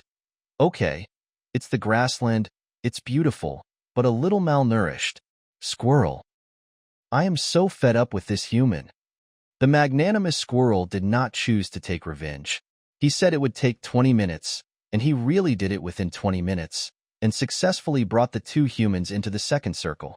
Stepping from the outermost circle into the second circle was like stepping from summer into autumn. At first glance, most of the grass and trees were golden yellow, and even the wind was less hot than before, but instead brought a coolness like mountain spring water. The trees around were not as tall as those in the first circle, and the gaps in the sky for sunlight to shine through were even larger, but the light was obviously not as bright as in the first circle. Looking around, except for the plain from the grassland mentioned by the squirrel to the entrance of the second circle, the rest of the place is full of mountains that are as high as you can see, and there is no easy way to go up the mountain.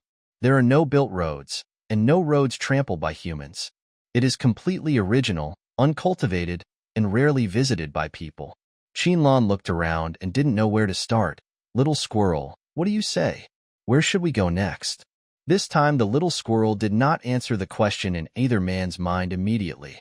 Qinlan looked over with a puzzled look, and saw the squirrel retract its paws and even buried its head in its paws, refusing to look at the human. Seeing the squirrel's actions, a big question mark appeared on Qinlan's head, and he asked with some uncertainty, "You don't know either, do you?" The little squirrel buried its head even more tightly in its paws and was silent for a long time. Finally, it chose to answer the question, but its voice was very low, and it was very embarrassed to say it out loud. Well, you know, I'm not mature yet. Besides, I've been away from the core for so long, and although I've recovered a lot of energy, it's still not enough. The further I go, the more energy I need. Only when I'm completely in the core can I easily establish a connection with everything here. Once I leave the core, it will be troublesome. In other words, the closer I am to the tree, the easier it is to feel its specific location. The farther away I am, the more I can feel it roughly. At the end, the little squirrel quietly raised its head slightly, revealing one of its small eyes, and looked at the human who asked it the question. There was a sentence written in that small eye. Do you understand what I mean? Qinlan rubbed the squirrel's head lovingly and asked, "Little squirrel, can you feel which direction it is in now?" The little squirrel felt uneasy when he saw the loving look in the human's eyes. He always had the illusion that if he shook his head, he would be stewed and eaten by the human. But the squirrel had no choice, because he didn't know, so he could only shake his head. It's too far away. I can't feel it now. After saying this in the minds of the two humans, the little squirrel immediately covered its head with its two paws, quickly changed direction and lay down on the backpack, with its ace facing Qinlan, and swung its big tail to cover its head directly, in an attempt to prevent its head from being tortured by humans. Qinlan, who had no intention of causing trouble for the squirrel, was completely overwhelmed by the other party's behavior. He looked at the other person who hadn't said a word the whole time with some grievance. "Brother, am I so scary? Do I look like I'm going to torture a small animal?" When asked, Jiansu just raised his hand and gently rubbed the other person's hair and said softly, "Be good. Ignore it. This squirrel is best at imagination. Let Xiao Qi see if the coordinates of the second circle can be determined first." Qin Lan was easily comforted by his brother. He no longer cared about the squirrel that was still facing him with its ace. He directly called Mecha number 7 in his mind and asked it to try to determine the coordinates of the second circle. "Xiao Qi, can you determine the north of the second circle?" Mecha number 7 received the instructions, operated quickly, and gave a reply soon. "Report to Qin Air. The coordinates have been confirmed successfully. I didn't move around this time. It was very easy." Qin Lan listened and gave another instruction. "Okay. Share the coordinates with Peijun." Received Mecha number 7 received the command and immediately sent the confirmed coordinates to Mecha Peijun through the terminal system. The owners of these two mechas, Qin Lan and Jiansu, have open shared connections to each other on their terminals and mobile devices, so when sharing information, there is no need for the other party to choose to confirm and they can receive it directly. Jiansu looked at the information that Peijun had found, clicked on the coordinate map confirmed by number 7, compared it with the real scene in front of him, and finally pointed to the east. "Let's go in this direction first and take a look." According to the coordinates, the east is to the upper right of the two people, where the trees are not particularly dense. Qin Lan looked in the direction of Jiansu's finger.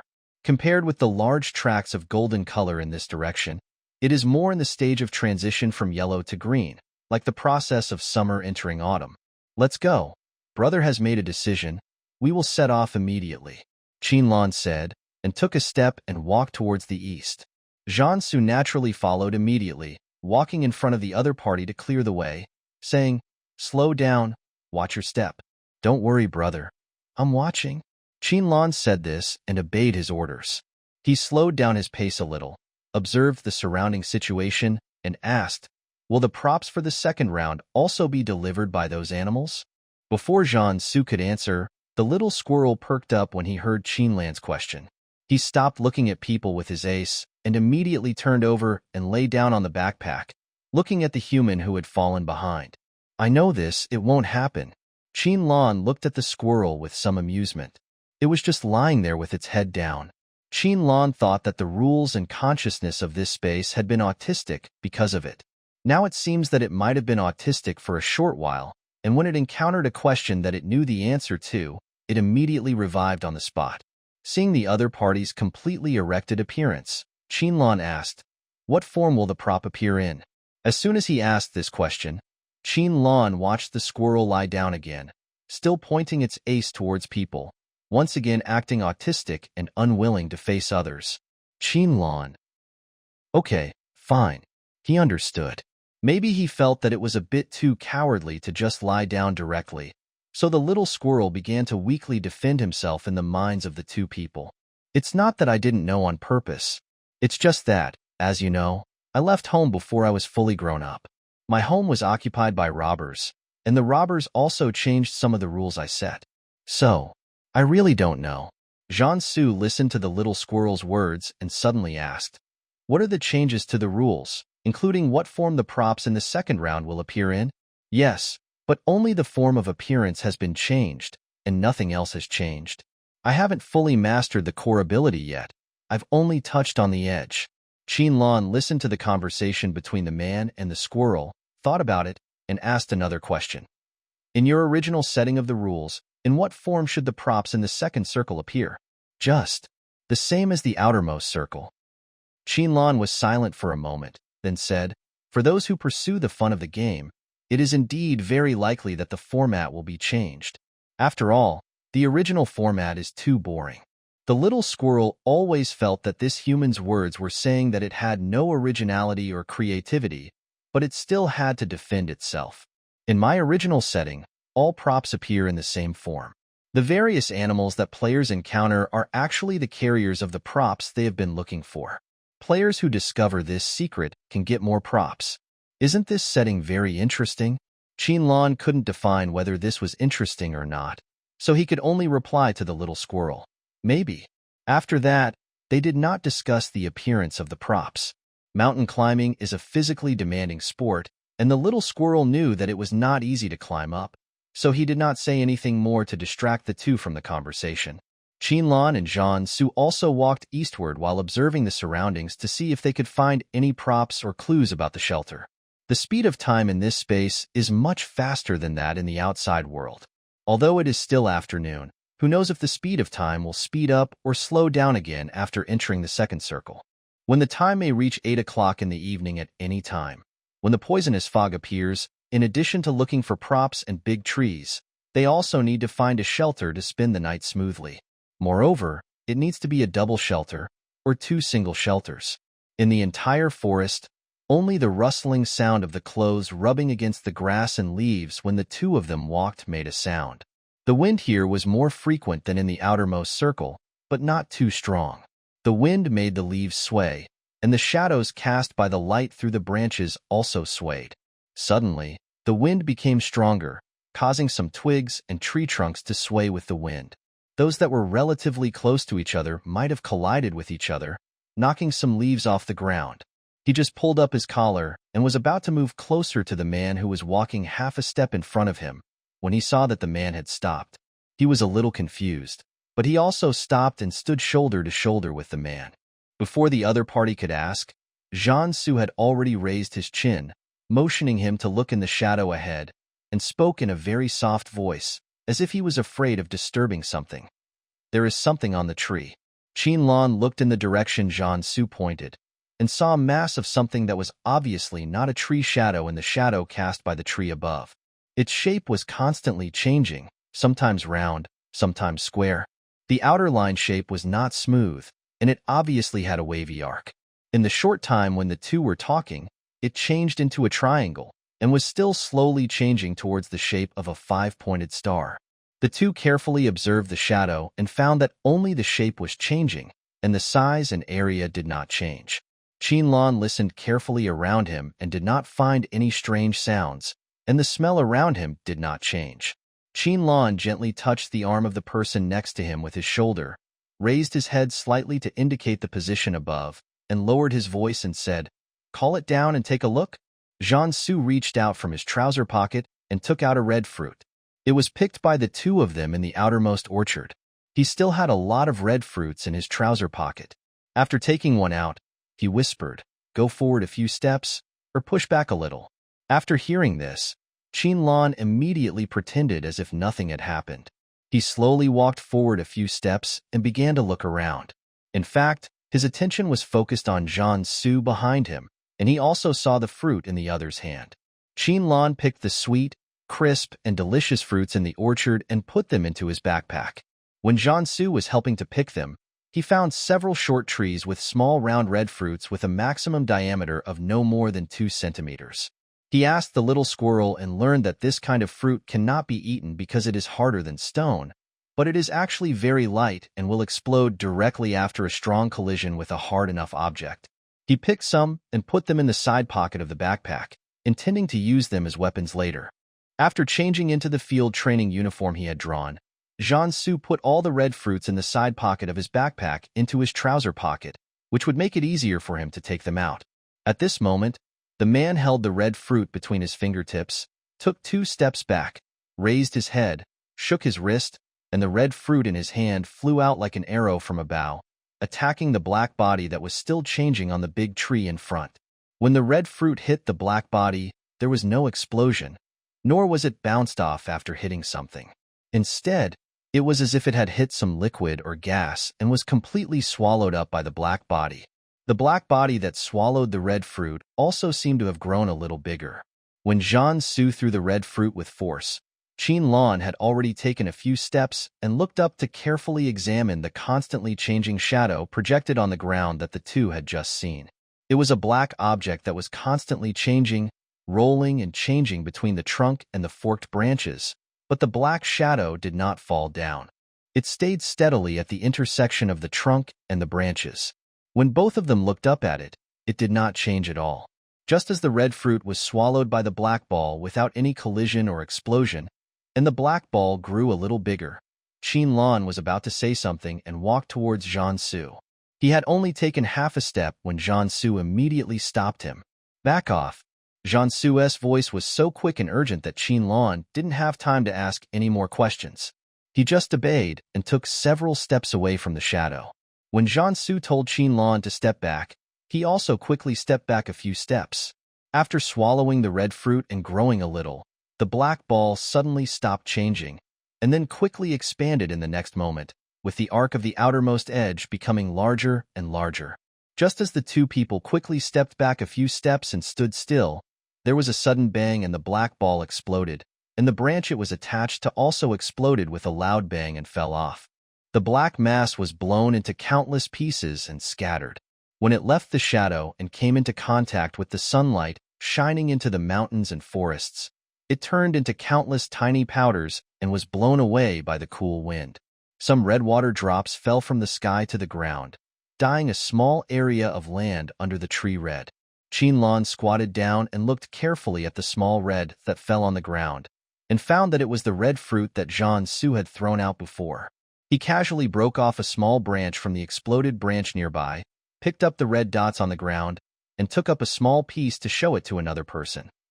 This red fruit should have exploded inside the black ball after being swallowed by the gold. Jiansu walked over to the other person and squatted down, moving closer to observe the red dots scattered on the ground. It really exploded from the inside. The outer layer of the black mass should be something like a packaging material. The main body is hidden inside the black mass, and it is hard enough. After that, Jiansu stood up and looked up at the broken part of the tree above, and found that there was something black there. It was not easy to see clearly from the perspective under the tree, so he walked a few steps to the side and looked at the broken part carefully. I saw that part of the fracture was sunken in. Most of the black things Jiansu saw before were in that sunken place. It seemed that they were stuck here because of the previous explosion and did not fall down with the thick branch. There is something on it. I will go and take a look. Jiansu left these words, then walked a few steps to the tree, used his hands and feet to climb up the tree in a few seconds, and came to the broken part. Qinlan, who was still studying the red fruit that was blown into pieces, heard the other party say this. He put down the branch in his hand and just stood up, but the other party had already climbed up the tree. Seeing that the man had stopped, he stood under the tree and looked up and asked, "What is it?" "A small black box," Jiansu said, holding the other forked branch of the trunk with one hand, and the edge of the small box with the other hand. He used a little force to pry the box apart. After feeling it loose, he lifted the box up. After doing this several times, he finally got rid of the fate of being stuck and successfully left the depression. Next, Jiansu said to Qinlan, who was standing under the tree, and threw the small box in his hand down. Qinlan opened his hands, and the small black box fell accurately into his hands. He did not rush to open the box to see what was inside, but still looked up at the man still on the tree with a little worry in his eyes. "Brother, go down slowly. This big tree grows straight, and the quick-drying part is not as rough as other trees. Some of the bark even peels off on the ground, and the peeling part feels a bit slippery. Although Jiansu is at the lowest fork of the whole tree, it is already more than 3 meters and nearly 4 meters above the ground." Qinlan hadn't reacted just now, but he had already climbed up. Now that he looks at this tree carefully, his heart is hanging in his throat. Jiansu smiled at the people on the ground and said with some comfort, "Well, I will be careful, don't worry." After saying that, he stepped down the tree trunk in 2 or 3 steps and stood in front of the other person.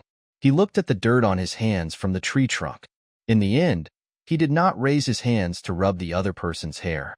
He patted the dust and dirt on his palms with both hands and said, "Open the box and take a look." Qinlan didn't listen, but directly pulled the other person's right hand and placed it on the box. He looked very serious and said, "Let's open it together." Jiansu glanced at the other person, shook his head with a smile, but did not reject the other person's words. He nodded and said in accordance with the other person's meaning, "Okay, let's go together." The small box was a cube about 20 centimeters long, wide, and high. It was black and looked like it was made of wood, but it didn't feel like a solid wood product when held in the hand. The edge of the box was slightly thicker and carved with auspicious clouds and auspicious wishes. A rotating copper lock fastened the lid of the box. The two held the edge of the small black box, one on each side. Qinlan used his other hand to turn the lock, and then he and Jian-Su looked at each other, opened the lid together, and looked at the contents of the box. After the box was opened, a small house model was placed inside. Qinlan took only one look and said, "Squirrel, open the shield."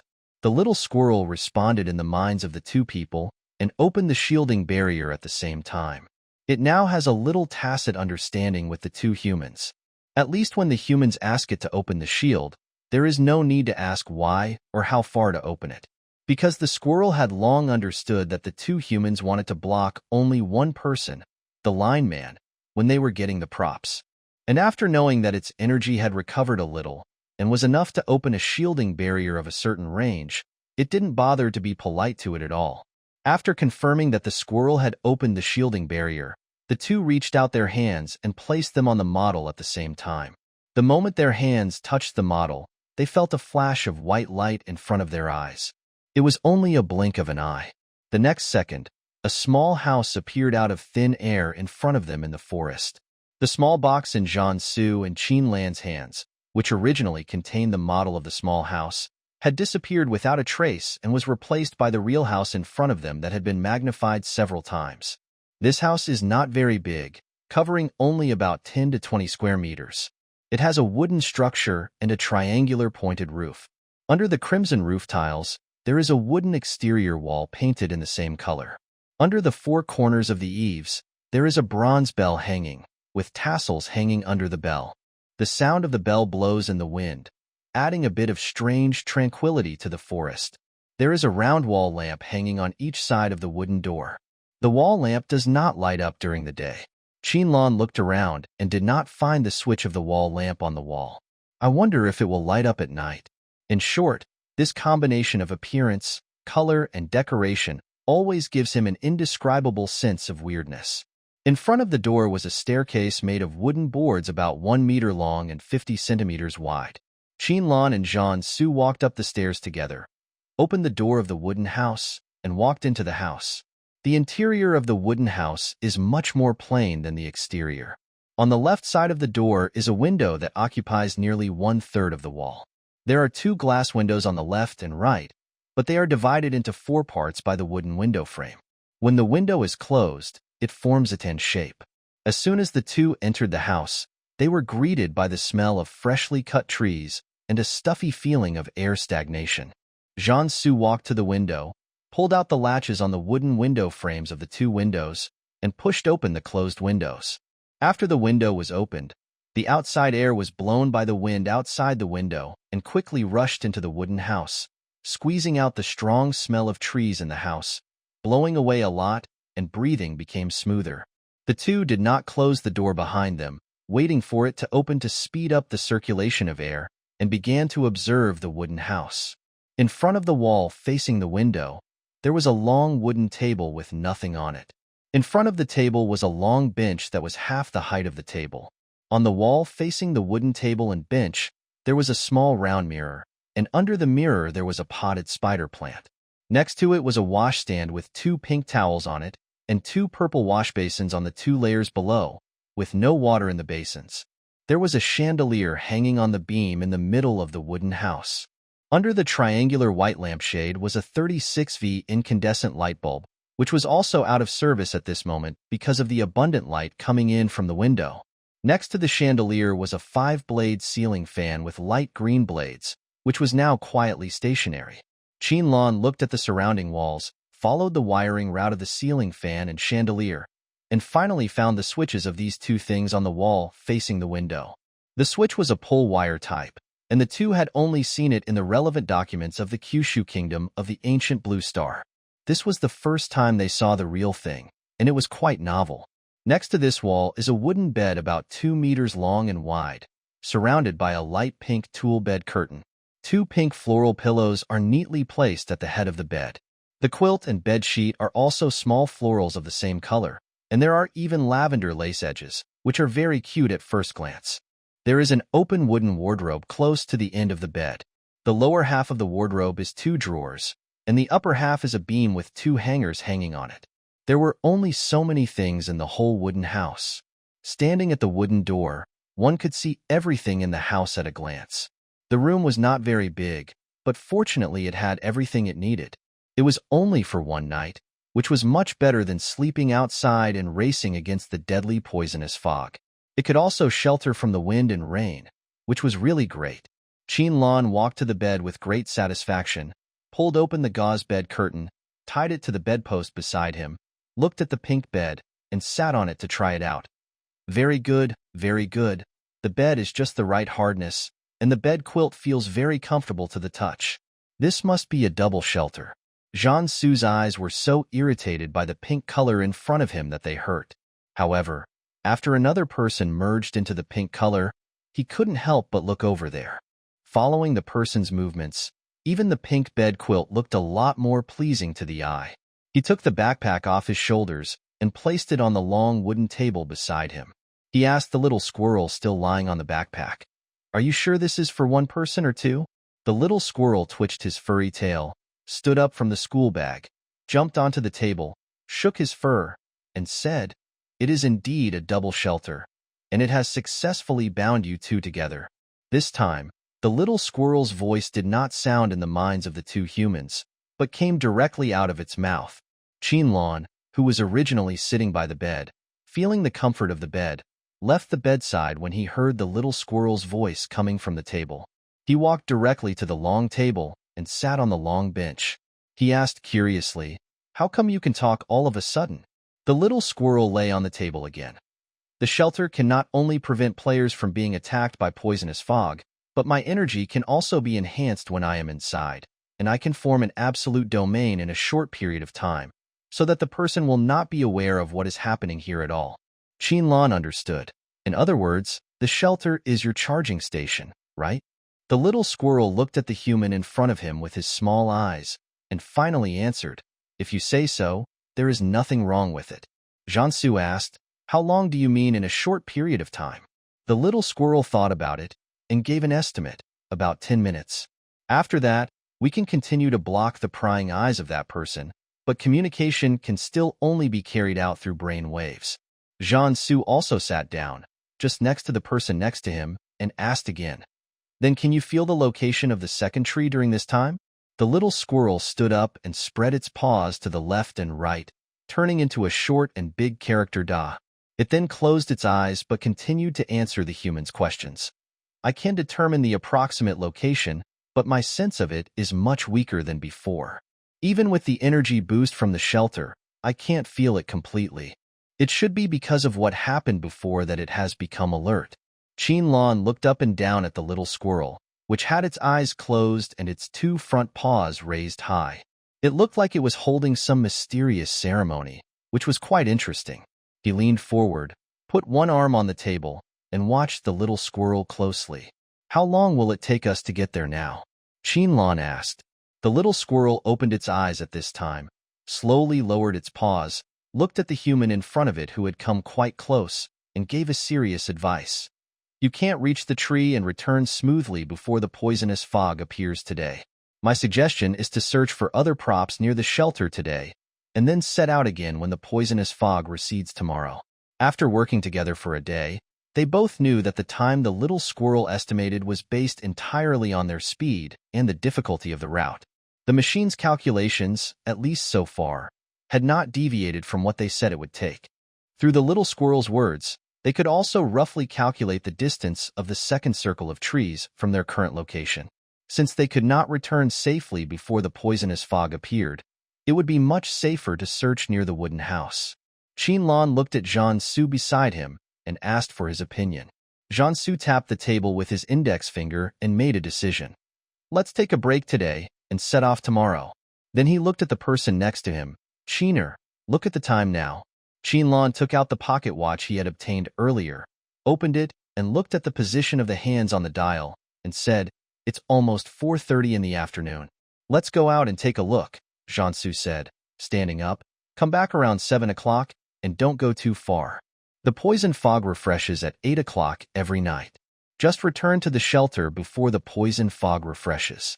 Qinlan naturally had no objection to this, so he stood up and followed Jiansu out. He looked at the little squirrel still standing on the table and asked, "Do you want to continue charging here, or go out with us?" The little squirrel waved its paws at the two humans and said, "You guys go out. It's been a while since I felt this much energy. I'll absorb it for a while longer. Maybe I can replenish it. If you find a prop, remember to take it back to the shelter and open it, so you won't be detected by that." At the end, the little squirrel did not forget to remind the two people. The two also knew that this was the goodwill of the squirrel. Qinlan smiled and nodded in response, saying, "I see.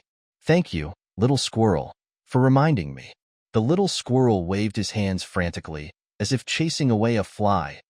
All right, get out now. Don't disturb me from absorbing energy." Qinlan and Jiansu did not stay any longer. After walking out of the wooden house, they considerately closed the wooden door. The two began to circle around the shelter in search of props, and they did find some. In the second circle, the props no longer appeared in the form of animals as in the first circle, but like when the two found the shelter before, there would be a ball of gas wrapped around a small box. After driving away the outer layer of gas, they could successfully pick up the box. The gas was not all black. The two encountered a gray gas and a green gas. The color of the boxes was the same as the color of the gas that surrounded them. When he encountered the gray ball in the grass, Jiansu did not choose to throw the red fruit to explode the gas as he did before. Instead, he tried to use a branch to enter the gray ball. After making sure that he had touched the box, he began to pull it out, and he actually pulled it out. Qinlan was still thinking about how to disperse the gray ball when he saw Jiansu's operation. The key point was that it succeeded in the end. He was stunned. That is it? This works? It has no aggression? Or are you so lucky? Jiansu thought of the black root before. In fact, he was not sure. He had originally wanted to try various methods. He did not expect that it would actually succeed. He was also quite surprised. After taking the small gray box that he had pulled out of the gray ball, Jiansu said, "Find another one and try it, and you'll know if this method is always feasible." The green ball was discovered by Qinlan in a small hole covered by fallen leaves. Because the color was too similar to the surrounding color, it would be easy to miss it if you didn't look carefully. The reason why Qinlan was able to find this green ball was because there happened to be a broken tree next to that place, with only a trunk about 1 meter high left and brown mushrooms growing on the tree. This type of mushroom also existed in the interstellar era, but they were all cultivated in research institutes in the past and were only for everyone to appreciate.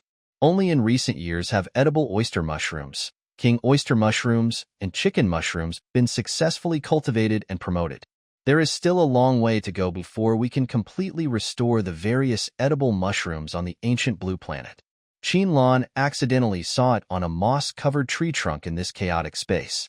He thought it was a little strange, so he stopped and took a closer look. When he looked, he happened to find that there seemed to be a green thing moving in the small hole next to it. After seeing this, Qinlan called his brother over to take a look. "Brother, there seems to be something here." At that time, Jiansu saw that the other party had stopped and carefully observed the mushrooms growing on the tree. So he also stopped and stood aside to look around to see if he could find some more props. When he heard Qinlan calling him, he walked to the other party, squatted down as instructed, and used the branch he had held before to gently push away the pile of fallen leaves in front of the small hole, revealing the true appearance inside. The two of them saw a green thing that was changing and squirming in the small hole, but unfortunately it couldn't come out. Jiansu, like last time, still held the branch and tried to poke it into the green ball to pull out the small box containing the props. But just as he poked the branch in, he stopped and did not move forward. Qinlan watched from the side and asked curiously, "Nothing inside?" Jiansu shook his head. "I touched the box, but I can't move it." "Huh." Qinlan took a step closer. "Can't you pull it out?" As he said that, he put his hand on the back of the other's hand, wanting to lend a hand and help take the box out, and then he also stopped. Qinlan finally understood what the phrase "can't move" meant. The branch seemed to be entangled by something. As long as they pulled it outwards, the unknown object entangled the branch would pull it back with the same force. The same forces canceled each other out, so that when he watched it just now, he didn't notice any movement of the branch back and forth. The green ball was still changing its shape, and the branches were still tightly entangled and could not be pulled out. Jiansu looked at the green object that was competing with him and suddenly let go of his hand.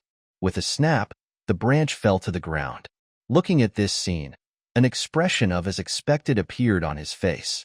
Qinlan? He was just thinking about how to take the branch out, but it fell as soon as he let go. He turned around and saw the expressions of the people next to him. Qinlan thought about what had just happened and suddenly figured it out. They were trying to pull the branch out of the green ball just now, but they were pulled back by the same force.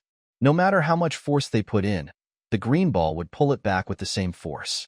If the green ball's perception of force comes from external stimulation, then if it is not given this stimulation, will it not exert force?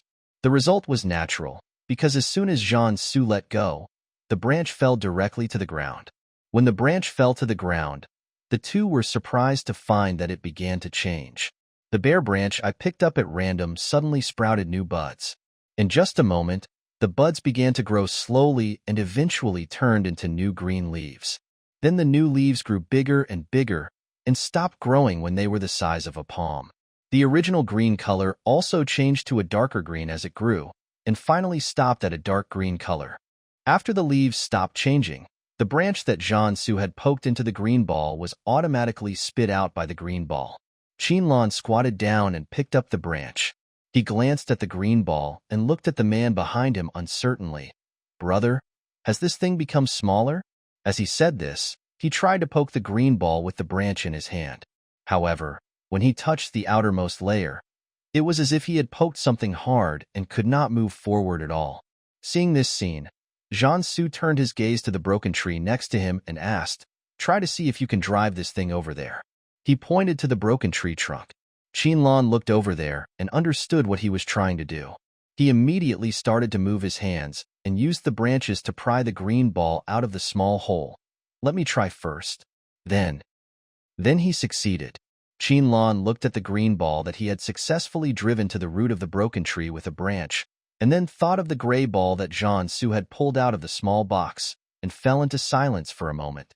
Jiansu originally just wanted to give it a try, but he didn't expect it to be useful. Seeing this, he was silent for a long time, and finally said, "The props in the second round are quite interesting." Qinlan immediately responded, "Indeed, haha, who would have thought of this?" Neither of them knew what to say, especially after seeing the green ball hit the broken tree. The green ball shrank rapidly, and the broken tree, which was already covered with moss, began to grow thin branches. New buds appeared on the branches, and the new buds transformed into new leaves. Unfortunately, there was no next step. When the new buds grew, the vitality contained in the green ball had already been absorbed by the broken tree, leaving only a small green box lying next to the broken tree. Seeing this scene, I can only say it is difficult to comment. Qinlan picked up the green box and stood up. He looked around and found nothing unusual. Then he said, "Let us go and look for other places." When the two came out, they left their backpacks in the shelter. Now one of them was holding a small box in his hand, without hiding anything. Before entering the second circle, the little squirrel said that it was not yet time for the second circle to be open to players, so there was no need to worry about others seeing them find the props and wanting to snatch them away. Although the two were not afraid of snatching, they did not want to fight, so they avoided it if they could. The two continued searching along the designated route, and when the pocket watch showed the time reached 7:30 in the evening, and they had not found anything else, they returned in the direction of the shelter. Although the lineman had said before when announcing the rules that players who were bound to the rule house would be sent directly back to the shelter when the poisonous fog appeared, Qinlan had doubted his words since he knew that the lineman was not the real spatial rule consciousness. The rule consciousness would not lie, but the fake rule consciousness was not necessarily the same. It is always safer to take the initiative to return to the shelter early. When the two walked back to the shelter, the pocket watch showed that the time had reached 7:55. The sky remained unchanged. It seemed that the consciousness of rules was not in the core area. Even if the energy was absorbed, it could not make this space more realistic. When the little squirrel saw the two humans coming in, he just raised his eyes and looked at them, then closed his eyes and began to rest. He was not surprised at all by the two boxes in their hands. Even though he was kicked out of the core area, he was the real rule consciousness of this space. Moreover, he had charged a lot of electricity in the shelter. He still knew that someone had found props in his territory. Qinlan and Jiansu came to the table and placed two small boxes on the table, but they were not in a hurry to open them. Jiansu took out a box of energy bars from his backpack, which was Qinlan's favorite strawberry flavor. He opened the box and handed it to the other person. Eat something first to replenish your energy. Qinlan naturally had no objection. He took out a stick from the box and stuffed it into Jiansu's mouth first. Then he picked up another one and started eating it himself. Jiansu's eyes revealed some helplessness and pampering. He let the other party do it and began to resign himself to eating the energy bar that had been put into his mouth. Among the 4 people in the Qin family, Qinlan is the only one who loves strawberries and strawberry-flavored things. Qin's parents are not interested in strawberries, and Jiansu doesn't like things covered with sesame seeds either. Even things that taste like strawberries are not what he likes. Even if he disliked it, once Qinlan gave it to him, he would eat it obediently even if he didn't like the taste. Qin's parents would not spoil Qinlan like this, and would even tell this child not to be naughty. Qinlan learned to read people's minds and knew that his brother Jiansu would tolerate all his naughty behaviors, so he loved to be naughty from time to time. The little squirrel happened to open his eyes and saw the smoke. He was speechless and continued to close his eyes. I'm so fed up with these couples. It didn't take much time to eat an energy bar. After they finished in a few bites, they opened the green box together and then opened the gray box together. They took out the contents of the 2 boxes and placed them on the table. Before they had time to take a closer look, the surroundings fell into complete darkness. When the moonlight fell on the earth again, a little light shone into the room through the window. Qinlan took out his pocket watch, and it showed that the time had reached 8 o'clock. Close the doors and windows first. As Jiansu said this, he stood up and walked quickly to the door. Qinlan also came to the window. In order to allow air circulation, the windows and doors had not been closed before. Now it was 8 o'clock, the time when the poisonous fog would reappear. Although the shelter could prevent the poisonous fog from harming us, it would always make people feel safer if they closed the doors. After the doors and windows were closed, the 2 stood by the window and looked at the scene outside. At this time, the little squirrel opened its eyes and jumped onto Jiansu's shoulder and squatted. Not far from the house, a group of purple mist quickly spread towards this side. In a short while, everything in front of me was shrouded in light purple, and even the moon in the sky also showed this color at this moment. The grass and trees surrounded by the purple mist quickly began to wither, and the leaves fell to the ground. The originally lush forest now looked a little bare, dilapidated, and depressed. When the purple mist came to the shelter, Qinlan and Jiansu heard the sound of copper bells, and they both turned their eyes to the copper bells hanging on the left and right corners of the eaves in front of the window. They saw that the copper bells were swinging, as if forming a barrier, blocking the purple mist outside, and not only the shelter, but also the shelter. The 2 of them didn't look at each other anymore. Jiansu turned around and went to the door. He pulled the 2 switch cords one by one. After confirming that the one on the left was the switch that controlled the chandelier, he pulled the switch on the right that controlled the ceiling fan again, turning off the ceiling fan that had already started rotating. Because of the appearance and rapid approach of the purple mist, the room, which could originally rely on the moonlight outside the window to see things, was now covered by a layer of purple mask, and it was not very clear, and the whole thing was much darker. After Jiansu turned on the chandelier switch, a warm yellow light appeared. Although the light was still not very bright, it was able to help the 2 of them see things clearly, and it was no longer as difficult as when the purple mist appeared just now. After turning on the chandelier, Jiansu returned to the long table, sat on the long bench with Qinlan, and began to look at the new props that they had just taken out of the 2 small boxes. There was a small button of the same color at 1/3 of the way down.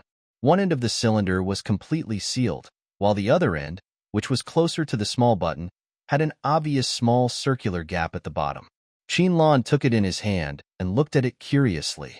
He tried to press it, but was worried that it was a disposable item, so he asked the little squirrel lying next to him, "What is this for?" The little squirrel did not answer directly, but only spoke in the minds of the two people. It was now past the age when it could speak normally with its mouth. You will know once you press the button. Don't point the end with the gap towards people. What this means is that you can just press it and play with it. Qinlan was really curious, so he didn't ask any more questions. He stood up with the small gray cylinder and walked towards the center of the room. When he came under the chandelier, he made sure that he was a certain distance away from Jiansu. Then he pointed the end of the cylinder with the gap towards the door of the shelter and pressed the small button. He only felt his left hand holding the small cylinder tremble, not violently, just a slight vibration. Qinlan was a little curious and carefully touched the long piece that popped out with his right fingers. Then he found that the long piece seemed to be a little loose, so he gently moved it with his fingers. He saw that this thing was like a scabbard, and a thin layer of protective cover could be pulled open directly, revealing the true appearance hidden inside. It was a sword that reflected the light. Qinlan waved his left hand casually, and after removing the protective cover, he could hear the sound of the sword. Just by listening to the sound, one could imagine how sharp the blade was. He then switched the sword to his right hand, flipped it in a sword flower, and swung it towards the corner of the pink towel on the washstand. The tip of the sword swept past, and the corner of the pink towel was immediately cut off a little. The cut was smooth, without any sluggishness. Qinlan's eyes lit up. This is a rare and good sword. If the people from the Blue Star Research Institute saw this, their eyes would light up like hungry wolves, and they would toss the sword over and over again, hoping to study the sword thoroughly, mass-produce it one day, and continue their cold weapon myth. Seeing that this person was having fun, Jiansu did not step forward to stop him and ask him to be careful. He knew that Qinlan was also sensible. He just really liked it, and it was new enough that he couldn't let it go. He was also happy to see the other person happy, and his heart was also a lot happier. So naturally he would not step forward to stop him and do anything. The little squirrel waited for the human to have enough fun before continuing to explain the props they had opened in the minds of the two humans. This is a retractable sword, which can be found in the jungle. It is a relatively useful prop. Although it cannot cut iron like mud, it can be used to fight against enemies or hostile animals. If you take off the protective cover, it becomes a sword. If you don't take it off, it can also be used as a long stick. When not in use, you can press the button to retract the sword. Qinlan listened to what the little squirrel said and pressed the button to retract the sword. At this moment, the gray long stick returned to the shape of a palm-sized small cylinder. He put the small cylinder back on the table and asked curiously, "The sharpness of this sword can withstand most attacks. Is it just a useful prop? Is there anything more powerful in it?" The little squirrel shook his head. The reason why it is still useful is that not everyone can use a sword. This retractable sword is retractable due to its joints, so its thickness and hardness are not as good as those of an ordinary long sword. If you attack with brute force, it is easy to break the sword. If you just use it as a long stick, you can't even use 1/10 of its power normally. After this explanation, Qinlan also understood. Indeed, no matter how good a weapon is, if it encounters someone who doesn't know how to use it, it is just scrap metal. He didn't dwell on this anymore and looked at another prop. What was taken out of the green box was a transparent glass bottle that was less than 7 centimeters high and only about 2 centimeters in diameter. The mouth of the bottle was blocked by a wooden cork, and it was nearly 3/4 full of liquid. The liquid was also green, but the color was slightly lighter than that of the small box. Seeing that the two humans' eyes were on the small bottle, the little squirrel didn't keep the people in suspense this time, but started explaining directly. The green boxes contain rare items that are only found in the jungle. There are only 3 green boxes in the entire jungle, so there is one in each circle. But rarity does not necessarily mean usefulness. I don't know whether I should praise you for your good luck. While the two were talking in their minds, the little squirrel's paw had already placed on the cork of the small bottle. Now this bottle is called Rejuvenation of All Things. When you found the green box, you should have discovered some of its effects. I remember that the green ball in the second circle needs to consume its own energy to obtain the things inside. I don't know if that has been changed. At this time, Qinlan said, "No, we got the box only after the broken tree grew new branches." The little squirrel nodded in understanding and continued speaking in the two people's minds.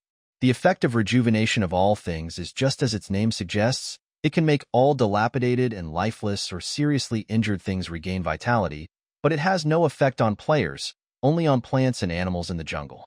Having said this, the little squirrel sighed softly. That's why I just said that being rare doesn't mean it's useful.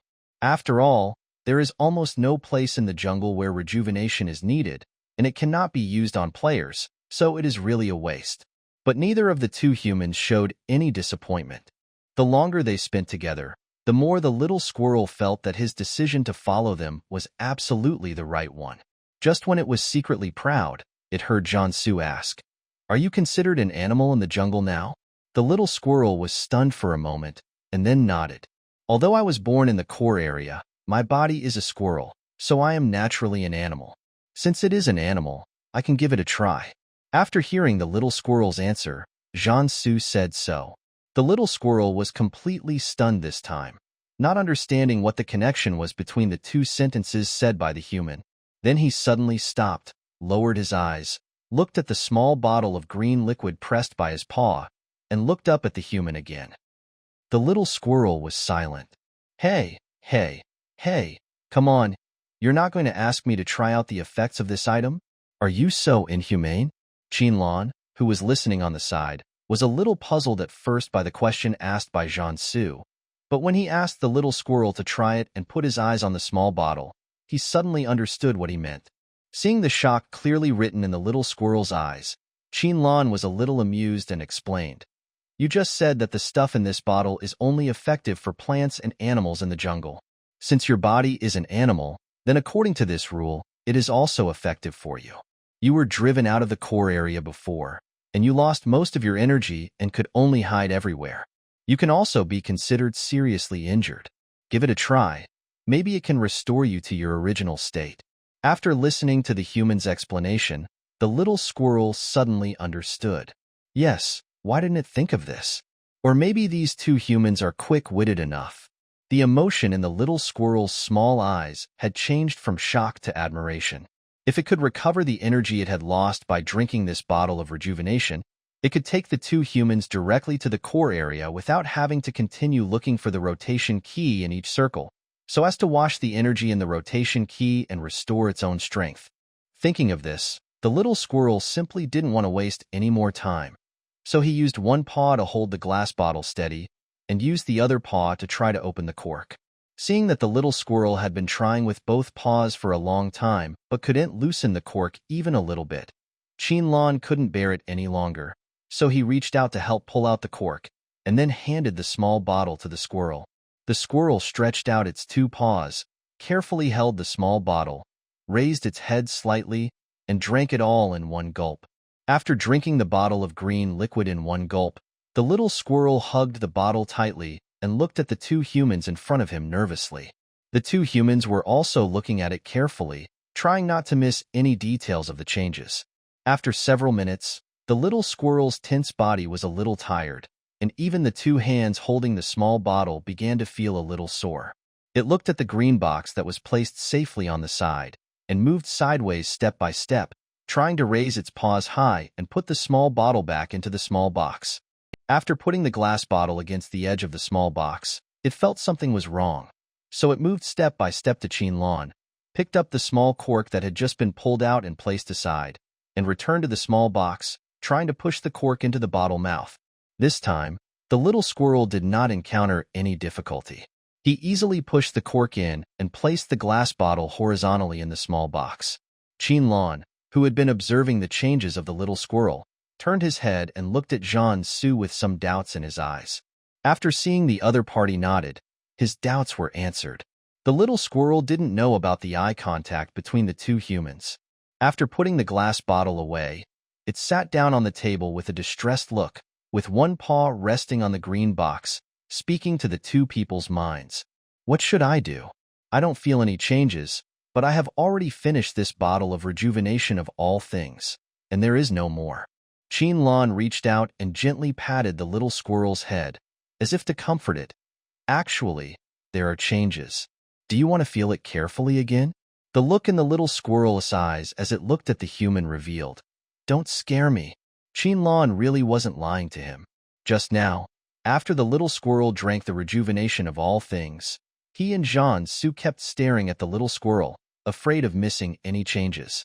The two were also good at observing details, so they naturally noticed the differences. The fur on the squirrel was obviously a little lighter than before it drank the green liquid, and it was also a little longer. But because the change was not so big, it was the kind that could be missed if you were not careful. So Qinlan looked at Jian-Su and asked with his eyes whether he had seen it too. Fortunately, Jian-Su gave him an affirmative answer, which meant that there were indeed changes in the little squirrel. Jian-Su also said at this time, "Try to feel the location of the tree again." The little squirrel closed its eyes obediently and began to mobilize its energy to sense the location of the tree. It was at this time that it finally felt the changes in itself. Originally, it could only determine the approximate location, and because of the intervention of that person, it took a full half a day to search the range of the approximate location it determined, and this was after it entered the shelter and gained energy enhancement. But now, after drinking rejuvenation of all things, it actually didn't feel any increase in ability, but when it began to mobilize energy and feel certain things, the feeling of energy enhancement was immediately revealed. For example, now, it can easily confirm the exact location of the tree in the second circle, and even the intervention of that person has no effect. Not only that, its connection with the entire jungle has been directly strengthened by several levels, and this feeling is becoming clearer and clearer. The little squirrel understands that this means that the energy it has lost since leaving the core area is rapidly returning to its body.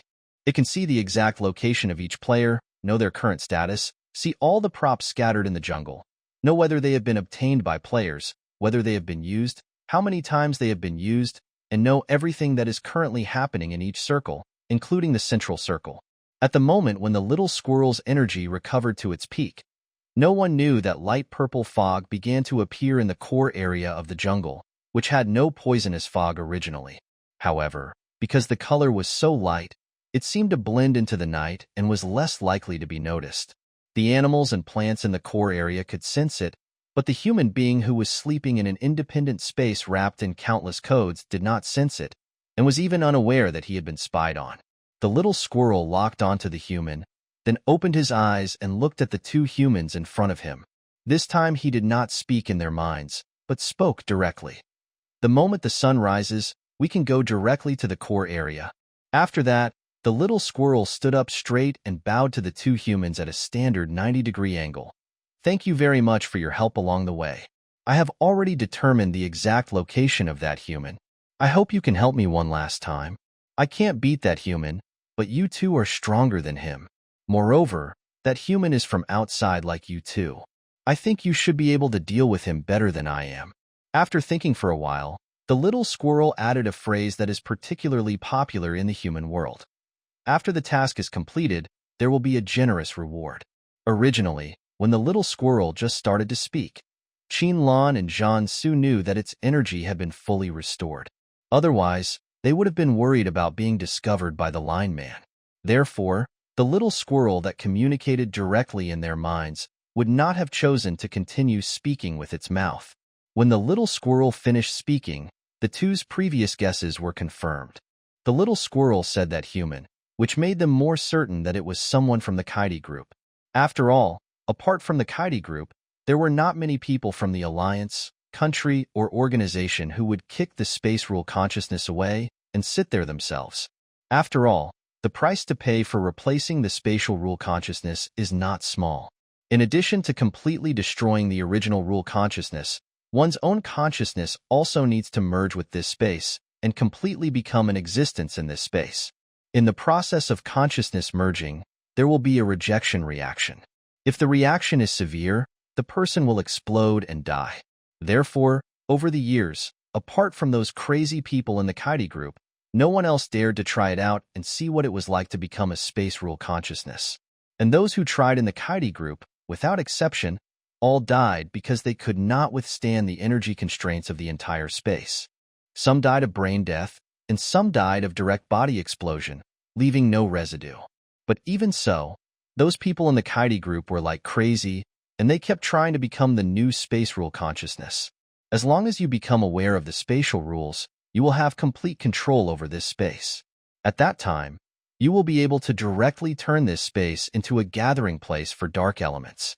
From then on, a steady stream of dark elements will be able to be transmitted from that space, providing sufficient nutrients for the development of the Kaidi group. This is also the reason why people in the interstellar space often call the Kaidi group the madman group, because it is indeed crazy, and the higher the level of staff, the crazier they are. As for the little squirrel's last words that he would reward him handsomely, the two said they would not comment on it. After all, their goal was to provide the little squirrel with the fragments of space essence that provided it with the original energy. They also didn't know whether the little squirrel would still bow 90 degrees to express his gratitude like he did now when the time came. Thinking about it, Qinlan said, "We have roughly guessed who that human is, but there is one thing I have to confess to you first. Our goal of entering this space actually overlaps with that human's." The little squirrel's eyes showed a little fear after Qinlan finished speaking. Its eyes, which were not small to begin with, seemed to have widened a lot at this moment. Its voice was a little trembling, but it tried hard to control itself and did not take 2 steps back. You are going to replace me too?" After saying that, without waiting for the 2 humans to say anything, the little squirrel immediately began to deny. No. I have followed you all the way and I know you are not that kind of people. So what is your goal? Do you want to get something in the core area? Qinlan nodded. We need to obtain the thing that gives you power, but after obtaining it, you will fall into a deep sleep, and the day of awakening is unknown. The little squirrel was silent. The 2 of them didn't say anything else. The shelter was silent for a while, and then the little squirrel finally spoke. It asked, "Will this place be destroyed after it is taken away?" This time, it was Jiansu who said with certainty, "No, as long as you take that thing away before that human is completely assimilated. This space will not be destroyed, but will fall into a deep sleep with you. When you wake up, this place will also usher in a new rebirth. That day will not be too far away."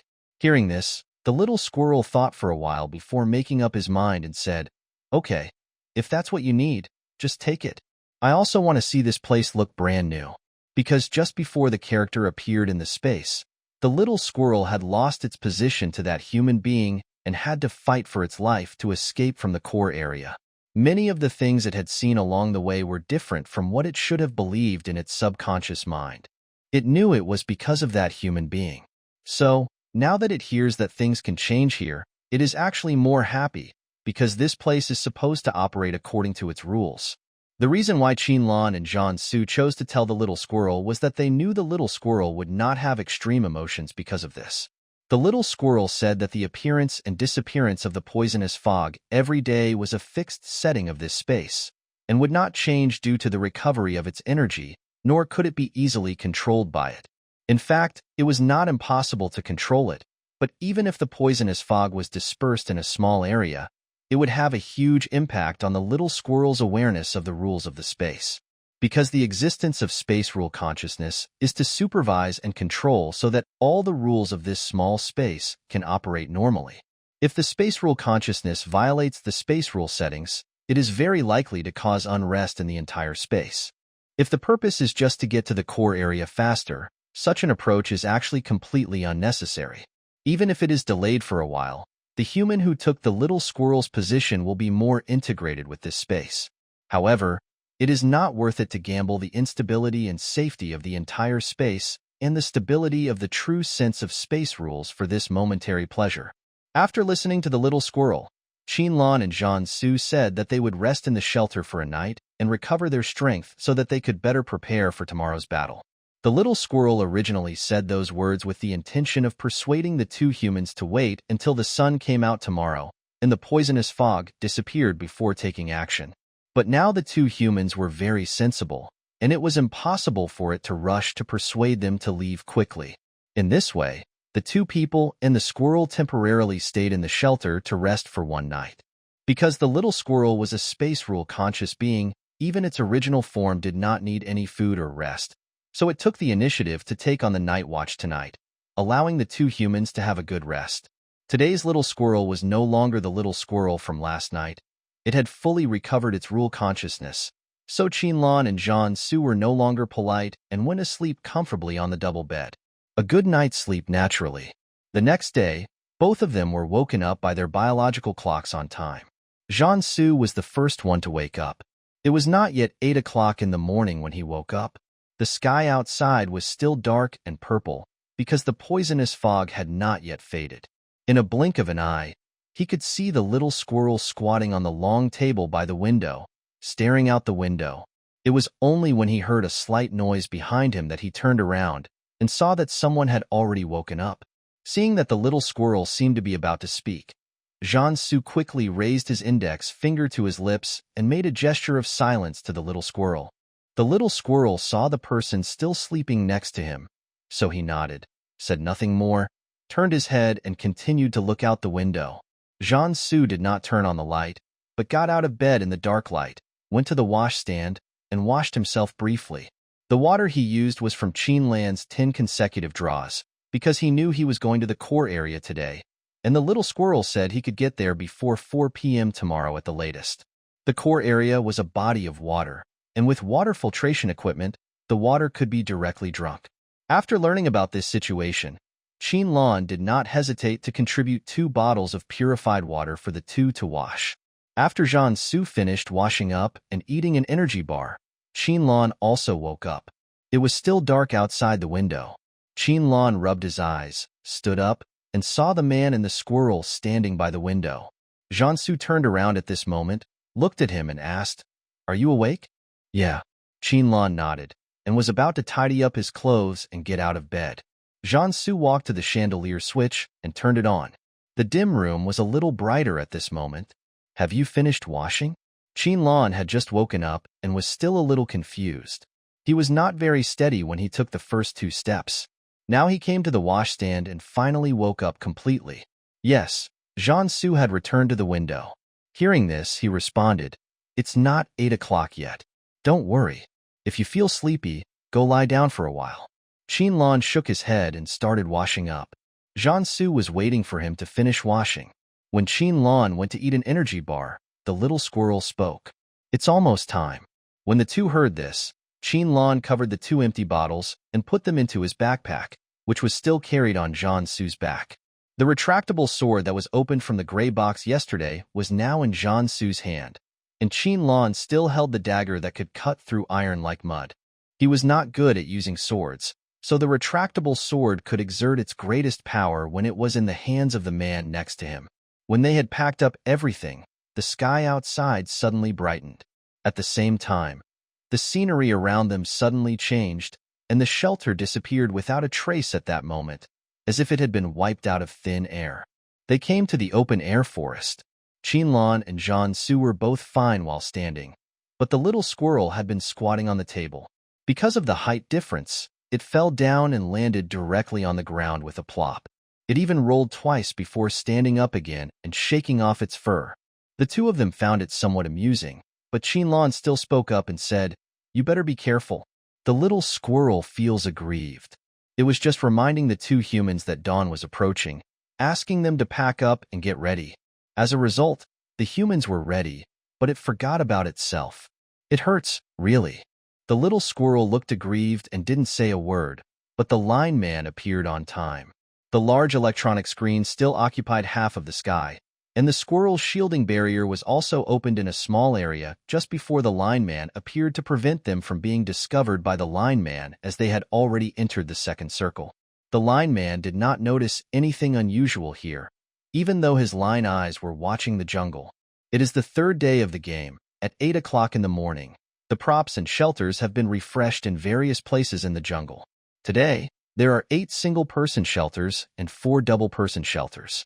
Unfortunately, although many players have been eliminated in the poisonous fog on the 2nd day, the number of shelters today is still less than the total number of players. The poisonous fog will refresh at 8 o'clock tonight. Please try your best to survive. Good luck to everyone. The voice of the man with the line sounded like he was expressing regret, but Qinlan and Jiansu could tell that it contained more of a sense of gloating. Moreover, the lineman's voice continued, and it sounded very sarcastic. "Oh, by the way, are you curious about where those eliminated players went? What a pity. As long as you participate in this game, elimination is equivalent to death. Is it just death in the game, or death in reality? Oh, I can't tell you this. You will know after you are eliminated. However, will you still know after you are eliminated? Ha ha ha. The voice of the man in line finally disappeared in the last string of laughter that sounded ill-intentioned. The little squirrel also heard it, and the hair on its body was about to explode. It lowered its voice and said, "Most of those people were eliminated not because of the poisonous fog. It was because of the fight for the shelters," Qinlan said, squatting down and gently patting the little squirrel on the head. In the game settings, the number of shelters is less than the number of players from the beginning, which is to start the battle. The little squirrel opened his mouth, wanting to say that this shouldn't be the case, but in his mind, there were indeed that many shelters, and it wasn't tampered with by that human. So, in the end, he just said, "I don't really want to believe this possibility, although what you said may be correct. In fact, there is still a part of chaos in my mind." Of course. However, the two humans who understood this did not say it directly.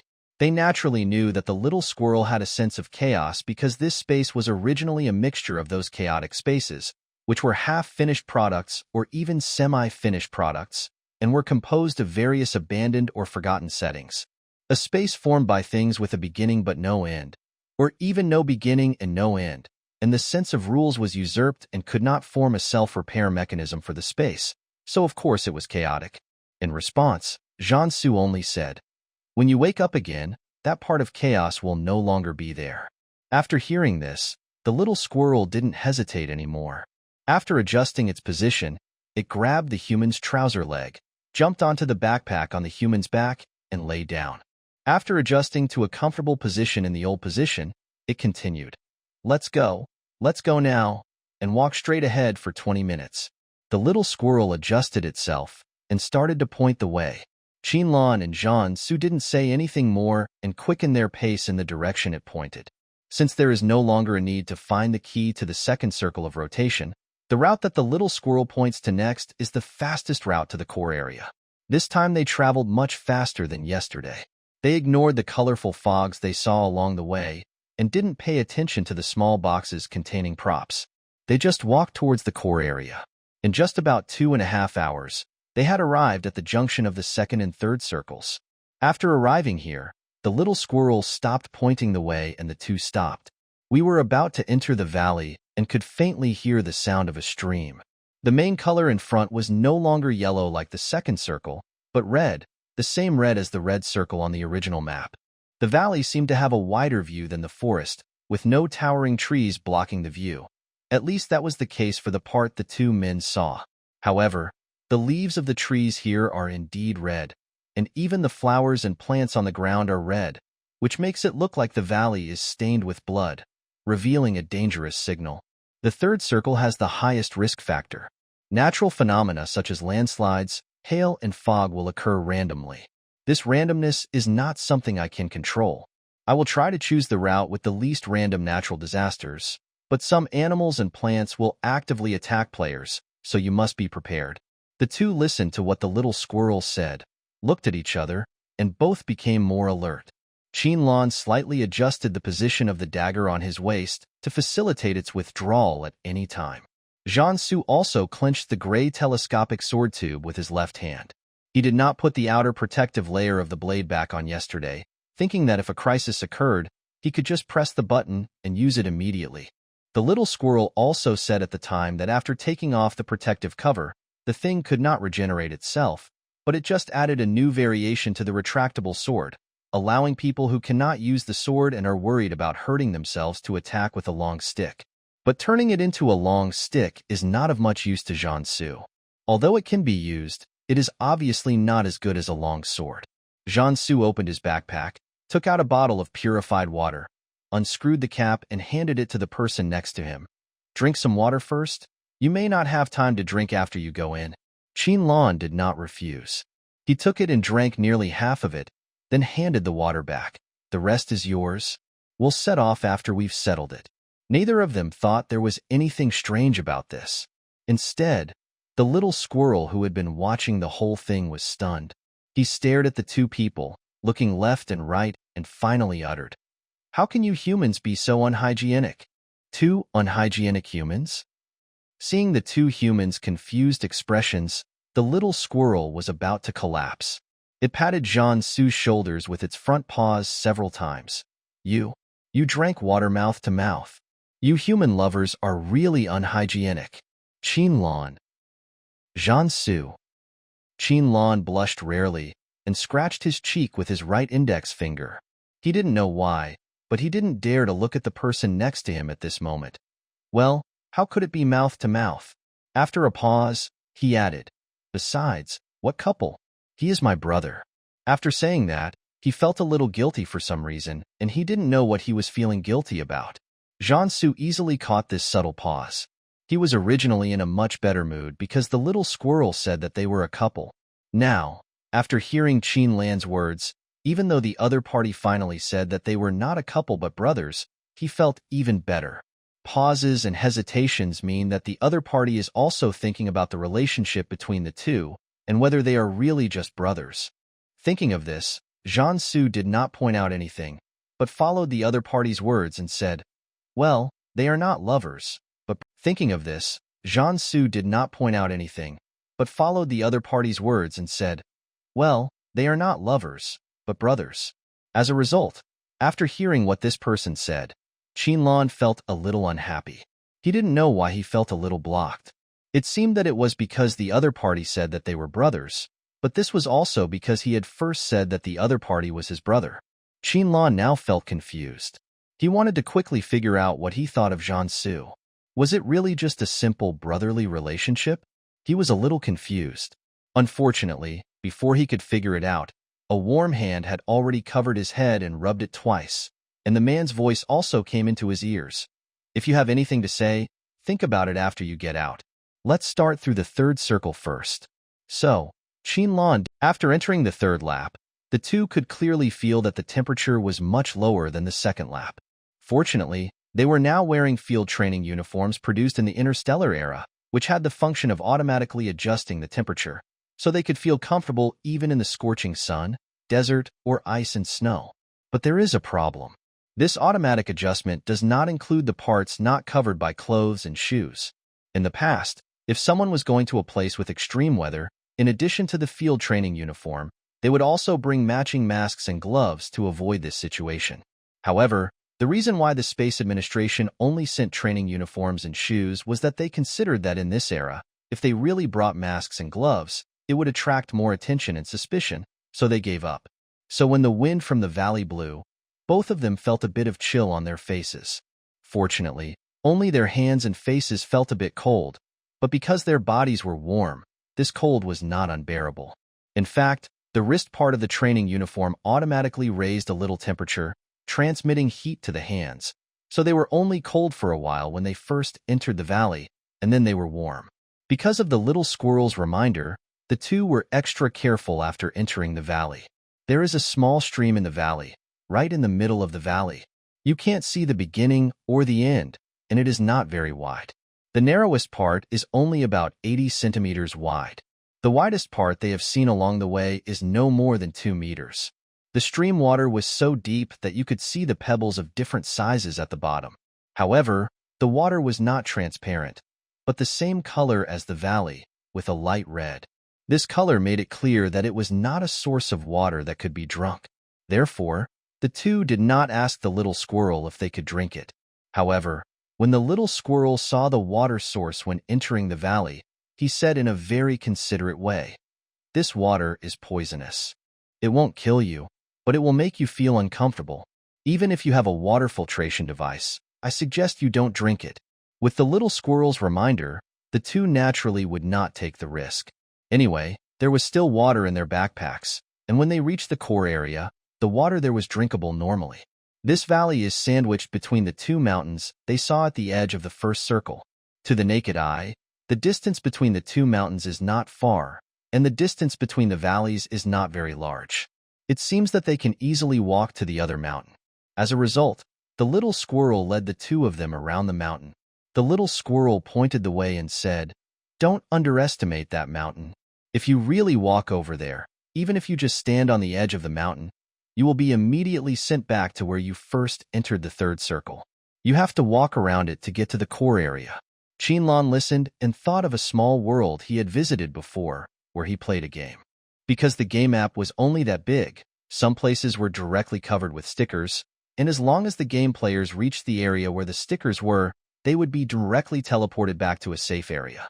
Thinking about it, he said it out loud. It's like a portal in a game. It seems that the map of this jungle game is not as round as the little squirrel drew before. There should be blank parts inside the circle, and the blank parts are the sticker parts. He was walking and thinking, and suddenly, like Jiansu beside him, he took a step back and stopped.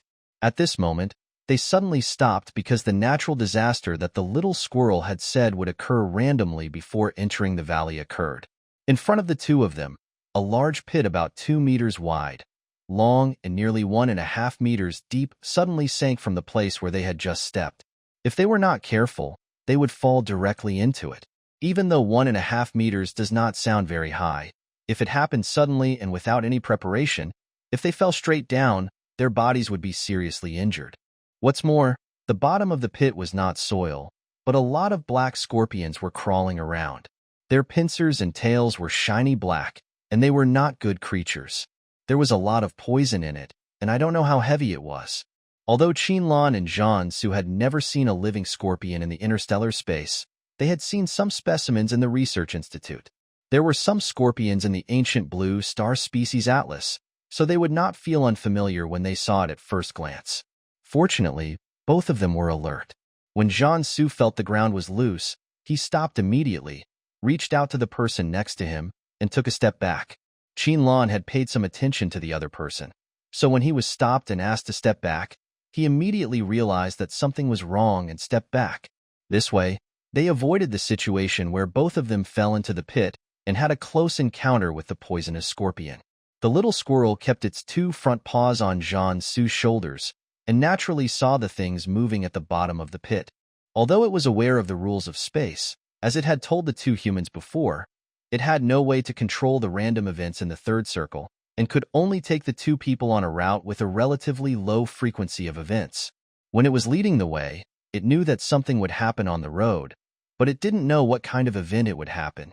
Now that it saw the ground sinkhole and the things at the bottom of the pit, it sighed. "You guys are so unlucky. I don't know if I should have said it." The little squirrel had said something similar yesterday, but Qinlan still asked in a supportive tone. "What do you mean?" The little squirrel pointed at the ground sinkhole in front of it with one of its paws.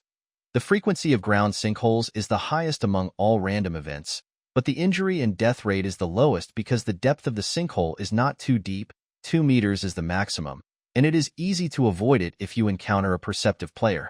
As he spoke, the little squirrel sighed again, and then said, "But the probability of the poisonous scorpion at the bottom of the pit appearing is the lowest, and the mortality rate is the highest. As long as you get a little bit of it, you can say goodbye to this game. It's just that the amount of poison and the length of time you are exposed to it are different, but the final result is the same." After the little squirrel finished speaking, Qinlan and Jiansu looked at each other, and finally their eyes returned to the big pit in front of them. It was Qinlan who summed it up. This may be what happens when a non-African meets a European emperor. The result is that Europe is truly Europe, and non-Europe is truly non-Europe, just like the retractable sword that 2 people opened together and the bottle of rejuvenation. It was impossible to find soil to fill up the sinkhole, so the 2 of them simply followed the little squirrel's instructions and continued on their way after bypassing the sinkhole. Afterwards, we encountered hail and heavy fog with visibility of only 3 meters. Fortunately, there were no dangerous animals, and we arrived at the edge of the third circle smoothly. As the 2 walked, the little squirrel had completely left the top of the backpack and sat directly on Jiansu's shoulder. He pointed to the white mist in front of him and said, "That's the passage to the core area. Behind me is still a long valley, and on the left and right sides are still high mountains. One of them belongs to the second circle, and the other is still a sticker. If you walk past it, you will still be directly teleported back to the starting point." But right in front of me, within reach after a few steps, was a vast expanse of white. It was not pure white, it was more like grayish white, like fog was flowing. However, it was different from the thick fog encountered in the valley before. The flow shape of that thick fog could not be seen clearly, but the white in front could. It flows like water. The two of them did not stay where they were for long. Jian-Su held the hand of the person next to him, and they walked towards the white mist together without stopping for a single step until the white mist completely engulfed the two of them and the squirrel. Qinlan felt dizzy for a moment. The bright light made it impossible for him to open his eyes. His feet felt like they were stepping on cotton. The hand that Jian-Su held tightly gave him a burst of warmth, which made his body feel a little more comfortable.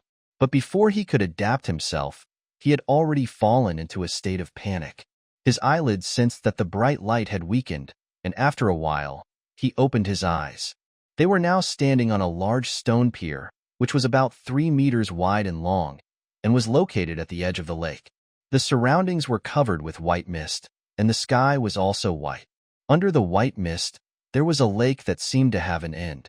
The largest one was about 1 meter wide and long, and the smallest one was about 60 centimeters wide and long. Stones of various shapes were laid out along irregular lines towards the center of the lake, starting from the one under Qinlan's feet. In the center of the lake is a huge flat stone with a hexagonal pavilion built on the stone.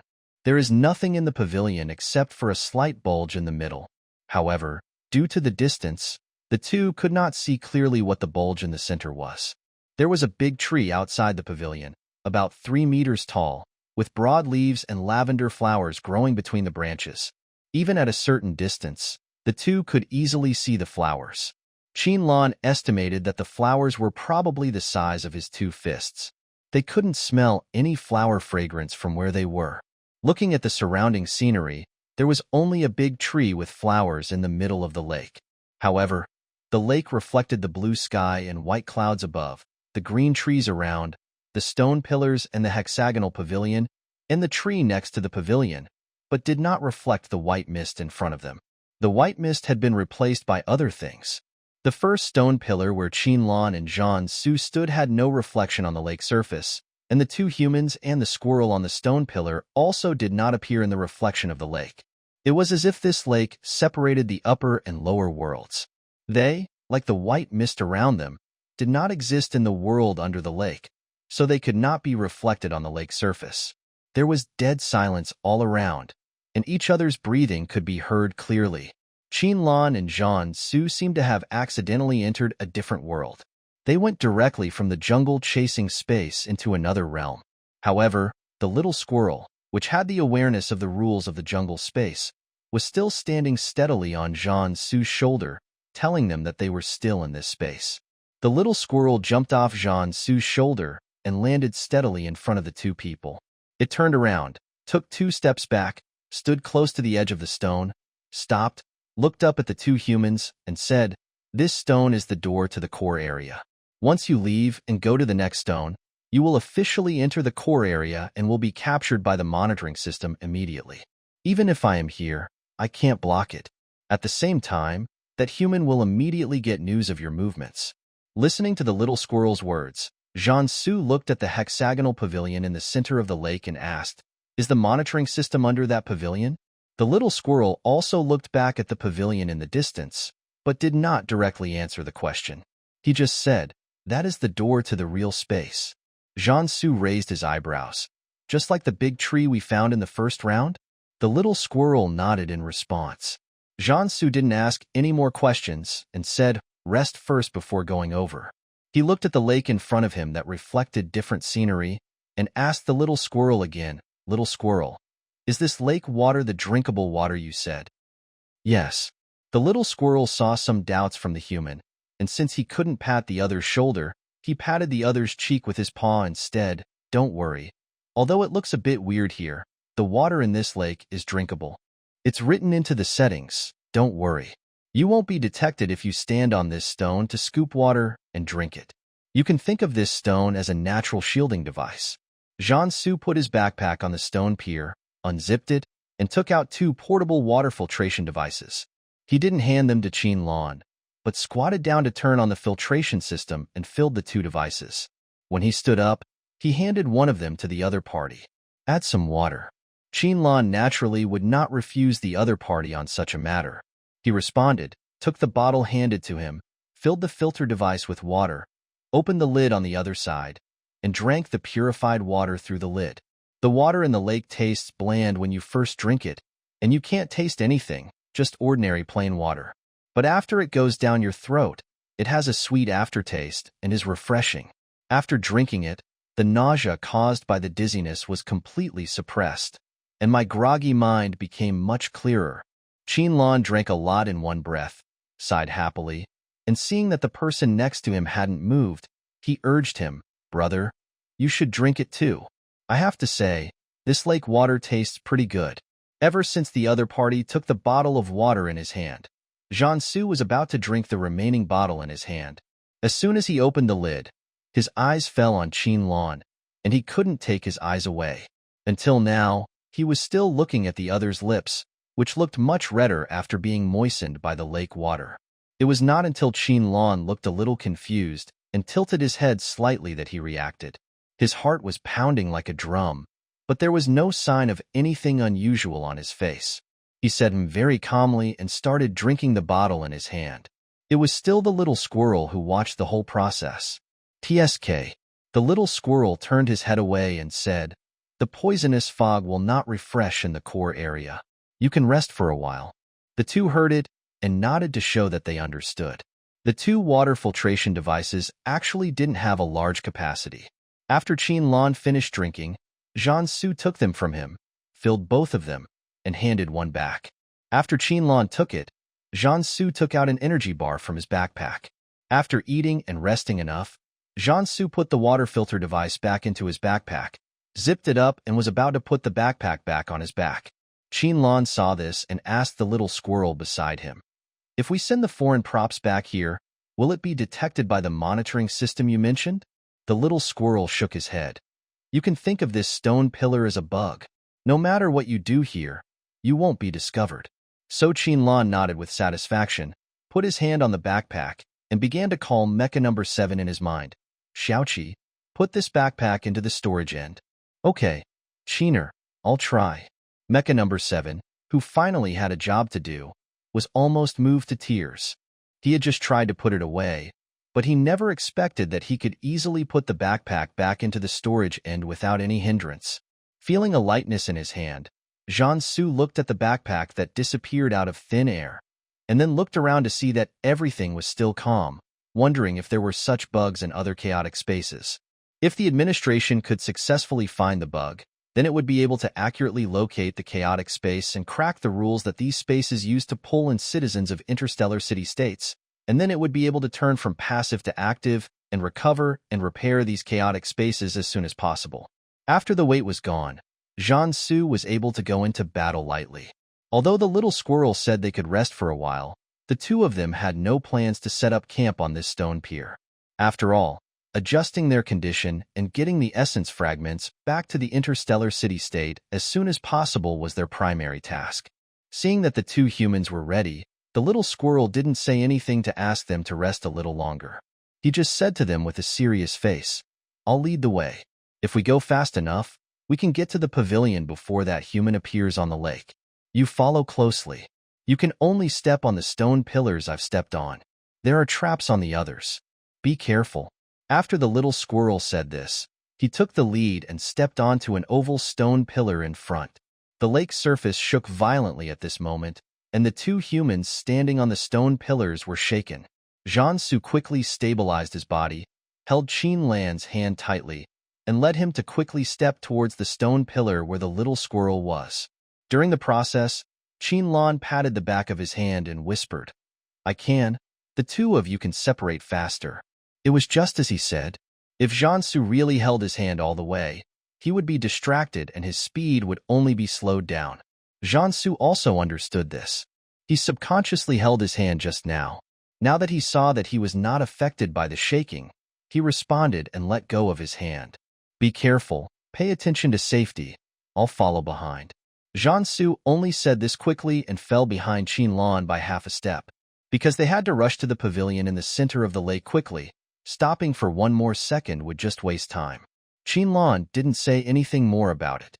He nodded and rushed quickly along the path where the little squirrel had stepped, with Jiansu following closely behind. The vibration of the lake's surface has not stopped since the little squirrel jumped off the first stone pier. and as two more players stepped from the first stone pier to the second, the vibration became more violent. The originally calm lake surface began to ripple, and now water has splashed due to the vibration and finally fell back into the lake. The clear reflections on the lake surface were twisting and rotating because of the vibration. The surrounding scenery reflected in the lake was sometimes blue sky, sometimes white clouds and sometimes shady trees, and sometimes it turned into misty white fog. The figures of two humans and a squirrel also appeared and disappeared in the reflections on the lake surface. When Qinlan and Jiansu followed the little squirrel's footsteps and quickly moved nearly half the distance, the stone pier under their feet began to rotate on the spot. At first the speed was very slow, but as time went on, the speed of rotation became faster and faster, and it even began to swing back and forth and left and right, making it impossible for people to stand on it properly. At first glance, there was only the huge stone where the hexagonal pavilion in the middle of the lake was located. It was lying motionless on the lake. It was neither rotating nor swaying back and forth. It just stayed there quietly, completely different from those other crazy stones. The lake water also began to change color, from the initial light red color that was not particularly easy to see with the naked eye, slowly moving towards a darker red color. As the lake water turned red, it seemed as if something was burning at the bottom of the lake. The lake's surface was rolling, steam was rising, and the temperature around it began to rise. The purple flower tree next to the pavilion in the middle of the lake also began to slowly close its flowers due to the rising temperature. The light purple flowers that were originally facing the sky seemed to be unable to bear the gradually rising temperature and gradually drooped their heads. The little squirrel led the way, running very fast, and its voice rang directly in the minds of the two people. "Hurry up! Be careful not to fall in. The lake water now is not drinkable like before." When the two heard the sound of the little squirrel, they began to move faster. They almost always jumped onto a stone pillar in one step, and then moved on to the next stone pillar in the next second. They did not stop for long, and moved at a fast pace so that the stone pillars could not keep up with them. Even though Jiansu was injured and recuperating, his physical fitness was still top-notch, and he did not lack exercise during his recuperation period. This fast-paced exercise was simply a piece of cake for him. The training items that the Qingyun Fortress garrison usually trained on were several times more difficult than this, and the amount of training was also extremely large. Fortunately, Qinlan was one of those people who exercised regularly. Even though his rhythm was disrupted for a moment when the stone pillar was rotating at the beginning, he quickly adjusted himself and caught up with the little squirrel's pace. There was someone following him, and if he messed up his pace and slowed down, the person behind him would also be dragged down. As they moved forward, they increased their speed. When they finally reached the hexagonal pavilion in the center of the lake, the temperature, which had been rising higher and higher and was about to approach 45 degrees, seemed to have returned to the temperature when they first entered the core area. However, the rising steam and the gurgling lake surface reminded them that the temperature around them had not changed. Only the temperature of the pavilion had not changed. But the big tree next to the pavilion seemed to be the only one in the center of the lake that could still feel the temperature changes around it. Its flowers had completely closed, and the flowers that were facing upwards were now completely drooping downwards. Qinlan and Jiansu looked back and saw that the stone pier road they had walked on before had actually begun to move. The stone piers that were originally arranged irregularly and eventually formed a line leading to the center of the lake began to move left and right, dividing into 3 roads, and the distance between each stone pier also changed from the original maximum of 1 meter to the current minimum of 2 meters, and the widest place even reached nearly 4 meters. It was not just the splitting that ended. In addition to rotating and swinging back and forth and left and right, the stone pillars also began to rise and fall, and the speed of the rise and fall went from slow to fast. However, in just less than 10 seconds, the tilt angle increased a lot. Qinlan looked at the scene behind him, exhaled heavily, leaned against the pavilion pillar, and took 2 deep breaths to calm his heart, which had been beating fast due to the intense exercise. He wiped the sweat from the tip of his nose and said thankfully, "Fortunately, we were fast enough. Otherwise, we might not be able to get through easily by now." Jiansu's heart wasn't beating fast, and he wasn't out of breath. The intense exercise that lasted less than a minute was just a warm-up for him. It was just that this warm-up was more challenging and a little bit interesting. He carefully observed the movement paths of the stone pillars and the frequency of their rotation, swing, and undulation and said, "We can add this to the daily activities of the garrison. I think it will be very popular." Qinlan, who had just caught his breath, looked at his brother with a much more exaggerated look in his eyes. "Brother, you are really awesome." After Qinlan had rested for a while and recovered, he stood up straight and looked into the hexagonal pavilion at the strange protrusion they had seen on the first stone pier. "Is this a formation?" Jiansu walked up to his side and looked into the pavilion together. On the ground in the pavilion, there was a disc-like object with a diameter of about 1 meter and a height of about 20 centimeters. There was a small gap between its bottom and the ground of the pavilion. On the upward side of the disc, there were several horizontal and vertical stripes, a straight line from one end through the center of the circle to the other end, triangles of various sizes, squares, solid circles, hollow circles, and even crescents and 5-pointed stars that were either solid or hollow. These patterns and shapes were all over the disc. Some places were very close together, and some places were far apart. Apart from this, there were no other shapes, patterns, or words on the disc or other places in the pavilion. Qinlan and Jiansu just looked at it, and they really couldn't figure out what this disc and the patterns on it represented.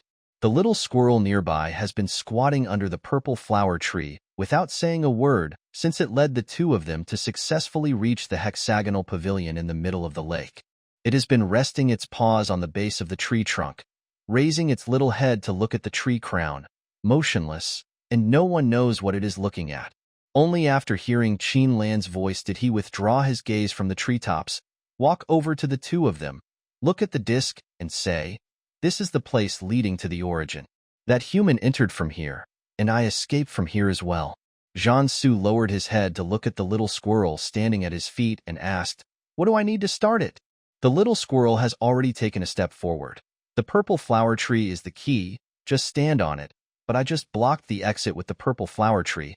Now we can only go in but not out, because that human has discovered that we have entered the core and is accelerating the absorption of the origin power. If we leave the origin, this place will be directly destroyed." The little squirrel paused and added, "Think carefully before you come up." Just as the little squirrel finished speaking, Qinlan and Jiansu both stood on the round plate. Qinlan even said to the little squirrel standing there in a daze, "What are you talking about? Come on up." The little squirrel stared blankly at the two humans who had already stood up, and then he quickly jumped up and squatted on the plate. Tears welled up in his eyes, and he was about to say something touching. But before he could finish his words, he heard the human who had just told him to stop talking nonsense and get up say another sentence. "Don't be touched. The thing we want to take is in the origin." Little squirrel, "Okay, Bai is touched." It didn't say anything more, closed its eyes, and a faint blue light emanated from its body. The patterns on the disc they were standing on also began to emit the same color as the little squirrel's body. The disc quickly spun under their feet, and in just a moment, they had come from the hexagonal pavilion in the middle of the lake to another place. This place was in the void, with countless codes floating in the sky. It was exactly the void they had seen when they broke the tree in the first circle. However, the speed at which the codes moved in the void was much faster than when they had seen it before. And in the void, besides those codes, there was also a man. The man was originally floating in the void, surrounded by countless codes, with a faint blue light constantly entering his body, and his body began to emit an increasingly strong faint blue light. The expression on his face was also indescribably strange. He was frowning in pain, but from his closed eyes and raised lips, it could be seen that this man was enjoying it all. When the two people and the squirrel entered the void and stood there, the man also opened his eyes. The moment the man's eyes opened, they glowed with an abnormal blue light, but it disappeared in an instant, revealing his normal black eyes. The man also fell from the state of floating in the air and stood on the ground. In fact, the so-called ground was also a void of darkness, but Qinlan felt it was real under his feet, so he just took it as the ground. The moment the man landed, his black eyes locked onto the little squirrel, with a hint of sarcasm in his eyes. "I thought it was some player who was so capable that he could break into the core area on the third day.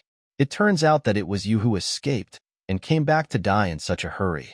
The little squirrel snorted, then stood there and yelled back, "Haha, are you scared? Who do you think you are if you only dare to take advantage of others? What are you talking about here? Go back to where you came from. You occupy other people's homes, and you still think you are right, you big sand cup."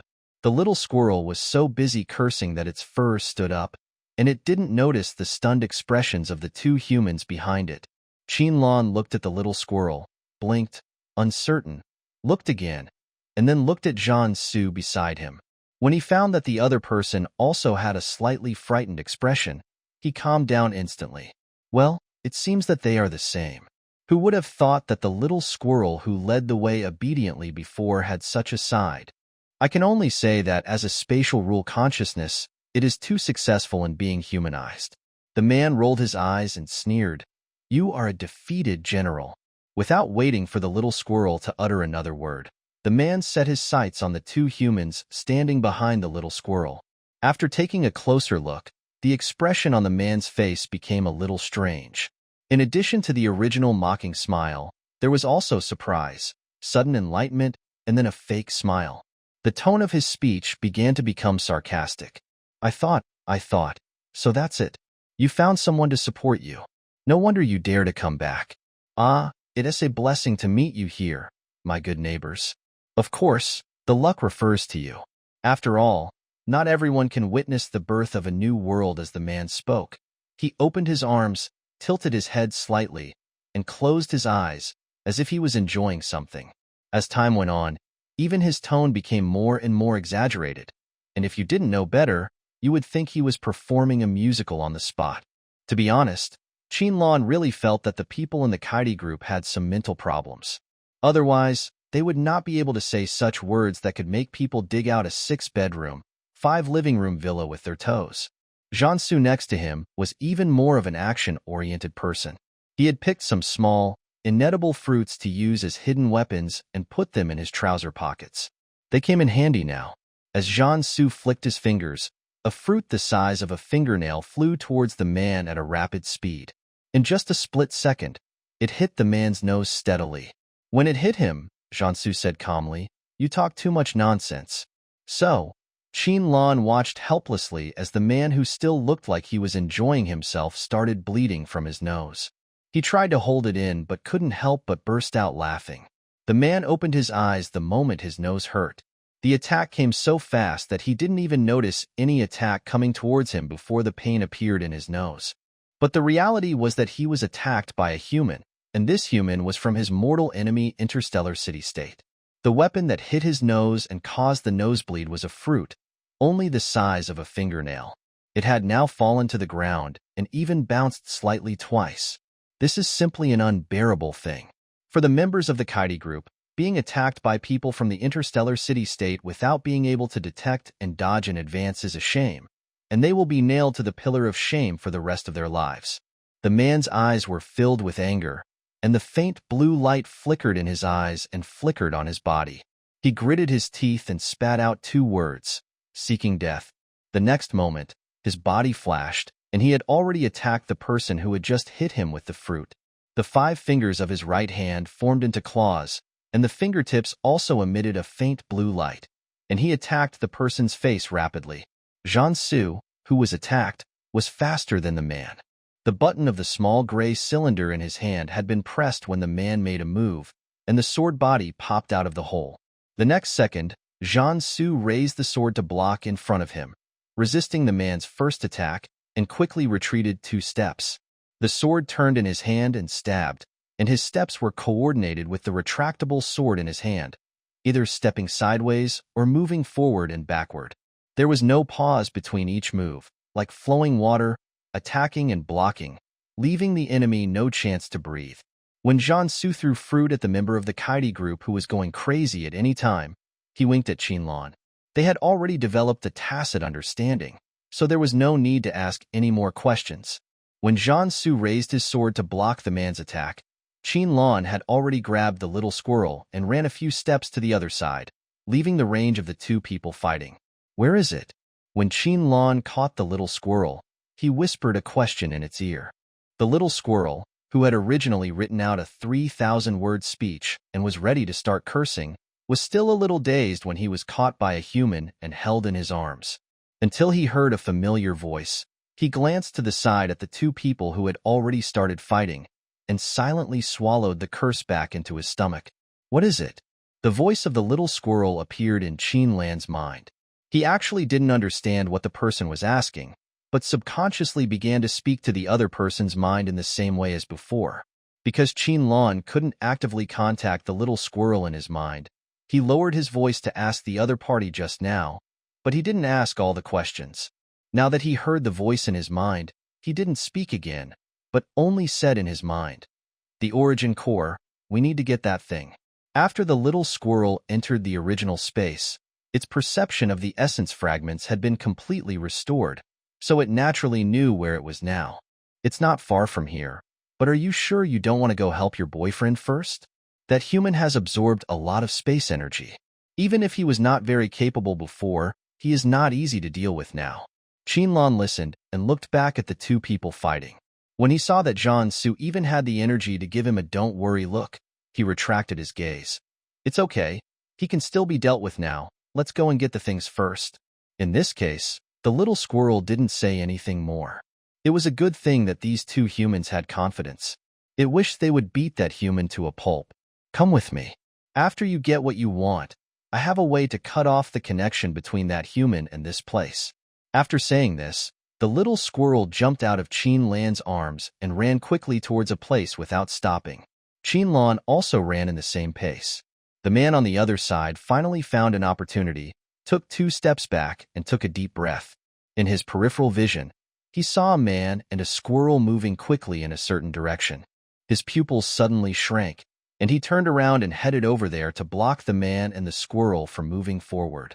Unfortunately, he had just changed direction and was entangled by the man holding the long sword before he could make any other moves. The long sword in the opponent's hand was like a magical weapon, and it could bring up strong winds when it was swung.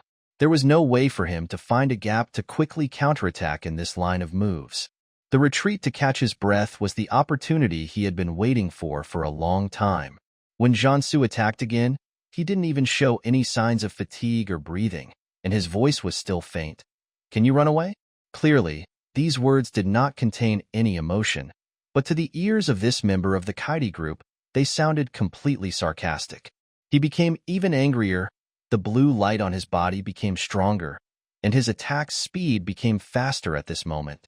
Jiansu raised his eyebrows and drew his sword faster, but his face still showed no surprise, and he was in a good mood to say, "Interesting." The two fought hard, and Qinlan also stopped at a place under the guidance of the little squirrel. The little squirrel jumped into the air, just like the man before, floating there, and then the dark blue light around it began to move. Qinlan, who was watching from below, observed the surrounding situation and found that when the light on the little squirrel became brighter, the dark blue light on the man flickered faster.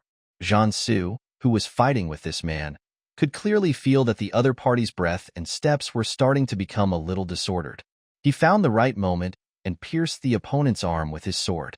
However, when he drew out the sword and continued to attack, the wound was covered with a dark blue light and began to heal quickly.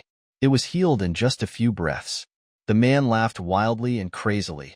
"It's useless, useless, ha ha ha ha." How could the god of the new world be hurt by a mortal? As his words went up and down, he continued to attack Jiansu with messy moves. As the blue light appeared on the little squirrel, the codes in the void started to circulate faster, and in the end they became shadows that could not be seen by the naked eye. And those shadows gradually gathered together until they formed a circle and landed above the little squirrel's head. The little squirrel opened its eyes, and a faint blue light shone brightly. Qinlan was blinded by the light and subconsciously closed his eyes. At this moment, the little squirrel's voice rang in his mind. The dazzling light only flashed for a moment, and soon the brightness faded. Qinlan opened his eyes after hearing the little squirrel's voice. His eyes were stimulated by the strong light just now, and he still felt a little uncomfortable, but he had no problem seeing things. As soon as he opened his eyes, he saw that the little squirrel was holding an irregular blue crystal that was about the same size as his head. The crystal was still emitting blue light, and although it was no longer as dazzling as before, the light was still strong. The man who had been fighting with Zhan Su found that the crystal had fallen into the hands of the little squirrel. His attack speed suddenly increased several times. His eyes glowed with abnormal blue light, and his attacks became more fierce. When he found that he still couldn't suppress the opponent, the man gave up the fight, put all his speed under his feet, turned around, and rushed to the little squirrel to snatch the crystal away. Zhan Su, who was behind him, would never let the man get away. He threw the 3 small fruits between his fingers with force, and they flew out quickly. 2 of them hit the man's legs on the left and right, and the remaining 1 hit the back of his head directly. The force was so great that the man even lost his balance and was about to kneel down as soon as his legs bent. The hit on the head made his eyes go black, and his head felt a little dizzy. But even so, the man quickly steadied himself, shook his head, mobilized more energy into his feet, increased his speed, and continued to move forward. In his eyes, he could only see the crystal emitting blue light that was tightly held in the little squirrel's hand. He knew that the thing was the essence fragment of this chaotic space that he had been trying to find for so long in this void space, but in vain. As long as he holds this thing in his hands, his dream of creating a new world will be realized. He will be the only god in the world he created. Basically, everyone in the Kaidi group loves to go crazy, but the degree and type of their madness vary. Qin Lan came to the little squirrel and pulled out his dagger that could cut through iron like mud. He originally wanted to fight the man in close combat, but he didn't expect that when he felt the attack approaching, the dagger in his hand actually directly split the light blade formed by the blue light into 2 pieces. After the man saw that his attack missed, his eyes fell on the opponent's dagger, and the next attack went directly to the dagger. Although Qin Lan was shocked and sighed in his heart that this dagger really lived up to its reputation of being able to cut iron like mud, he did not show it on his face, and his concentration was on resisting the opponent's attack. Because of the blessing of the spatial force, the man punched, and the blade wind was shining with blue light, and the light reached Qin Lan before the fist. Qin Lan swung the dagger in his hand, cutting off the light blade again, and the dagger pierced into the man's fist, twisted it, and then pulled it back. The man's injured and bleeding hand was covered by blue light, and the wound healed instantly. For some reason, the man's voice became shrill. "You can't hurt me." But just as he finished speaking, Zhan Su's attack came from behind, and together with Qin Lan, they completely trapped the man, who had relied on spatial energy to greatly enhance his attack ability. For a while, he was unable to escape the attack range of these 2 people. The man gnashed his teeth, glared at the 2 enemies who were constantly attacking him, and continued to stab them. Are the people of the interstellar city-state only good at gang fights? The little squirrel sneered in response. Anyone who fights alone at this time is a fool. After saying this, the little squirrel flew directly into the air, opened its 2 paws and raised them high, and the crystal that it had been holding tightly in its hands broke away and flew above its head. The light around the crystal spread, surrounding the little squirrel, and as the light on the little squirrel became brighter and brighter, the light of the crystal itself began to gradually dim. The man watching from below had bloodshot eyes, and most of his attention was focused on the crystal, wanting to take it away. But these 2 annoying guys from the interstellar city-state were like a dog's skin plaster and could not be gotten rid of at all. Zhan Su and Qin Lan, however, could not divert too much attention to other things. This man had absorbed some space energy before, and even though it could not allow him to escape from the siege at the moment, this man had already imposed restrictions on Qin and Zhan through his control over space. Fortunately, the 2 were not weak, and even though they were restricted and could not use their full strength, facing this man who had fully mobilized his own abilities, they could still rely on cooperation to trap him in the attack range, so that he would not escape and snatch the crystal. In midair, the intensity of the light between the crystal and the little squirrel kept switching, as if they were circulating energy. When the intensity of the light emitted by the crystal was exactly the same as that emitted by the little squirrel, the switching stopped. The little squirrel said something into Qin Lan and Zhan Su's minds. "Please help me control him." After hearing this, the 2 men attacked again. When Zhan Su's retractable sword pierced the man's shoulder blade from behind, Qin Lan also attacked from the front. Just when the man was attacked from both sides and could not take care of other things, the little squirrel fell from midair and came to the man at a very fast speed. After the energy conversion, the crystal returned to the little squirrel's hand and was pressed directly on the man's crown. "Stand back." The little squirrel's voice rang in their minds again when it was about to fall. So one of them pulled back his retractable sword. The other one withdrew his attack and switched to defense, and they quickly retreated behind each other. The man was attacked from both sides, and before he could catch up with one of them, the little squirrel had already landed on top of his head, and the crystal was pressed down firmly, making him unable to move at all. The little squirrel's voice sounded above his head. "It's time to return what you stole." As the voice rang out, the irregular crystal shone brightly, and the blue light enveloped the man's body. The man felt a pain in his head as if it was burned by fire, and then the pain spread to his whole body, which was impossible to stop. But what frightened him the most was that the energy in his body was obviously being quickly drained away. The man's face was filled with madness and disbelief. He desperately raised his hand to attack the little squirrel above his head, trying to snatch the crystal. But no matter what he did, his attack seemed to be blocked by a membrane, and he couldn't reach the little squirrel, let alone touch the crystal. The man became more and more crazy, but it was of no use. Qinlan and Jiansu had already walked together, stepped back to a safe distance, and watched everything that was happening over here. They only saw that the blue light on the man was getting dimmer and dimmer, while the light around the crystal was getting stronger and stronger, just like when the little squirrel absorbed the crystal energy before. But this time there was no cycle of light. Only one side was dim and the other side was bright. In the end, there was no blue light left on the man's body. The space energy he had absorbed had all returned to the crystal.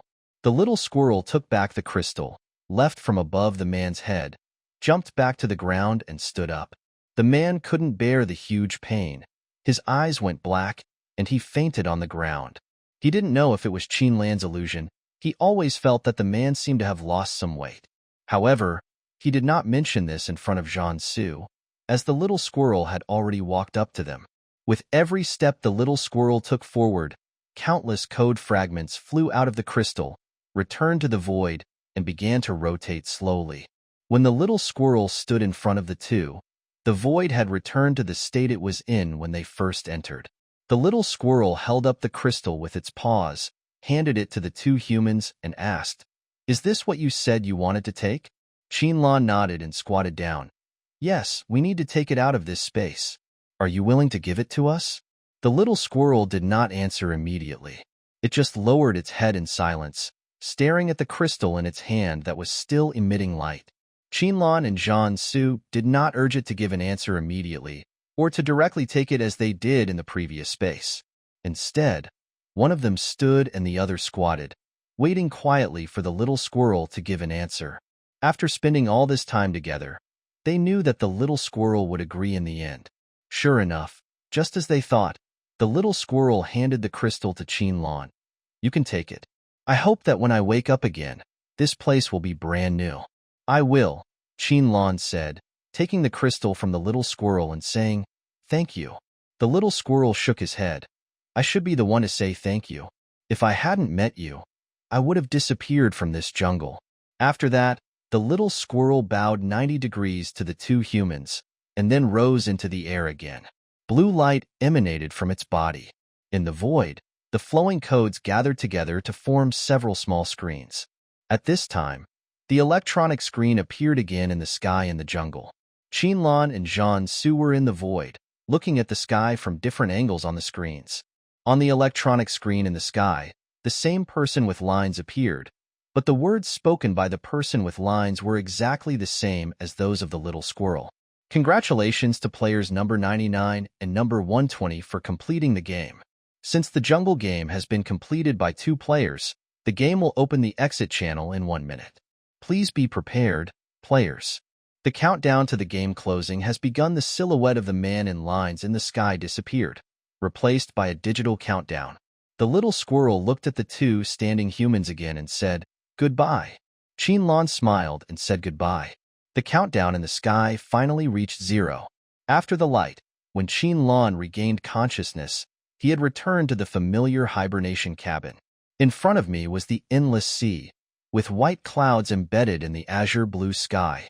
Occasionally, seabirds circled in the sky and swooped down, catching small fish floating on the water, and then flew away into the distance, turning into a small black dot and no longer visible.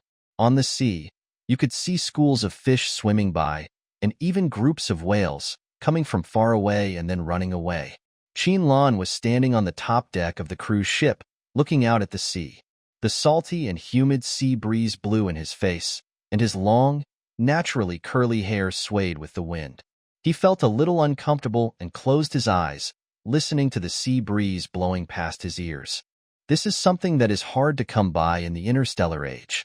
Although after hundreds of years of exploration after migrating to the interstellar, humans have discovered several planets with ecological environments similar to the ancient blue planet, and have proven that those planets are suitable for human habitation. But perhaps because the ecological environment of the ancient blue planet was completely destroyed and entered an irreversible doomsday era, today's interstellar humans have learned to put ecological protection first. Even on the battlefield, the warring parties will not use weapons that will destroy the ecology. And those ancient blue star-like planets are now used as short-term tourist planets, and each of them is only open for a period of time each year, and the rest of the time is left for the planet to recover itself. Qin had traveled to 2 planets and seen the mountains, rivers, and lakes there, but none of them was like the ancient blue planet, where the sea had a salty and humid atmosphere. There was no strong sunlight in the place where he was now, and the sea breeze only made people feel cool, and even when there was no wind, they would not feel hot. At this time, there was no one else on the deck except him. So Qin opened his arms and continued to close his eyes to feel the sea breeze.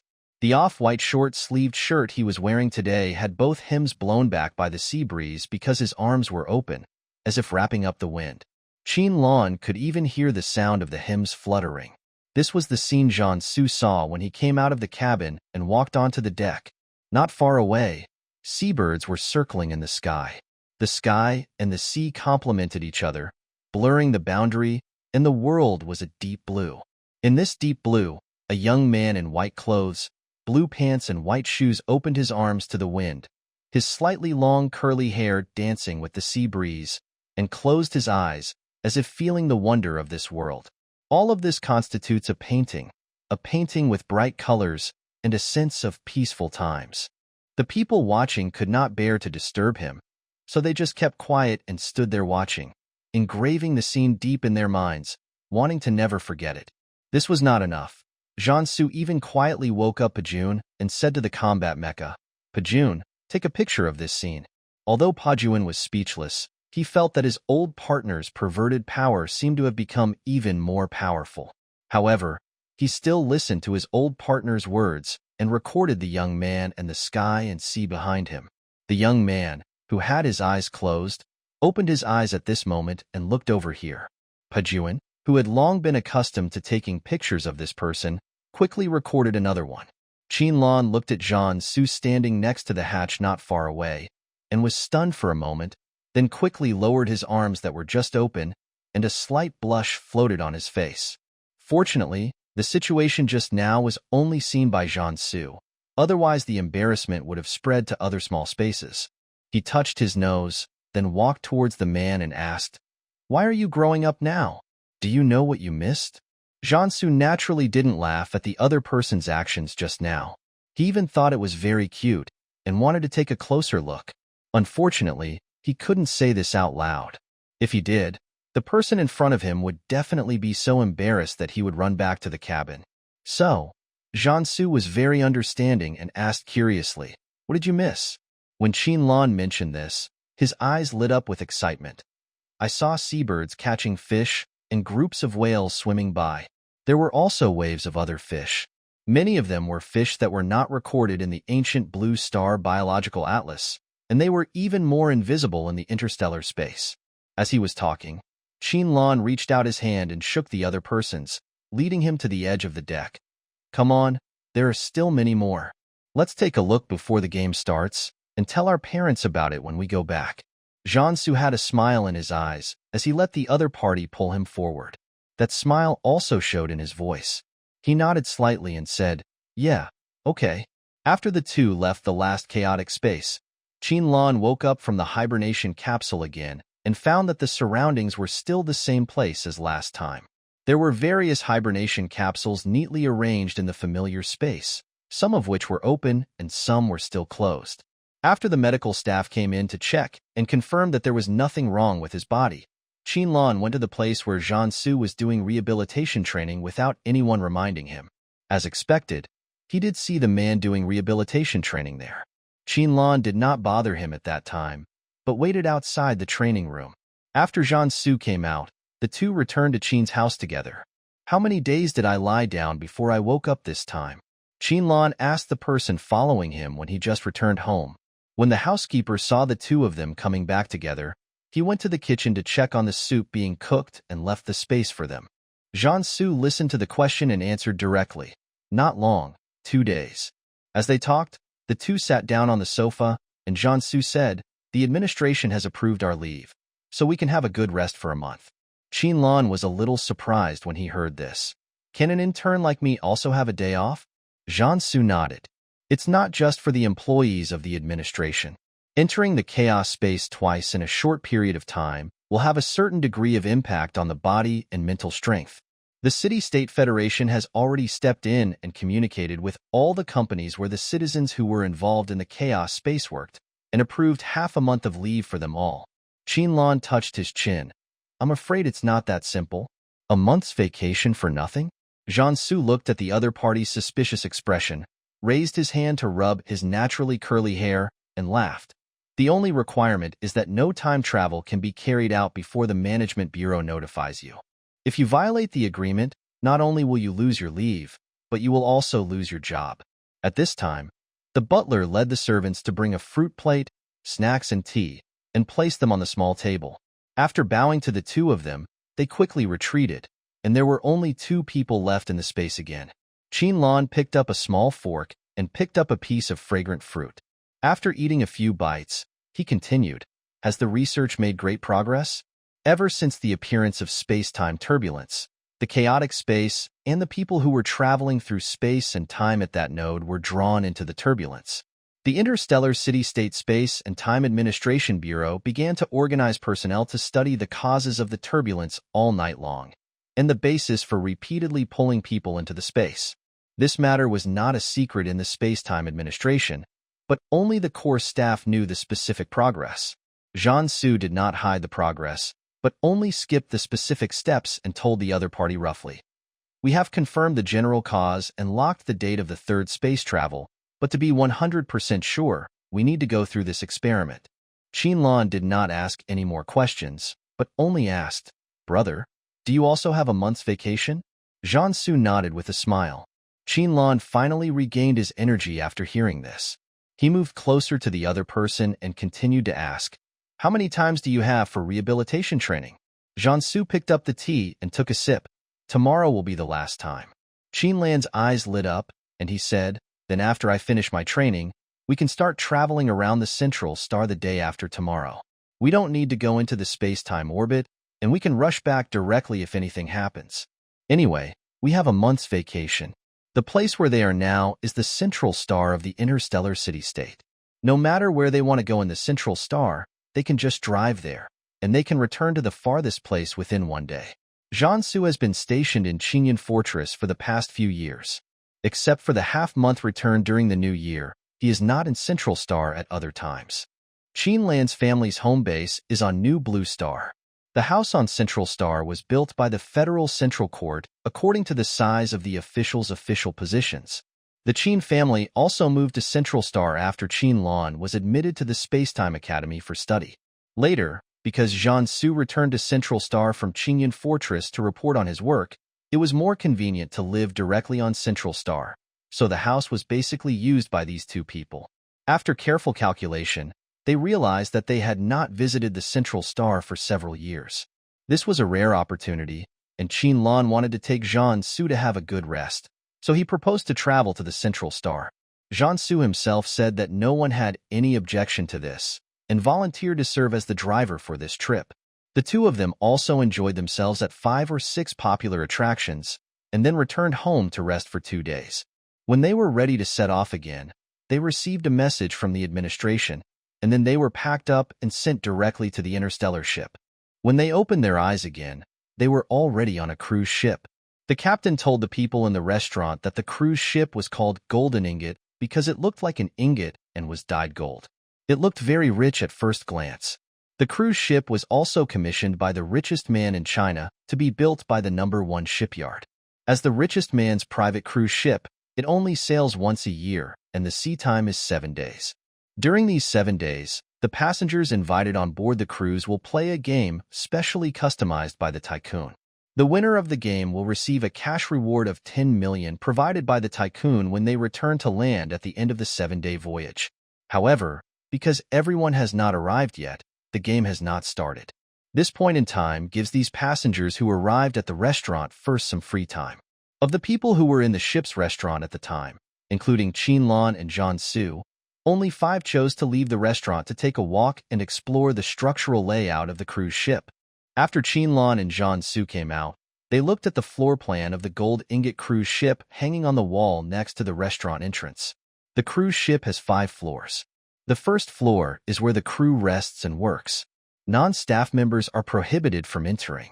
The only places where tourists can move around are the 2nd to 5th floors. The restaurant they are in now is on the 4th floor. The 2nd floor is the entertainment venue, including a home theater, KTV, a small casino, an indoor swimming pool, a billiard room, a board game room, and a massage room, etc. The 3rd floor is the guest rooms, with a total of 30 rooms, each of which can accommodate up to 2 people. There are 2 laundry rooms and a viewing platform at the stern. Each guest room is equipped with a bathroom and a cloakroom, and there is also a small balcony for tourists to enjoy the sea view. The 4th floor also has 10 rooms, the same as the 3rd floor. Each room can accommodate up to 2 people.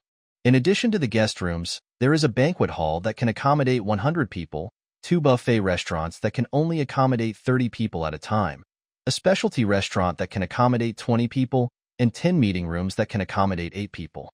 The 5th floor is smaller than the other base floors. Most of it is an observation deck.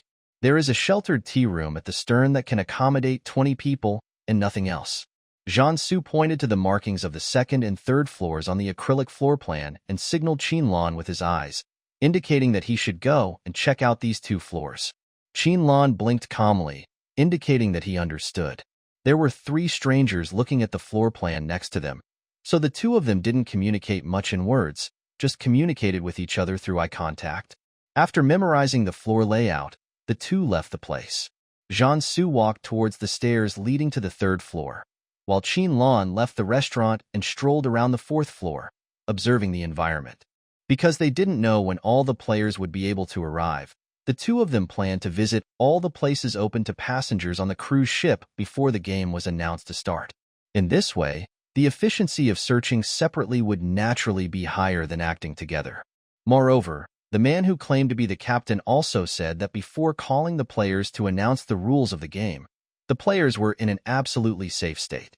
This also meant that even if a player wanted to attack others, it would be impossible to do so. As a result, Qinlan and Jiansu felt more at ease and started wandering around. Anyway, they didn't need to worry about their safety for the time being. When Qinlan finished touring the places open to tourists on the 4th and 5th floors, the captain had not yet notified all the players to gather, so he simply stayed on the observation deck on the 5th floor, enjoying the sea breeze and looking at the sea and the sky. Jiansu walked through the 2nd and 3rd floors. When he returned to the 4th floor, he did not see Qinlan, so he went straight up the stairs to the 5th floor. When he walked out of the stairwell, he saw the scene just now. The young man and the sea and sky behind him merge into one painting. At this moment, Qinlan came forward and held his hand, pulling him to the highest point of the deck where he had just stood, to appreciate the beautiful scenery of the sea. Jiansu certainly would not refuse the other party's invitation, and followed the other party's strength and walked forward. When they finally stopped at the highest point, Qinlan loosened his clasped hands, trotted 2 steps to Jiansu, leaned against the sea, faced the man, and opened his arms as he did when he felt the sea breeze before. The sea breeze blew through the ends of his clothes and hair, and the sound of the wind seemed to be a little louder. The young man did not look at the sea and sky behind him, but only looked at the man in front of him, with a smile as bright as the scorching sun and a strong smile in his voice. He said, "I just found the best viewing point. How about it? Isn't it beautiful to see the sea and the sky from here?" Jiansu's sight fell on the young man's eyes. Although the sky was clear, he saw thousands of stars shining brightly in his eyes. Even though the sea and the sky merged into one color, the beauty could be described as shocking. But Jiansu still felt that the thousands of landscapes behind him were not as beautiful as the one in front of him. The beauty is so great because of this person standing here, embellishing the scenery and filling one's heart. He felt his chest beating violently, and his emotions were like surging waves, ready to burst out. This time, Jiansu did not restrain himself. He allowed his entire body to be invaded and enveloped by this emotion, and allowed every movement of his body to be dominated by this emotion. He thought of the figure that jumped into his eyes before he fell into a coma after being seriously injured during the battle between Qingyun Fortress and Kaidi Group. Jiansu held on with just one breath, thinking that even if he really had to die in this battle, he still wanted to see Qinlan for the last time, even if he didn't say anything, just watching him. It was with this breath that he was successfully rescued by the medical department. Even if he couldn't return to Qingyun Fortress in a short time, he was still alive and could use his eyes to see the world with this person, and he could use all his senses to feel this person's existence. And at this moment, this person was standing in front of him. The vast sea and sky became his background color. In his eyes, the young man was shining brightly. Jiansu did not control his impulse. He took a step forward, stretched out his hands, and took the young man, who still had his arms open, into his arms. Then he tightened his hands, as if he wanted to integrate this person into his bones and blood. His voice also became a little low. He had a lot to say, but in the end he only uttered the other person's name, Qinlan. Being hugged so suddenly, Qinlan was a little confused for the first 2 seconds. He didn't react at all to what happened and why he was hugged by his brother Jean. But before he could ask the question in his mind, he felt the slight tremor transmitted from the other party when they were close to each other. Even the 2 words he said were spoken with care and caution, as if he was afraid of something. Qinlan closed his open arms, hugged the other person, patted the other person's back gently, and said in a low voice, "I'm here." At this moment, his heartbeat involuntarily quickened. The 2 of them just hugged each other quietly for a while. When they separated, Jiansu's eyes did not leave Qinlan, which made his heart beat faster and his face redden unconsciously. Jiansu was not a gentleman who acted out of emotion and stopped at courtesy. Since he decided to give it a try, he chose to follow his heart, lowered his head slightly, and kissed the other person on the lips. It was not a passionate kiss, just like a dragonfly touching the water. Jiansu only kissed her once and then pulled away, his eyes still looking at her. In the other's shocked eyes, he directly confessed, "This is what I have always wanted to do to you, Qiner. I don't want to be just your brother, but I want to be the one who can spend the rest of my life with you. Are you willing to give me this chance?" Qinlan was stunned by this sudden straight ball. The kiss on his lips was clearly just a simple impression, a kiss without any expectation, but it stirred up a huge wave in his heart. Many emotions rolled and surged. There was shock, helplessness, and even some unspeakable shyness, but there was no negative emotion such as disgust or nausea. Qinlan opened his mouth, but he couldn't give an accurate answer at this moment. He could only say, "My mind is a little confused." It was clearly just a kiss as light as a dragonfly touching the water, but he felt his lips were burning like fire. The warm touch kept spreading on his lips, and he could even feel the other person's hot and moist breath. Jiansu looked at the other person's eyes that were looking around but not at him, and asked again, "Did that make you feel uncomfortable just now?" He didn't say what he meant, but Qinlan, who had just experienced it, of course understood what the other party didn't say directly. He hesitated for a moment between laughing it off and denying it or admitting it, and then made a choice. "I didn't feel uncomfortable. On the contrary, I didn't feel any boredom, even." The more Qinlan spoke, the redder his face became, but he insisted on speaking. "I even felt happy. But I haven't sorted out my feelings yet, brother. I don't want to make the next decision in a daze, so I hope you can give me some time." Jiansu's eyes glowed more and more as he listened. He really wanted to hug the person in front of him tightly, but when he thought of what the other party said, he chose to restrain his impulse. Anyway, he had waited for so many years, and now he finally played a straight ball and took back the other party's positive response. So it was not particularly difficult to wait for Qin Er to sort out her feelings. The two grown men, like children in love, stood on the deck. One covered his face and the other blushed, trying to calm their pounding hearts. Although neither of them spoke, there was a warmth flowing between them. Even if they didn't speak, the atmosphere at this moment was not something that others could easily break into. But in this chaotic small space, there are things that can really destroy the atmosphere, like at this moment. Both of them were still blushing, thinking about what to say, when the captain's voice spread to every place on the cruise ship through the cruise broadcast. Dear tourists, the Jinyuambo cruise ship is about to set sail. The owner has placed the theme rules of this game in the 3 restaurants on the 4th floor. Restaurant number 1 and restaurant number 2 can accommodate 30 people respectively, and restaurant number 3 can accommodate 20 people. When the restaurant is saturated, it will no longer be open to tourists. When all 3 restaurants are saturated, tourists who fail to enter the restaurant will lose the opportunity to participate in this game. The crew will ask you to leave the cruise ship. I hope everyone can seize this opportunity and quickly go to the 4th floor to gather in the restaurant. I wish you all success.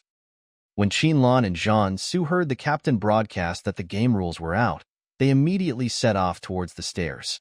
The charm just now had not dissipated. At this moment, even if the two of them did not say a word, there were countless pink bubbles between them. It doesn't take long to get from the stairwell to the restaurant. Turning out of the stairwell is specialty restaurant number 3, but the door of the specialty restaurant is closed. There is a small LED display hanging on the wall next to the door, with a line of words temporarily open displayed on the screen. The two did not stay here for long and continued to walk forward. Next to the specialty restaurant was restaurant number 2, and opposite was restaurant number 1. At present, the doors of these 2 restaurants were still open, and the text displayed on the LED display next to the door was open. Qinlan and Jiansu looked at each other. Qinlan walked into restaurant number 2 next to it, and Jiansu went to restaurant number 1 opposite. It is still unknown what kind of game is going to be played in this chaotic space. If the rules are the same, they can just announce it in the banquet hall or through the cruise ship broadcast. There is no need to divide the players into 3 restaurants. The only reason the 2 people can think of is to divide the camps, or to play 3 different games. No matter which one it is, in the current situation where everything is unclear, if they want to quickly pass the game and find the essence of the space, it is obviously much better for them to collect clues separately than to jump into one directly. Because this time the Space Administration proactively located the coordinates of the chaotic space and determined the time of its appearance, they were directly packed and sent to the interstellar ship. The consequence of this was that because it was the first time to take the initiative, a lot of energy was spent on proactive positioning, which slowed down the exploration of the chaotic space background, and the citizens of the interstellar city-state who entered the game could only explore on their own. When Qinlan entered restaurant number 2, the door behind him closed automatically, and the text on the display outside changed from open to temporarily closed. Jiansu glanced at the door that suddenly closed without any warning, with some worry in his eyes, but he finally calmed down and entered restaurant number 1. The decoration of restaurant number 2 is in pastoral style. The walls, floors, ceilings, tables, chairs, and benches are all made of solid wood. There are 7 double seats on the left side of the door and 8 on the right side. There is an aisle in the middle.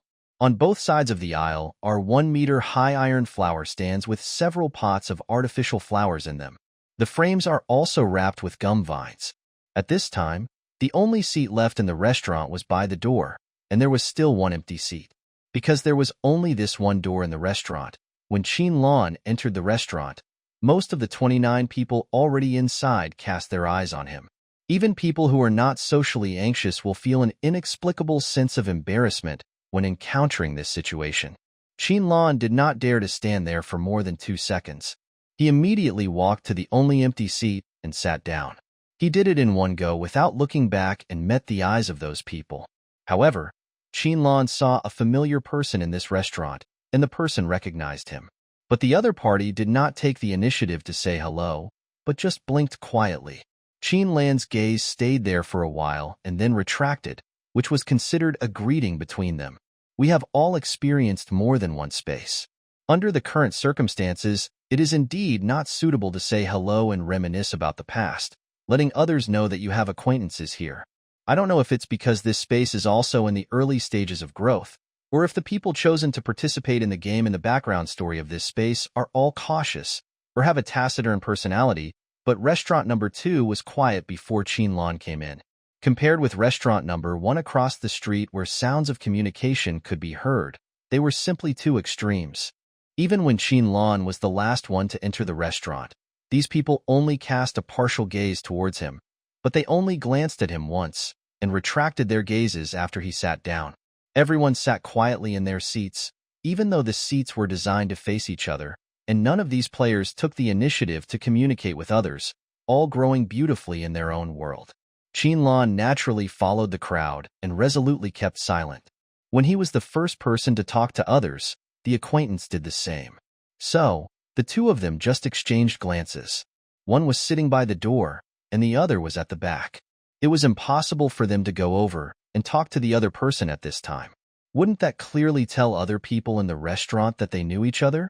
After Lan sat down, a 78-inch LCD screen hanging on the wall near the door lit up at this time. The lighting in the restaurant was dim and warm, mainly to create an atmosphere. At this time, the screen lit up and the blue light attracted everyone's attention. The blue light shone for about a few seconds, then dimmed, and then a picture appeared on the screen, which looked like a video that had been recorded long ago. The background of the video was the 5th floor of the cruise ship that Lan had visited before, on the observation deck. There was a man standing on the deck. This man was wearing a mask with a black background and a gold-rimmed pattern on it. He was wearing a black suit and a black cloak. The only part of him that was exposed was a pair of eyes, and the neck that was not covered by the clothes and cloak. Even his nose, lips, and chin were hidden in the mask. The man looked directly at the camera, and his voice sounded a little dull, perhaps because of the mask. But since the man's lip movements could not be seen at all, Lan did not rule out the possibility that someone else was dubbing. He looked carefully at the picture on the screen. A man's voice came from the display screen. It was not a young voice. "Welcome everyone to my cruise ship, the Gold Ingot. I believe I don't need to introduce it anymore. Those who are invited to board this cruise ship naturally know what it means to be here. It means that once you pass the game I customized, you can get the bonus. Next, I will announce the rules of this game. Please listen carefully and remember them. If you also want to be one of those successful people in the past and get the opportunity to change your life, just participate in this game and work hard to succeed." The man's words were mellow and passionate. Lan listened expressionlessly and felt that the other man was really suitable for giving speeches, such as the annual mobilization speech for freshmen at Time and Space College. It would be a pity not to invite this man to go. Because of his seat, he couldn't see the expressions of the more than 20 people behind him, but he could see the expressions of the person opposite him. This is a man who is not very well dressed, about 50 years old. He wears a gray t-shirt that has been washed until it turns white. The collar is also wide, and any movement can reveal a scenery that is not very eye-catching. The fabric has also been washed and dried for a long time, and some parts have turned into a thin layer, the kind that can crack if you pull it lightly. There are even 2 patches on the lower back, even if the patches are embroidered with cute bunny pattern. The pair of black jeans were also washed until they turned white. There were 3 patches on the front alone, and there were many scuffs. A pair of brown sandals seemed ill-fitting and tattered, looking like they had been worn for many years. The man's whole face was gray and dirty, making people feel dirty at a glance. There were even 3 gray marks on his face, and he didn't know where they got them. At this moment, the boy's eyes were fixed on the large display screen, his eyes flashing with desire and greed that could be seen with the naked eye, without any concealment. And within sight, sitting in the aisle on the other side, was a young man with several earrings, orange fried hair, a black leather jacket, and many rivets on his black pants and black shoes. The same expression. On the display screen, the masked man's voice continued. "First of all, everyone knows that no matter what the current theme is, The cruise game is essentially a gambling game.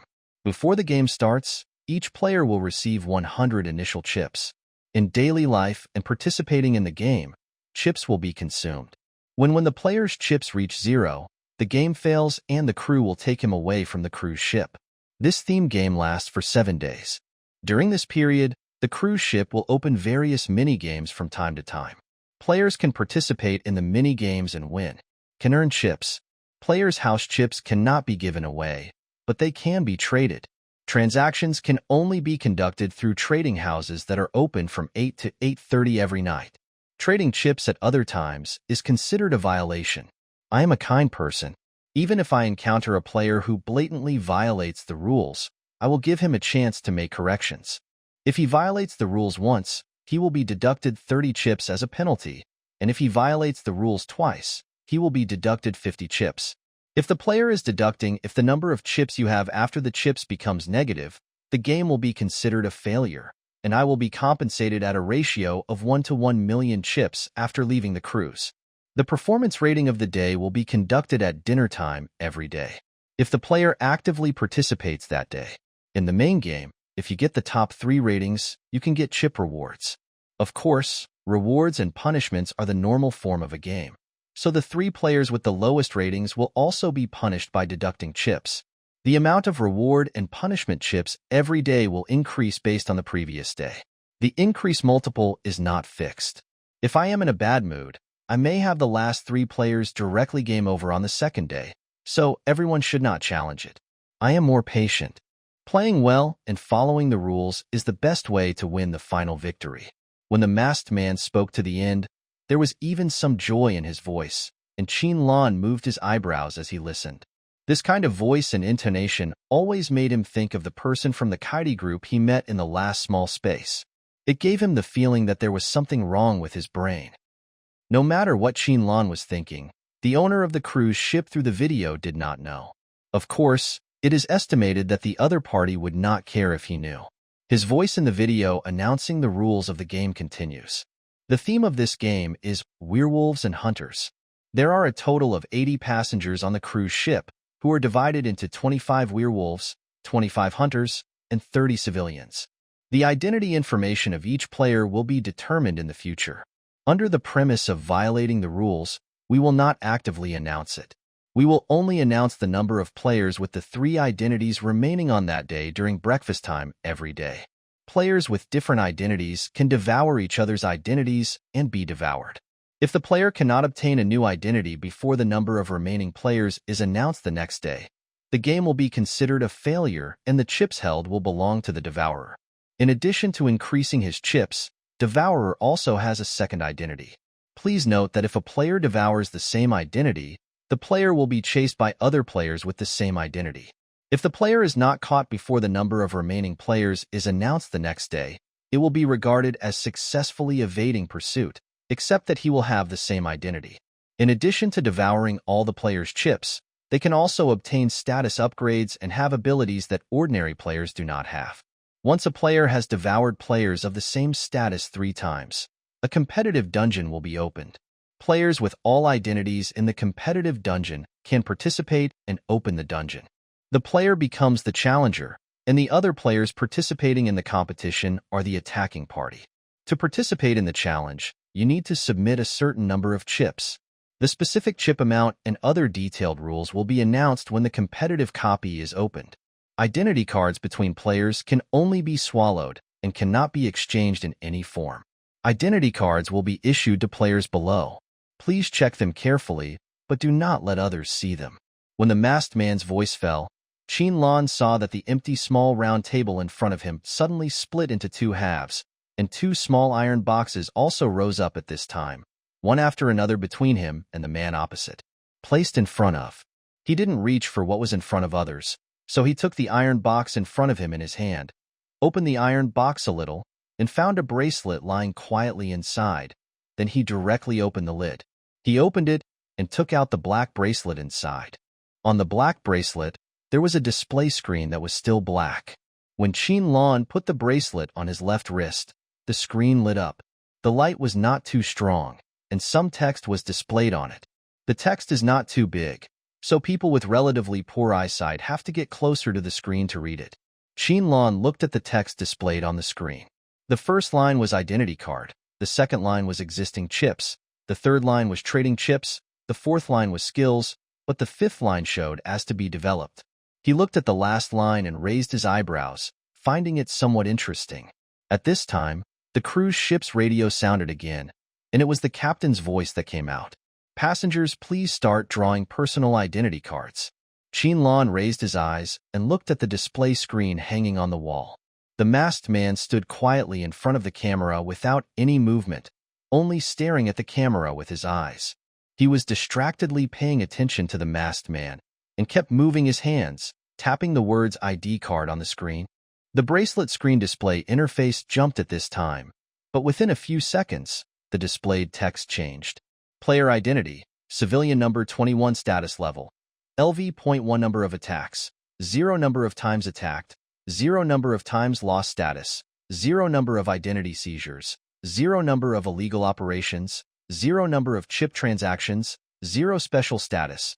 None. Qinlan slid his fingers across the screen, looking at the various values after identity and level, and narrowed his eyes slightly.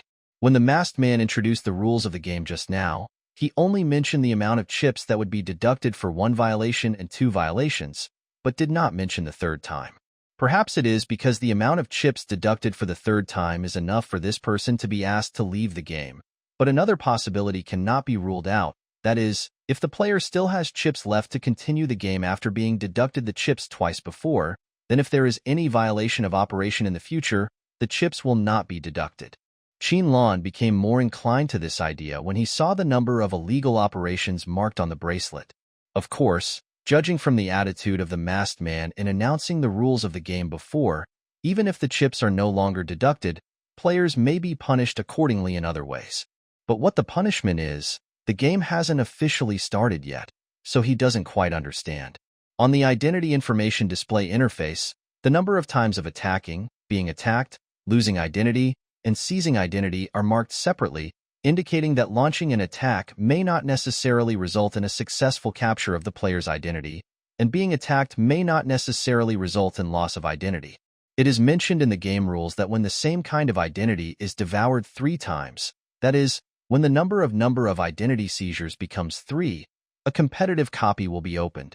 So, when several other values reach a certain level, will dungeons not mentioned in the current rules announcement also be opened? Qinlan didn't show anything on his face, but his mind was spinning rapidly, thinking about various possibilities. But no matter how many guesses he made, they would not be verified one by one until the game started. He clicked the return button, returned to the main interface, and clicked existing chips on the second line. After the interface jumps, the existing chip information is displayed. Initial chips, 100 available chips, 100 tradable chips, 0 giftable chips, 0 donated chips, 0 frozen chips, 0 chips that can be thawed, 0. Qinlan recalled the rules announced by the masked man before, and one of them mentioned that chips cannot be given away between players, but they can be traded. But now in his information interface, the number of tradable chips is 0, which means that the initial chips cannot be traded. And since the information showed giftable and giftable chips, he didn't think it was just to make up the numbers.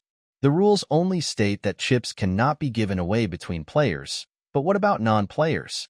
Qinlan suppressed his speculation and continued to look through other information.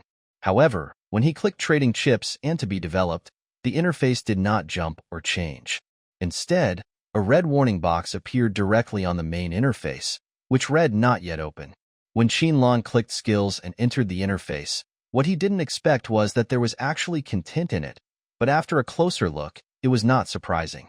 Civilian number 21 number of skills, 1 skill name, 10 draw gift pack skill introduction, a special initial game gift given to lucky players. Click to see what's inside. Skill usage times, 1 skill use times, 0. Qinlan silently clicked the return button and returned to the main interface. Well, he already knew what form the 10 draw gift package given by the administration would take this time. At this time, the masked man on the electronic screen on the wall moved again, and his voice came out from the screen again. It seems that everyone has drawn their own identity cards. Now, except for the first floor, All other spaces accessible to tourists are open for use.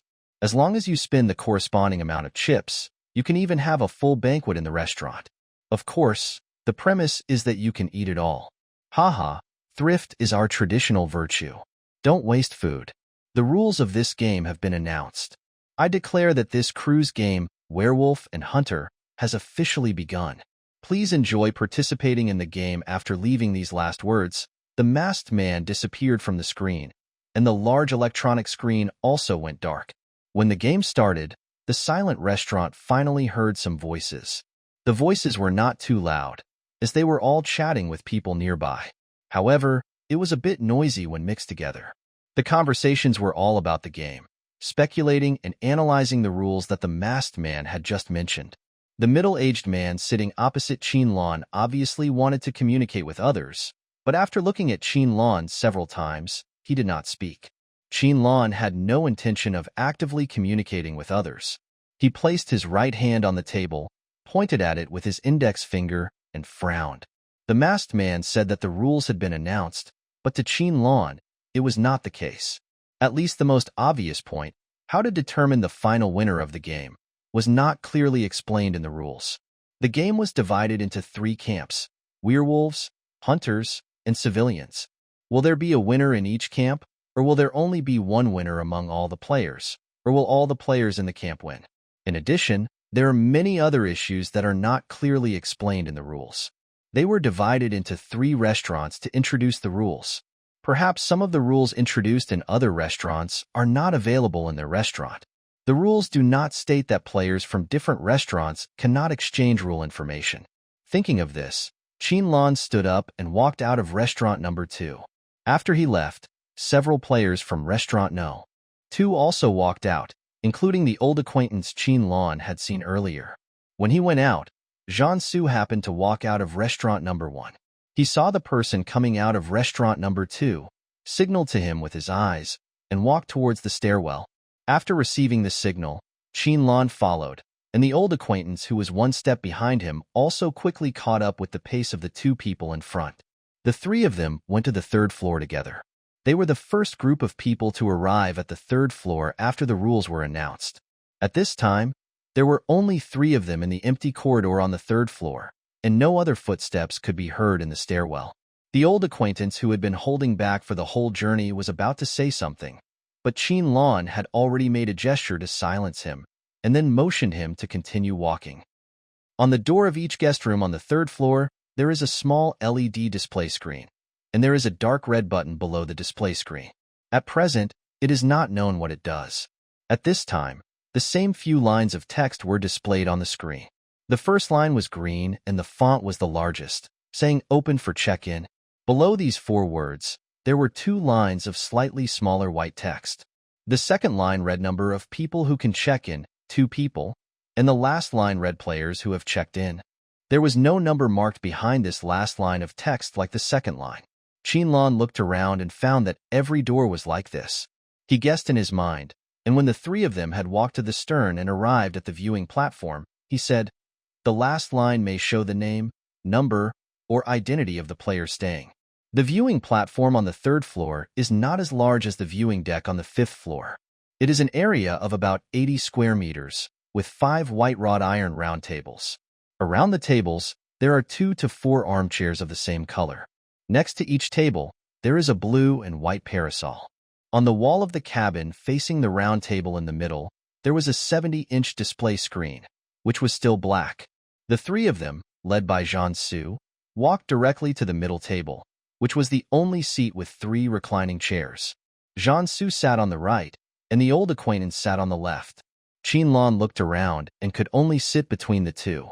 After everyone was seated, the old acquaintance finally couldn't hold it in any longer and started to cry. "Finally, I met someone I know again. I almost got killed in the last place. It was so scary." This old acquaintance was none other than the person Qinlan and Jiansu met in the first space zombie paradise.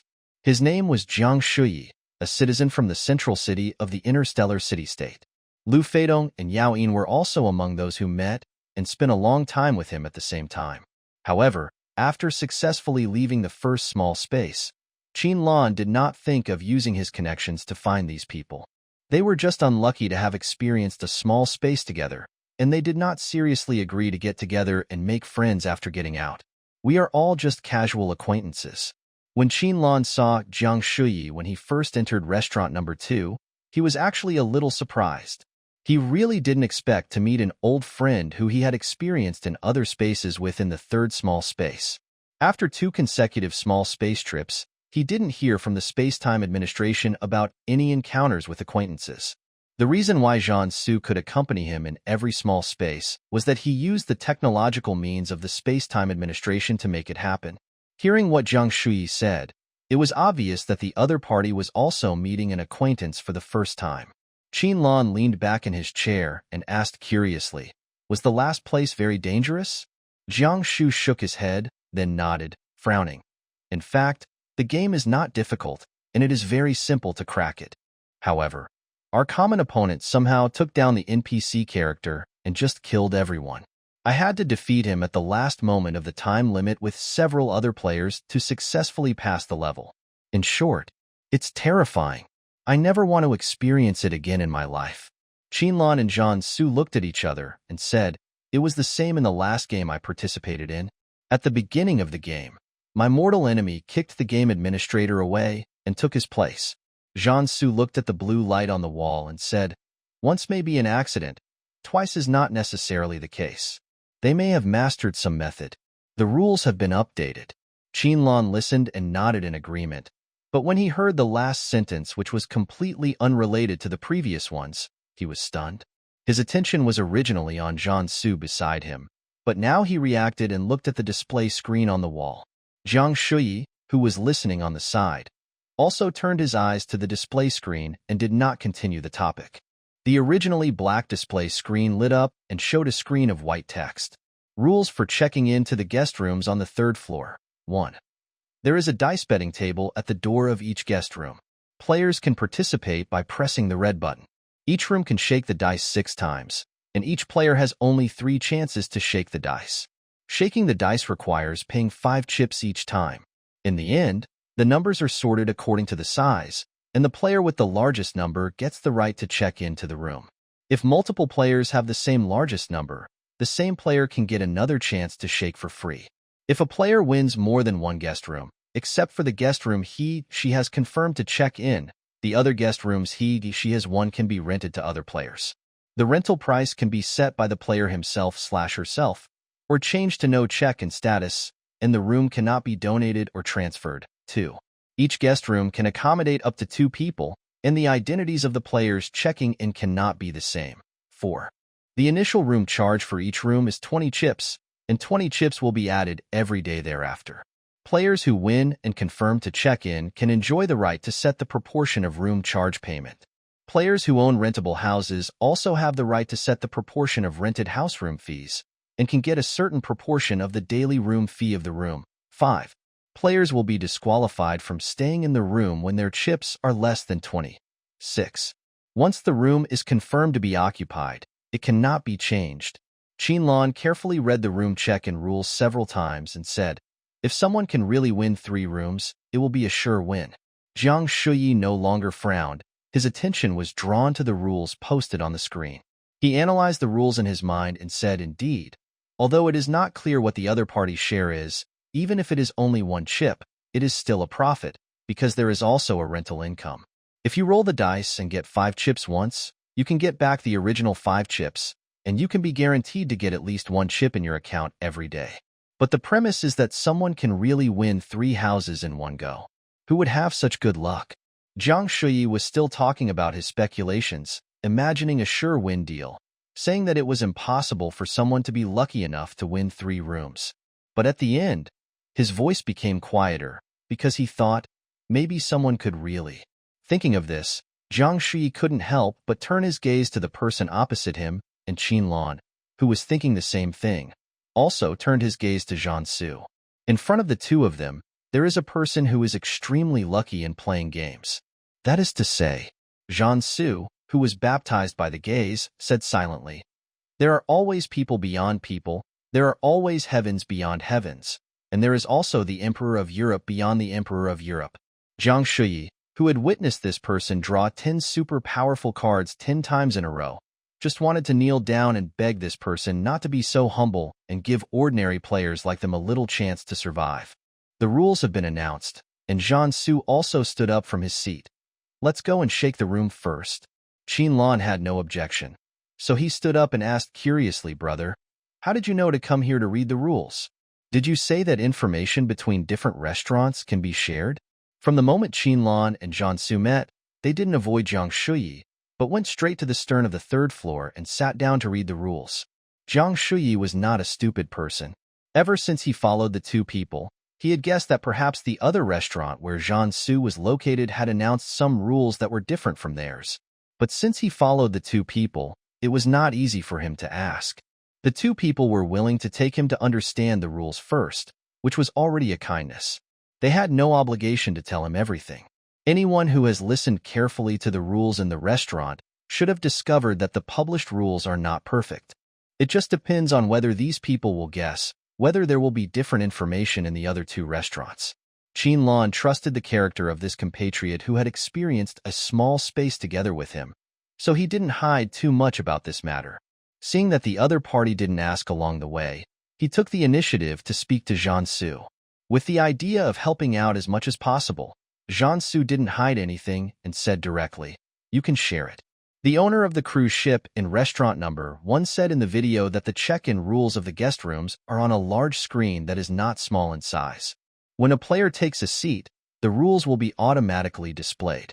In addition to the restaurant I was in just now, there is only such a large screen on the 3rd floor that I searched before. I'm not sure about other places on the 5th and 4th floors, but my intuition tells me that it is the one on the 3rd floor. Fortunately, my intuition is more accurate this time.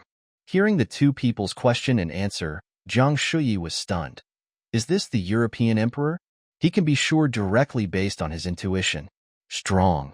Qin-Lan had an expression that said I'm used to it, and asked, in restaurant number 2, they introduced this game as werewolves and hunters. They also mentioned the initial number of players in each camp, and the remaining number would be announced at breakfast every day. Did you get any introduction to these? Jian-Su shook his head and said, the rules only state that werewolves will start hunting civilians on full moon nights. Only hunters can stop werewolves, and civilians are relatively safe only in the guest rooms. In addition, people living together cannot attack each other during the period of living together. Relatively, but not absolutely, werewolves cannot attack people in the same room, but they can attack civilians in other rooms, Qin-Lan said, looking at the road ahead. This rule does not say that players of the same identity cannot attack each other. Perhaps, this is also a place where players can earn chips from each other. Jiang Shuyi listened to the conversation between the two and thought of what the masked man said in the previous video. The essence of the game is a gamble. What you are betting on may not be the number of chips, but your life. He didn't believe that the hunting mode Jian-Su mentioned would be a simple attack. Afterwards, Qin-Lan summarized the game rules introduced in the video of restaurant number 2 and told Jian-Su. After Jian-Su listened, he also briefly explained the rules introduced in restaurant number 1 that did not appear in restaurant number 2. In addition to the hunting mode just mentioned, there are several other pieces of information. First, players can only use one identity per day and cannot use multiple identities at the same time, except when they have acquired the corresponding skills. Second, during the daily rating, the camp with the largest number of remaining players will receive additional chip rewards, and the rewards will increase over time. Third, when a player has 3 identities at the same time, the identity card snatching copy will be opened, and the player will automatically become the champion, and all players can participate in the snatching. If the champion successfully defends the ring, he will also get a large number of chips as rewards when he has the right to use 3 identities, and the copy will be opened again the next day. If the champion successfully defends the ring for the second time, the 3 identity cards will be permanently bound and will not be snatched by other players until the end of this cruise trip. If the champion fails to defend the ring, he will lose all his identity cards. Unless he obtains a new identity before the next day, it will be considered a game failure. In addition, other information released in restaurant number 1 is also released in restaurant number 2. After hearing this, Qin-Lan said, the rules are still incomplete. It seems that we need to find the people in restaurant number 3 and find a way to exchange information. Unfortunately, I walked too fast just now and didn't see the people from restaurant number 3 come out. He was still thinking about how to find the people in restaurant number 3 and get the information he wanted through information exchange. The game had just begun, and without knowing all the rules, Qinlan would try not to use chips to buy and sell information. Jiang Shuyi said, "Before I went to restaurant number 2, I saw a few people entering restaurant number 3. I can go ask them later." After hearing what the other party said, Qinlan had an idea to confirm the accuracy of the information. "We can ask 3 people separately, so as to avoid the possibility of giving wrong information as much as possible." Zhan Su and Jiang Shu had no objection when they heard this. When they were about to enter the corridor of the guest rooms on the 3rd floor, Zhan Su asked Qinlan, "Which rooms do you like? Let's go and try to shake the jackpot. We can always win 1 or 2. Jiang Shu opened his mouth and wanted to say that with you, the European Emperor, present, it is certain that 3 out of 3 will win. Saying that if everyone shakes together, 1 or 2 will win is too modest, sir." Qinlan touched his cheek shyly and said, "I'd better not go. You know my luck. If I go, I'll just give away chips. You and Jiang Shu should shake the dice and try to get 6 out of 6. Let's earn more chips and get rich first." Zhan Su laughed and shook his head, raised his hand and ruffled the other person's hair, and asked with a smile, "Do you really want to make a fortune right from the start?" "That's not true." Qinlan shook his head from side to side and rubbed his hands against the man's warm hands. "Isn't this just a joke to liven up the atmosphere? The game has just started and everything is still unclear. Let's avoid doing things that attract all the players' attention, such as shaking the room. Let's fight for 2nd place and keep 3rd place." At the beginning of the game, the players were clearly told that chips can be traded, identity cards can be snatched, and if the identity is snatched successfully, the original identity card owner's chips can be taken away.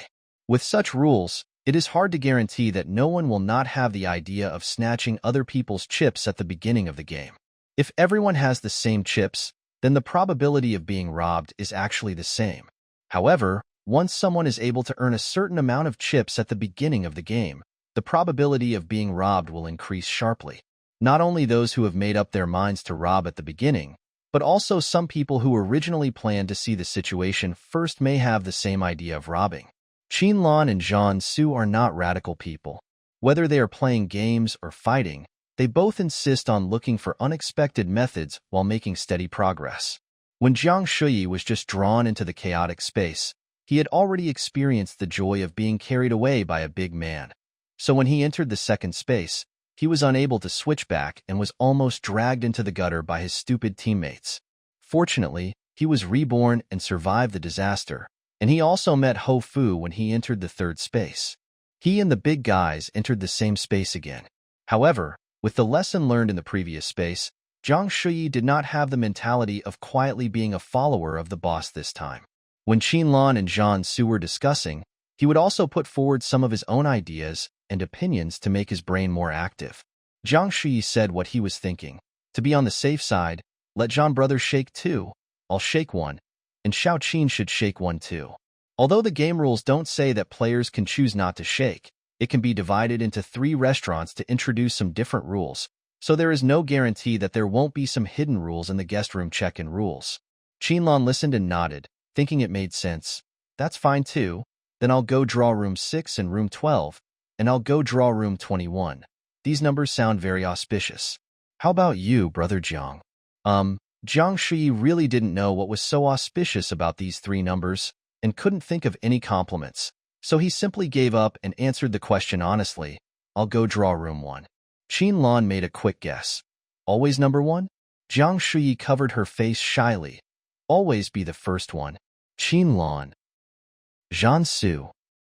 Qinlan took a close look at this fellow who he had only known for a few days. He could not tell what was wrong with him. He could only respect and wish him well. "Then I wish you good luck." After deciding on the room number they were going to draw, the 3 of them walked towards the selected room numbers. Qinlan stopped in front of room 21. Zhan Su went to room 12, which was relatively close, and Jiang Shu rode straight to room 1, which was the farthest from the current stern. When Qinlan was about to press the button, he heard footsteps coming from the distant stairwell to the corridor outside the guest room. He stopped and looked towards the stairs. He saw 5 people walking out of the stairwell and into the corridor one after another. Two of them were people he and Jean Su had met in the restaurant when they first arrived at the cruise ship. Later, when the captain said they could walk around the cruise ship first, these two people were also among the 5 people who left the restaurant. When the 2 people saw the 3 people standing in the corridor, one of them turned his eyes to Jean Su, took the initiative to say hello, and then asked, "Have you found the check-in rules for the guest rooms?" Jean Su glanced at the man and did not choose to hide it, and said directly, "There is a big screen at the stern." After that person said thank you, the others also nodded in thanks and walked towards the stern together. After everyone had turned out of the corridor and reached the observation platform, Jiang Shuyi raised 3 fingers towards the 2 people and pointed to the end of the passage. This was to tell Qinlan and Jean Su that among the 5 people just now, there was someone he had seen before who entered restaurant number 3.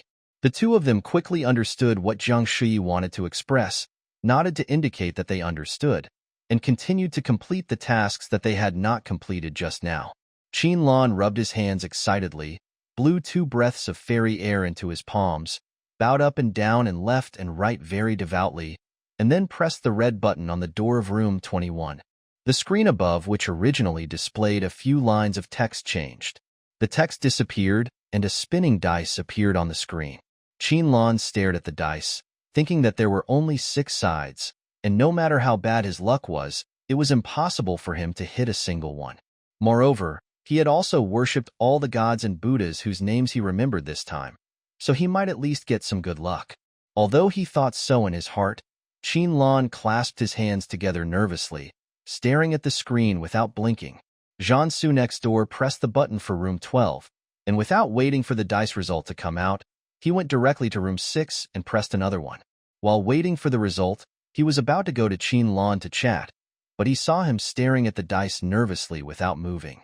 He was a little amused, walked over to the other person, and whispered, "So nervous?" Qinlan nodded seriously. "This is related to whether I can redeem myself from being a non-African. I have to get at least 2 points. There are only 6 sides." Just as he finished speaking, the dice on the screen stopped spinning and landed firmly on a bright red dot. Then the screen changed again, the dice disappeared, and 2 lines of text appeared. Player participating in the dice shooting. Number 21. Point 1. Jean Su swallowed the words "I wish you success" before he could even finish his words. He praised her. "Very good. You won first place." Qinlan wiped his face and said, "Brother, you don't have to force yourself to praise me." Then he reached out and pushed the other person's shoulder, pushing him towards the door of room 12, saying, "Let's go. Let's go see what time my brother threw out." Jean Su saw that he was now playing the strategy of turning a blind eye to everything, and he felt amused, but he did not laugh out loud and let the other party push him to room 12. At this moment, the bracelets worn by the 3 people present all vibrated. Qinlan raised his hand and took a look, saying, "The deduction information is coming soon." Jean Su listened, looked down, and saw that the bracelet display screen lit up with a line of words written on it. Successfully participated in the dice auction in room 6 and room 12 on the 3rd floor. 10 chips were deducted, and the remaining chips are 90. A line of words also appeared on Qinlan's bracelet. Successfully participated in the dice auction in room 21 on the 3rd floor. 5 chips deducted, and the remaining chips are 95 at this time. The 2 had walked to the door of room 12, only to see that the dice on it had disappeared and now displayed 2 lines of words. Player participating in the dice shooting. Number 1. Point 6. Qinlan looked at him and leaned his head against Jean Su's back. The person he leaned against couldn't see the person behind him clearly even if he turned his head because of his line of sight. He could only smile and reach back to pat the other person. "Okay, good boy. Be happy now that you have a house to live in." Qinlan's voice was very sad.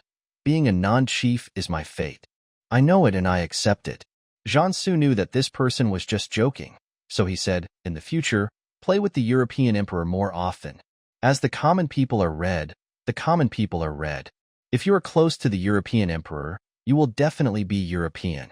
After hearing what the other party said, Qinlan's mood, which had been a little depressed, suddenly improved, and he laughed out loud behind the person.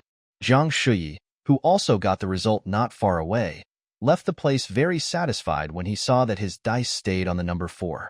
When he passed by room 6, he glanced at the things on it, rubbed his eyes, and looked again. After making sure that he was not mistaken, he said aloud, "Brother Jean, room 6 got the number 6. How about number 12? After being amused by Jiang Su, Qinlan was exceptionally calm when he heard Jiang Shui's voice again.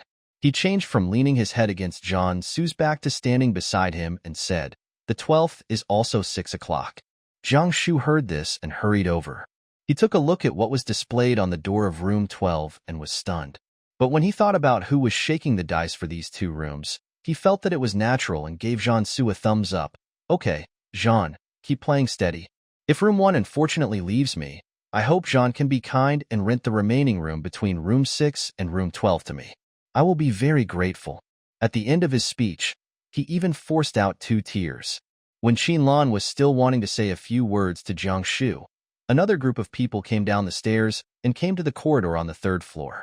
The leader saw 3 people standing in front of a door not far away and looked around the room. He found that the content displayed on the electronic screen in room 1 was different from the content on the electronic screens in the nearby rooms. So he asked politely, "Excuse me, have you found the check-in rules for the guest rooms?" This time it was Jiang Su who answered, "You can see the rules at the stern of this level." The leader thanked him again and was about to lead the group behind him to walk towards the stern of the ship. At this moment, someone in the team expressed dissatisfaction. "Why don't you just tell us the rules directly? Why do you have to walk so far to see them?" As soon as this was said, someone followed suit. "That's right. The rules won't change anyway. Room number 1 has already been chosen by you, right? Are you afraid that we will take it?" This group of people came from 3 different restaurants. After forming a small alliance, they did not choose to hide it and told each other the rules of the restaurants. Because they had only seen a fairly large screen in the restaurant on the 4th floor before, they had a preconceived idea that the display screen that announced the room check-in rules mentioned in the rules of restaurant number 1 would also be on the 4th floor. So they searched around the 4th floor for a long time but found nothing. In this way, some people who are impatient and have bad tempers have already lost their patience. When they hear someone starting a quarrel, they naturally join in. It is rare to let someone who has already read the rules tell them directly, and it is rare to continue to move forward and take a look. Jiang Su answered just now because the first person who asked was polite. Out of courtesy, he chose to answer. Otherwise, these people did not know each other, and those with bad tempers could choose not to answer the question and wait for them to find it themselves. But after Jiang Su pointed the way, there were actually quite a few people in this group who agreed and asked them to tell the rules directly, and the person who asked politely at the beginning did not say anything to stop him, and let the group of people behind him make noises. I think most of them are people who want to get the rules directly, so they are too lazy to continue to look. Qinlan had no good temper towards this kind of people. He smiled wryly and said directly, "The rule is to press the red button in front of the selected room and check in based on luck. Everyone has 3 chances." The person who first yelled at Jiang Su to tell him the rules of staying in the hotel, after hearing what Qinlan said, thought that the other party was frightened by the large number of people on their side, and explained the rules obediently. However, in order to prevent the other party from revealing the rules, he said, "It's so simple. Why should we believe you?" Qinlan took a closer look at the man. He was a thin, small young man with shifty eyes. Just by looking at his face, one could tell he was not a decent person. But with just this one sentence, there were actually a few brainless people who followed suit. Yes, there were a lot of rules in the restaurant before, and my head is dizzy from remembering them all. How can the rules be so simple? Qinlan was so angry that he almost laughed. He said, "You guys are really hard to please. You want to get a bargain, but you don't believe in bargains. It's really eye-opening that you can receive an invitation letter from the Jin Yuan Bao. Because the background setting of this small space has not been transmitted yet. Although Qinlan has guessed some of it from the previous rules, he is still unclear about the criteria for being selected for the Jin Yuan Bao cruise ship. The previous small space jungle chase game is not much different from the Gold Ingot Cruise. A game is held, and the final winner of the game can get a considerable amount of cash. In the jungle, physical strength is more consumed. So Qinlan observed that most of the people on the beach were young and middle-aged, and some of them were regular exercisers, and some even had experience in surviving in the wild. On the other hand, although the selection criteria for the Gold Ingot Cruise are still unknown, those who are short of money will be selected. Of course, it is not ruled out that the cruise ship owner is a geek, so he randomly issued a batch of invitations. Judging from the previous game rules, although it is indeed complicated, it can be summarized in just a few words. This time the game should be more brain-oriented. Although there are werewolf hunting modes and identity swallowing, these are not all completed by physical strength alone. Who says that you can't successfully hunt and swallow others by using your brain? Qinlan had thought that although not all the people on this cruise ship were smart, he had never expected that such a group of people with bad brains could be gathered together. He thought that this cruise game might not be too difficult. If the cruise ship owner was just playing for fun, wouldn't it be more playable if he found a group of equally matched people? If the gap between the opponents is too big, then the early stage is basically a quick screening stage, and those in front of us probably won't be able to finish the first round. The cruise ship owner may have this in mind, and the battle of the few people who finally stay is the most exciting part. As he thought of this, his eyes had already fallen on the person in front. This was a middle-aged man he had never seen before. He was dressed in a suit and looked like a successful man, but a closer look revealed that the fabric on this man was not actually good and the cut of the suit was not right. Although there was nothing wrong with the black and white combination, his body shape could not support the clothes. With this outfit, he can only fool those people standing behind him who just follow the crowd. But if you think about it carefully, it is true that only those who have no ability and like to pretend will need to find a group of even less capable people to highlight themselves, relying on their numbers to overwhelm the other party. Unfortunately, this person had a wrong idea. None of the three people in front of him were frightened. Jiang Shuyi couldn't help laughing. "You are looking for death." The man with shifty eyes glared at him, pretending to be fierce, but his feet were still standing still without moving. Jiang Shu rolled his eyes at this kind of person who only dared to show off his ability with words, for he was sure that this person would not dare to take action. After this conversation, the man in the suit knew that these three people were probably not shy and easy to deal with, but if he really asked to go to the stern to read the rules, it would be very cheap, and the morale of the small team he had just formed would probably be dispersed. Just when he was hesitating whether to just call out the easiest person to control, choose 3 rooms and press the red button to see if anything would happen, he saw 5 people walking out from the stern. Before he could even open his mouth to inquire about the situation, the shifty-eyed man behind him spoke up. Perhaps because he had just been irritated by Qinlan and the other two, the man did not speak in a good tone, and he spoke in a very arrogant manner. "Hey, over there, have you seen the rules?" This man also relied on his numbers, and he had just deliberately walked within the circle of the crowd. Now there were people blocking him from all sides. Although he didn't dare to go out and take action on his own, at least he had enough momentum. He thought, well, seeing that there were only 5 people coming over there, he could scare them with his momentum and make them confess what they saw. Unfortunately, these 5 people were completely different from Qinlan and the other 3. They simply ignored them and started to choose the room they wanted to go to. The man found himself being completely ignored and even heard someone laughing beside him. He glared fiercely at the person standing next to him, who had been with him since they first arrived on the cruise ship. He became even angrier and his voice became much louder. "Are you all deaf? How rude." Qinlan, who was watching from the side, couldn't help but applaud the man's shamelessness. The 5 people over there finally made some movement. A girl with big wavy hair that reached her waist, wearing a khaki short puff-sleeve top, black high-waisted slim-fit jeans, and black marten boots, pressed the red button for room 17. She heard these words and opened her mouth to ask, "Where is the dog barking?"